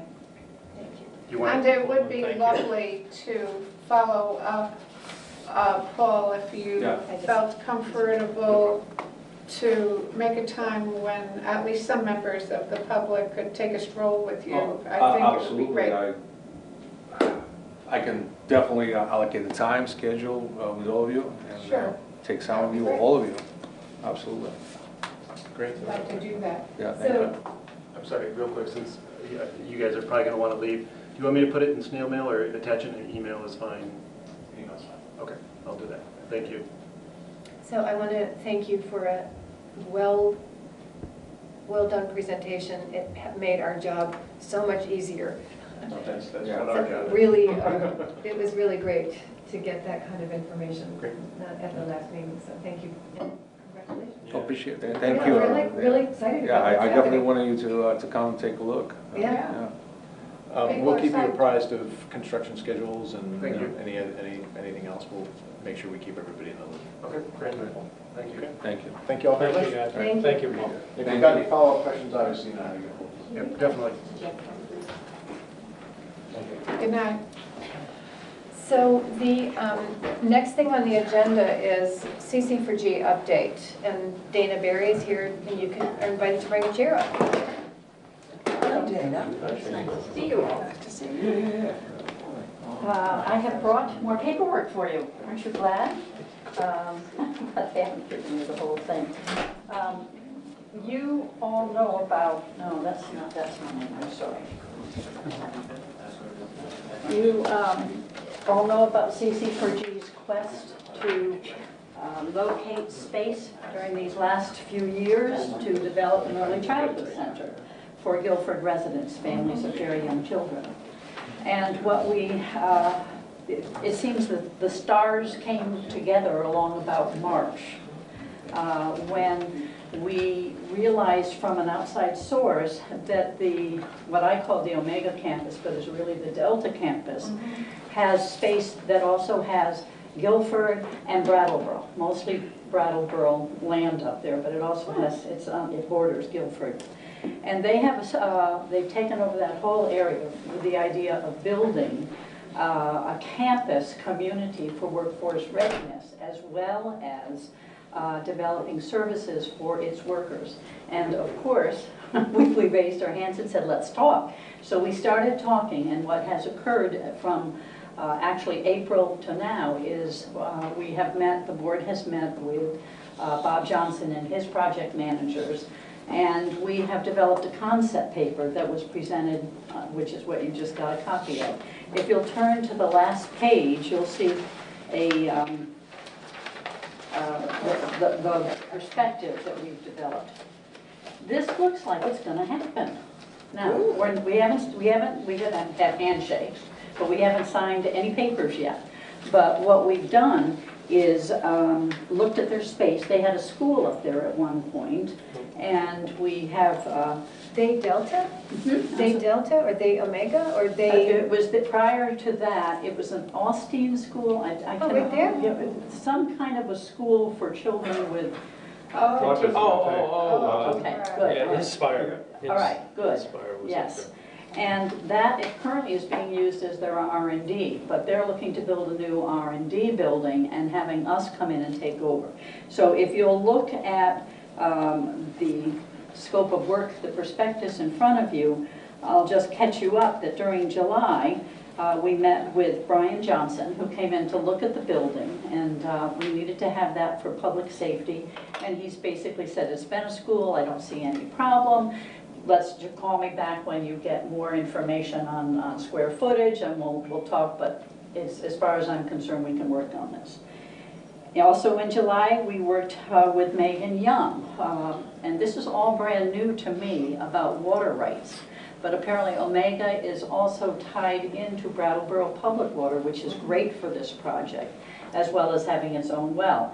So she apparently gives us the okay for a certain number of people to be on the campus. And by us bringing in a program that's going to bring in probably, 40 to 60 children to start with, she said she didn't think that there was going to be any problem with that, so we got that one checked off. I mean, we're very excited about this. And I am working, as soon as vacations get over, with a representative from the Community Loan Fund, because she is very good on helping projects like ours get a funding, not getting funding, but to find out what the real actual total cost will be per child for us to develop the program. We're also working with, I'm working with Thrive, which is going to be doing the needs assessment for us. CC4G did this a few years ago to see if there was need for an early childhood, and we had 75 respondents. I think that this will be included in the bigger scope that she will be doing through her company. And we are also working with Let's Grow Kids, which is a statewide funded group for early childhood education. And they're just great to work with. They're very supportive and can lead us into other funding bases. So I'm having a wonderful time developing this at this point. Good. A little nervous because, you know, again, it's a handshake. It's nothing there, and we have to really get the cost of care for our children. We'd like to run infant programs, waddler programs, which deal with that 12-month to 18-month age child to differentiate between toddlers, and have 3-year-olds, 4-year-olds, and then an after-school program, and it would be year-round. It will be open 10 hours a day, and it will be open during holidays and the summer when school is out, which will make parents really be able to have that kind of comprehensive care model. They're very interested in hooking up with the, is that a proper word in town meeting, hooking up? Yeah. Anyhow, they're interested in working with Precision and the dairy consortium up there, which has been sold, but the people that it's been sold to are very interested in this concept of combining family services to a workforce development program. So we're very, we're absolutely on target. My goal is by this Friday to have a preliminary budget as we have our weekly meetings with our project director that's assigned to us from there. And by the end of September to really know if what we've done so far is logistically possible from a cost of care perspective. Mm-hmm. The concept is to have them present and give us the building, reconfigure the building, and support the building. It will be open to Guilford children as well as the campus children as first choice, and then we'll open it up to the larger community. And I am just being met with encouragement and delight and a real optimistic feeling that this project is going to come to fruition. I wanted to inform you of this. We, CC4G, will get an article ready for the Gazette. When does that come out? Is it, November will be the next. Good, by then. I mean, the deadline, I believe, is maybe October 1. Okay. And then it will come out before Thanksgiving. All right, then we'll get our pegs in a row and get that submitted with the hope of maybe getting it open by this time next year or a year and a half. And some of that actually will depend on the funding as well as how quickly we can do the reconfiguration of the building. So that's where we're at, and I'm excited. And for the Planning Commission, we are available to work with you in any way, shape, or form since this was part of the 2015-2019. Great. Yeah. Any questions? I'd be delighted, but here we go. Good presentation, thank you. Yeah. And it's very exciting. Oh, very exciting, really finally. And Richard, you all at this table have helped. Well, I haven't met you yet. Pretty new. Hi. I'll catch you later, probably. Yeah, he'll help out. So I'm done with that. Are there any questions? Yeah, what's your maximum capacity? I'm sorry? What's your maximum capacity? Well, we're going to, it depends. It's a hard question to answer right now, but we're thinking between 50 and 75. Interestingly enough, they have said to us, would you like us to build a new building for you? Or or do you want to take over this? And we have said, let's start slowly. I have learned, being relatively new, that we need to start slowly, but we see this as growing over time because the space is available, and having corporate support is going to make a big difference so that we can really develop a program that is a model that has that $15 an hour wage for our people, that has hopefully the medical insurance. So there's those kinds of conditions that we have to work out. And certainly the stipend and our parents can't pay the full cost of care. So we're going to have to figure out how to bring in that corporate body for that. But it's a very good model for us. Does it have a playground at the moment? Or There does it need there one? is space for a playground. Yeah, is that something that would be needed right off the bat, or? Not right off the, well, yes, we have to have a playground when we open it to get our license. But, yeah, are you interested in playgrounds? I have young kids, so I know that's a key piece. Key piece, yes. I think, yes, and I think a lot of the curriculum will be built on outdoor activities and our environment within our community.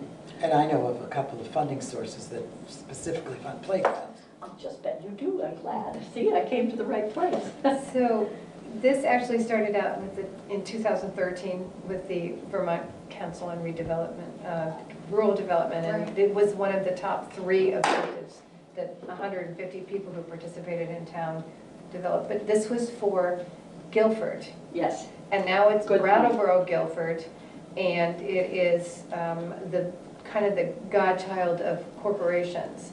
So how is Guilford going to rank in this, and Guilford residents and Guilford board, the Guilford community going to, how are they going to treat Guilford as opposed to employees? Certainly.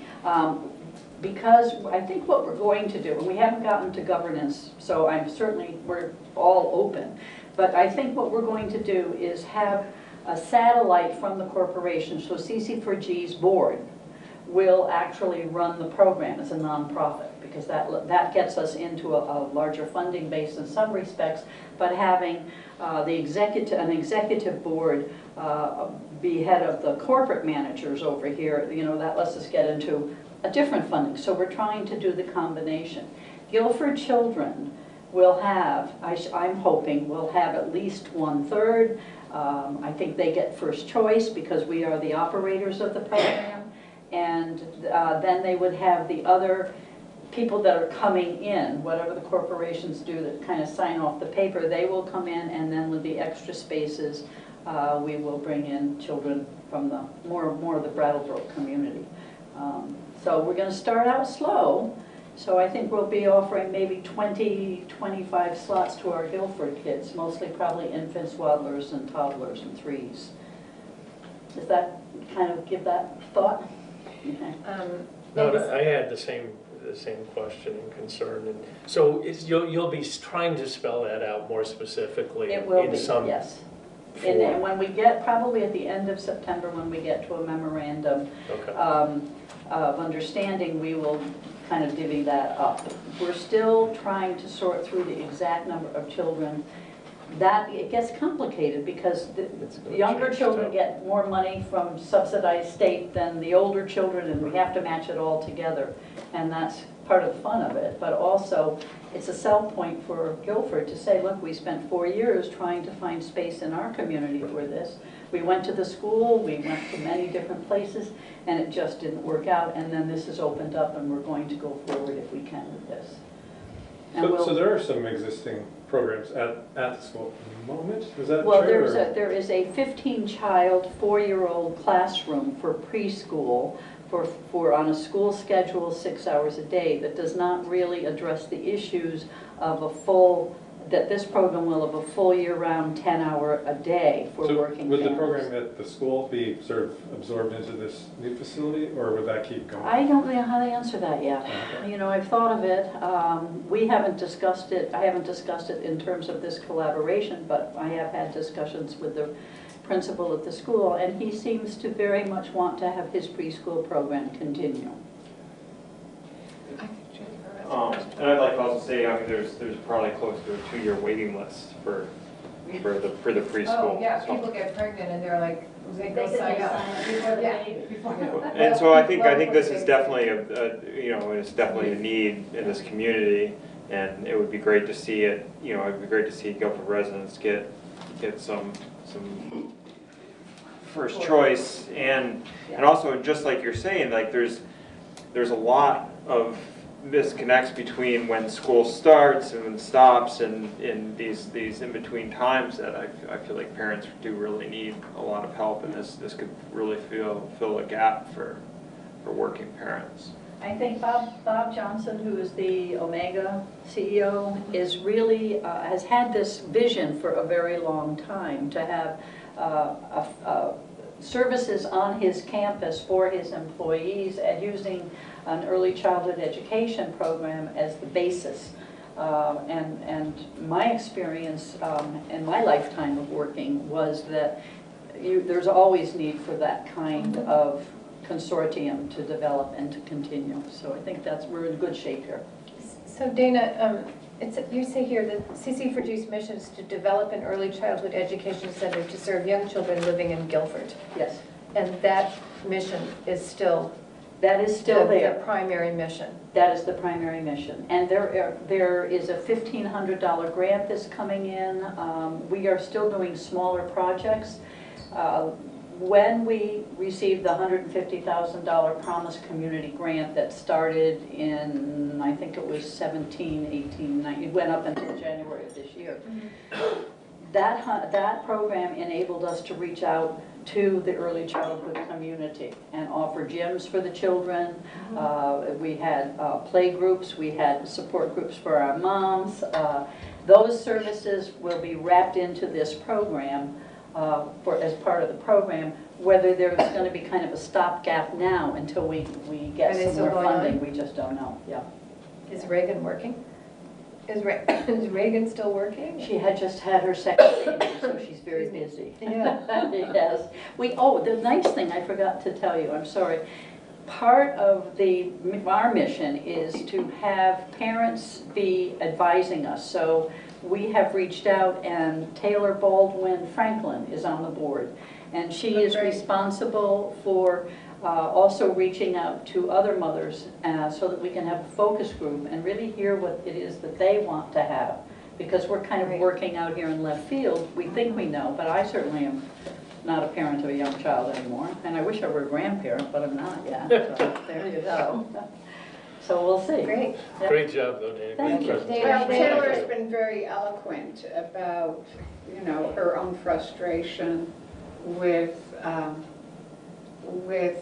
the unavailability of reliable childcare, and she'll be. I think it's going to be an economic boom for Guilford and this part of our town here. And I think we're going to use this as a model for the state, that yes, this can happen with the cooperation of our local business community. Well, Bob is doing a tremendous amount of investment. I heard that he just bought the Baptist church. Yes, he did. We have plans, if I'm being facetious, I won't go there. Let's get this up on the ground. Thank you so much. That's great news. Moving right along. Gordon, do you want to do warrants? Sure. So I will, okay, sorry. Make a motion to pay the following warrants. Payroll week ending 8/18/19 for $6,320.35. Payroll week ending 8/25/19 for $5,961.83. Expense warrant number 2004 for $25,839.93. And expense warrant FW04 for $40.50 for a grand total of $38,162.61. And on expense warrant 2004, the three major things that stood out to me were the payment of our Blue Cross Blue Shield insurance, our commitment with the Broadbrook Community Grange on an annual basis, that new fee, and primarily sand that has been purchased by our highway department. I move that we pay the warrants. You mean you seconded? Second. So you had a question about the library summer program. Oh, right, payroll. right, on And payroll. I think that, I just don't remember it being part of the budget, the library's I forgot budget. about that. So I think we need to have somebody look into that. Thank you And, for remembering that. I have a note. Yeah, Richard's and then on it. either it comes out of the town's budget that was approved, or it gets reimbursed to us by the library from some other source of funding. So So you'll let me know when you find out? that Yes. will be an action for these warrants. Okay. Thank you. Otherwise, all in favor? Aye. Thank you. Communications. I have a couple of brief communications, and I think Miranda had one. First is that Rescue Inc. has invited current sitting select board members to their dinner and discussion of emergency services for your town on September 24th at 6 p.m. at the station in West Townsend. Correct. So if any of you wish to attend dinner and the talk, please let me know and I will RSVP for you. And what was the date on that? 24th of September. Yeah, 6 p.m. I learned a lot when I went to that. I will say, it was an eye-opening meeting. It's a good meeting. I will say just quickly two things. One, we've committed to a 3-year commitment to rescue, so we know the numbers. I don't think we're going to learn anything new. I do attend and am on the finance committee at Rescue. So we can have a rescue discussion some night or an update. And you plan to attend? I am doing my best to attend, yes, this came up last week. But I would open that to any select board member that would like to get a wider view of what rescue is all about and what they do It for our is town. eye-opening. It is eye-opening, and what they're doing, I mean, I'm gonna say this just quickly, I hadn't thought about this, I didn't know this was on the communication agenda. But their reimbursement from the federal government is being hit as hard as everybody else, meaning the hospitals as well, with Medicare primarily, Medicaid, all the regulation that goes with it, the town, we're dealing with, state regulation on our roads now.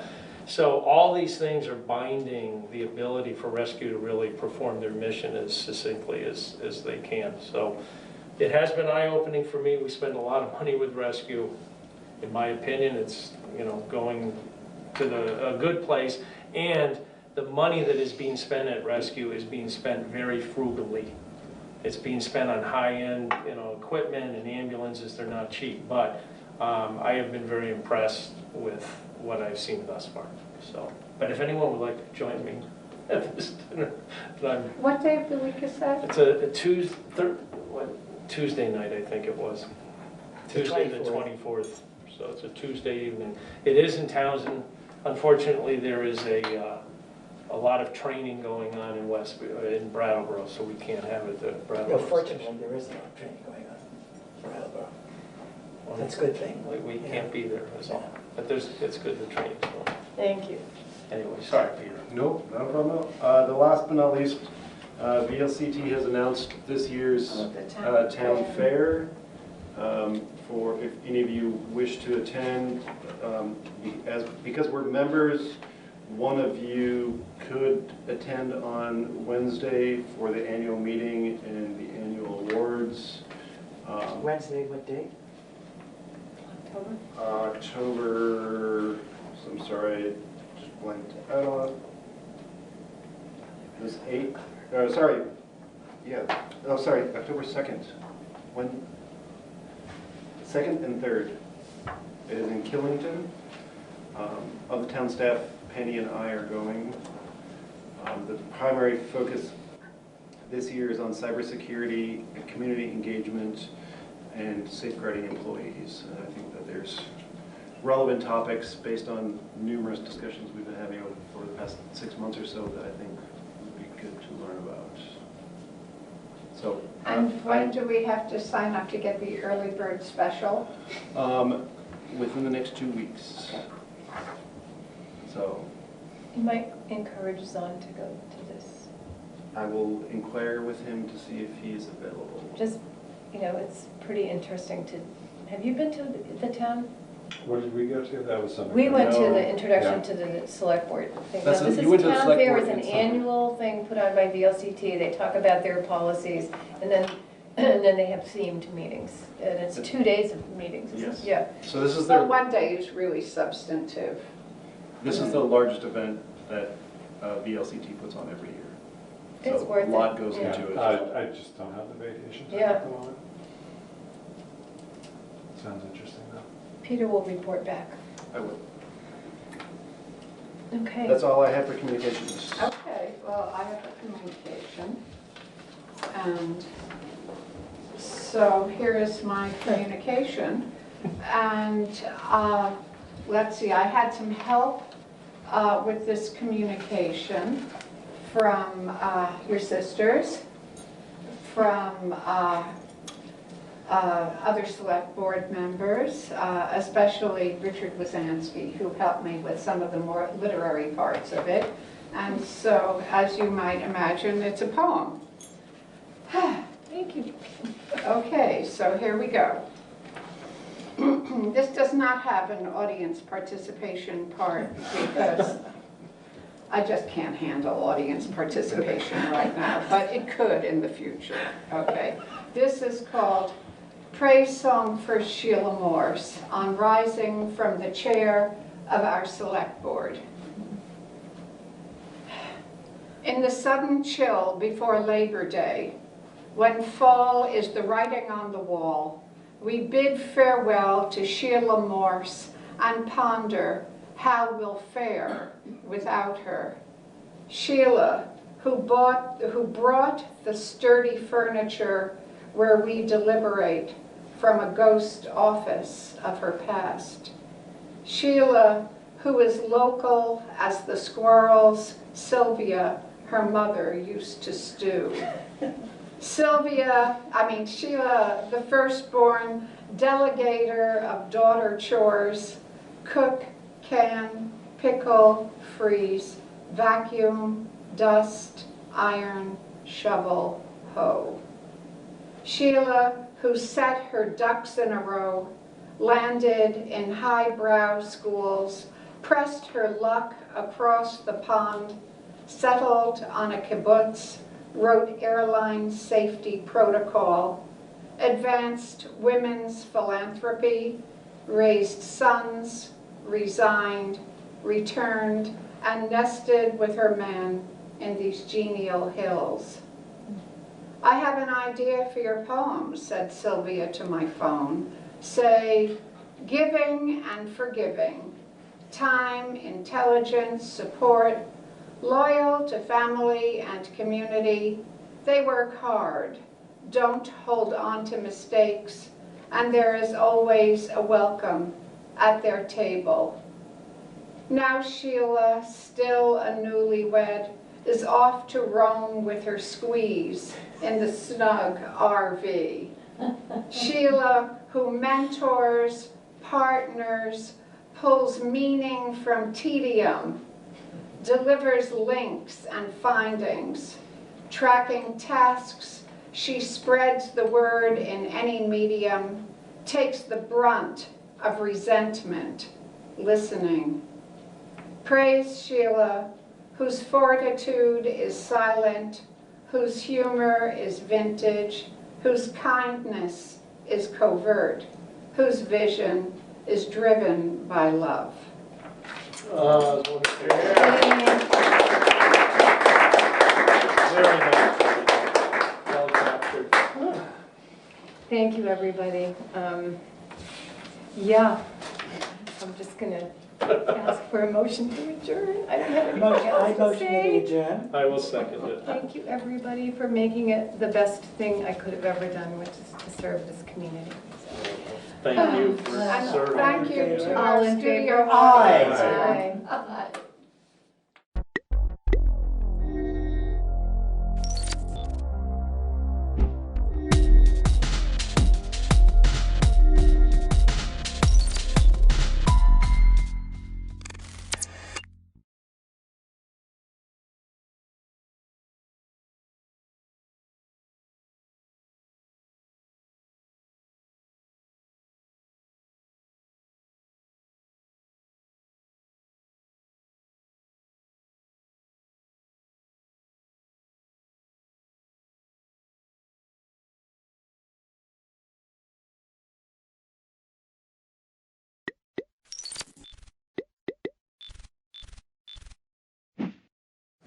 We're going to call to order the meeting for the Liquor Commission, which is meeting first for purpose of presumably issuing a license to the Putney General Store. PGS Group LLC. So they're transferring the Putney General Store liquor license to PGS Group LLC. Okay. So, motion to. I move that we approve the transfer of this license to PGS Group LLC for a first, second class liquor license and tobacco application? Second class liquor license. Beer and wine. Seconded? I second that. It's been moved and seconded to approve transfer of liquor license from previous to the PGS Group LLC. Any discussion? There's no, yes, Mr. Bratt. Chairman, I'm curious, does this represent a change of ownership over there? My guess would, I don't know the honest answer to that. My guess would be not a change of ownership, but a change of, that they have a lessee or a lessor for the, lessee, Or a buyer, or a buyer.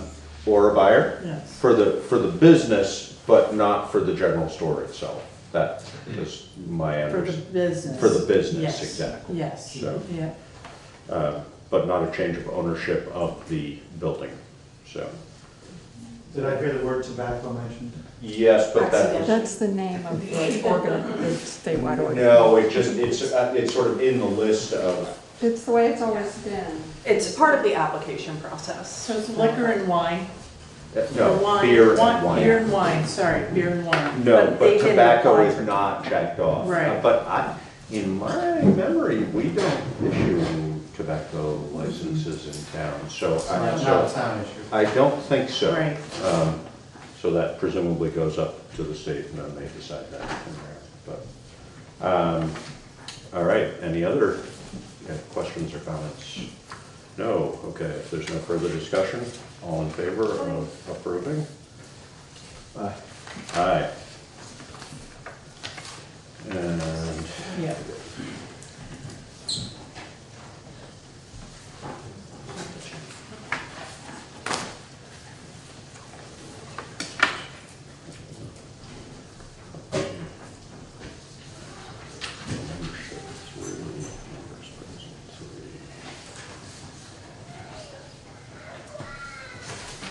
all right, so now we will call to order the meeting for the regular select board. Do we have any adjustments to the agenda?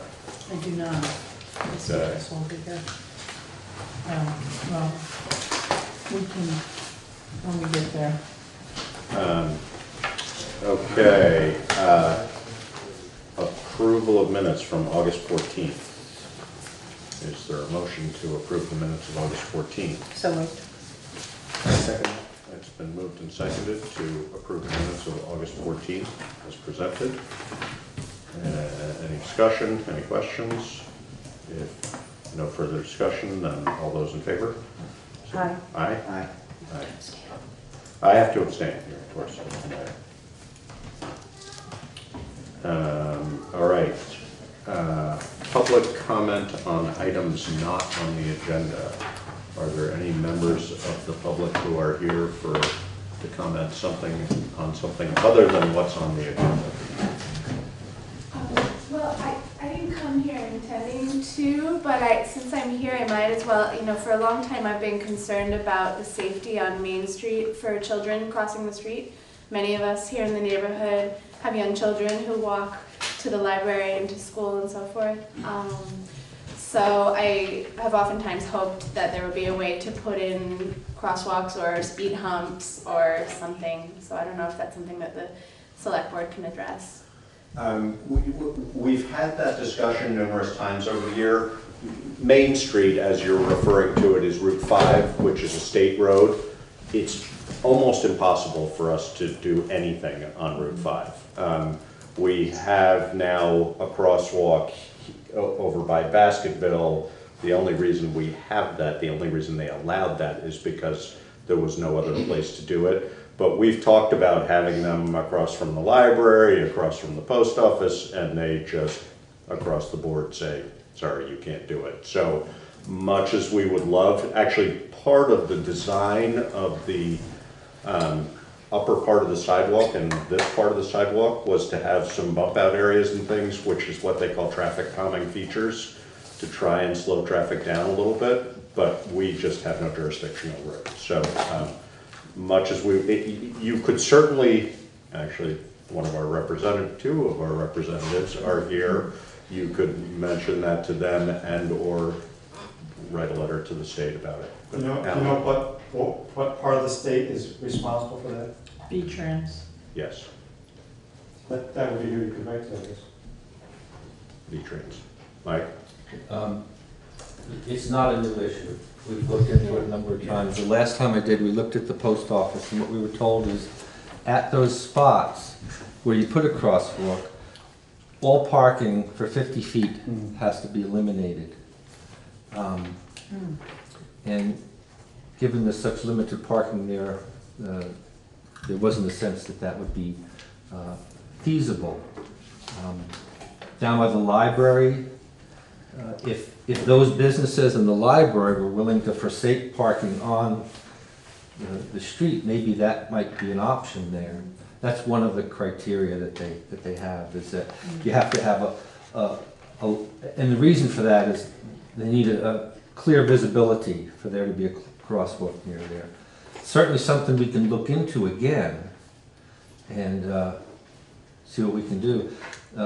You never know until we ask, and if we keep asking. Years ago, we never thought we'd get a sidewalk. Yeah.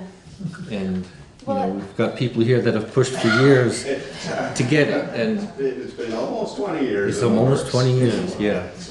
Well, I wonder if, given the influx of new families into the neighborhood with the Wyndham and Windsor housing now on Old Depot Road and Putney Landing, if that could be more of an argument toward putting in more crosswalks.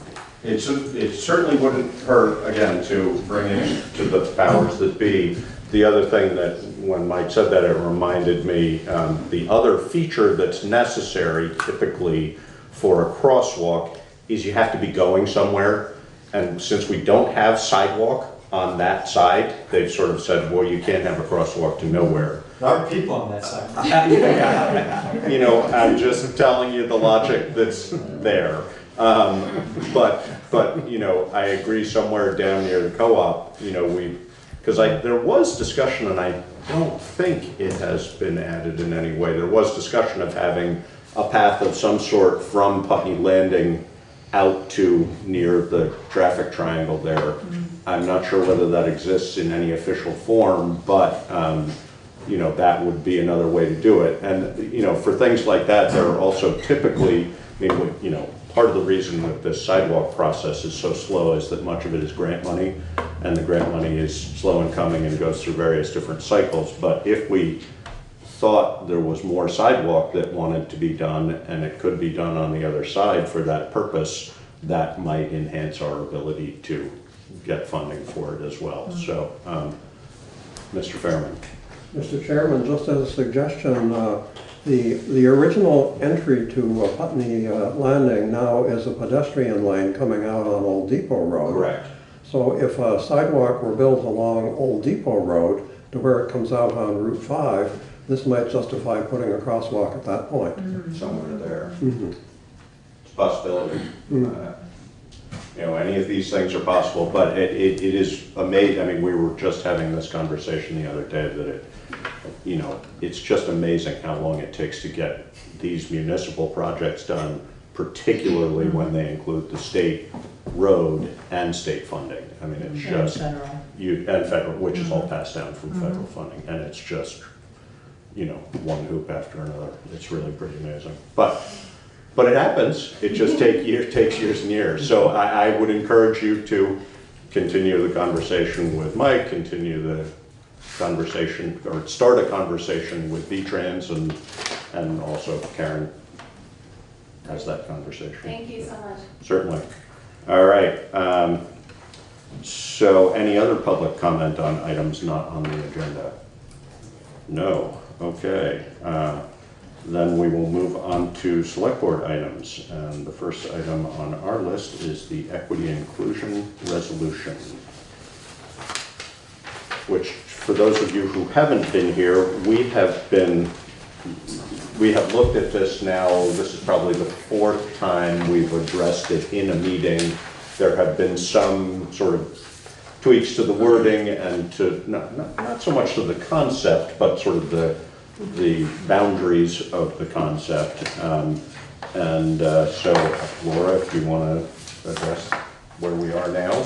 So one of the changes that we discussed last time was who could actually serve on this committee, whether or not it would be limited to residents.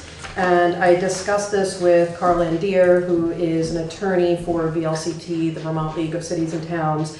And he said that since it's not statutory, there are no limitations. We can choose to have anyone we like serve on it. So I took out the language around limitations on who could serve to leave it open for any future select board to make those decisions at the time, depending on qualifications. That's the only major change to it since the last time we talked. This change is specifically where? It was removed from item 1. There was language in there originally about folks having to be from the town of Putney, and I just struck that from the language. One thing we might want to add back into that's related to, I think, the point that Mr. Fairman made of last time we discussed this about not wanting to have a majority of non-Putney residents, that we might want to state something to that effect of saying either limiting the number of non-Putney residents or saying up to 9 with a majority of the members being residents of Putney, or somehow so that it isn't sort of stacked against the town in that way. Residents or employed in Putney? Maybe.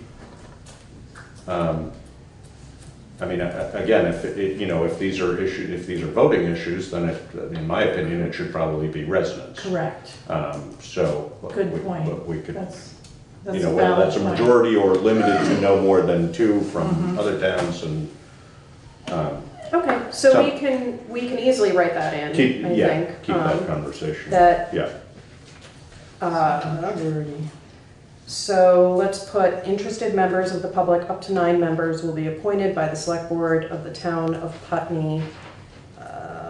Perhaps with a minimum of 2/3 of the board being members With of. a minimum of 2/3 of the board always being Putney residents. The committee, not the board. Committee, thank you.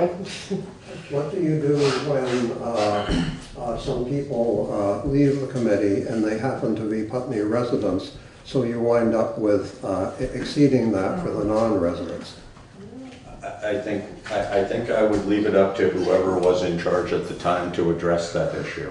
I take your point, but I'm not, I think that, we could say no more than 2 or no more than 3 being non-Putney residents. But your point, if we said no more than 3, and we happen to only have 5 people on the committee, then that 3 could be a majority. So maybe no more than 2 that are non-Putney residents. I like the 2/3 myself. 2/3, and I think that's flexible enough so that, If it were to become 2/3, somebody would either have to resign or you would have to quickly get somebody in that was from the would town. motivate, it Yeah. would motivate people to. Yeah, I agree. Question of procedure, do you anticipate voting on this resolution this evening? I'm not sure. I think we're anticipating a discussion about this motion or about this resolution and then going from there. I'd like to vote on it with the caveat that our legal will review it. Vet it, yeah. Yes. I'm not sure you can do that, because once you have enacted it, it is a town of Putney ordinance. Well, there's a waiting period. If it's an ordinance, which it's not, it's a resolution. Okay. But there is also a waiting period for, and I don't remember how that varies. For ordinances, I believe it's either 15 or 30 or 45 days, I can't remember. But for a resolution, there may well be as well. But we can vote to approve contingent on approval from legal counsel. Which then, if legal counsel says no, then we do it again. But, sorry. Go ahead. The new State of Vermont Executive Director of Racial Equity is on the agenda for this evening. I understand she was unable to be present, but I also understand that there is a statement which may be relevant to this resolution. Actually, Jeannie Francois just brought that in. This is the statement. This is the statement. From Ms. Davis. Okay. There's more. She's the executive director for racial equity for the state of Vermont, hired by Governor Scott. I think she is housed in the Office of Administration for the state of Vermont. And these are just letters of support from different community members. She is, by the way, the most powerful official in the state of Vermont, because she has jurisdiction within all three branches of state government. And no other official does, and there is no federal official who has jurisdiction across the executive, legislative, and judicial branches. So it's really quite an interesting development. And I assume you might know whether that was recognized publicly in the process of her being appointed to that? Well, I don't, since it's already been enacted, I simply look at the enabling legislation, because that is the fact. Yeah. And the fact is that she and the Racial Equity Council, there is a member named by each of the branches of government, so that although she reports directly to Governor Scott, she will be working in all three branches, which, as I say, is very interesting. Yeah. It's possible that the constitutionality will be challenged because it does violate separation of powers by definition. Yeah.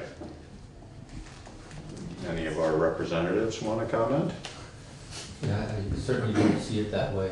We worked together in other areas similarly. About 10 years ago at the Supreme Court, Chief of the Supreme Court Justice Reiber pulled together a tri-branch commission to have all three branches working together similarly on justice reinvestment, looking at how our incarceration rate was increasing, and we took steps then, this is probably more than 10 years ago, to the point where we've actually lowered our incarceration rate by using other methods instead of just putting people in jail. And that was all three branches working together, and I feel that this piece of legislation was put together for that same reason, because there wanted to be an integration, a coherence between the branches, and all were at the table pulling this legislation together, that this was a concern that warranted such a broad stroke. And I would also add that Susanna can take no actions herself. She is an advisor, and so in terms of her affecting anything, she's an advisor to the governor and then ultimately to the legislature. Much as this committee would be to us. I would add in that regard that while Representative Mawaricki is correct regarding incarceration, I have in front of me the enabling legislation for the executive director, and I will simply quote the first paragraph. There is created within the executive branch the position of executive director of racial equity to identify and work to eradicate systemic racism within state government. Now, of course, that is a laudable objective, but the point is she is given the power to do it. And that's quite different from the situation that Representative Mawariki was referring to. And I am not objecting to it. I'm simply pointing out that this is an extraordinarily powerful official, and I believe is unprecedented in Vermont history. And until it's challenged in the courts, if it ever were, we wouldn't know how precedent would fall on it, but we would not. It's an interesting discussion, though. I'm not, other than being an interesting point, I'm not sure it's germane to our conversation here tonight, but it is an interesting point. Point well taken. Yes. Jamie? I'm sorry I came late and I didn't understand the process we were in. Are you receiving comments from the public at this point? Yes. I mean, we just opened the discussion about the resolution to create. Okay. I just had 3 letters I wanted to submit, and I wanted to read Mrs. Davis's remarks. So it's a very short paragraph at the, not the full length of her. So tell me when that's a good, is this a good time? Sure. Okay. So when we were discussing this and in the last couple of select board meetings, I had just come off of reading an article that was discussing Susanna Davis's role in the state of Vermont, and so reached out to her and said, you know, the town of Putney is looking at a diversity inclusion, equity and inclusion committee, and she was really excited because there are a number of towns in Vermont that are looking at doing this. And with her new position at the governor's office, is she in the governor's office? I don't understand. I think it's Office of Administration. So she said that she would be happy to come and speak, and as her mandate has gotten clearer, she said I can submit written remarks in support of this work. And so what you have in front of you is the historical context of both a timeline and major events, everything from 1790 of looking at systemic racism in the United States of America, and she very clearly documents something that is a very powerful year-by-year analysis of how in the United States of America we have institutionalized power and discrimination. And so if you look at that document that you all 3 select board members now have, you can see a very comprehensive history. She goes over major impact categories, such as the impacts it has had on housing, the impacts it has had in health, the impacts it has had on economics, the impact it has had on education, legal and civic life, and then she speaks specifically to the resolution. So I'll just read the very first opening paragraph from her and the final paragraph, which refers specifically to our resolution. I am writing today to offer my support in favor of the proposed creation of a Town of Putney Equity and Inclusion Committee. By placing such a resolution under consideration, the board is taking a commendable step towards helping the state of Vermont achieve greater equity for its residents and visitors. By passing the resolution, the board would be serving as a leader in the state by demonstrating that it is willing to take decisive action to further the values of a just and prolific society. I offer the information below as historical context to help illustrate why such actions are beneficial to the evolution of legal and social policy in the United States. Further, it would be my honor to continue working with the town to form a broader coalition of towns across the state that will jointly address racial and other disparities. And then her final paragraph on the proposed resolution, specifically, for all the reasons listed above and many more, it is imperative that the residents and leaders of the town of Putney take the historical context and projected outcomes into account as it considers the creation of the Town of Putney Equity and Inclusion Committee. While some of the data described above come from other jurisdictions, they are reflective of national trends in every corner of the country, and it is the duty of each state, city, and town to create strong policy that will advance the collective goals and needs of their current and prospective constituents. Therefore, the creation of a Town of Putney Equity and Inclusion Committee would serve not only the current town residents, but also future town residents seeking to build their lives and raise their families and contribute to the economy in a place that demonstrates its values on fairness, not just through words, but through action. I support the establishment of a Town of Putney Equity and Inclusion Committee as described in the proposed rule, and further encourage town members to educate themselves and others about the ways they can participate in disrupting inequity in their civic, professional, and social lives. Respectfully submitted, Susanna Davis, Executive Director for Racial Equity, State of Vermont. Mr. Chairman, I was prepared to respond to her talk, but since we have just heard excerpts from her statement, which by the way has now become a public record, may I speak to that? Yes. All right. Here are your copies. I will be summarizing as I read. You will see there's a small error, which is I assumed that she would be here this evening, so we'll leave that out. Mr. Chairman, the State of Vermont's first Executive Director of Racial Equity, Ms. Susanna Davis, formerly a City of New York government official, now is an exceptionally powerful state official reporting directly to Governor Scott, with broad authority and mandate detailed by Vermont statute regarding systemic racism within executive, judicial, and legislative branches of our state government. The town of Putney, however, is a direct democracy governed by Putney Town Meeting and by our elected select board, who are accountable to Putney Town Meeting voters. We have local control. Although concerned citizens laudably wish to foster racial and other equity and inclusion in Putney, the Town of Putney Select Board's jurisdiction is Town of Putney municipal government. Equity and inclusion jurisdiction otherwise belongs to and is exercised by state and federal governments, including the Vermont Agency of Education, Department of Labor, and Human Rights Commission. These concerned citizens could create a civic organization, perhaps called Equitable and Inclusive Putney, to participate in our civic affairs, including select board, school board, and town meetings, and otherwise.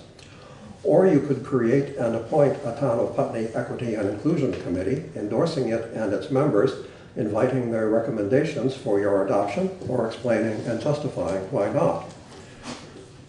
Official Robert's Rules of Order considers standing committees, special committees, and committees of the whole. And it does mention, as has been mentioned earlier, a standing or special committee may include or even have as its chairman one or more persons who are not members of the assembly or the society, such as non-residents in our case.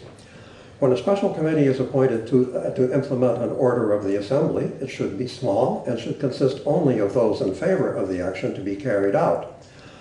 When a special committee is appointed for deliberation or investigation, however, it should often be larger, and it should represent, as far as possible, all points of view in the organization, so that its opinion will carry maximum weight. When such a committee is properly selected, its recommendations will most often reflect the will of the assembly. All points of view can best be represented at Putney Town Meeting, where non-voters and non-residents can receive permission to speak. The will of the assembly can then be determined by Putney Town Meeting voters acting upon recommendations proposed and discussed while they were convened as a committee of the whole. In large assemblies, the use of a committee of the whole is a convenient method of considering a question when it is desired to allow each member to speak an unlimited number of times in debate. A committee of the whole is a real committee in the parliamentary sense. The assembly votes to go into a committee of the whole, which is equivalent to voting to refer the matter to the committee, and a chairman of the committee is appointed. The committee considers the referred matter, adopts a report to be made to the assembly, then votes to rise and report. Finally, the committee chairman presents the report and the assembly considers the committee's recommendations, all as in the case of an ordinary committee. Complying with the Constitution of the State of Vermont and Vermont statutes, a Town of Putney Equity and Inclusion Committee can only advise Town of Putney municipal government via our town meeting, select board, and town manager. Thank you.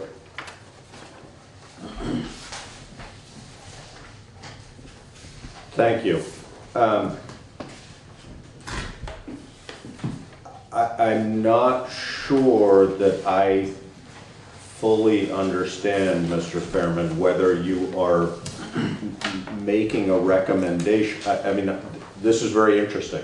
Does it include a recommendation that would change the outcome of or would attempt to change the outcome of our discussion this evening, or? It includes a consideration that could, because I am suggesting that instead of having a committee, which will have a very limited number of members, and therefore really cannot represent all points of view, that we could do it at town meeting, where people who wish to come from elsewhere to advise us and consult with us are free to do so. Now this, in terms of Robert's Rules of Order, is the town meeting just saying, now let's be a committee of the whole for a while.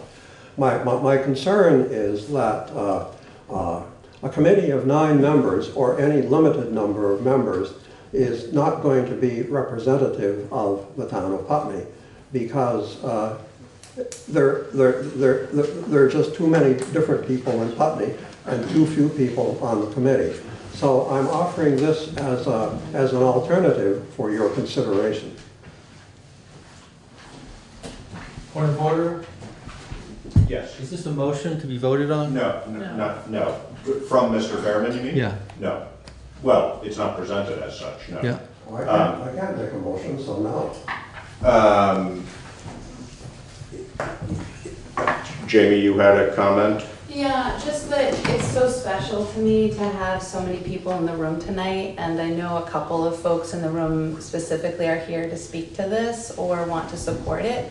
So in the spirit of diversity, inclusion, and equity, I'm really interested in hearing from people who would like to speak in a way that the mic is passed and that the space is shared, because this is a hard time to be here, away from family and away from our jobs.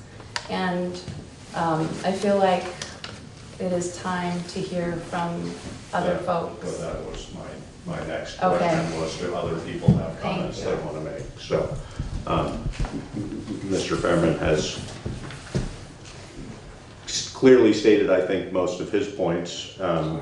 And so if there are are there others who would like to speak? And I don't know whether, I mean, as to Mike's question as to whether this was a motion, this was not a motion. I mean, the discussion we're having is to vote on a resolution to create a committee tonight. Whether we do that tonight or another time, the nature of this discussion is to further our perspective on whether we should be creating a committee for the purpose of these discussions. I guess one comment I would have is that taking Mr. Fairman's words into account, I don't see, I mean, all of these committee meetings are subject to open meeting law, so of course anybody who wanted to participate would be able to participate. Also, you know, typically when we have committees for special purposes, if, for example, the Public Safety Committee, if an issue arises out of that we, the Select Board, feel and/or that the committee proposes should be discussed at town meeting, typically we do that. So I don't see this as preventing the nature of what you're talking. I definitely understand and hear what you're saying about the difference between a civic group and an appointed group, but I don't think an appointed committee would necessarily eliminate the possibility of any number of others being involved. Mike? Thanks. Jamie's point's well taken. I feel there are a lot of people here who would like to speak, and I wonder if an orderly way would be to us have a sign up.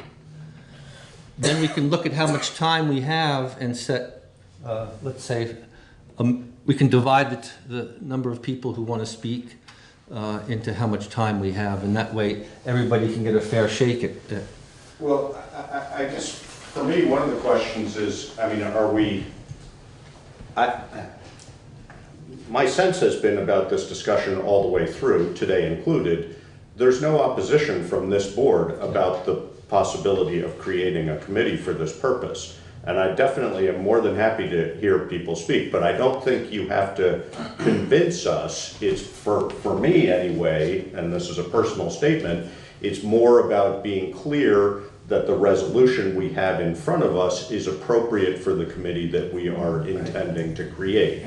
And I don't see anything in this resolution that would prevent, as I just said, we're trying to, if we approve this, we're trying to create a committee that has the ability to be as inclusive as possible. And I think that Laura has deliberately left this, I use vague in a kind way, so much like Vermont statute, it's open for interpretation.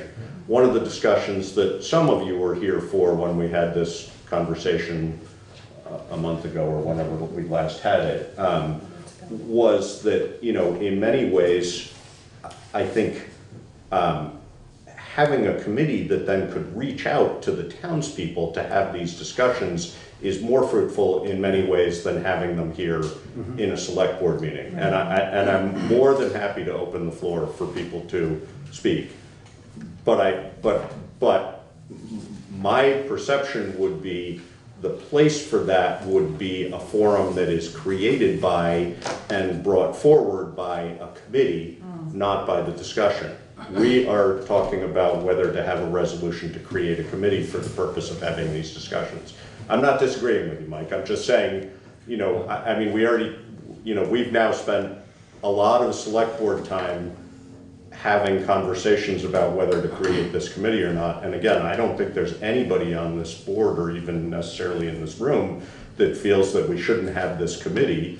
It's just making sure that we've crossed the T's and dotted the I's. So, but if any member of the public wants to make a statement, please feel free. So in that spirit, can I make a motion that we approve the resolution of the select board of the town of Putney to create a Putney Equity and Inclusion Committee with the understanding that with a minimum of 2/3 of the committee will always being Putney residents will be added to the language, and it will be reviewed by legal advisory before we actually enact it. So just to be perfectly clear about that, what you're proposing is that you have a resolution that would include the statement of the 2/3 of the members being from Putney, but that adoption of the resolution, even if we approve it, would be contingent upon Legal advice. legal advice. Yes. Yep. So would you second that? I would second that. Okay, so it's been moved and seconded to approve this resolution, just a minute, Mr. Chairman, which allows us to open it for discussion. I'd like to give others, you will have another turn as you need, but I'd like to give others an opportunity to speak if they so choose. Mr. Chairman, I simply wanted to mention that some of these people may be unfamiliar and have heard a discussion about whether or not they should be allowed to speak. We are convened here under the open meeting law. Every member of the public has the right to speak. Absolutely. Yeah, no, I'm welcoming that. I mean, the one statement I would make about that, and I don't know, I think there's statutory language to this effect, but I'm not familiar with it right at the moment, but that I, as the chair, am able to limit people in the amount of time that they spend. So, I don't think anybody's looking to jump on a soapbox, but they might be. And I mean that in a positive way, but if anybody would like to make comments and perhaps keep them to sort of 3 to 5 minutes at the most, please feel free. I'd like to request that they state their name for the record. Yes, if you could also state your name for the record, please. Annie. Thanks, Josh. My name is Ann Beekman, and I'm the Vice Chair of the Wyndham Southeast School District Board and the Chair of the Diversity and Equity Committee of that board. And we would like to express our support for this committee. We would like to join, we would like to cooperate. We would like to reinforce the lessons that we have quite ambitiously embarked on for our students in their homes and in their towns. And I've been sent here specifically to express our support. Thank you. Yes, Nader. Nader Hashim, I'm from Dummerston, and I just want to make sure that since I'm not a Putney resident, I can... You are welcome to speak. Okay, yes. So, yeah, sure. So, Nader Hashim from Dummerston, State Representative for Wyndham 4, and I do just want to express my support for this as well. I don't think anyone had any ideas that I was on the other side of things for this, but I would just like to express my support. And when we look at the numbers of what the populations will look like, especially in southern Vermont, the demographics of this area are changing rapidly. And so this is one of many steps in the right direction. So thank you for all that you're doing.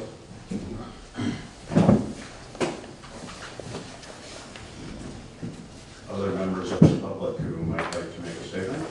I'm Mark Thurman, Diversity Coordinator at Landmark College.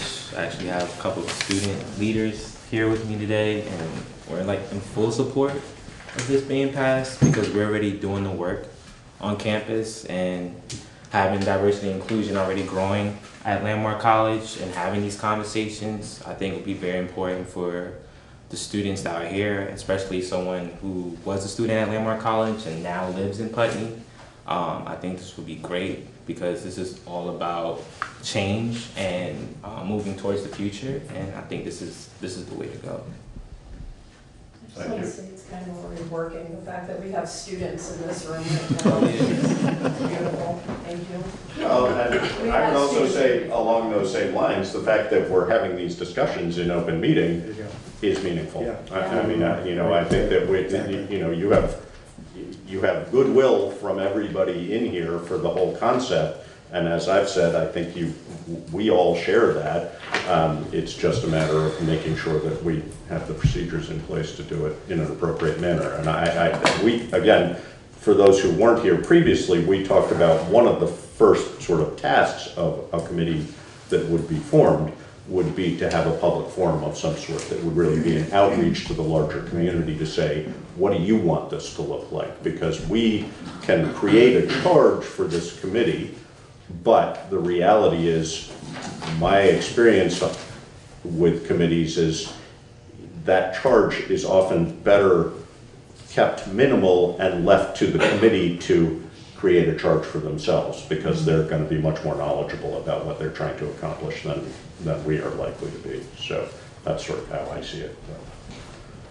Actually, I'm not sure you can do that, Mr. Chairman, because a committee is being appointed to advise you. And I think you may need to state about which you would like to be advised. And I'll give you an example. A speaker earlier read to us excerpts from a statement from the State of Vermont Executive Director of Racial Equity, who has no jurisdiction whatsoever in Putney, but which referred only to systemic racism within state government. Now, the mandate of your proposed committee is much broader than that. It is equity and inclusion of all sorts. So I hope that we don't get ourselves drawn into focusing on racism to the exclusion of other forms of equity and inclusion. And one way to make sure that does not happen is if you gave specific instructions to the committee. If you do not do so, they will be able to do whatever they please, which cedes a certain amount of control, which actually is yours, not theirs. Yes, I would agree with you. And I think that in my statement, it would not be that we would not give them a charge. I think we would give them a charge. And in fact, sort of an outline of a mission statement in a way is already included in this, as you've seen, the purpose of the Equity and Inclusion Committee. And I think we would give them a further charge. I guess one of my feelings, and we haven't had this discussion amongst the three of us, but one of my feelings would be, one of the initial charges would be to clarify your intent and procedure for bringing these goals of equity and inclusion to the town of Putney. And then further, you know, I think I'm thinking of it as a back and forth. I mean, I think that for us to say we want you to do X, Y, and Z, when in fact, if we create a committee, they think that really what they want to do is P, Q, and R, then, you know, I think that creates room for a discussion for all of us to say, well, really, let's look at P, Q, and R and X, Y, and Z and see how they can come together and create a larger charge/mission for the committee. I am entirely agreeing. I'm sorry. Excuse me, Yes. Howard. Can you please let others' voices rise in this. Jamie, it's not your role to say that, thank you. Thank But, you. and I'm trying to bring it back to that, but, Thank you. so, Hi, my name is Ruth Antoinette Rodriguez, and I'm the co-owner of Antidote Books, an independent bookstore in Putney that has a mission to bring the community into conversation through literature by featuring poets and writers, emerging, established, marginalized, underrepresented, and vital literary voices. And I want to express my support for this resolution today for the Diversity and Inclusion Committee. thank you.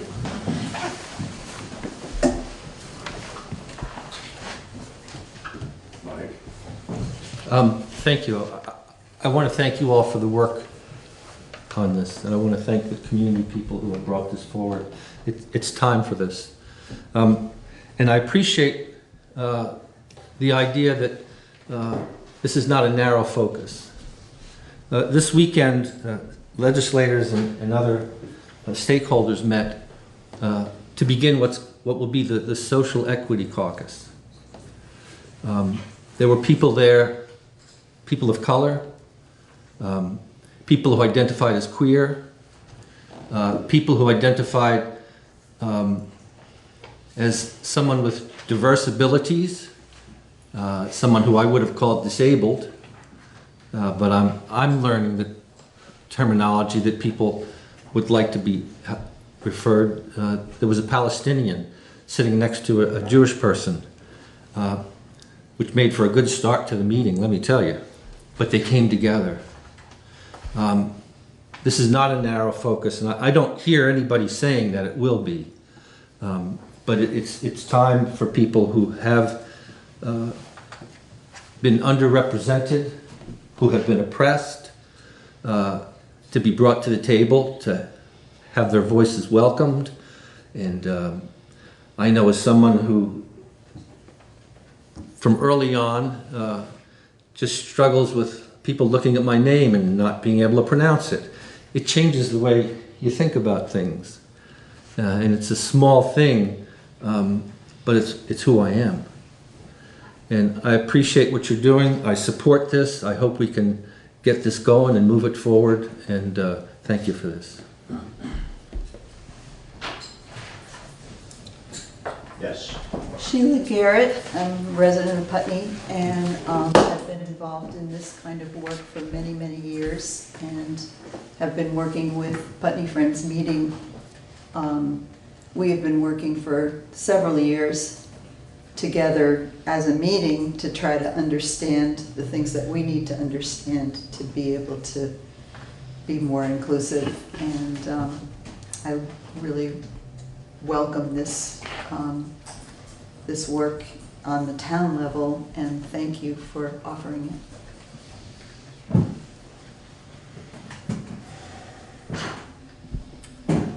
I'm Angela Burkfield, the resident of Putney, and one of the co-founders and collective members at the Root Social Justice Center, a civic organization that is working on addressing racial injustice and also collaborating with all kinds of groups really working for equity and justice in our communities. I really support this effort. I think it's really important that that government, whether it's at a local level, the state level, national level, is addressing the harm that's been done, that's been baked into our system since the inception of this country and far before that.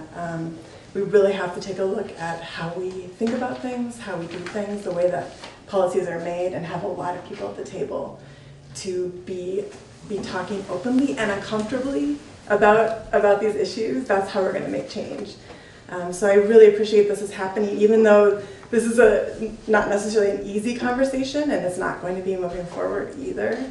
It is really important, and it's happening across the state, and it's happening across the nation too. It may not look that way from the news blast that we're getting, but it is happening at the local level. People are really recognizing that we have to address the oppression that exists in our communities. And so I'm really honored and proud to be living in Putney, one of the first cities, towns in the state of Vermont that's taking this initiative. So thank you. I'm Ellen Forsyth, and I'm with Sheila in Putney Friends Meeting and doing the work there, but I'm much newer to it than Sheila is, and her wisdom goes a long way.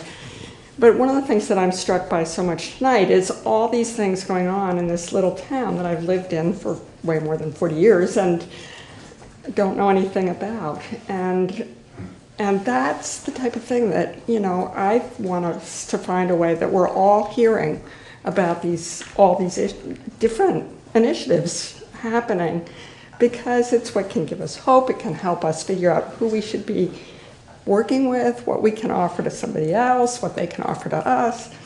And I'm not sure how that's going to happen, but if this committee has any ability to be part of that and make that part of a town meeting report, it would make town meeting a lot more exciting. Well, we're losing the school report, so I'm trying to.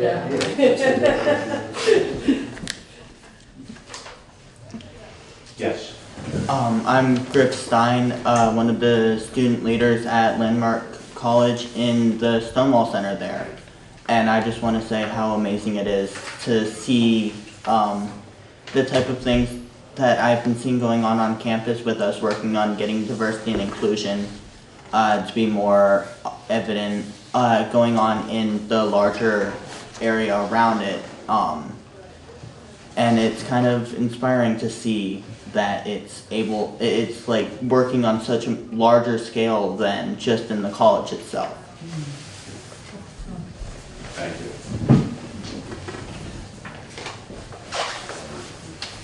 Mr. Fairman would make another comment if there aren't others who would like to speak first. Jamie, you also had an opportunity to speak, but go ahead. Can I share two people's comments who wanted to be here tonight? They're fairly short. So I reached out to several business leaders to let them know that tonight's discussion was happening.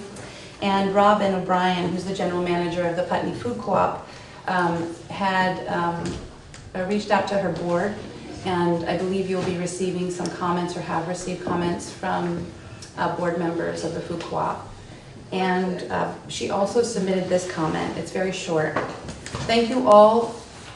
Thank you for all you do for Putney. You hold a lot for our village, and I appreciate it. I am writing as a general manager of the Putney Food Co-op. As you know, the co-op sits at the crossroads of 5 and 91. As such, we see more visitors and arguably more diversity than most other businesses in Putney. We pride ourselves on being an inclusive and welcoming business, and it is absolutely important that Putney, as a progressive and welcoming community, take the lead in embracing the need for intentional and supported work on educating ourselves about diversity, equity, and inclusion issues. I strongly support the formation of a committee dedicated to this work here in Putney. We all will benefit from it. Thank you, Robin O'Brien, General Manager. And then you've also received on your desk comments from Chrissy Lee, who is our new neighbor. And she also shared her regrets for not coming, but I'm not going to read her longer letter, and a couple others who are sending you emails, I believe.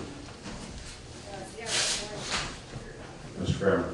Mr. Chairman, just a clarification on the resolution that is before you. Are the non-resident members voting members of the committee? I would say so. Should they be? I would say so. As they are not Putney voters? No. Because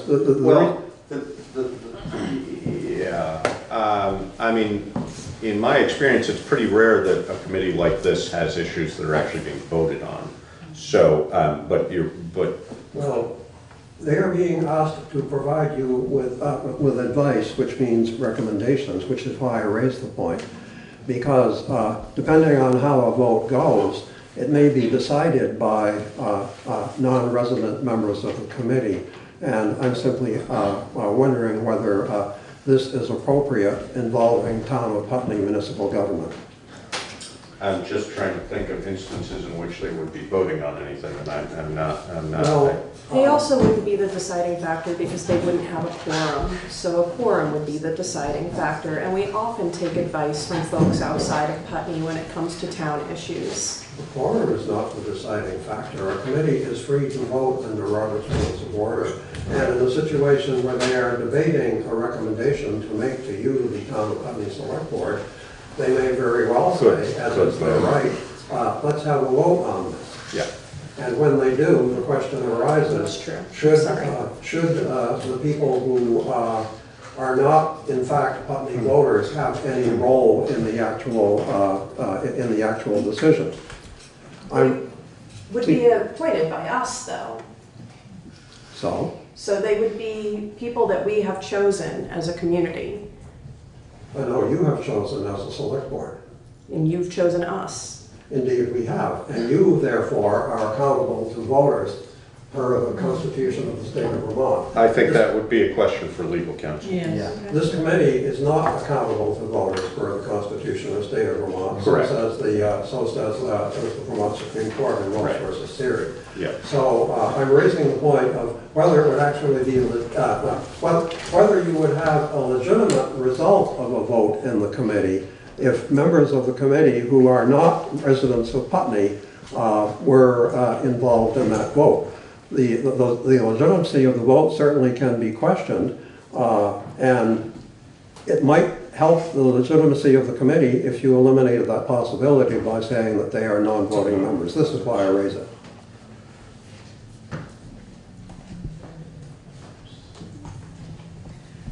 Be a question for legal from my perspective. You know, I mean, I don't.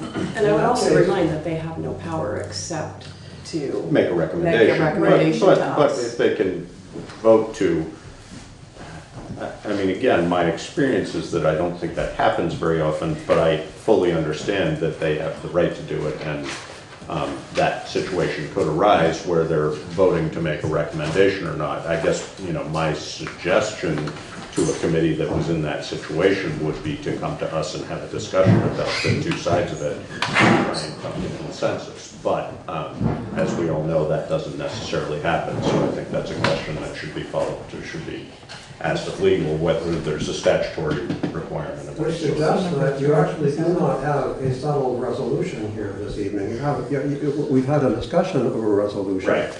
And so I'm not sure that it is actually right for a vote, because adopting a resolution contingent on an attorney telling you it was okay to do it, I'm not sure you're allowed to do that.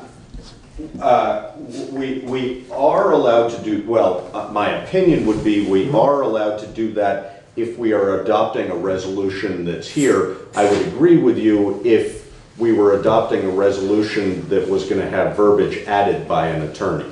I don't think we could do that, but we are presenting a resolution that's complete with the exception of what we're potentially talking about right now, and might be a good reason to table it. But if we're voting on something that's fully in front of us, just contingent upon legal approving it as it is, I mean, we've certainly done that in the past, whether it's legal or not. Sorry. Mike. There's certainly precedent for this committee to move forward right now and for you to vote on it. We have our Affordable Housing Committee in town, which basically takes input from the town, tries to get information out there, and ultimately, though, we serve at the pleasure of the Select Board. The Select Board is the body that makes any decisions around that. I think this is ready for a vote, and I hope you can move forward with that.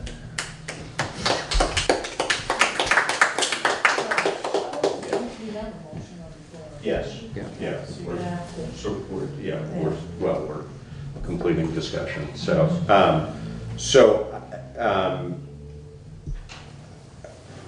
I guess the question would be whether that, you know, the other thing is just because we adopt a resolution doesn't mean we can't amend the resolution 2 weeks from now or a month from now or whatever it might be. So I guess it would be an opinion as to whether we need to have that question clarified before we're comfortable voting on it. You know, the other thing I think that I've already stated and that you've seen, we're all in support of this resolution. There's no debate about that. It's a question of making sure that we have the details correct, and Mr. Fairman is taking us to task on some of that. So whether this is one, you know, I mean, one thing we could do is table the resolution, but make a clear statement of support for passing the resolution upon completion of review. We've essentially already done that at a previous meeting, I think, but not stated it as clearly as that. So, you know, I think that I hear what you're saying, Mike, and that, you know, it does make a statement to go ahead and approve it. If we make the statement that we intend to approve it, but it's going to wait 2 weeks, 6 of one, half dozen of the other. Jamie? I wondered, what was the first date that we began the discussion of a resolution to create a committee? It's been about June 19th. Oh, I was going to say in June probably. Maybe in May. we talked. It's June 19th is the first email I have. That was the first meeting about it. Yeah. I wondered when other committees were formed for the town of Putney, the level of attention that they received and the analysis and the delay in the formation of that committee. Very dependent. You know, each case is dependent on various different things. I mean, there are certain committees that have been talked about for long periods of time. You know, this has been sort of a more focused discussion about the details of the resolution to create this committee. But that's our job, is to be thorough in what we're creating. And again, I mean, if I was getting either a sense from the people here or on this board that we were still at odds about creating a committee, that would be a very different discussion, in my opinion. So I would ask that you pass this committee this evening and not table this resolution. Okay. I have lots of things I don't understand about this I'd like answered first. Okay. I feel, you know, I'm a little out of my depth here, don't know anything about this kind of meeting, or just started all this, and tons of stuff to read and questions to ask and answer before I feel like I could intelligently vote on this. That's how I feel. I would like to see it pass, and I'd like to do it right. And I think maybe we should table it. I think maybe we should talk to legal counsel. I don't know what our liabilities would be. What's the committee? Can they only do what we task them with? I wouldn't even know what to task them with. How would they advise it? Would they advise us about what? You know, what would we have any legal authority over anything? I don't know answers to any of this stuff. I'd like answers to all this stuff. So that's how I feel. But I'm in support of it, but I would like to do it right. And I can't say that I would know how to vote on it without answering those. And I need to read everything you brought tonight. I need to read all that stuff. So that sounds to me like a vote from one of our members to table this. I know you would love not, or I think you would love not to table it. Well, I appreciate very much that David wants to take the time to educate himself. And I think that hinders work that needs to be happening yesterday. And I think that, David, it could take years for you to educate yourself on this, honestly. I don't always feel fully educated on this, and that's why we're developing a committee to help us. So I'm not willing to table it. I'm sorry. I really want for us to vote on this tonight.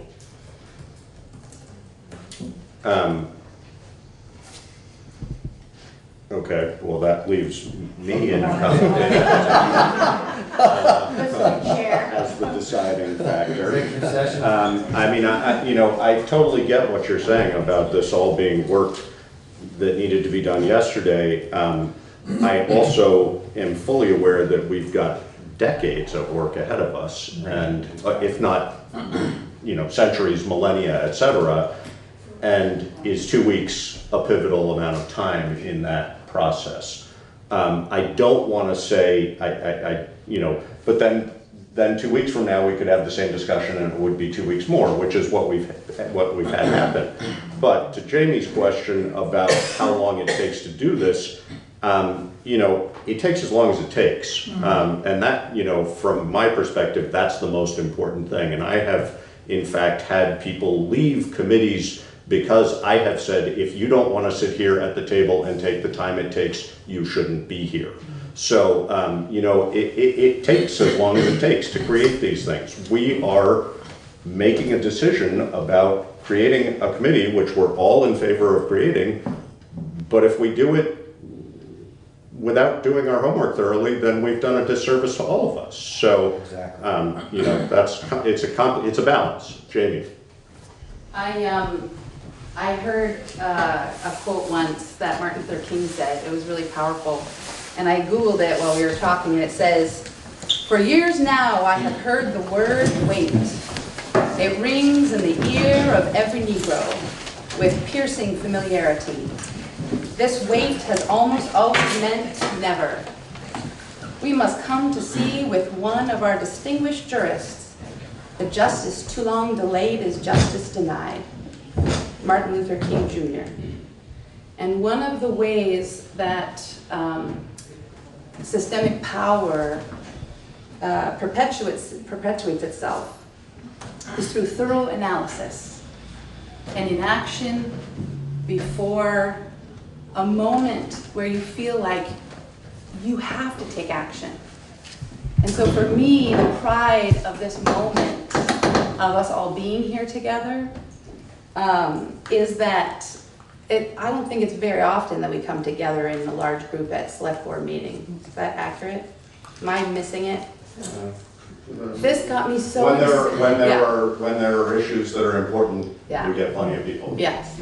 So this to me is an issue of such great importance that I just ask you not to delay, that delaying these kinds of, just to form a committee is a sign of inaction, and that the words of saying we all support it but we don't want to do it wrong ring hollow. And so what I ask is that we pass it, and that I ask that we do it and then continue the work, because there is so much at hand and it's such a great opportunity. And I feel like that's what our motion did. We have honed this to the point where it's, I think, half the length it originally was. And I feel like we are submitting it to legal. This is a vote of intent. Yeah, I wouldn't disagree with you. I think that the question of whether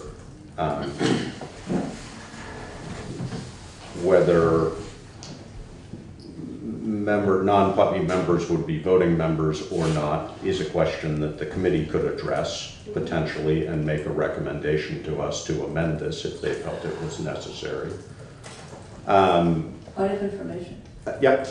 The Planning Commission of Putney has authority to, have non-Putney residents on their board. Correct. On their committee. Yes. And I don't know whether they're voting members or not. Yes, they are. They are. Okay. Yeah, They don't have any, but they have the authority to do that. Yeah. I think that, I'm pretty sure that Mr. Fairman is also in favor of this committee and just trying to get the details right. That's, I'm just surmising, that's not mine to judge. But I think that the question of whether having a 1/3 portion of a committee that were non-residents that had the ability to vote, and you accurately pointed out that you need a quorum to vote, if that quorum were 3 non-residents and 3 non-residents and 2 residents, then that creates an imbalance in that. I would also agree that this is intent. I understand your concerns about the legal implications of it, I would say that, you know, in general, Vermont law would stand behind good intent over a mistake in a situation like this. We're not legally liable. I mean, we are legally liable, but we can't be held. I'm not sure how to state it in a way that means you're not going to get in trouble for having passed this resolution. I'm not really afraid of getting in trouble. Yeah, no, I know. I'm really good at getting in trouble. It doesn't scare me at all. You've been there, done that. I So, might remind too that That's not what I'm talking VLCT about. has, I've been Right. working with VLCT's Right. attorneys Right. on this, so Right. it's not, it's not, no, I'm not and we've been recreating talking the about wheel this in for a several resolution, months. yes. So, I guess it would then be a question of, you know, are we comfortable enough? And Jamie, I respect your quote, and I fully hear what it's saying.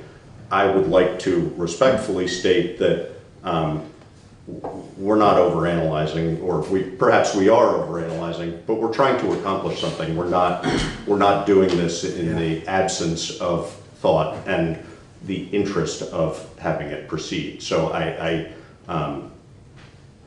it's a good and meaningful quote.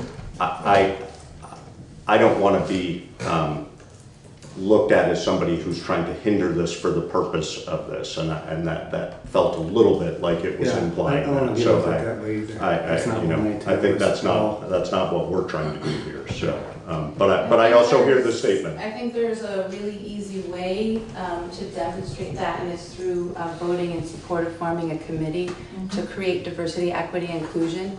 Because the feelings that you're having right now that prevent you from taking the vote are the exact feelings that I had when I was told by a friend of mine that some of the things that I said were harmful to them. And I got angry, and I got resentful. You're projecting, I would have to say. Okay, but what I'm just saying that whatever the feelings are of protection, whatever it is yes, and I'm projecting, thank you for pointing that out. But I had feelings when I was told that I was behaving in a certain way that I wanted to protect myself, and I had to go through a process of movement, and I still get frustrated, and these conversations are hard. And so I just ask you to please, all this is asking is a resolution to form a committee. It's not, and I've been present at the meeting since June, and so I think the lack of a vote for me represents the fear that comes up around this stuff. And how, and we've had since. You're projecting. Can you let her finish? Can you let her finish? Yeah, sorry, yes, go ahead. I guess just the end of it is the month of June and the month of July and the month of August. I guess my question is, as you were recognizing that there was some stuff that was coming up that I remember David saying something that I really agreed with, and I was really grateful to you, and I said thank you. You said, I don't know what I don't know. And I was like, that was an awesome thing to say. And that was something I really appreciated you for. And so to me, I wonder what work has happened since June 19th that you've individually done in your own studies to educate yourself around the upcoming vote on this issue and in the last 2 months. I can speak to that. Go ahead. Not enough, not nearly enough.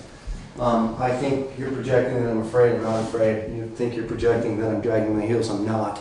I feel like the town of Putney asked me to come here and be on the select board, something that's so far out of my nature. I'm a really private person, live my own life, don't ask for any help, I live and work at home. I'm trying to educate myself on how this process works, but I take the responsibility of representing the town of Putney and the people who asked me to do it very seriously. And I'm going to take as long as I need until I feel good about voting on it. And that's because I take that responsibility very seriously. And I'm not afraid. I think this is a good thing, and I really want it to happen. But for me to vote on it right now, not knowing what I don't know, feels irresponsible to me. That's what I feel. Yes. Oh yeah, one of the things, and thank you for your comment and for your questions that you say that you have about the documents that you received today. But one of my questions is, what are your questions about, what are some of the gray areas that you still have pause on, and how can we make steps to make sure that you have your questions answered so that you feel comfortable? I write down questions every time that we have a meeting. It's like, what would that committee do? Okay. What things would they address? What responsibility do we have legally? Can we make any difference? I know really nothing about the world that you're talking about, and I need to educate myself more. I have so many questions about that. I'd like to sit down with Laura and talk a lot, because she obviously knows a lot. I'd like to talk with Jamie a lot. That would be great. I would love that. I'm not afraid of learning more. I just don't know nothing this morning. Yeah, and I'm with all due respect and with candor, I just would like to maybe see some of your questions resolved and some of your questions answered, and so that absolutely. clarity happen as well. Yeah. So. Thank you. And I think that's the work of this committee, Agreed. is helping. So if we don't form the committee, it's going to be really hard to answer your questions. Because I can't sit down and talk with you about this outside of this meeting. Oh, sorry. I was going to put that. We all know that. Something I need to learn. We all know that, but everybody else knows that we can't talk outside of these meetings. We have a quorum too, and so because of open meeting law, I can't have a conversation with him about all of this work happens right here. Right. And so. And that's complicated, but yes. Yes, and I'm sorry I forgot to, or I didn't know that I should have stated my name earlier when I commented before this discussion started. I'm Jessica Green. I'm a resident of Putney. I'm a mother of 3 who are waiting for their dinner right now. But I'm happy to be here and witness this discussion. I just want to say that I was really sad to have to see the landmark students leave without seeing the resolution passed. You know, I imagine, and I might be projecting as well, but I imagine that it took a lot of them, especially those who are of color, to come and sit and speak to this committee and to open their hearts and ask for this resolution to be passed, and then to have to leave without seeing it passed and to see it mired in the same bureaucracy and red tape that it's apparently been mired in for many months. And I know that it must be a daily reality for them to be here in a primarily white village in a very white state of Vermont. I would love to see us be the most welcoming that we can. I am Jewish, my children are Jewish, we look white, but we're also representing an ethnic minority here in Putney, and it's been a real privilege of mine at the Putney Central School. Each December we have brought our menorah to school and lit the candles for the children in my kids' classes, and seeing these kids' faces light up who've never seen a menorah before. They've never heard, words spoken in Hebrew before, and to see that excitement at being exposed to something brand new, I would just want to bring more and more of that to Putney and expose these kids to as much culture and diversity as possible. So it made me feel sad to see those kids have to leave here without seeing this resolution passed before they left, because it's got to just feel like a door being slammed in your face. And then I might be projecting, but it feels like a door being slammed in my face as a minority myself. So I would really just ask that you really consider the emotional reality of ethnic and racial minorities in their everyday existence here in Putney, and how these little things can make a really big difference to people. And I think that as Jamie had mentioned, the systemic ropes and chains that are around us in all of these bureaucratic processes are what keeps inaction happening and what keeps these things being so difficult. I mean, it's hard enough to get a sidewalk put in, let alone get a racial diversity committee. And with all due respect to our fellow community member in the front row, I think he's had his 3 to 5 minutes already to speak. So I would love to see a vote happen tonight, and I thank you so much. Yeah, no, Mr. Fair. No. Hi, my name is Michael Luciani. I'm the Vice President for Student Affairs at Landmark College.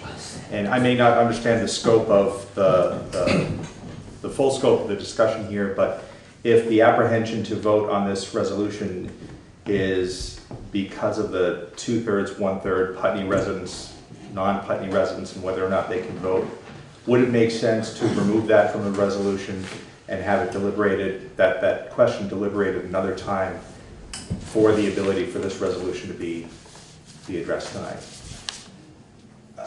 I think that's a possibility. The other possibility is to leave it in and it either works its way out or we address it and amend it at a later time if we feel that's appropriate. The point being, if that was the point of apprehension for voting on this tonight, how can we move past that? Right. Yeah. Go ahead. Yeah. Do I need to stand up? Okay. My name is Shannon Cheney. I'm a resident of Putney. I live in the Wyndham Windsor Housing Apartment Complex, Putney Landing. Just to kind of, I'm not new to the conversation because my child goes to PCS, and I know, the issues that have been swirling around the town of Putney with regard to the committee being formed and all that.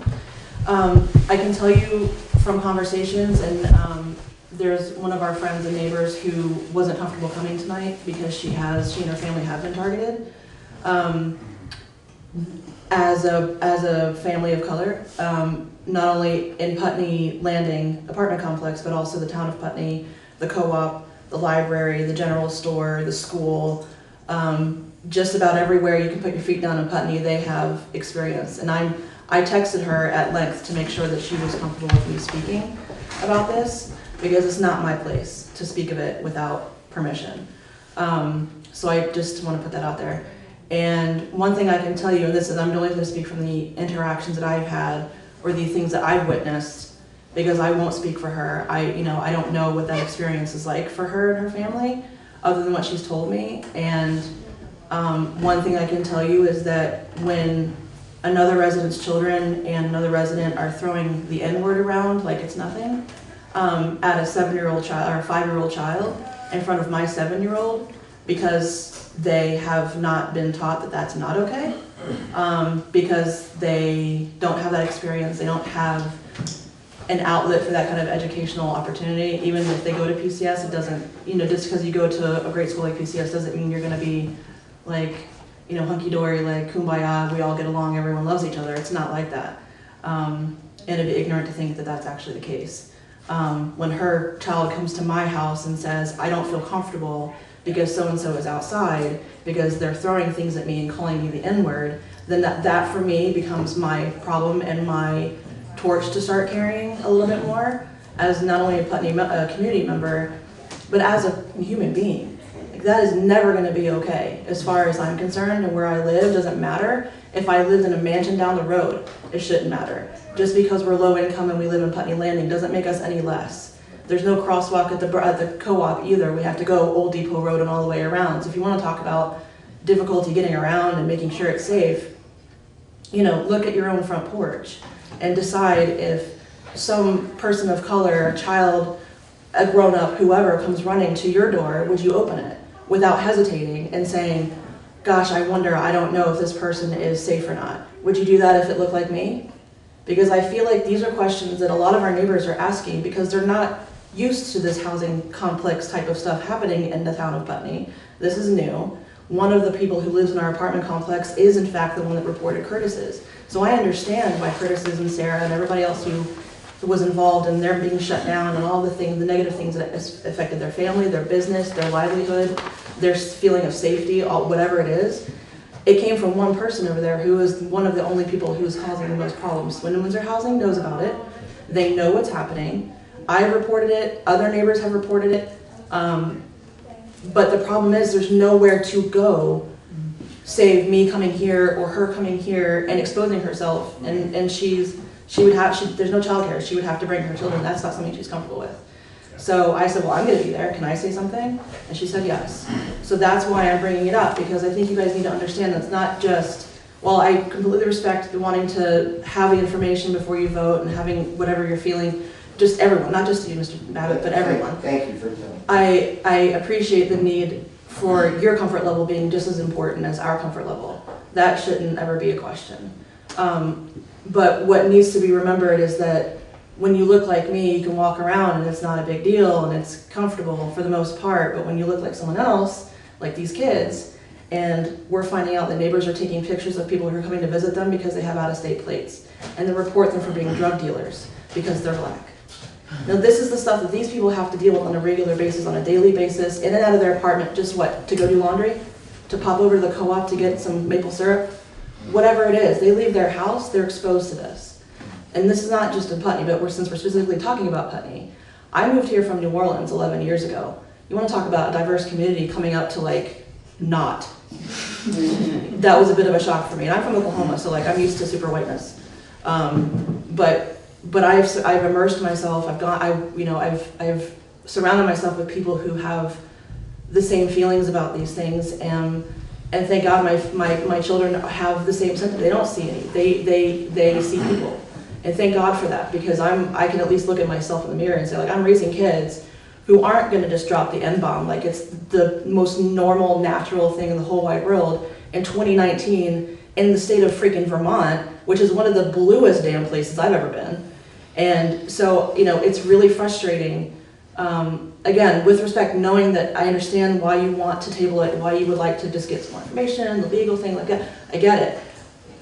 But when you're not facing it on a regular basis, when you walk out your door, walk to your car, have neighbors taking photos of you to make sure that you're smoking a cigarette and not a joint, that they're taking pictures of license plates when your family is coming to visit you from Boston, just because you have mass plates, that makes you a drug dealer, because you're black.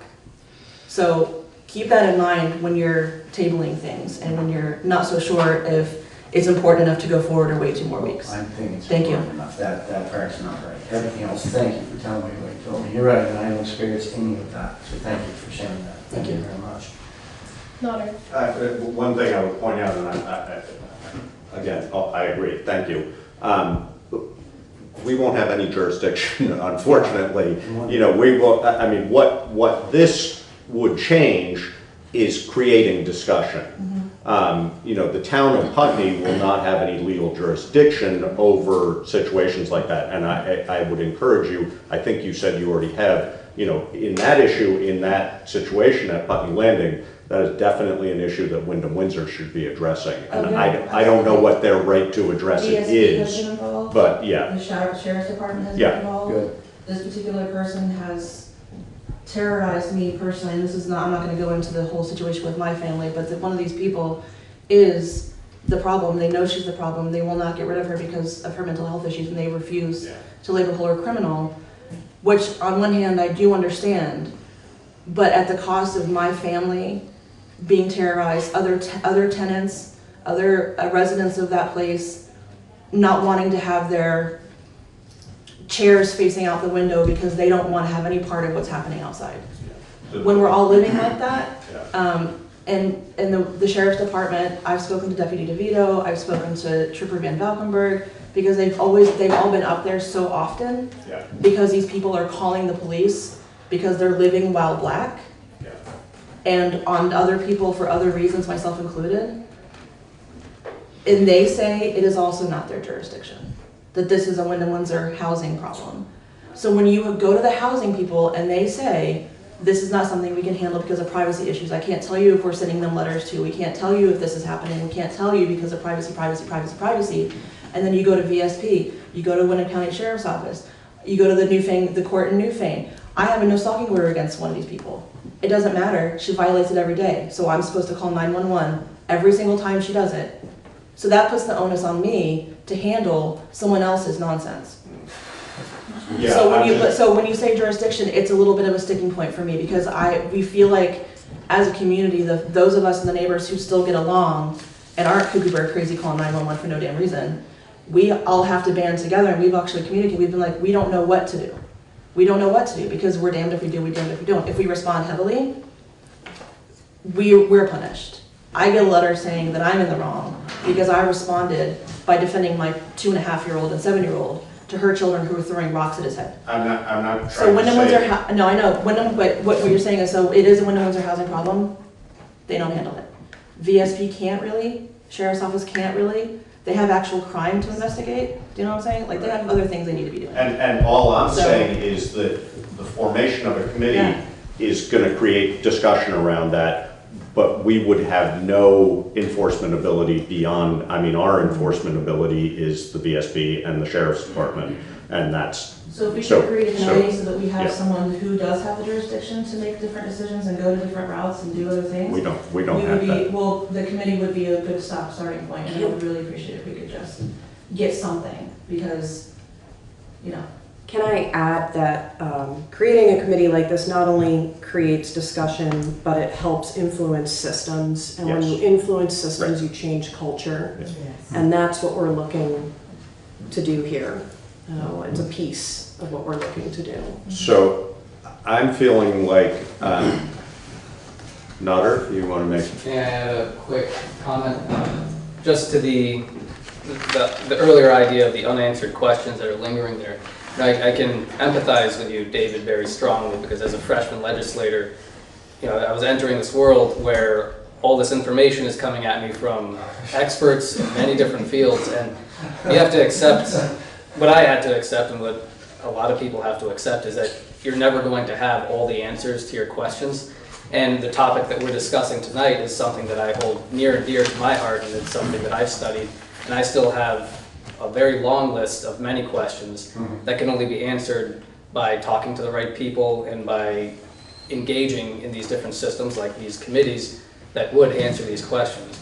And so I would just advise that if you are seeking to have answers to all of your questions, then you'll never actually accomplish what you're trying to do, because you'll never get all the answers to all the questions that exist. So I just wanted to share that with you. Thank you for saying this. I don't expect to get all the answers, and I'm really glad I said I wanted to table it, because the things I've learned since I said that have informed me a lot. So I'm really glad I said I wanted to table it. Thank you. I don't know, I have a serious hearing impairment, and I didn't hear your name. Me? Yes. Shannon. Shannon? Yeah. Thank you, Shannon. Thank you very much for what you said.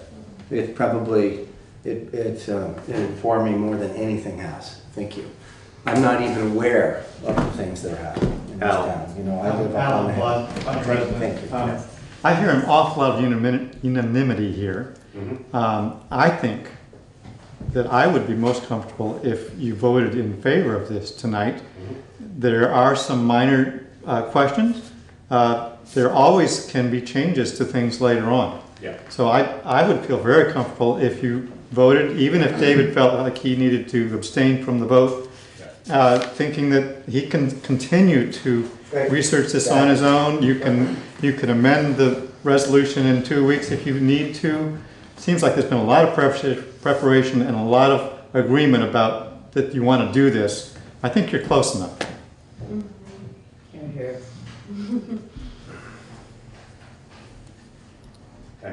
Mr. Fairman? The lady who spoke from the back has raised, of course, a number of excellent points. You have pointed out that they are outside the town of Putney's jurisdiction. They probably fall within the jurisdiction of the Vermont Human Rights Commission. But what she has really raised, it seems to me, is that our need is for even more than a committee.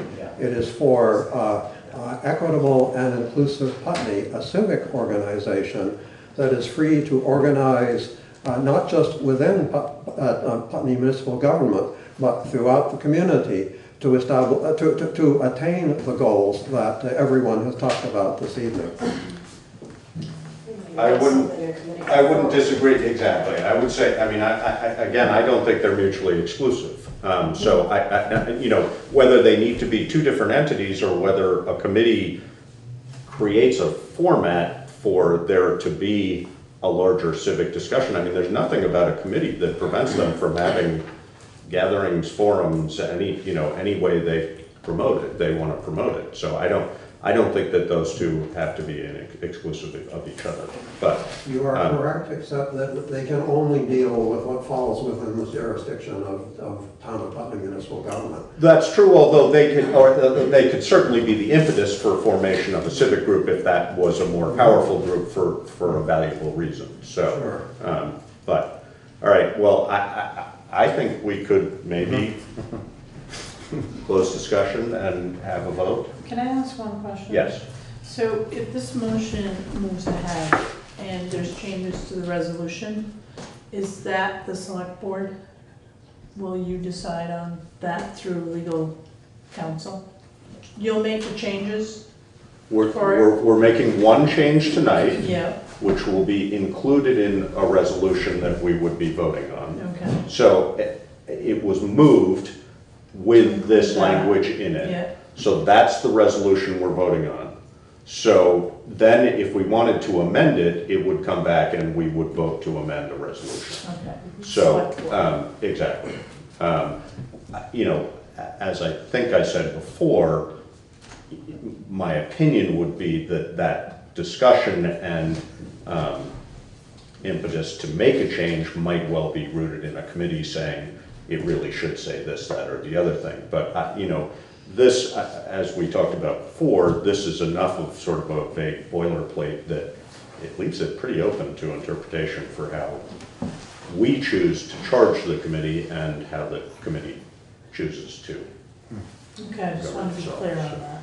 Yeah, but, all right, so it has been moved and seconded, and we've had in-depth discussion. So at this point, I think we're ready for a vote. All those in favor of approving the resolution to create a committee for equity and inclusion? Aye. Aye. I'm going to abstain. You're going to abstain? Yeah, good. All right. Thank you. Yeah, thank you all for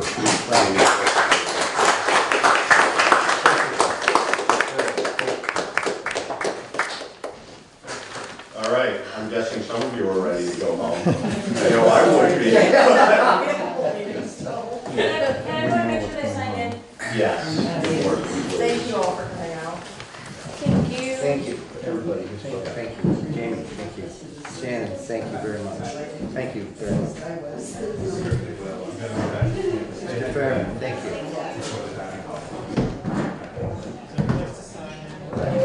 There should be a sheet.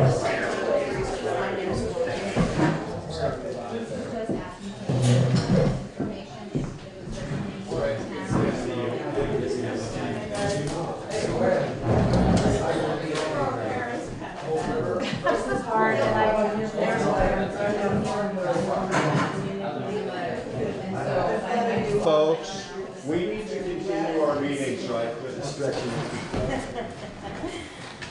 Okay. All right.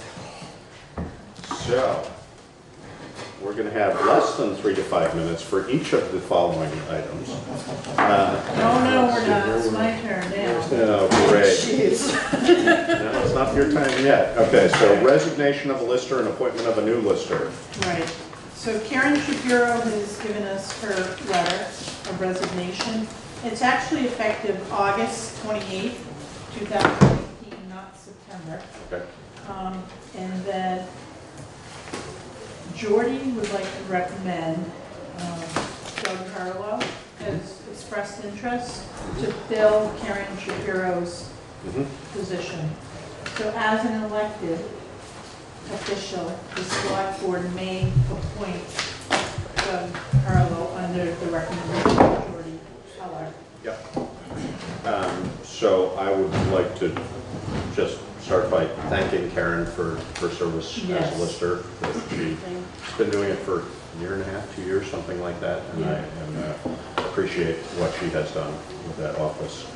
And then I would entertain a motion to approve Doug Harlow as a lister as recommended by Jordy Heller. So moved. Second. If there's no further discussion, Mr. Fairman? Mr. Chairman, would it be appropriate for the town to invite other people to signify interest in becoming a lister?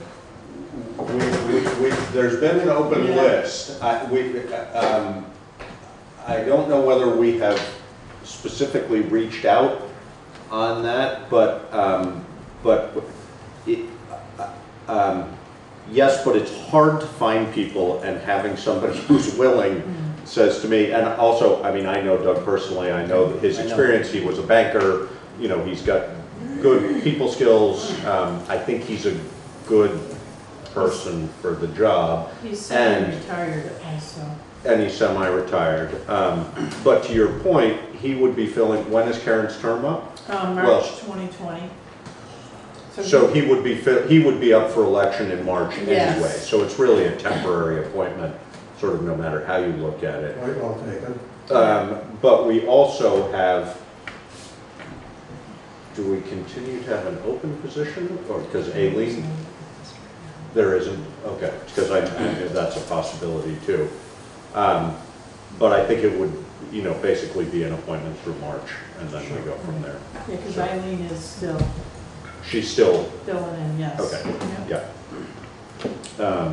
So it's been moved and seconded to approve Doug Harlow, to appoint Doug Harlow to the position of lister.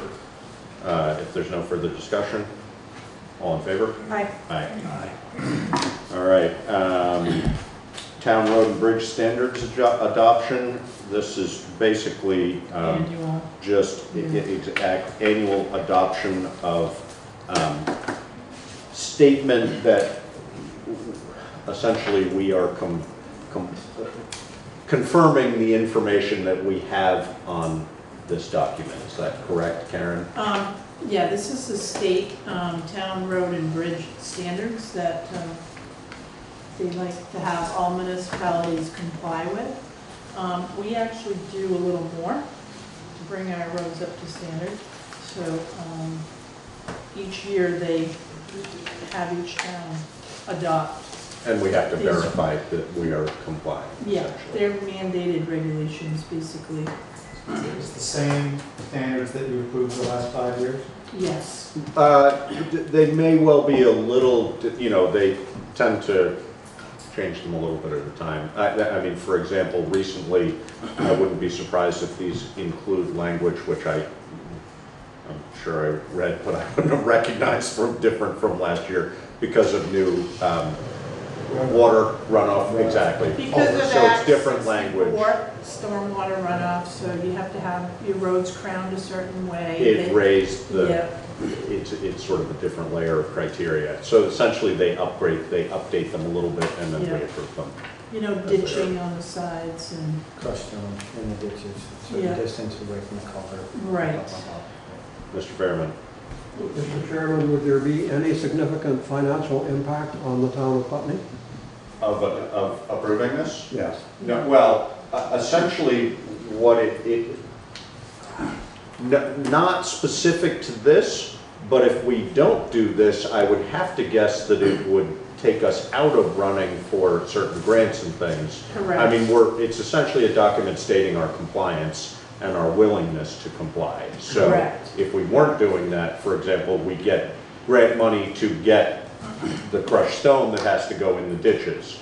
If we don't comply with this, I'm guessing they would say, well, then you can't get grant money for that. So that would be the implication. Frankly, after we just received the new report, the updated after the storm. Yeah. And after reading that, let's approve this. Yeah. You know? Yeah. So, motion to approve the town road and bridge standards. Second? Seconded. It's been moved and seconded to approve the town road and bridge standards. If there's no further discussion, all those in favor? Say aye. Aye. Aye. All right. Tax sale update. Tax sale update. We had 5 properties on the tax sale list yesterday. We sold 2 to neighboring abutters. So we collected another $16,000, Alyssa, roughly. So overall, we did well. We started in June with 30 properties at the tune of $148,000, and we reduced that number to 30-something? Yes. Good, thank you. You're welcome. Well done. We chase a lot of money. So the ones that have not been settled, they're still going to be up for sale at some point, or people are negotiating to delay the sales by saying they're going to pay, or? I predict they'll be on the tax sale list next year. One has to have a probate opened up, so legally we can't sell it until that happens. But there is somebody that would like to keep the property in the family, so we're going to try to work with the 3 people and see if we can get them off the list. But in a year's time too, there'll be other properties on that list. Because for last year, 2018, there's $100,000 outstanding in property taxes. In Putney, it's a 2-year cycle. So, but we'll collect as much as we can in 2018 as well. But Melissa did a really good job. We worked well together in reducing that delinquent tax. And water sewer is the same. So we've been chasing water and sewer. But we can't put those up for tax sale. But we can turn off water connection, and we can also put a lien for sewer. Right. Then that's the other thing. With these properties, none of these could transfer. If there's taxes due, we are by default a lien holder on the taxes. So if any of these properties were to transfer, we would get paid. Right. As long as it's sold for money.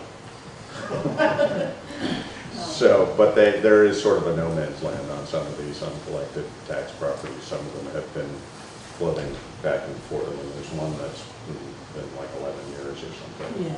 And it's just, there's no, essentially it will take somebody's passing and then an estate settlement. And, and then the town will collect on the lien. And otherwise we're left without recourse.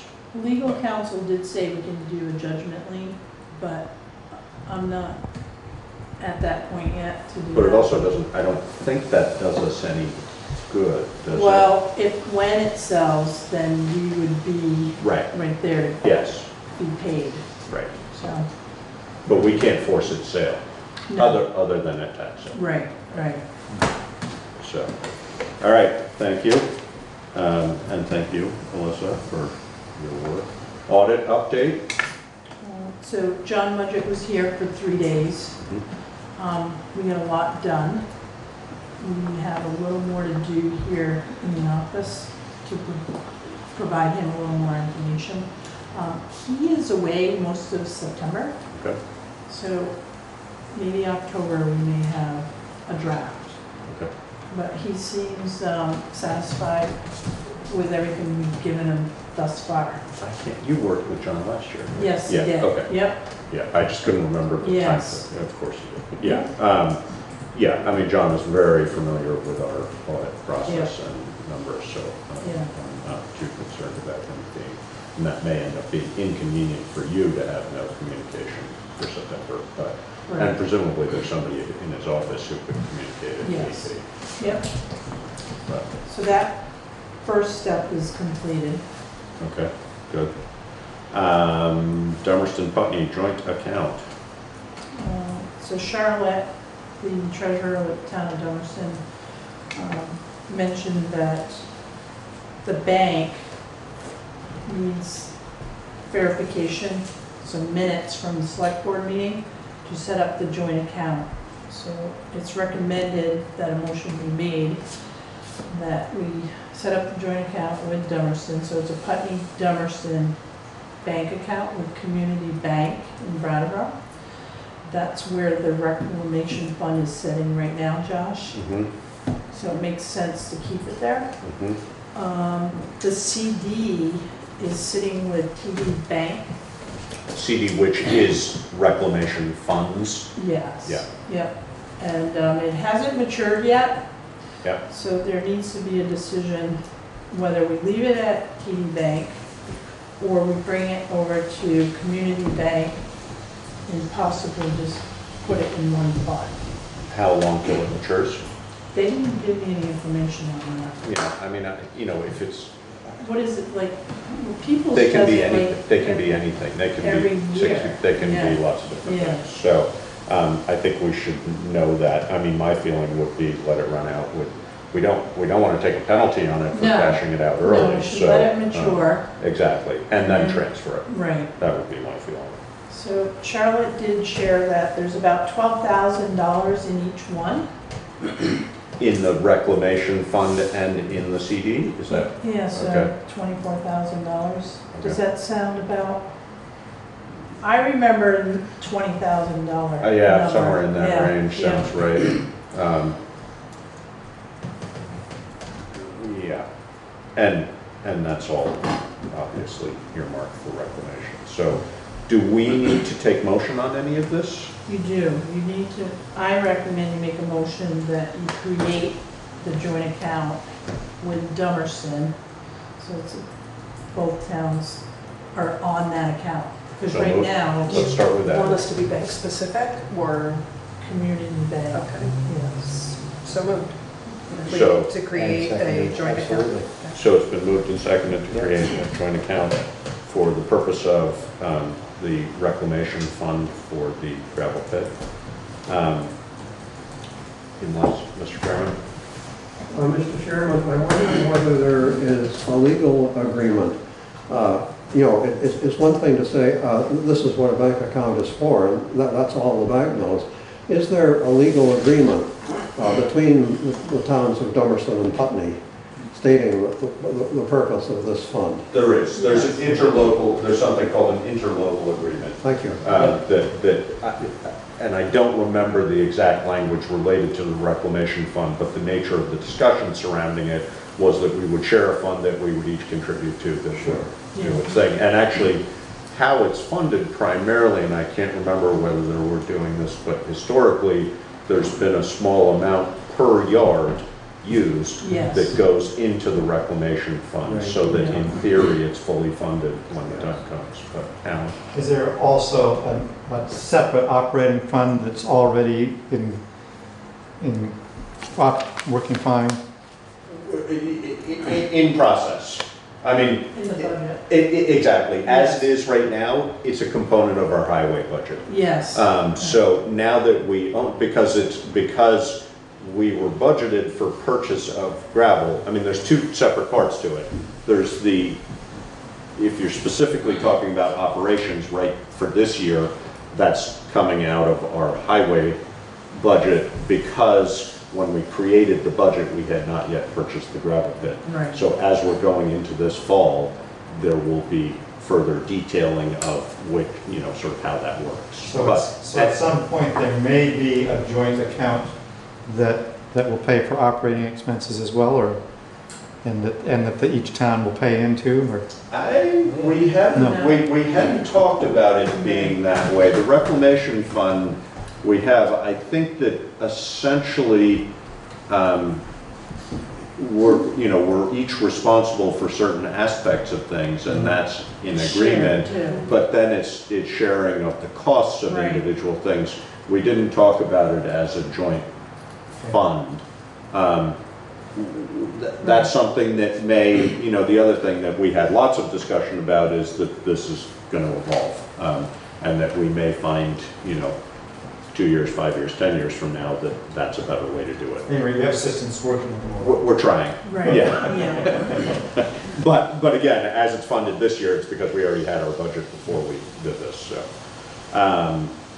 Okay, so, and then, do you want action on the CD account, or do you just want that we would, my recommendation, a CD comes to maturity, Absolutely. you maximize the profit from it, so. Right, and I don't know if it's, moving it from TD to community banks. Potentially, more exactly. money. So the treasurer needs to figure that out, Yeah, and Charlotte will do that. so let's not take action on that right now, but it would be our recommendation to not take a penalty on maturity of the CD, but allow it to mature Correct. and then Maximize our and then profit, move the whatever funds. works best. Exactly. Yeah. Yeah, because those Right. CDs are making, Yeah. just fractions of percentages every year. And then signers, that would be signing, do we need to approve somebody for signing? Is that what that is? Obviously, it has to be the treasurer, so Scott Henry. But Alyssa is also the assistant. This is signer for this joint account that we just Correct. talked about? Okay. Correct. Because we have to have a signer from each town. Right. And they both have to sign in order for anything to happen with funds. Right, right. Okay. So when we create this joint account, I need to have the signers ready to go. So, I would say that it should be the treasurer, or in their absence, the assistant treasurer, or in their absence, the chair of the board. okay. Does that seem logical? I mean, in theory, we never would not have a treasurer or an assistant So treasurer. that means you're but- staying on for another 3 No, years. it's not me, it's whoever's the chair. Doesn't have anything to do with me. You're the chair right now. Yeah, so, Well, and this is my point too. So if the chair of the select board, being you right now, come March, we're gonna have to send somebody else to the bank. So I'm not sure that we actually need 3, but definitely treasurer. find out, an Yes, assistant, Yes, and the assistant. yes. Yeah, that's fine, if there needed to be a third. Right. And my guess is that statutorily, in the absence of a treasurer and assistant, although I'm not sure, I was gonna say that would Yeah. fall to the chair, but I'm not sure that's true, actually. Because since, well, actually, that probably is true now that the treasurer position is appointed and not elected. When it was Right. elected, it would not have fallen to the select board because they were independent. But so we can find that out. But for the time being, I think the treasurer and the assistant treasurer make sense. Yeah. Okay. You want to make a motion? Do you need Do we need that? a motion? Yeah, go ahead and make Sure. that motion.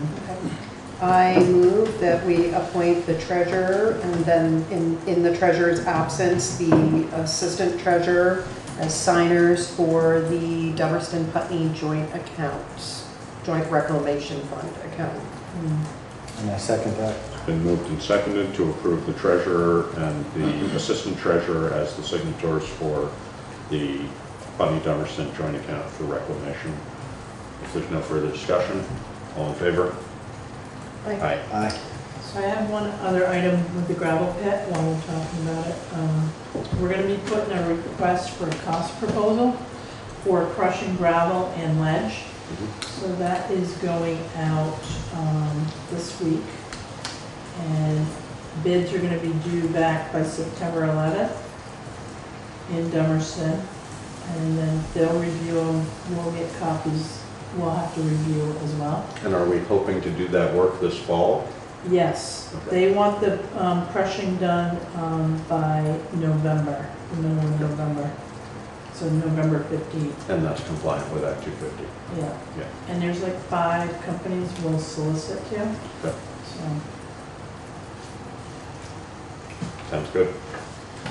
All right, town manager's report. What do I have? Sidewalk status, I don't know if anybody's noticed the Looks sidewalk. good.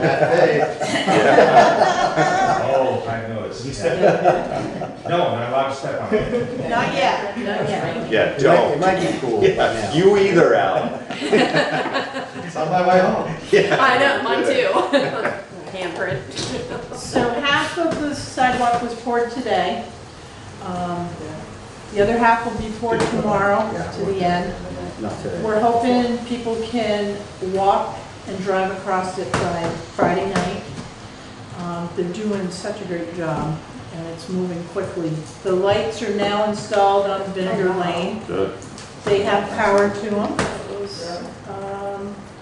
There's going to be a final walkthrough probably in a couple weeks because there's a railing that needs to still go up and they've got to take care of the driveways. So you're gonna have a celebration? Yes. Great. Yes, we are. Ribbon cutting? Yes, I would like to have a Big ribbon scissors? cutting. Yes. Do we have big scissors? No, but we can get We some. can probably borrow. Yeah. I bet the Landmark has some. Um, Big scissors. Believe it or not, we don't. We had to rent them last time. But you know a source. They are incredibly expensive. Yeah. Really? Yeah. So To Michael. purchase. Or- Yeah. What, the scissors? Yeah. Got some head trimmers. So Michael, do you have a question? So the question, two questions. So Saturday is when we can let students know it's walkable, or should we wait? I'm gonna call you. Okay. So we wait till there's a fence? That was my No, second there's no- question. There is no split rail fence, that's not going up until probably next week, but we've asked the contractor to put some caution tape on all of the stakes all the way up. So it's gonna be roped, and it'll be designated where they can walk. So if they go over that tape, then. I mean, they go That over. might be a question for the contractor, because I would guess it would fall under his insurance. It would So be that- his we liability. might want to know that, at least so you can inform that they're supposed to or not supposed to. So we should find that out, and you can let Michael know. No, Jack Durrell from Pathways said they Oh. should be able to walk on it this weekend. Oh, just with caution Yes, tape? Oh, okay. Yes. Okay, so, So, and that's with tomorrow being the second pour, and then it'll be solid enough on Saturday, that's the idea? Correct. Okay. correct. Do you want to confirm that, or you're confirming it right now? No, I'm confirming that. Okay. I've been in touch with Jeff and Steve. So if for any reason that's not the case, Karen will be in touch with you. Okay. So if it rains tomorrow and they can't pour, they can't use that sidewalk, All right. okay? It doesn't look like that's going to Right. happen, so.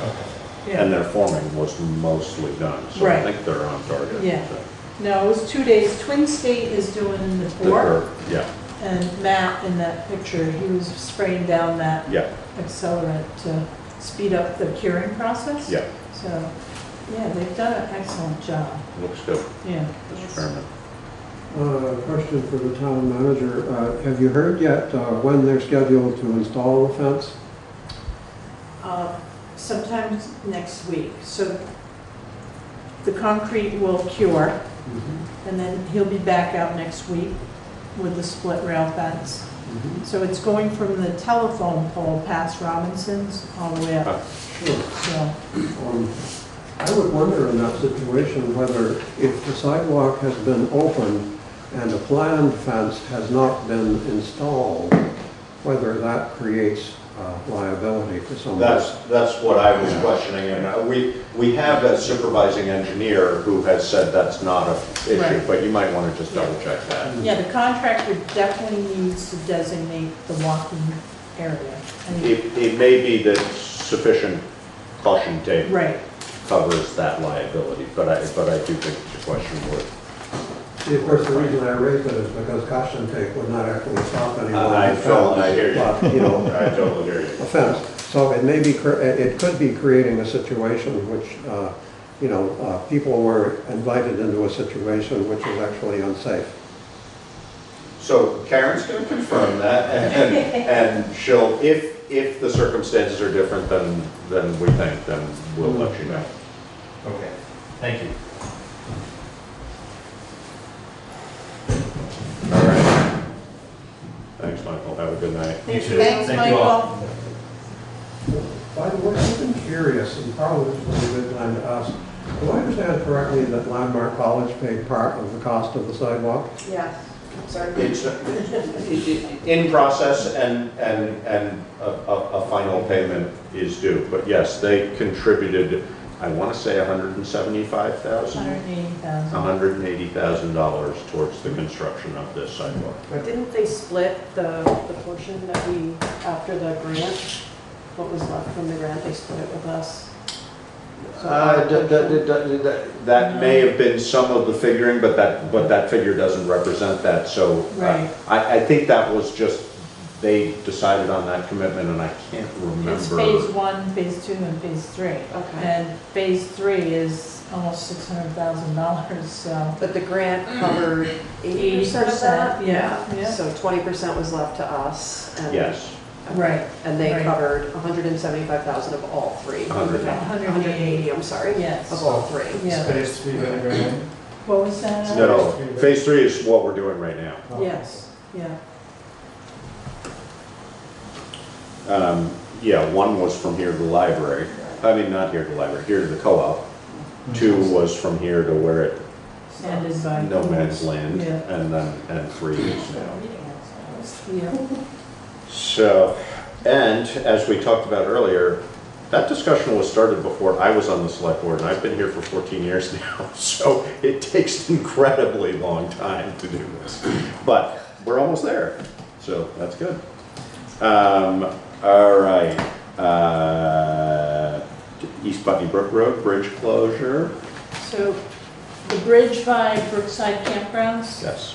I had a conversation with the state, and they said you need to close that bridge immediately.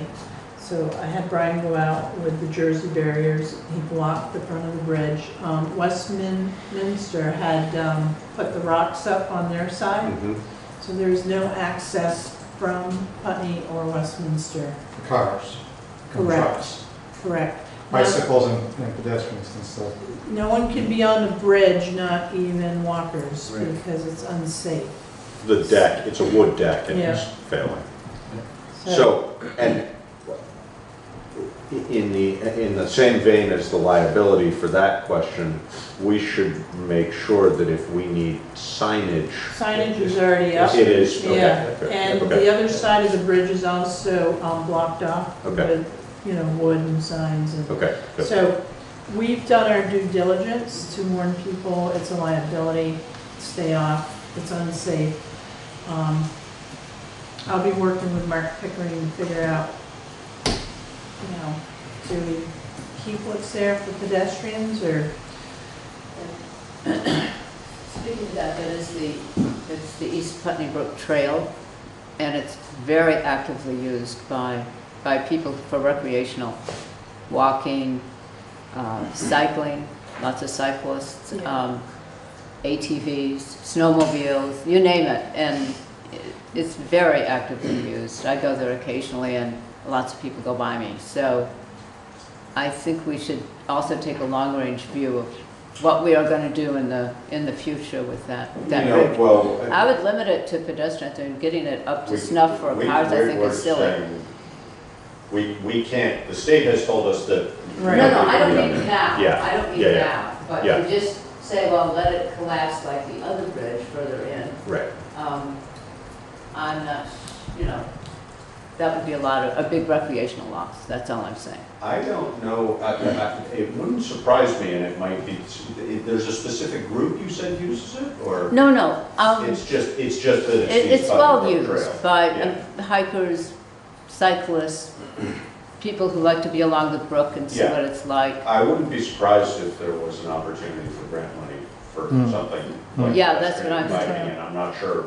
Yeah, I mean, not a typically, I big think upgrade. those are within municipalities, but it's something to keep in mind. It's a segue, so Oh, Wyndham there we go. Regional Commission, I'm on the transportation, Yeah.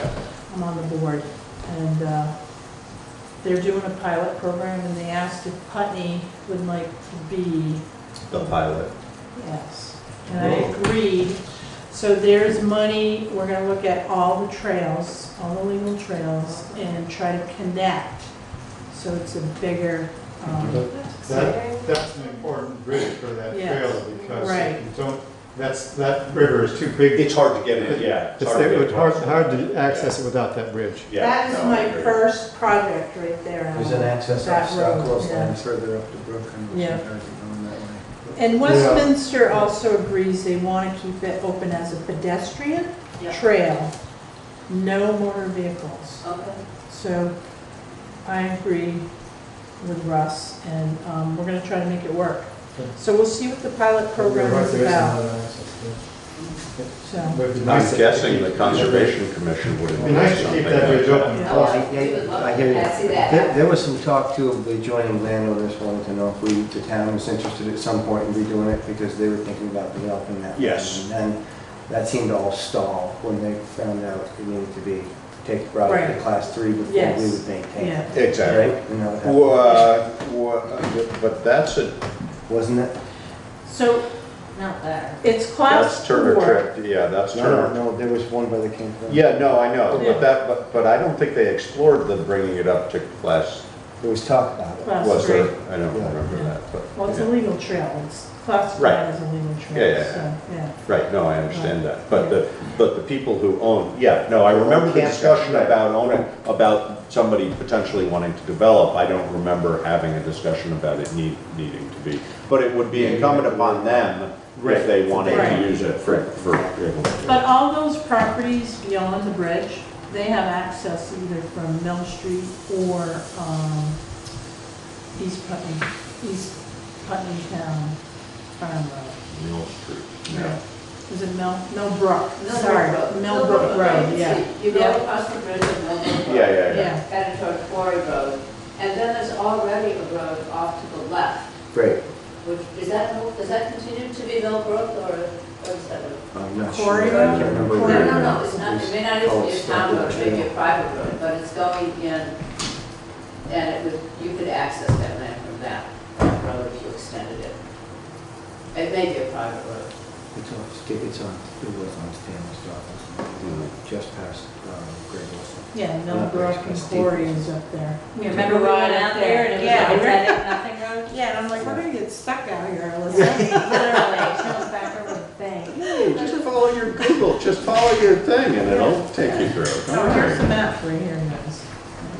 No, All right, oh no, yeah. anyway, Anyways, that bridge has moving been on. closed Yes. and it sounds like things are afloat to try and get it improved for Yeah. usage. So now keep you updated on the pilot program. Sounds good. Yeah.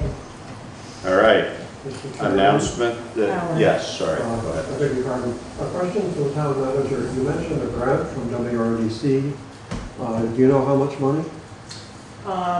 I don't, so our first meeting is gonna be like in 2 weeks, so I'll find out. Sure. I'm very optimistic and excited about it. Yeah. All right, and then you just wanted to announce that property taxes are due on Friday, the 30th. Friday the 30th of August, 4 PM. You can bring your tax payment, you can put it in the front door. If you rely on the post, we're not going to be responsible. We've had problems with the post office getting mail and payments to us. And it's not just one person, it's several. So we had an incident where 3 payments didn't get to us on time. They were charged interest for water, sewer. They were all deposited on the same day. So it's like, what happened to the mail? So, and Because I deposited them the day that I picked it up from the Yeah. post office. There, right. And we deposit all checks the day we get them. We do not hold on to checks. We get them, they go in the bank. You used to hold Yeah, note to long-term residents, not business as usual. No. No longer a 6 On a week to 3 slower month wait. collection period, it goes on your Might be. account the day we get it, Yeah, so that there's no worry about getting late fees. right. It may not go to the bank the exact day if it's a slower, but it will be within 2 or 3 days, Right. for sure. So we've been making deposits now for the last 2 weeks daily.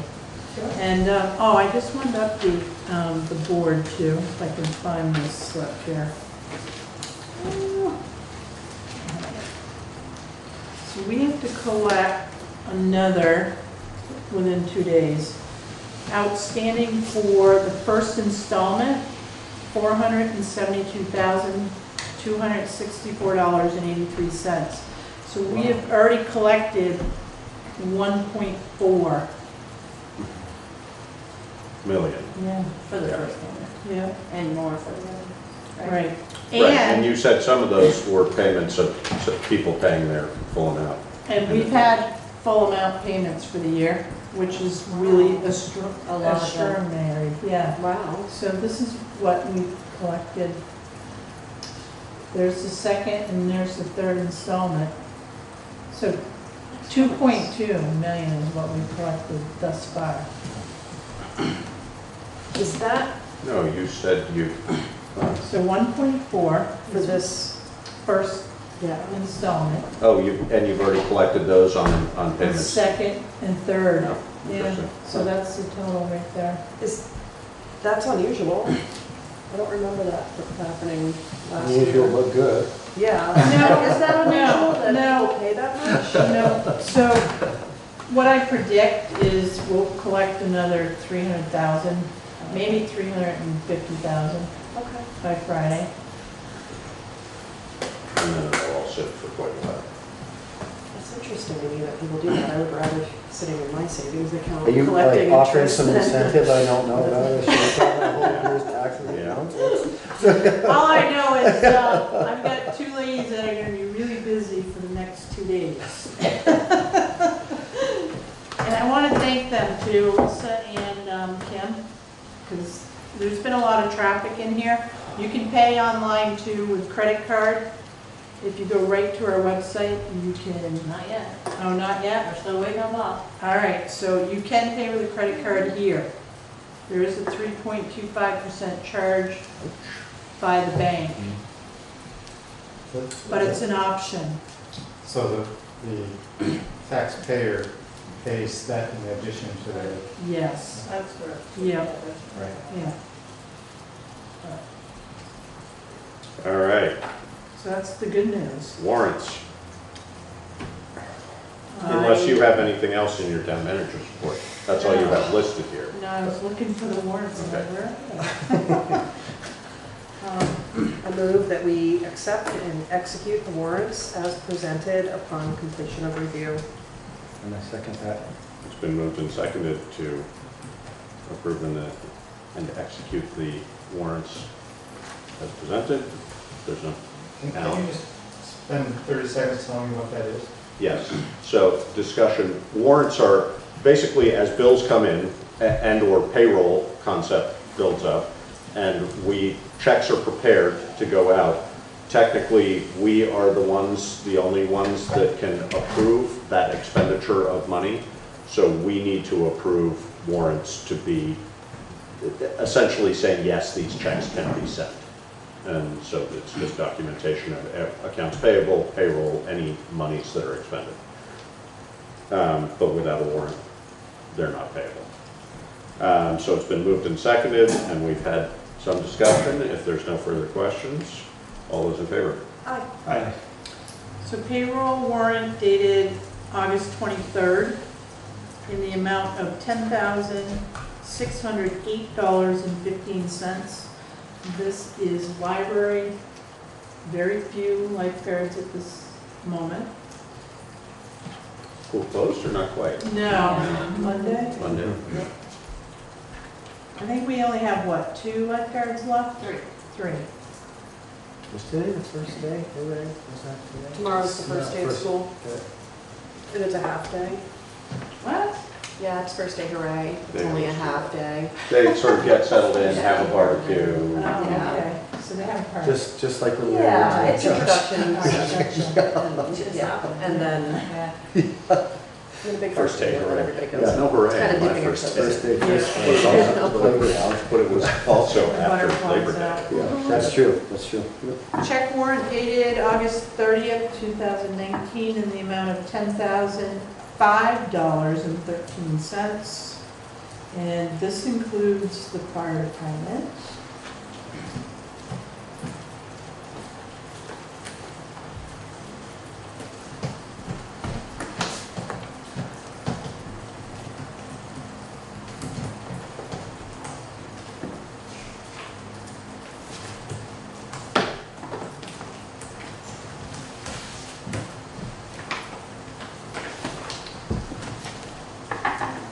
Accounts payable, August 17th through August 30th in the amount of $233,154.77. The big ticket on this warrant is for Zeluzny for the sidewalk, $158,161. And of course, we will get 80% of that back from the grant. So the balance to finish the project is 200,725. So we will have at least one more big invoice. And I have not seen Pathways invoice yet. Their contract was for not quite $50,000. And we paid them some or nothing? We paid them some up front, didn't we? No. Is Amston Electric for the lighting? What is that? That's library. Library? Yeah. They're all in here too, if there's any questions. Mr. Chairman, an accounting question, perhaps for the town manager. How is the Landmark College contribution to the sidewalk accounted? Well, when the project is complete, then they will send us the 60,000. It would be accounted for as a donation. Right. I don't know whether that's your question. It is. I'm wondering how it would go in the book. Yeah. That's the answer to the Donation. donation. Yeah. Yeah. So it would be, the revenue would go towards that project. It would show in there and then it would. So it would offset the cost of the project as opposed to going into the general fund. Correct. Thank you. Yeah. And I know there might be some overages, towards the end. I'm guessing highway department. Chesterfield Tire, $7,400. That's Greater Tires? Greater Tires, $6,600. The invoice is right in that packet. How many tires? And then there's a back row tire for 700. Yeah, the back row, we need to replace one of the tires. So I think we Boy, I got could have had a 4. lifetime supply for that one. I just put 2 tires on my tractor and it was $1,200 for the rear tires and they're tiny compared to the greater tires. So, Yeah. No, Yeah. that's good. Plus those Greater Tires are rugged. Yeah. On another note too, we just made the last payment on one of the fire engines, the 1994. And next fiscal year, we'll be paying off 3 pieces of equipment, or 2 pieces of equipment in the chemical feed building. Unfortunately, nobody wants new equipment, so we're all set. Yeah. So we have Salmon and Nostrand. Is that the total for, this is for gravel pit, I'm assuming? That was for the closing. For the gravel pit? Yes. And so is that our complete bill with them Yep. through closing? Yes. Okay. Well, no. I mean, I know there were other bills previous to that. Yeah, I'd but- have to total yeah, those yeah. up, but But that that's- was but for that's the the end of title that. research and the closing. Okay.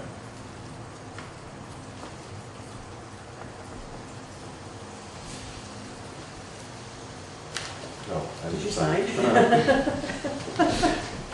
Little late there. Yeah, exactly. I was gonna say, don't you have to call in before 8 if you want to? Yeah. Give them one. I brought dinner with me. No. Smart. Did you bring some for me too? I did. Isn't that so nice of me? Some for Josh.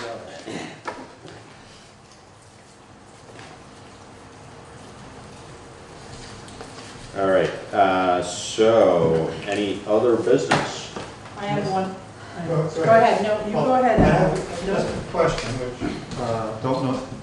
There's a piece of property just 2 houses down from ours, Who has, oh, yes. on the Yep. right side of Route 5.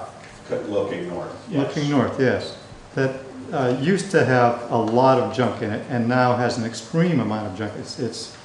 I wonder if the town has any role in trying to preserve the safety of the resident or the snow plows. I know this is a state highway, and so the stuff that's in the state right-of-way is probably not the town's business, it's the state's business. But And one clarifying point about that, we do not, as a town, have a junk ordinance. we don't. Okay. So we do not have any enforcement ability over that. May I add? But But the state is aware Yeah. of the situation. Okay. And the particular part that the state comes in is new legislation that reduces the number of vehicles one is allowed to have on the property. I see, so there is a state junkyard. There's a right? junkyard, Yes. exactly, yeah. But So is that? What about the stuff that's in the way of plowing? Does that They, That, so if you want to come talk to me about this, Yeah. I can give you more details. Yeah. We are aware of it. We are Yeah. working with the owner. Tom Gard is aware of it. Good, good. It's a little different situation. It's not just junk cars. Right. So Yeah, I know. it's, A lot of stuff it's very delicate right now. And I'm working with the state, and Thank you. Vinny is working with his supervisor to figure out how to handle this. But it's two separate things. I mean, the junkyard ordinance is the Right. cars, but as I said, we do not have an ordinance Right. down. I mean, essentially, other than vehicles, we cannot tell somebody what they can or can't have on their property. So, does the vehicles count both sides of the road? I mean, he owns the property. Yes, any one property owner. Yeah. Yeah. I think. is- Yeah. Right, since he acquired it at separate times, I didn't. Right. Yeah. We are totally aware of that. Yeah. Thank you. And I'm working with the state to find a resolution, and we have to be tactful about it. Absolutely. So, please be patient. I know. It's been 30 years. I know, but the thing is, winter's coming and you So- see a so whole what's the lot rush? more. Yeah. It's beginning to look more like a wall, and that's something. Yeah. I know what you're talking about. I get it. Well, you can't. I get it. Yeah. All I was right. trying to add some levity. Moving out. Okay. Any other business? So I just wanted to add, so something developed this week, and I spoke to Brian about it. It's up on East Town Farm Road. So right at the junction of Mountain View, which turns left, and then East Town Farm still continues out. Yeah. So right at that junction, it becomes private. So it's a Right. class 4. Yep.